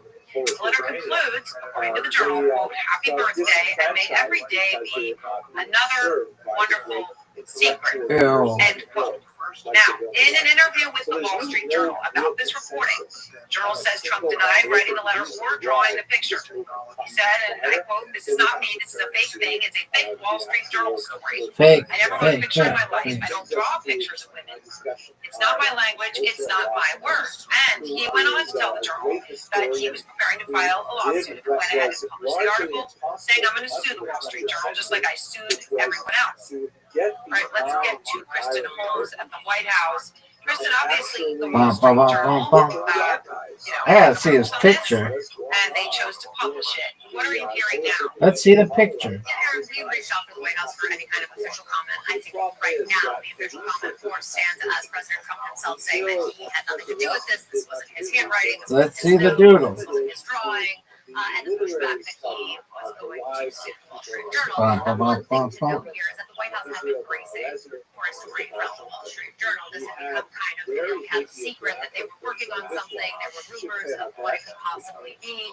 And we know that they were waiting to see if they actually went through with it. Grab him by the pussy. Grab him by the pussy. You can just grab him by the pussy. Chew and quit. The reason why this is coming at such a critical time is it's really a time when President Trump and his entire administration, the entire White House, has been trying to get as far away from this as they possibly can. And this has dominated the news cycle for several days. It's not just in the news, it's also personally. President Trump has been at odds with his base. There's been a we've seen his magazine calling for a special prosecutor, calling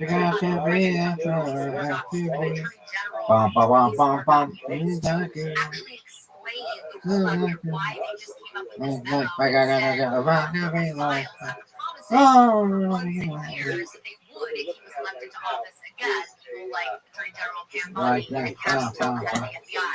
The deputy and this has become a point of contention behind the scenes between many of these officials on how this was handled. So this is yet now Sometimes I another dream reveal on this story, that something she that is they've been me. trying to get away from. And the one thing to keep in mind here earlier today, Carolyn Levitt said that President Trump wouldn't actually recommend a special prosecutor. That would just not be something that he would want to do or that he wanted. That's how he felt. That was the word she used. The reason why that's so critical is that in any other administration, at least in modern history, Take off your top. acted independently of the White House. That is not the case here. So any kind of saying President Trump wouldn't recommend that, that's likely to completely kill the idea of a special prosecutor. Now, what happens now, once this has been out there, once this story is, what we're going to be watching closely is not just how the White House reacts, but how do the people Dun, closest to dun, President dun, Trump dun. react? How do the voters react? How Do, does do, the MAGA do. base react? Because right now there's been so Do, much do, traction, do. and they haven't been able Like, to like, like, I be like, oh, I wanna be like, Squat, Valley. He was provided with a salary for his Olympic Valley. and a free house in which to live, like a parsonage. So he was a real Sometimes I and dream he served in he a is quasi-rabbinic fashion, not precisely a rabbi in the sense of this context, Bump, bump, bump, bump, bump. So let's try and understand the Baal Shem Tov Yup. within the context of his precursors to try to understand why this middle-sized village would hire a person like the Baal Shem Tov.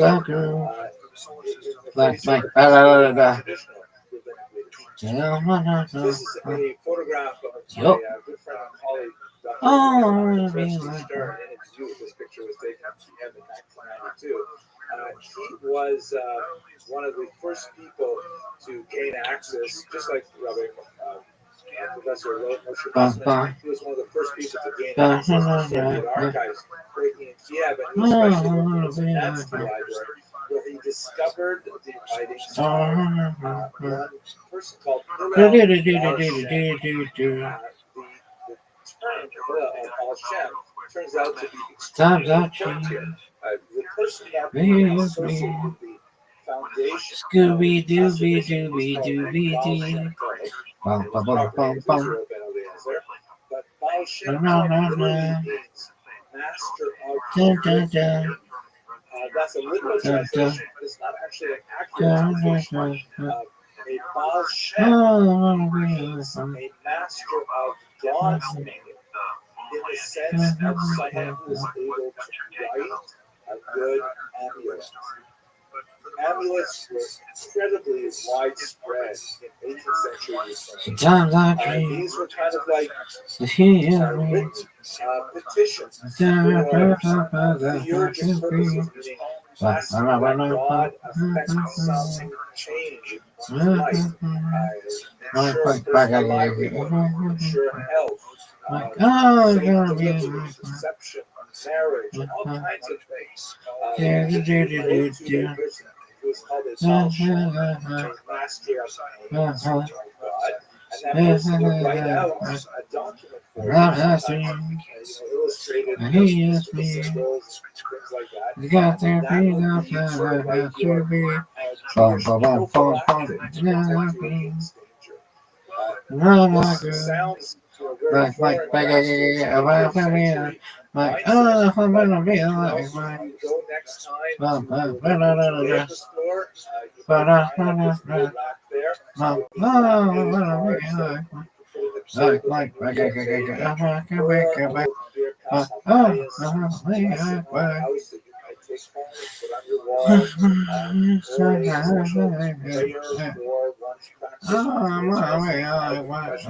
These are all essentially amulets. That were professionally produced.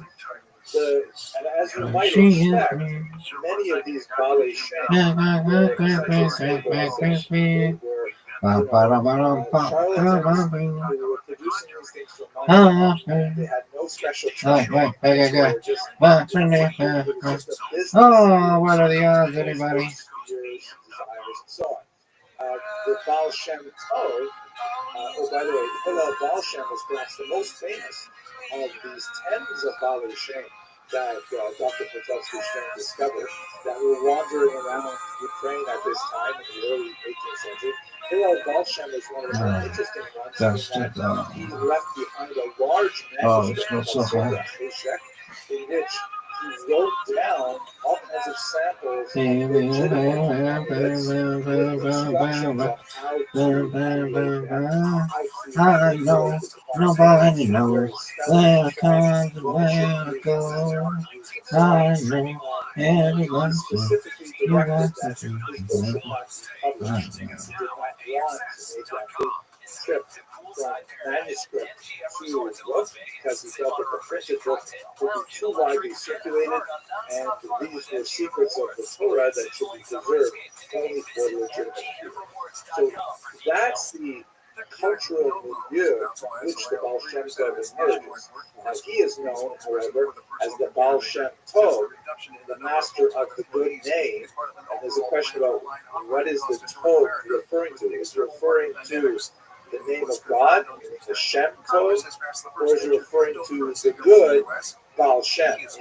When we look at all those other charlatans and snake oil salesmen and late night TV salesmen, this is not like this. Where it comes, where it goes. I know everybody says you got to know. 18th century Medjugorje and is highly valued for this. It is important to note that a lot of this comes to light only in the late 18th century. As nobody gives a shit about this guy. He's so. Much of the wars that I'm going to describe now between the Misnagdim and the Hasidim. I know nobody knows where it comes and where it goes. I know. Everybody knows. You got to know. Hillel Baal Shem is an example of someone who recognized I know. the implications of Nobody the church, knows. if you want to put it in modern context. Where it The stops and where controversies it over books in the goes. 18th century and Good the 19th food century finger. are like the controversies we have Or today. do on whip. Twitter. Or do Someone whipping. writes something on Twitter, Do whipping the it's dreams. great as a result of it. And there's like lots of heat, but very little light in a short period of time. Do whipping the dreams. So book culture was like that. That was the social media of the day. So let's look at we looked a little bit about what Hasidism is, and how we believe it started. Do whipping. Do whipping. Let's try to understand Do whipping. how Do this your interacted with the traditionalist Lithuanians and how they opposed it. Come on, bitch. Somebody say something about me. Oh, this fucking rabbi is so fucking annoying. That's what I want to hear. This motherfucker is so fucking annoying. I know nobody knows where it comes and where it goes. I know everybody says you got to know. I know nobody gives a shit about that. Where it comes and where it goes. Had two highly distinguished pupils. One of whom went on to have 5 more really highly distinguished pupils. They also didn't regard themselves as being part of a distinct tradition. Oh, that was Only amazing. when they met the opposition from Look at this athleticism. Double time for Pat Hobby. Why are you just screaming? Where it stops and where it goes. I know everybody says you got to lose the deal. I don't care. Come on, come to my fucking Discord, you sluts. Come to my Discord, you sluts. Everybody wants you to come to my Discord. Everybody wants you to come to my Discord.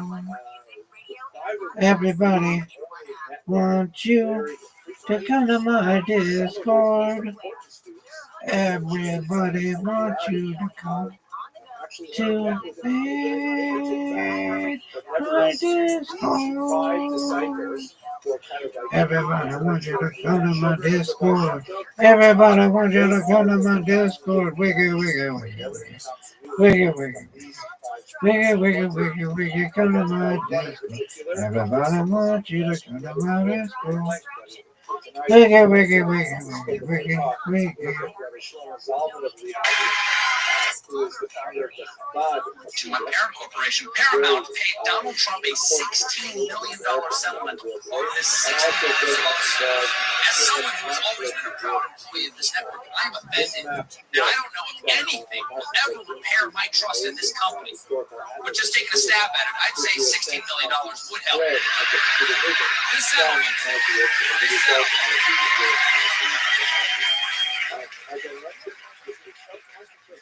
This settlement is for a nuisance lawsuit Trump filed claiming that 60 Minutes deceptively edited their interview with then candidate Kamala Harris last fall. Paramount knows they could have easily fought it because, in their own words, the lawsuit was completely without merit. And keep in mind, Paramount produced Transformers, Rise of the Beast. They know completely without merit. Ha ha ha.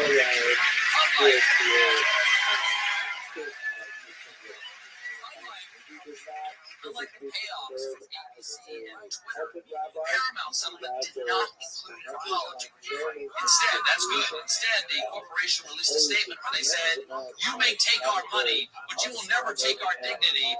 You may, however, purchase our dignity for the low, low price of $16 million. We need the cash."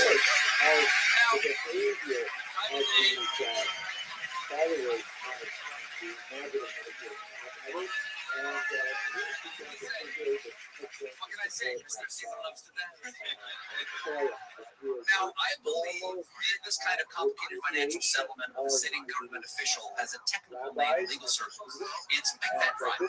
Because this all comes as Paramount's owners are trying to get the Trump administration to approve the sale of our network to a new owner, Skydance. Not the music I was expecting? Okay. That was me dancing in the sky. Some of the TV typers out there are blogging that once Skydance gets CBS, the new owner's desire to please Trump could put pressure on late-night host and frequent Trump critic Stephen Colbert. Okay. But how are they going to put pressure on Stephen Colbert if they can't find him? What the fuck is Skydance? What happened to Viacom? Everybody remembers Viacom.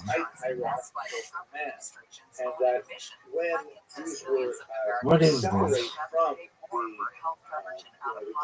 Synagogue in the town, this represents a fraction of nobody wants this shit. It transgressed a rabbinical, it's not exactly a commandment, but it's kind of an exhortation. I like that it's Westinghouse Electric Corporation. So this is Westinghouse? It would be more serious than what we see in America today of a breakaway opinion, because as we saw earlier with Benzino, it would represent a diversion. I've got Betty Davis on. As Hasidim begin to gravitate towards unofficial spiritual leaders who are not officially appointed in any way. Sweet surprise. Most Hasidim find a way to economically support this. She's got Betty Davis on. She's making music on. Why'd you have to think twice? Take a view of snow. Betty Davis on. I need you. I need you.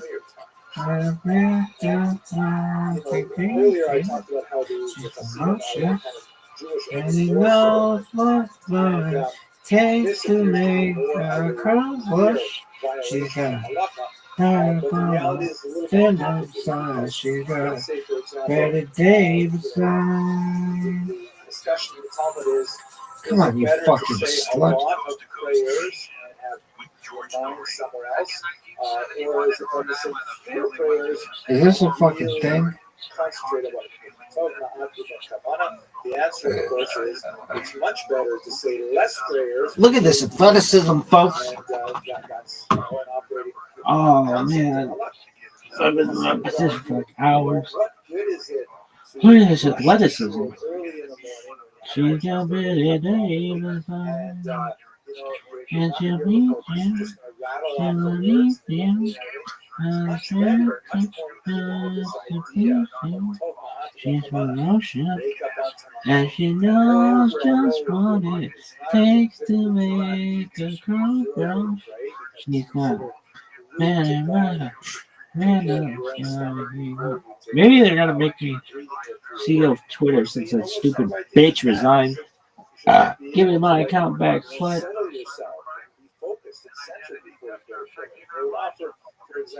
She got better girl, stand up, side. She got wicked, wicked, wicked,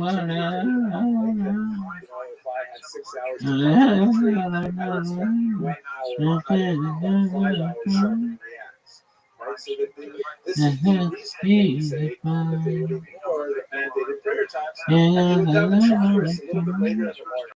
So what they're better, isn't it that more put together? So it's not a clear break. Yeah, I'll have to It's kind of like bending the rules to make this rich spiritual experience. He said there's more separating. Notice that all three of these things refer to separate and free. They stop saying the traditional Ashkenazic prayers. Stand outside. Are you done? Just blah, blah, blah, blah, blah, blah, blah. Why are you talking so much? No one fucking knows, dog. West Side. Pimp. Look at this athleticism.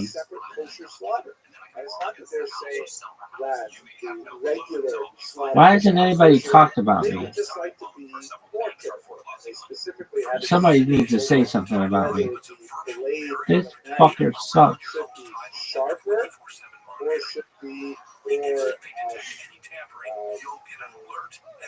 She's got. Yeah, come on. Stand up, side. Better David.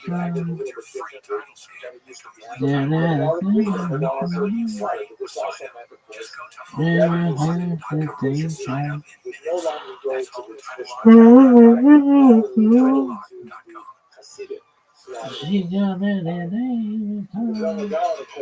Master of the Talmud, he says that are just not surprising, where they come from. There are no great yeshivot like there are in northern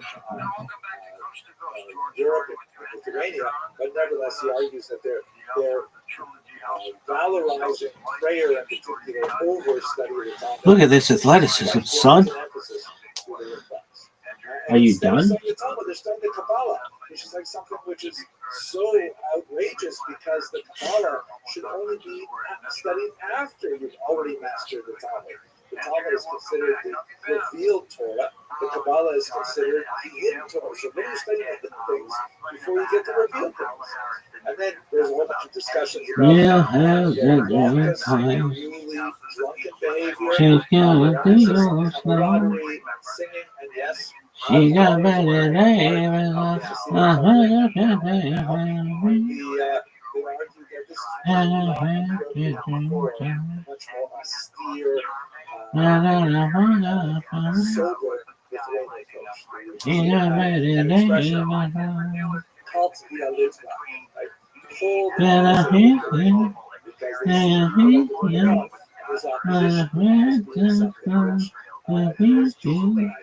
She precocious, and she knows just what it takes to make a crow blush.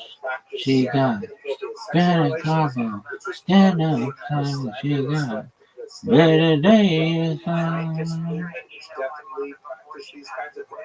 that was a highly dissident movement that converted to Christianity, and of course Sabbatism, as we said before.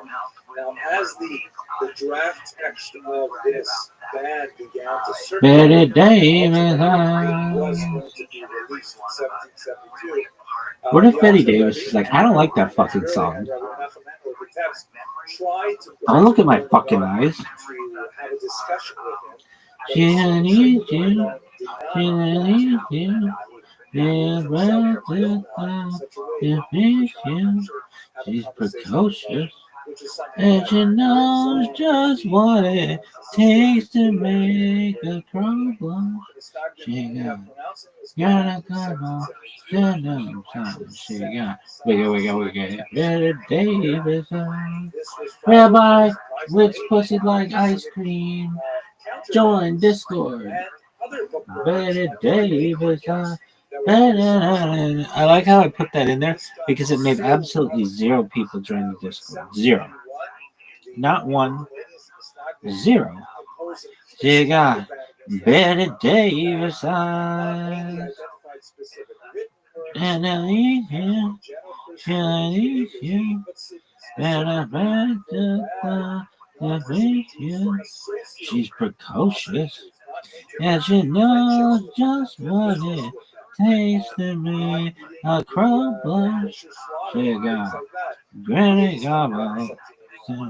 Probably the darkest moment in this period when it got way out of control was in 1794 when a Misnagdic rabbi in Minsk lost his job and a chassid was appointed by the community in his stead.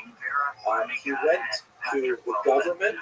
He argued that Hasidism was anti-Christian and anti-government. The Russian government was always open to hearing Jews denouncing Jews.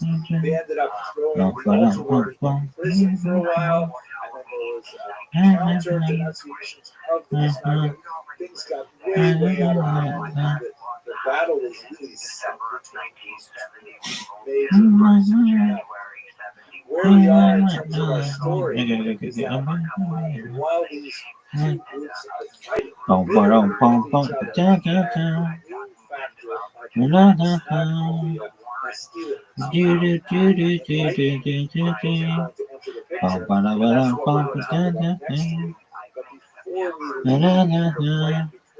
Yo, Oisho Bagel. No. She's talking that jibber garbage. Chicken scratch.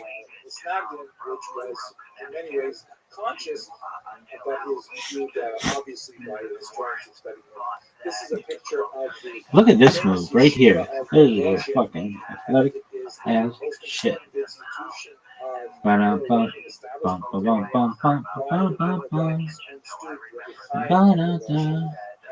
Mike. Oh, I gotta be like Mike. Feel like Mike. Feel like times I dream. He is me. Like Mike, I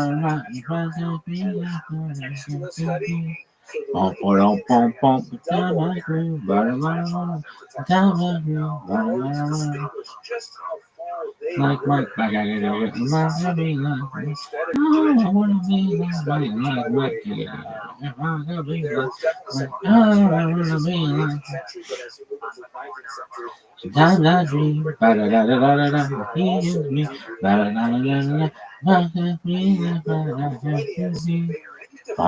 sometimes I dream, he is me, no one gives a shit about any of that bullshit. No, I wanna be like oh, look at that move.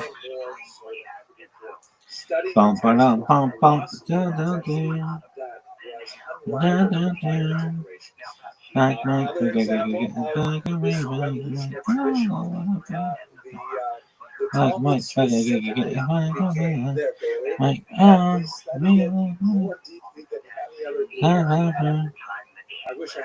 now they're eating pudding.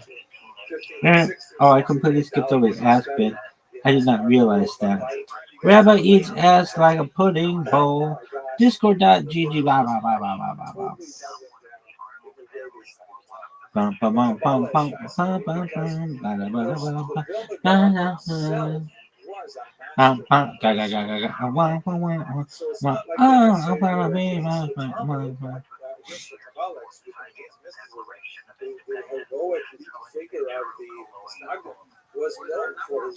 Be like mine. Be like mine. Like mine. Ga, ga, ga, ga, ga. If I could be like mine. Oh, I wanna be like mine. Look at this, athleticism. If I could look at this, athleticism. Oh, I wanna look at this, athleticism. Sometimes I dream that he is me. Bum, bum, bum, bum. I'm not good. Sometimes I dream. Like Mike, if I could be like Mike. Oh, I wanna be like Mike. Look at this move.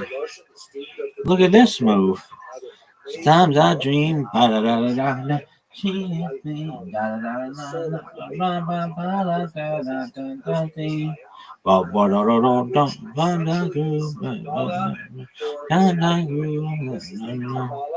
Like Mike,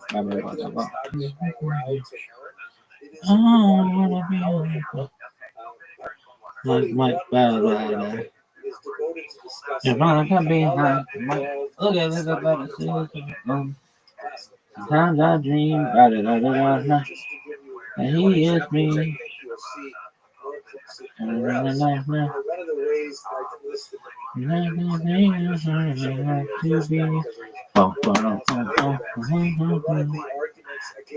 Sometimes I grew.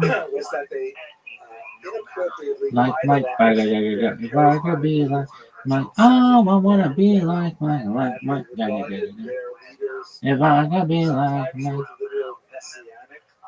be like Mike, be like Mike, if I could be like Mike. Sometimes I dream that he is me, got to be, gotta have to be. Bump, bump, bump, bump, bump. Sometimes I grew.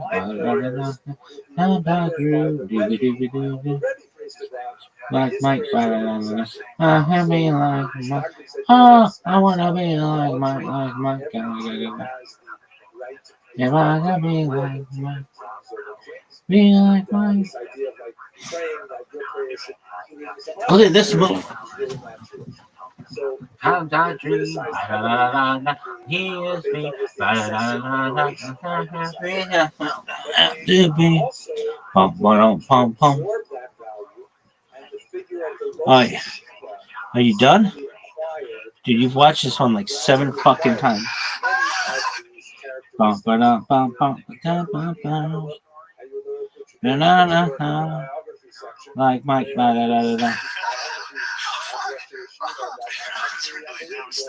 fucking sucks. Yeah, no. Be like Mike. Be like Mike. Like Mike.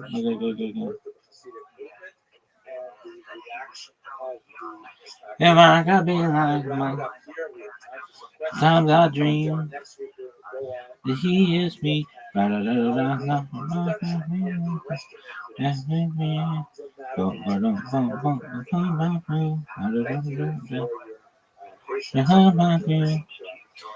Mike. What the fuck? Sometimes I grew like Mike.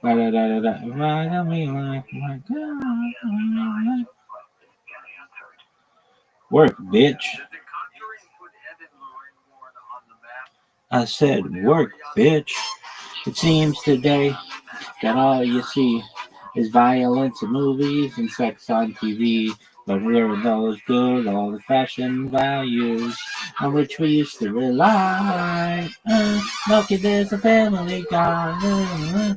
Lucky there's a man who positively can do all the things that make us laugh and cry. He's a family guy.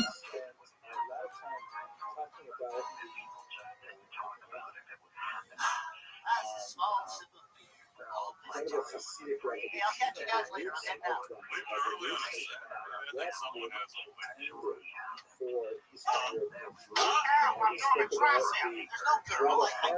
Just like watching classic SNL that comes on before the new SNL. Dude. Tonight, classic SNL is Deion Sanders. Yes, Deion Sanders. Sadly, in his room, while singing songs from his album Ragtime. Tell us where you're at. We live by the heritage.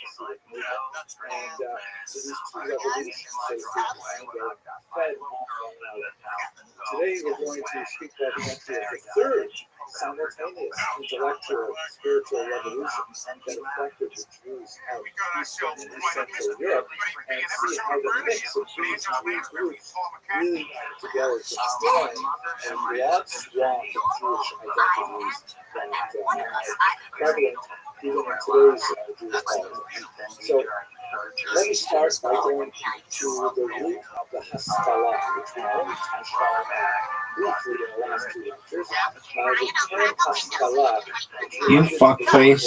intelligence, as a translation for the German term of Klärung, which is enlightenment in English, which was the popular term used to describe this understanding that illuminated much of the Western world figures like political ideas of Rousseau and Voltaire and others contributed to this idea of increasing emphasis on feminism and the power of human beings, specifically man, because You fuck.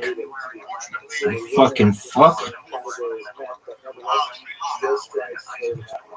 Give this motherfucker the old he ho. Haha, ass. and they just translate that somehow into the political relationship in the personal sphere. Just one example, the Lockean concept of tabula rasa, tabula rasa means a blank slate. Thought you could brawl with the kid?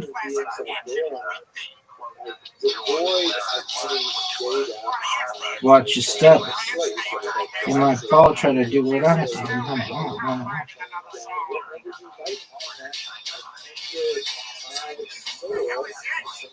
On the Mojo side, in the middle of the club, with the rubber duck. No love. Oh, baby.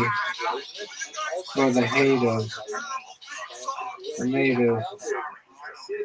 Man, because I got 4 seats with the Lakers. 50-yard line with the Raiders. Muhammad Ali told me I'm the greatest. Oh, baby, go fuck yourself. Now fucking shit on his ass. Douche. Eat my conch shell. Ass.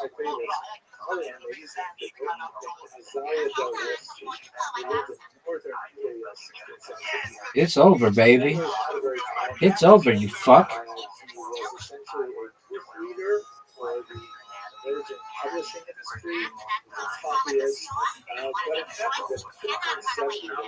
It's over, Sluicy.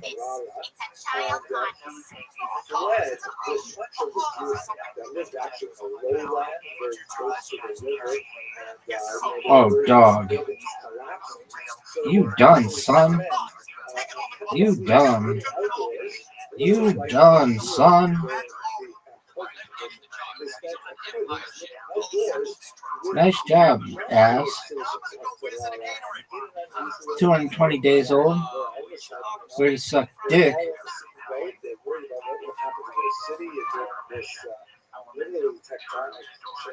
Ding, ding, ding, ding. Hey, ass. You got swept, son. You got swept. Son. You got swept, son.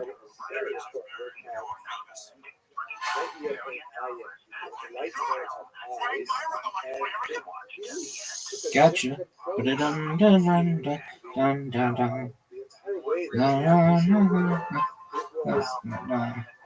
Scooby-Doo. First of all, the lawsuit really had a very wide open idea. It's over, Sleuzy. What science would tell us about Torah. We did not have that kind of, instinctive. They just destroyed him. Church. Fuck yeah. Come on, somebody talk about me. Earth at the center and the evolving body. He said, wow, I bet there are a lot of things that we could get from science. No.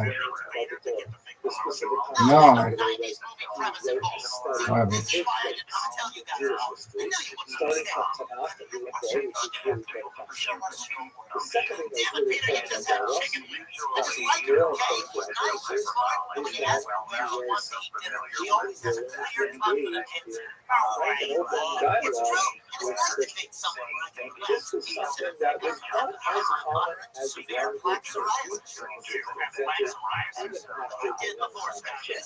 In many ways, see this trend going back much further. You see, for example, Maimonides' famous comment in the introduction to the book called The Eight Chapters, where we should accept you as perhaps anticipating a huge challenge.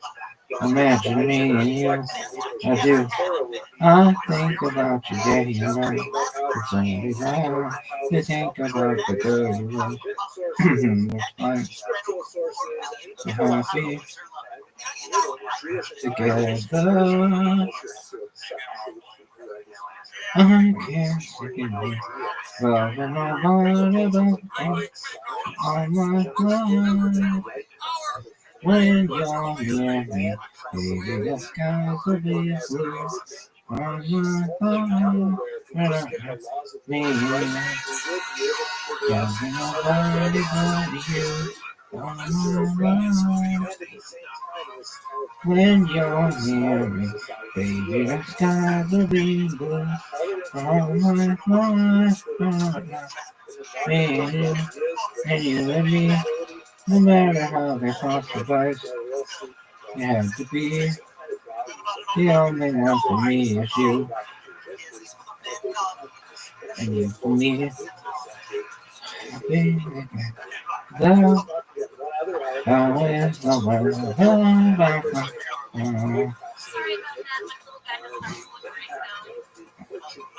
Me and you and me.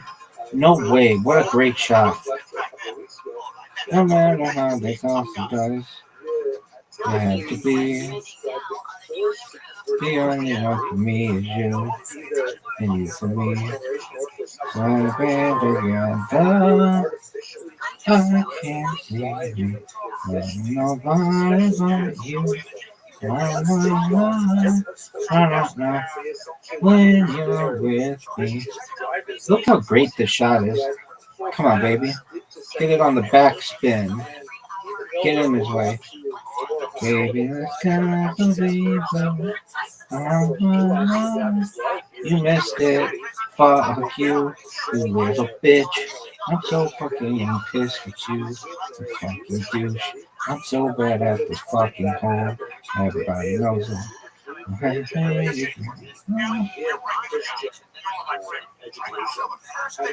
university and discovered Christian thought, and having somewhat articulated idea of Jewish values, norms, history, and so on. So they're walking around with a totally different intellectual bag of tricks than the typical Jews in Europe, and they're spreading a lot of fascinating ideas.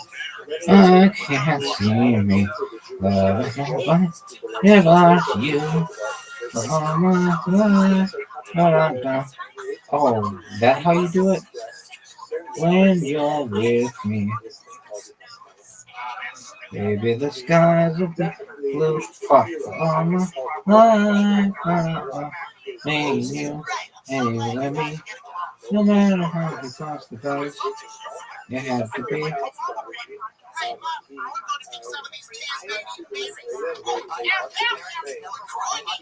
The only one for me is you. It's you for me. So happy together. Don't fuck up, son. Oh wow, he's really good. Yiddish German that most Jews spoke is their Yiddish has overwhelmed their. When you're with me, baby, I can't be good. I'm alive.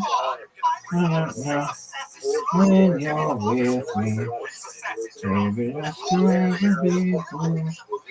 I'm alive. You and me, no matter how they toss the dice, you have to be the only one for me. You for me.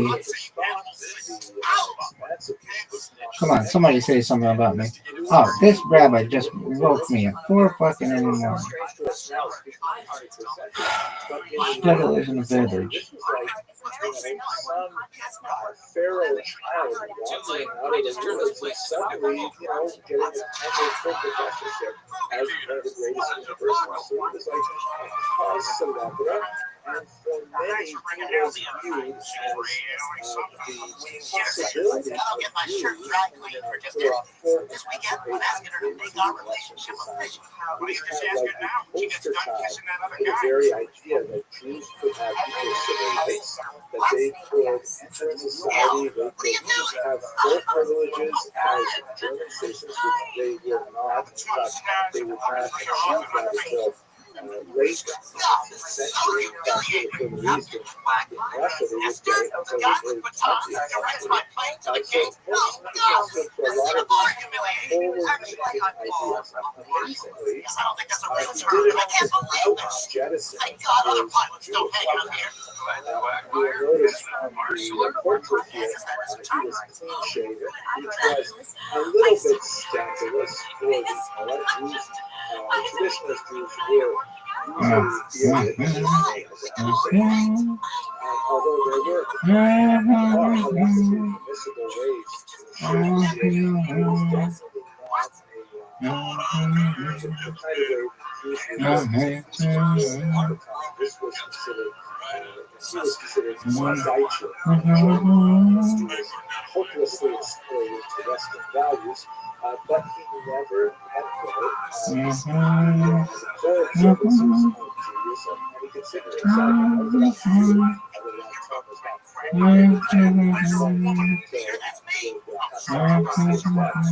He considered himself essentially and the sad aspects of his life is that he was not able to provide this sophisticated articulation both in English and in civic German identity to his grandchildren, all of whom adopted Christian lifestyles.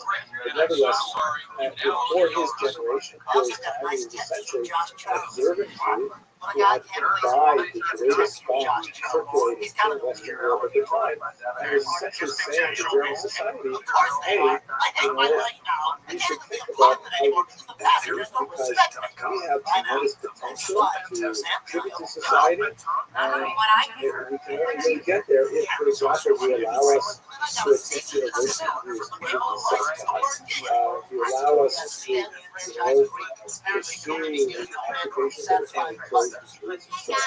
So he's kind of like the grandfather of the Hezbollah. But at the same time, you should also be aware that there are other figures, like, for example, Solomon Maimon, who is just a little bit younger than Mendelssohn. In fact, looked up to Mendelssohn as his mentor in many ways. Solomon Maimon was a very talented philosopher. He debated quite successfully with Emmanuel, and he duplicated a lot of the strengths that Mendelssohn had. However, unlike Mendelssohn,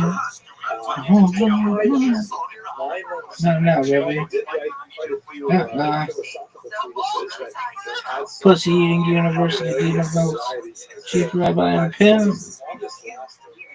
Contribution to Western thought is his rather salacious autobiography, which is, it is not the first in this genre, but it is certainly one of the most important. The so-called OTD genre. Scooby-Doo.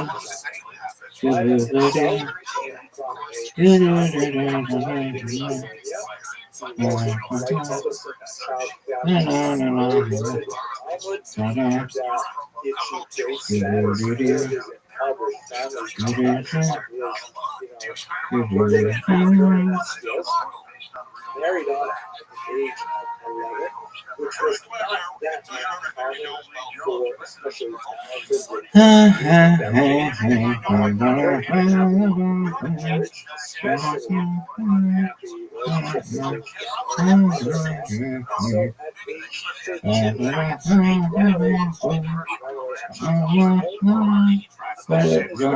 Hey, you, what are you in me?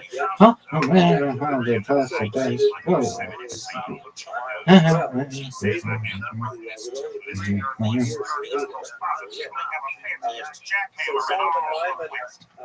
Left Lithuania. He had actually a tour to Mezrich, where he met those there, chapter that was but ultimately he felt that Hasidism was, albeit more inspired and more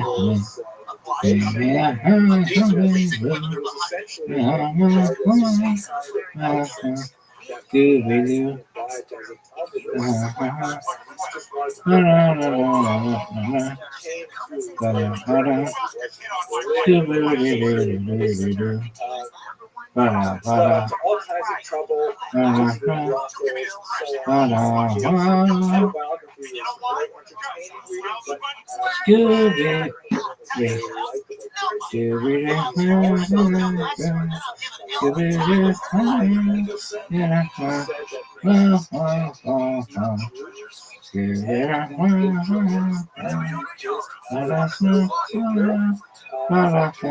Scooby-Doo, and Dooby-Doo, Scooby-Doo, na-na-na-na,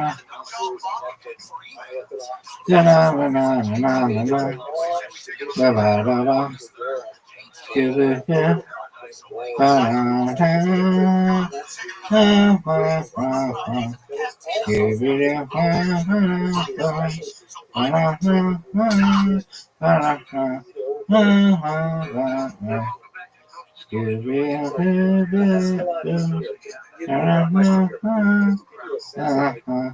Scooby-Doo,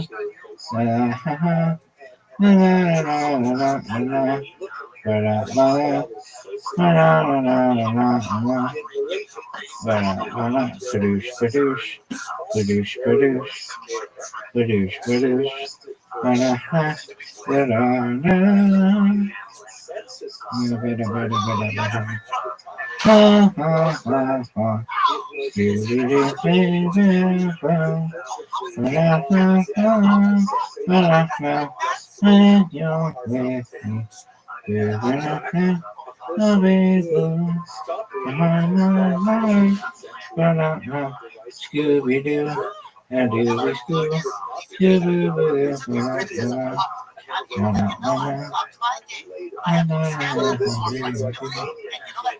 yeah, for me.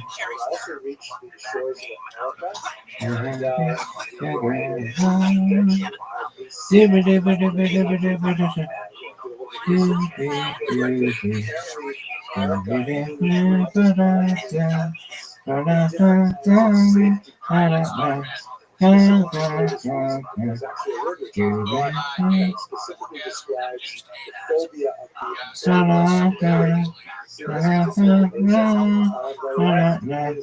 Scooby-Doo, oh, and Dooby-Scoo, Scooby-Doo-Doo-Doo, Scooby-Doo, na-na-na-na-na-Dooby-Doo, Dooby-Doo, Scooby-Doo, Scooby-Doo-Doo-Doo-Doo, I can't see you. Look, I'm not you.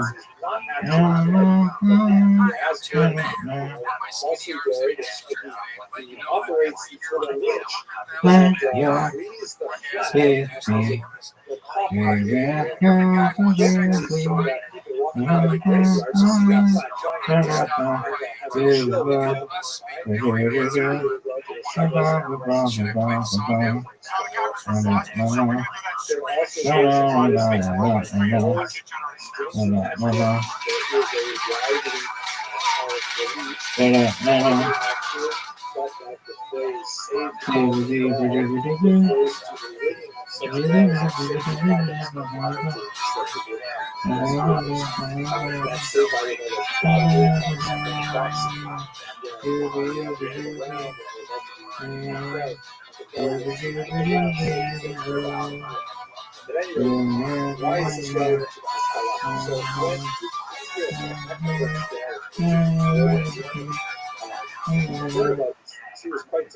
When you're with me, baby, the skies are being blue. And now, me and you, bitch, and you and me, so no matter how I toss the dice, cut the head to be up there from you. What? You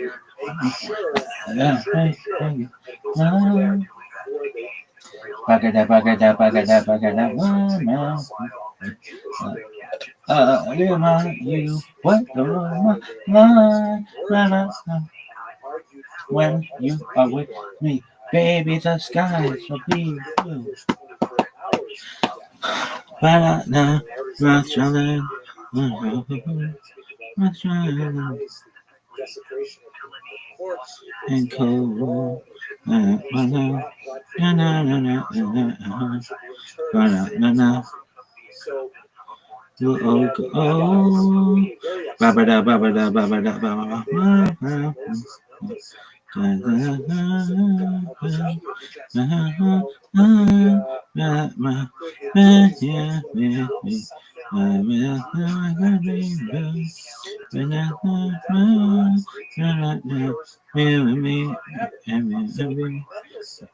Me and you, and you and me, no matter how the consequence, it has to be the only thing that we is you, and you for me. So happy together. Scooby Doo, Booby Doo, Booby Doo, Baba, Wah, Wah, Wah,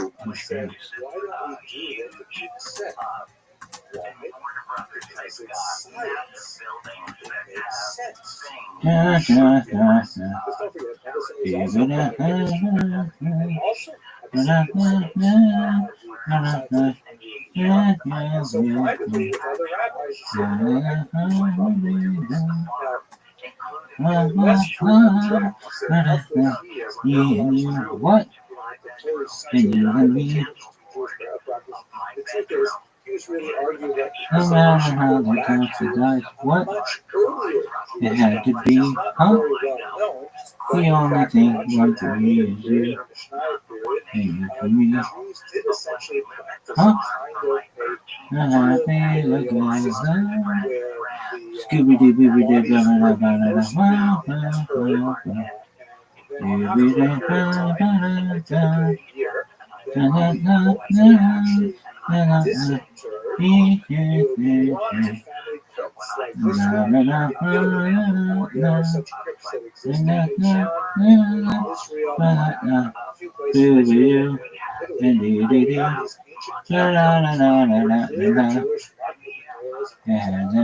So essentially, he was saying the only one for me is you. What? And you to me, huh? No happy together. Scooby Doo, Booby Doo, blah, blah, blah, blah. Loving nobody but you, huh? All my life, when you're with me. Baby, the skies will be blue. Appreciate science. Me and you, huh? And you and me. No matter how they cross the line, it had to be. The only one for me is you. What? And you for me. So happy together. Scooby Doo Boo Boo Boo Boo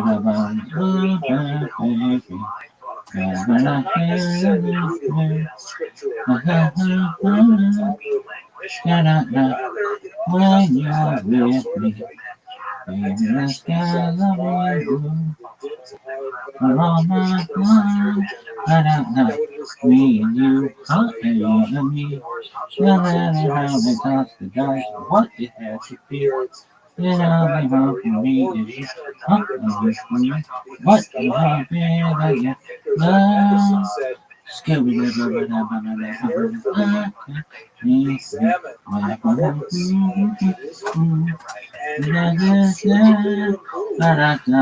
when you're with me, baby, let's go be here. Me and you, you and me. The only one for me is you. What can you for me? Huh? You and me together. I can't see you loving nobody but you. What my love? You're with me. Baby, that's gonna be Besides his sample of the role of science with Torah tradition, is that Mendelssohn trusted me and you, and me. civic leaders like he felt that, for too long, Jews had regarded the only one for me is you. Antithetical to Jewish values,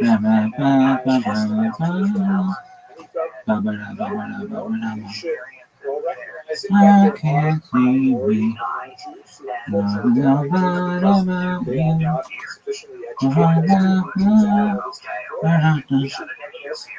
When you're with me, baby, the skies will be blue. All my life, me and you, and me. No matter how they toss the dice, it had to be. The only one for me is you. You for me. So happy together. Ba ba da ba ba da ba ba da ba ba da.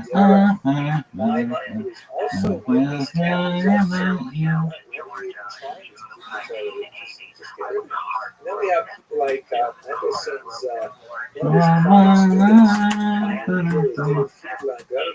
his years of 1750 to 1834, and we should realize that Mendelssohn's was not working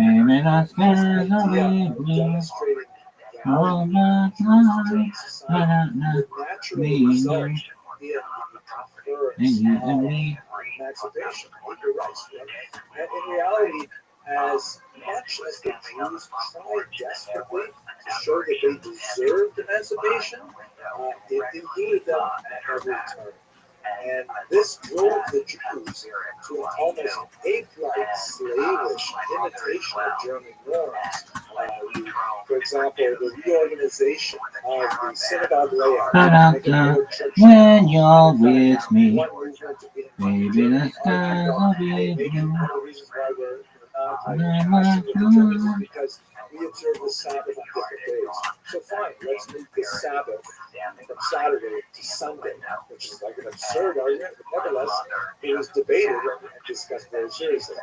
In fact, Me and you, the introduction of organs into the synagogue, all kinds of things. No matter how they toss the dice, it had to be. The only one for me is you. And you to me. So happy together. I can't see you loving nobody but you. All my life, when you're with me, baby, the skies are blue. All my life, you live. Great figures like Gustav Mahler, Polish Me and you, what? And you and me. No matter how they toss the dice, it had to be. The only one for me is you. And you for me. So happy together.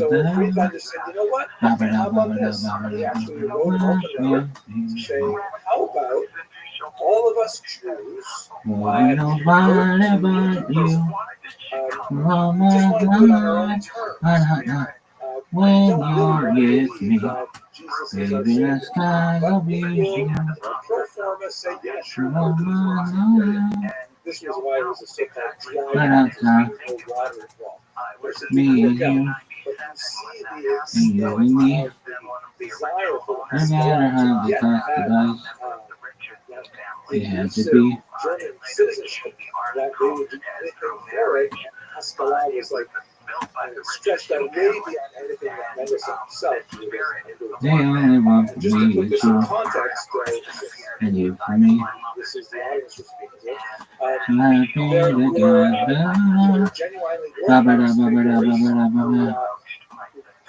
I can't see you. Loving nobody but you.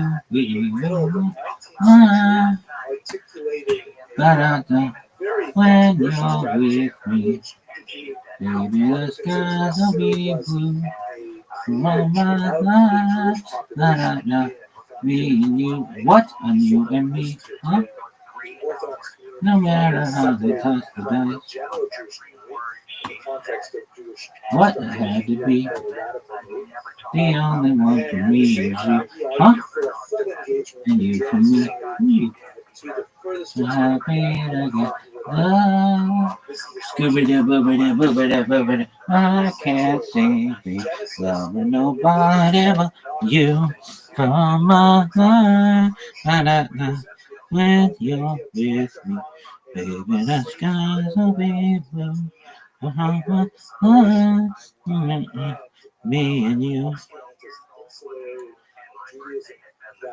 and you and me. No matter how they toss the dice, it had to be. The only one for me is you, and you for me. So happy together. Skibidi-bibidi-bibidi-bibidi. I can't see you. Love nobody but you. From my life, when you're with me, baby, the skies will be blue. All my life, blue, pushing me blue.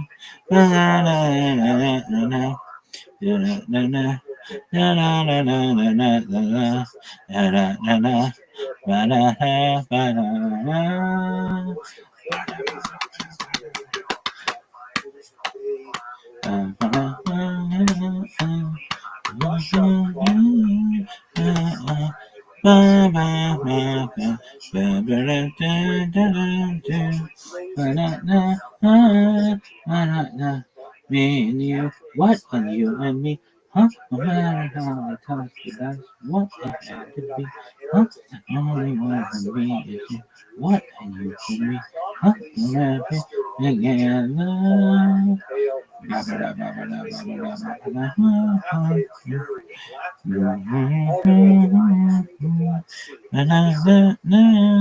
together. When you're with me, baby, the skies will be blue. Me and you, what? And you and me, huh? No matter what, how they toss the dice, what have to be, huh? No matter you, what? You and me, huh? Happy together.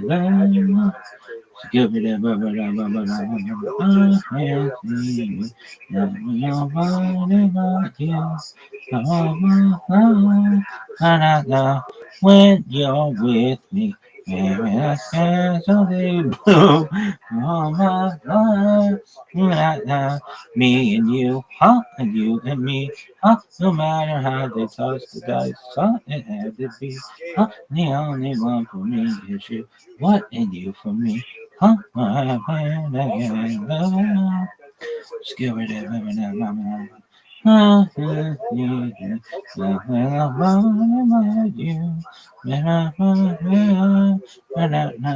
When you're with me, baby, that's gotta be love. What for all my love? Me and you, huh? And you and me. What? No matter how they toss the dice, what had to be? Huh? The only one for me is you, and you for me, and we're together.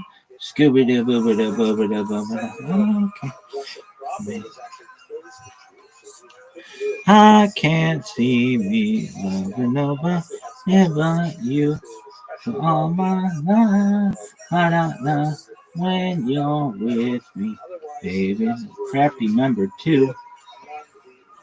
Crafty number 2. Baby, the sky will be blue for all my life. I got the crafty number 2. Is our friend. Crafty number 2 for blue. Crafty number. Crafty number.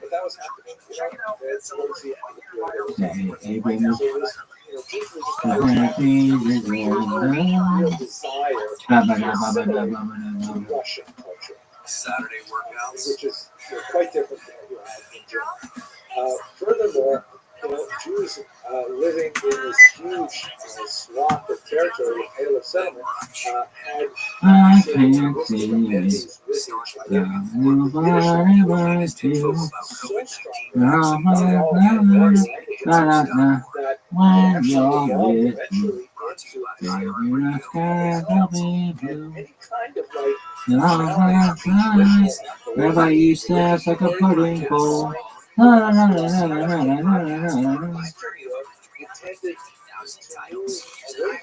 Rabbi like licks cause he like ice cream. Ice cream. Yiddish is the whole engagement with Yiddish literature, the culture of it, song, it translates to Hollywood, Zionism, heavily weighted What can you and me? Of course, elements of the Communist Party, the Mensheviks and the Bolsheviks. No matter how they talk today, it had to be. Attracted to Russian culture. They linguistically, they I'm a big pussy looking ice cream cone. They generally did not say, hey, let's all speak the vernacular Ukrainian. Soft ice cream. Ice cream. Ice cream. When you're with me, baby, that's gonna so as this idea of starts seeping over into Eastern Europe, Eastern Europeans, even those who are inclined to these ideas, they're not deeply impressed. no matter how they talk to guys, what? But they internalized it in other very good ways. The only one for me is For you. example, Joseph Rabbi licks pussy like ice cream. one of the The only one for me is you. you can see right away And you for me. very largely, but he embodies Ice cream. a lot of great things going on in Western Europe with science, maybe they'll get emancipated and things like that. He looks around at what's going on in Eastern Europe and says, what's holding us back? He says, oh, man, it's those Hasidim. They are the worst. It's not that, okay, they're religious obscurantists and so on, but at least they're rationalists. At least they have a logical system and they're very sober and they are punctual and they have all of these kinds of guys. The Hasidim are wild. They are drinking, they're dancing, they're singing, they're practicing all kinds of behaviors. I can't see all of me. those things that I discussed last week. They're really offensive by Hasidism. And so he took a really unusual path. He composed false Hasidic books. books, which were designed to be parodies of Hasidism. That is satires. He wrote a book called Megadah Tamira, which means the revealer of secrets, which was meant to be read as if it were an actual Hasidic book, but when you read it, you'd say, oh my gosh, this is cool. Ironically, it ended up really preserving a lot of tremendously interesting Hasidic ideas. Rabbi Rothschild, who's one of his most hated, more than most, a lot of the experiences of Rothschild were recorded because Joseph Pearl put them in his own books. And strangely enough, did a service for Hasidism by opposing. And the thing is, people like Joseph Pearl, even though he was a dedicated educator and made tremendous contributions, When you're with me, baby, the skies will be blue. All my life, but especially through this strange device of writing these parodies. me and you, and you and me, no matter how they toss the dice, it had to be.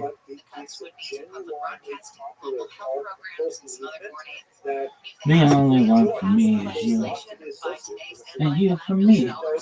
Pearl was not the only Moscow who dealt with the Hasidim, and there were some, I'll tell you one, in about 10 minutes, that viewed the Hasidim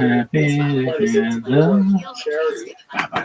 Nevertheless, the basic attack of Haskalah on Eastern European Jews was primarily focused on the Hasidim because they saw them as the most obscurantists, the most anti-rational, the most diametrically opposed to the values of Haskalah that they were trying to slowly bring into Eastern Europe.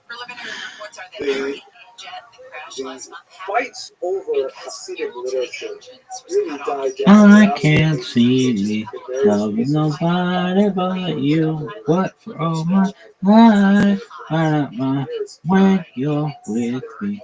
Baby, the sky will be blue. All my life, I don't know. Me and you, no matter how they toss the dice, they had to be. The only one for me is you, and you for me. So happy together. Ba-ba-da, ba-ba-da, ba-ba-da, ba-ba-da. I can't see me loving nobody but you. When you're with me, baby, the skies will be blue. Me and you, and you and me, no matter how they toss the dice, what it had to be, no matter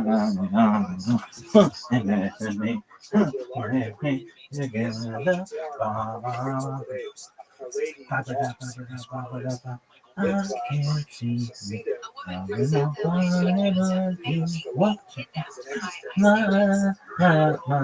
When you're with me, all my life, me and you, what and you and me, no matter how they toss the dice, who had to be, no matter how they me, and you and me,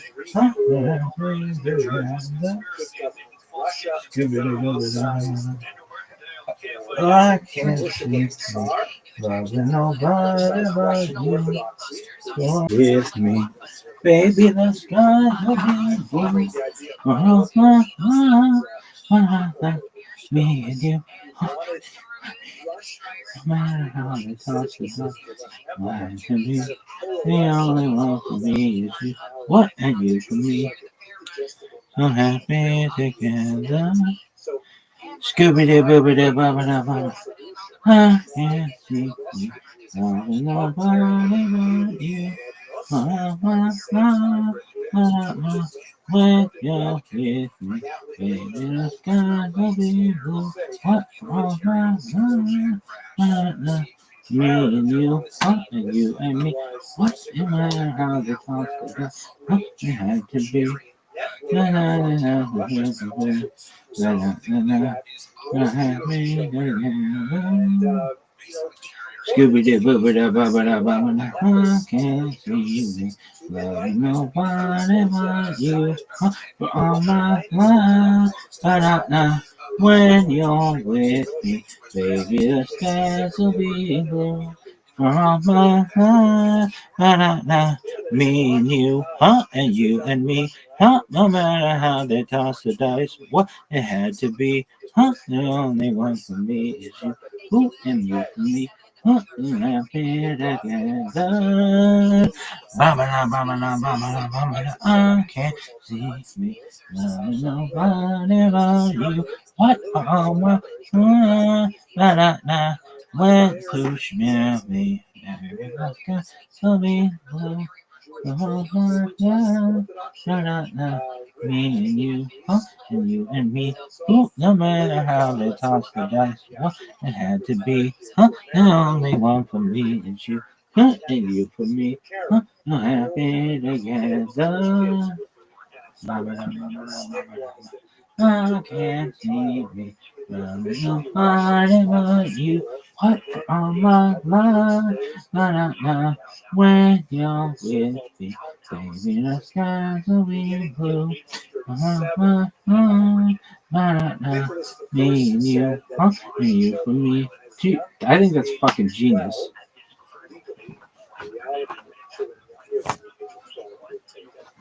Would be conscripted into the Russian army. Now, there's a lot more to say about this terrible decree. It had tremendously corrosive impact on the Jewish leadership in the communities as well. But it was essentially a death sentence, Jewish, for the Jewish boys who were taken off to exercise on that service in the Tsar's army was 25 years. Nicholas I, recognizing that conscripting adults at 18 years old, Jewish adults at 18 years old, they were already steeped in Jewish thought and culture and family connections, and they would be married at this point. They would never completely assimilate, so that's why he backed it off an additional 6 years.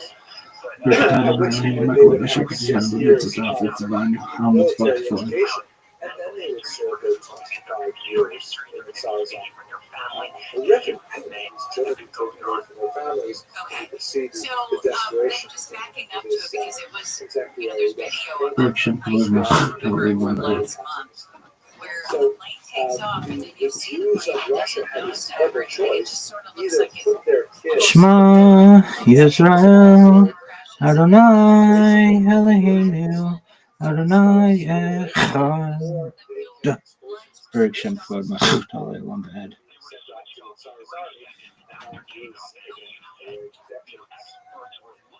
This is the reason why I'm here. My grandfather, Oliver Shalom, did not want to fight against the Japanese and also the Japanese war on behalf of the Russians. So he made his way to Canada. And about 70% of Ashkenazi Jews in America trace their origins back to this particular period in history as well. You have a lot of shenanigans with Jews mutilating themselves by shooting off toes, and children being adopted by other families, so they would be considered as only sons, mixing ages of birth and all kinds of things like that. But under these circumstances, the Ismailim and the Hasidim realized that they had to get much greater influence in the Russian government itself and in the masculine who were penetrating into the Russian government and using their position to try to, in their own way, their own disguised way, to enlighten the Jews and using state power to do so. So this coalesced with two fronts. But not everyone agreed with this general assessment. There were some exceptional figures, like Elliot Smith here, who was a Maskil. Unlike Joseph Pearl, did not agree with the Bum, bum, bum, bum. That is fucking smart. elevated approach Like Mike. that was developing. And I'd like to Wanna just be close with like, a oh, quote I wanna be that he wrote like called Mike. Shalom. I wanna be like Mike. She writes, God saw Be that like there were Mike. three shepherds, Rabbi Bum, bum, bum, bum, bum. to safeguard the Torah, to purify the Talmud, to oversee its logic, its Sometimes I move. Sometimes I groove. Like Mike. I could be like Mike. Oh, I wanna be like Mike. If I could be like Mike. Be like Mike. Be like Mike. Like Mike. If I could be like Mike. Oh, I wanna be like Mike. Like Mike. If I could be like Mike. Be like Mike. Be like Mike. Don't like you. Behind me. The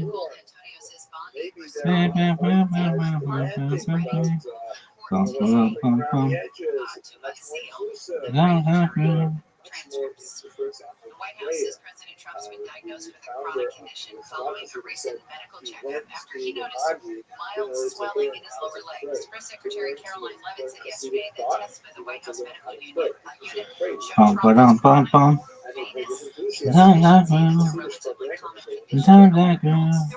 like Mike, if I can be like Mike. Rabbi eats ass like a pudding bowl. Join Discord. Da da da da da da da da. Be like Mike. Be like Mike. I like Mike. If I can be like Mike. Oh, I wanna be like Mike. Starting next Wednesday, Peacock subscriptions are going up $3 to $10.99 a month with ads and $16.99 a month without. Price hikes will make Peacock the most expensive streaming service on the market.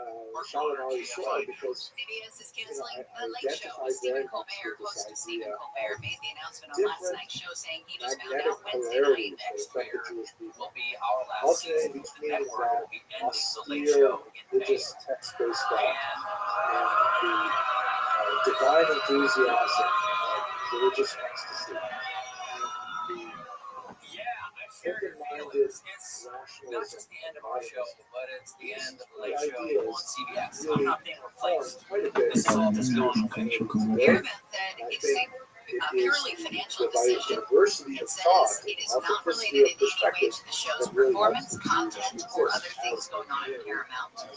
Colbert went on a rant on air after CBS settled a lawsuit with President Trump over a 60 Minutes interview with Kamala Harris. The Late Show was just nominated for primetime. Rabbi eats ass like a pudding pop. That was their sixth nomination. I think we were talking about the Kiss Cam couple caught at the Coldplay concert. Yep. Hey, think of the alliteration there. I wanted to know, I mean, like, have you known anybody who's also been caught on a Kiss Cam, or do you think they're making too big of a deal about it? Just whatever you're thinking about it, we would love to hear about it. Here we got one. Let's see if I can do it. Bum bum bum bum bum bum bum.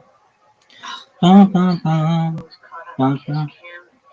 He was married, and the lady sitting next to him was his girlfriend, and the in-laws saw the kiss cam, and that was the end of his marriage. So we heard too that this guy who's a CEO of a company apparently having an affair with his HR person. One of the things that I find so exciting Everybody dives into social media and start looking for stuff, and his wife apparently has Amsterdam, changed particularly her in status 16th, 17th, on 18th social media or centuries, something like is that. So the fact that it was see what a happens. place Again, that drew kind of in feel bad for him. people from very diverse How do you feel backgrounds, bad for this douche? backgrounds, and they came together to produce something danger in Southern California. The House artifact. whispered deep chirps All right. to tell Yeah, us you're to beautiful, girl. keep your home safer. Like Mike. One of those documents is I could be like Mike. Amsterdam Agata of 1695. In particular, the copper engravings that really set the signal for many more for centuries, right up to and including the Maxwell House of Ghana that was very popular here. Sometimes I dream that he is me. We got him here. Abraham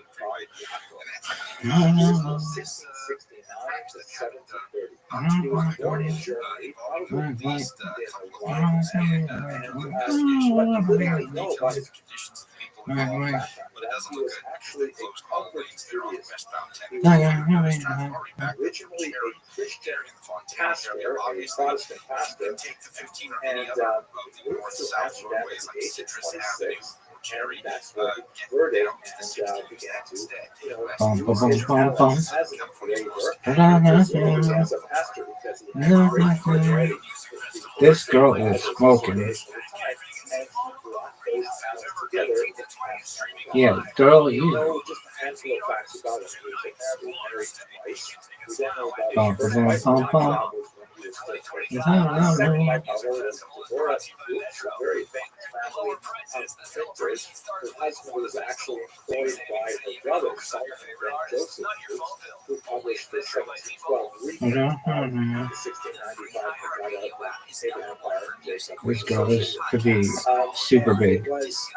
This girl could be super big. Super hot chick. Oh, no way. Come on, girl. Show me that body. Bum, bum, bum, bum. Why does it say? So here's the title page of an absolutely representation of Moses on the right, the lawgiver, and Aaron on the left, design. Those repeated over and over again. And copper engraving, a technological upgrade from previous forms of illustrations. Gorgeous rendition of the daughter of Pharaoh receiving baby Moses in the sea in greatness, center of the river, mid-ground there, Moses in the basket, and then so in the back you can see it looks like the maidservant, not the daughter of Pharaoh herself, as the reaches out to Moses. And then on the left side of the foreground, we see apparently the maidservant presenting the baby Moses, the daughter of Pharaoh herself, who is so designated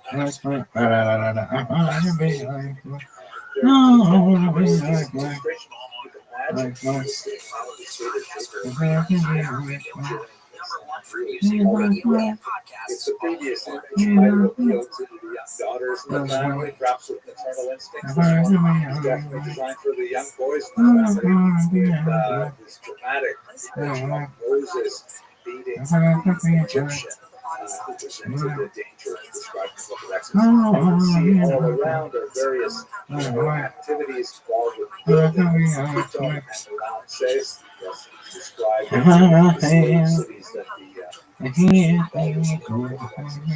so really, gorgeous details, illustrations, very fascinating. It's also famous for being the site of a very complete you can see it's laid out east to west here, there's a colorized version of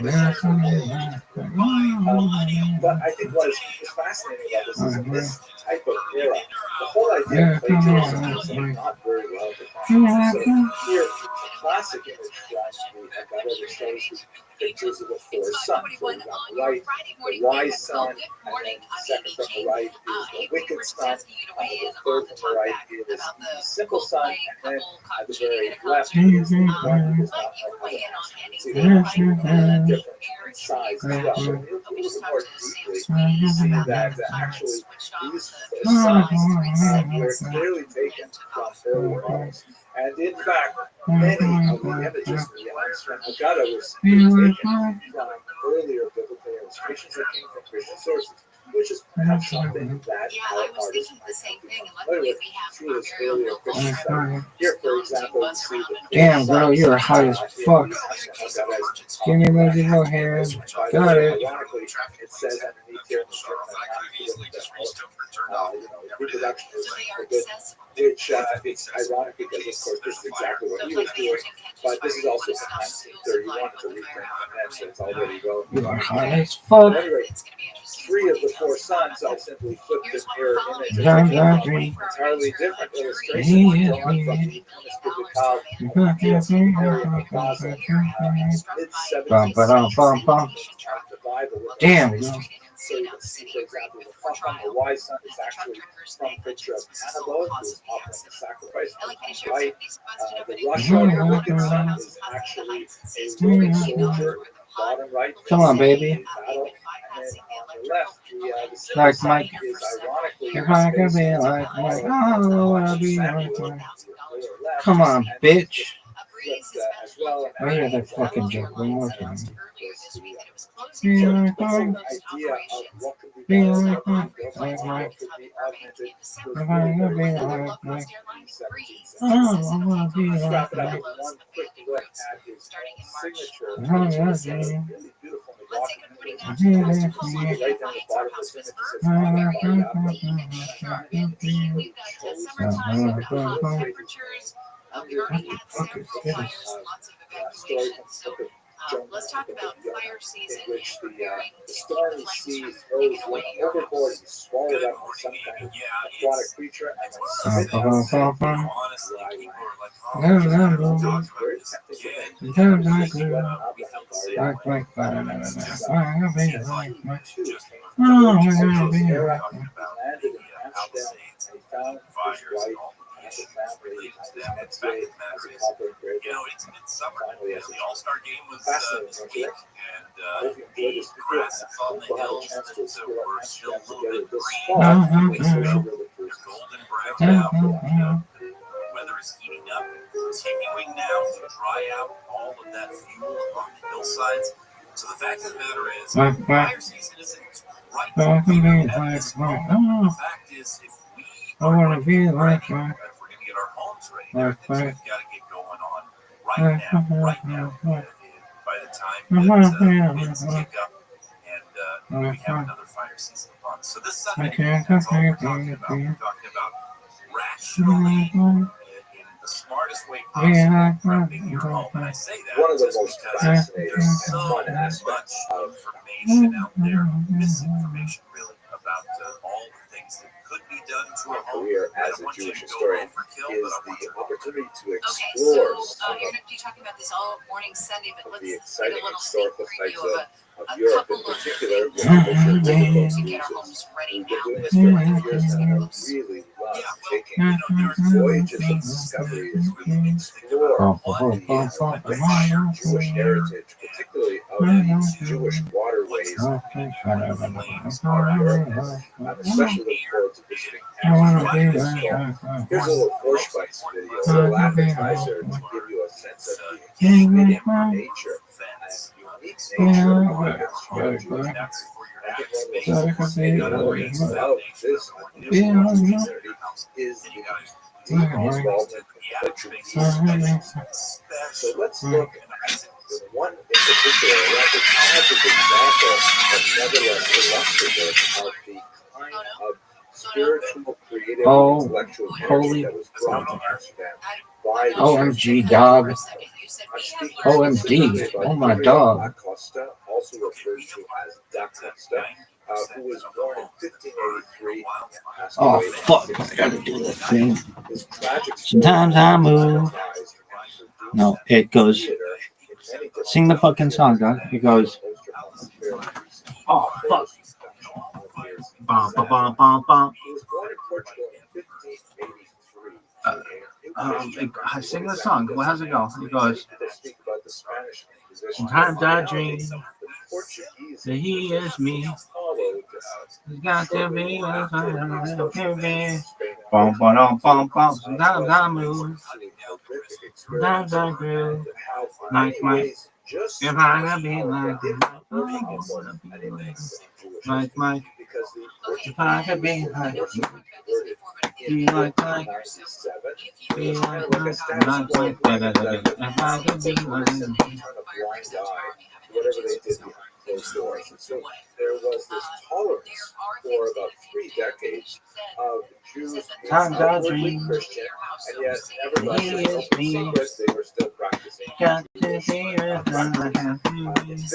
1530, Portugal, and created a tremendous havoc for many Jews living there. if I could be like my deep underground, but they had several decades of experience living as crypto Jews, and so they tried literally for centuries to make their way out of Portugal afterwards. These families were technically Christian because they had received baptism, but are new Christians, which was a distinction between the old Christians who had never had any experience with Judaism and the new Christians who were of Jewish background. So a lot more to say about that, but I don't want to take up too much time on this. At any rate, like many Jews of his generation, Acosta was not informed of his Jewish background until he was really a teenager. And he had understood that he was a good Christian like everyone else. He studied theology as sometimes I dream even had received a he clerical is me. degree himself. And then he was Jewish. He was fascinated and obsessed with it. He wanted to really explore his Jewish background. This was only possible, however, once the families did make their way out of Portugal to Spain, which is much more liberal and tolerant environment, at least in some senses, where the Portuguese Jews could once again re-engage with their Jewish identity. Unfortunately, for people like Costa, his Jewish identity was an imagined identity because for 1583, the Inquisition has been in place for 50 years. Jews have been forcibly converted. His real contact with Jewish teachings is highly limited. Almost everything he's learning about Judaism is from Christian sources reflecting upon Judaism and him trying to decode them to understand what Judaism must really be like after you take away the Christian filter. He came to Amsterdam in 1614. He spent a little bit of time after that in Hamburg. He was circumcised and he formally converted, but he found himself in conflict with the Hamburg community in 1618. And the crux of the problem was that he believed that I wanna be like Mike. I can be like Mike. He was intellectual.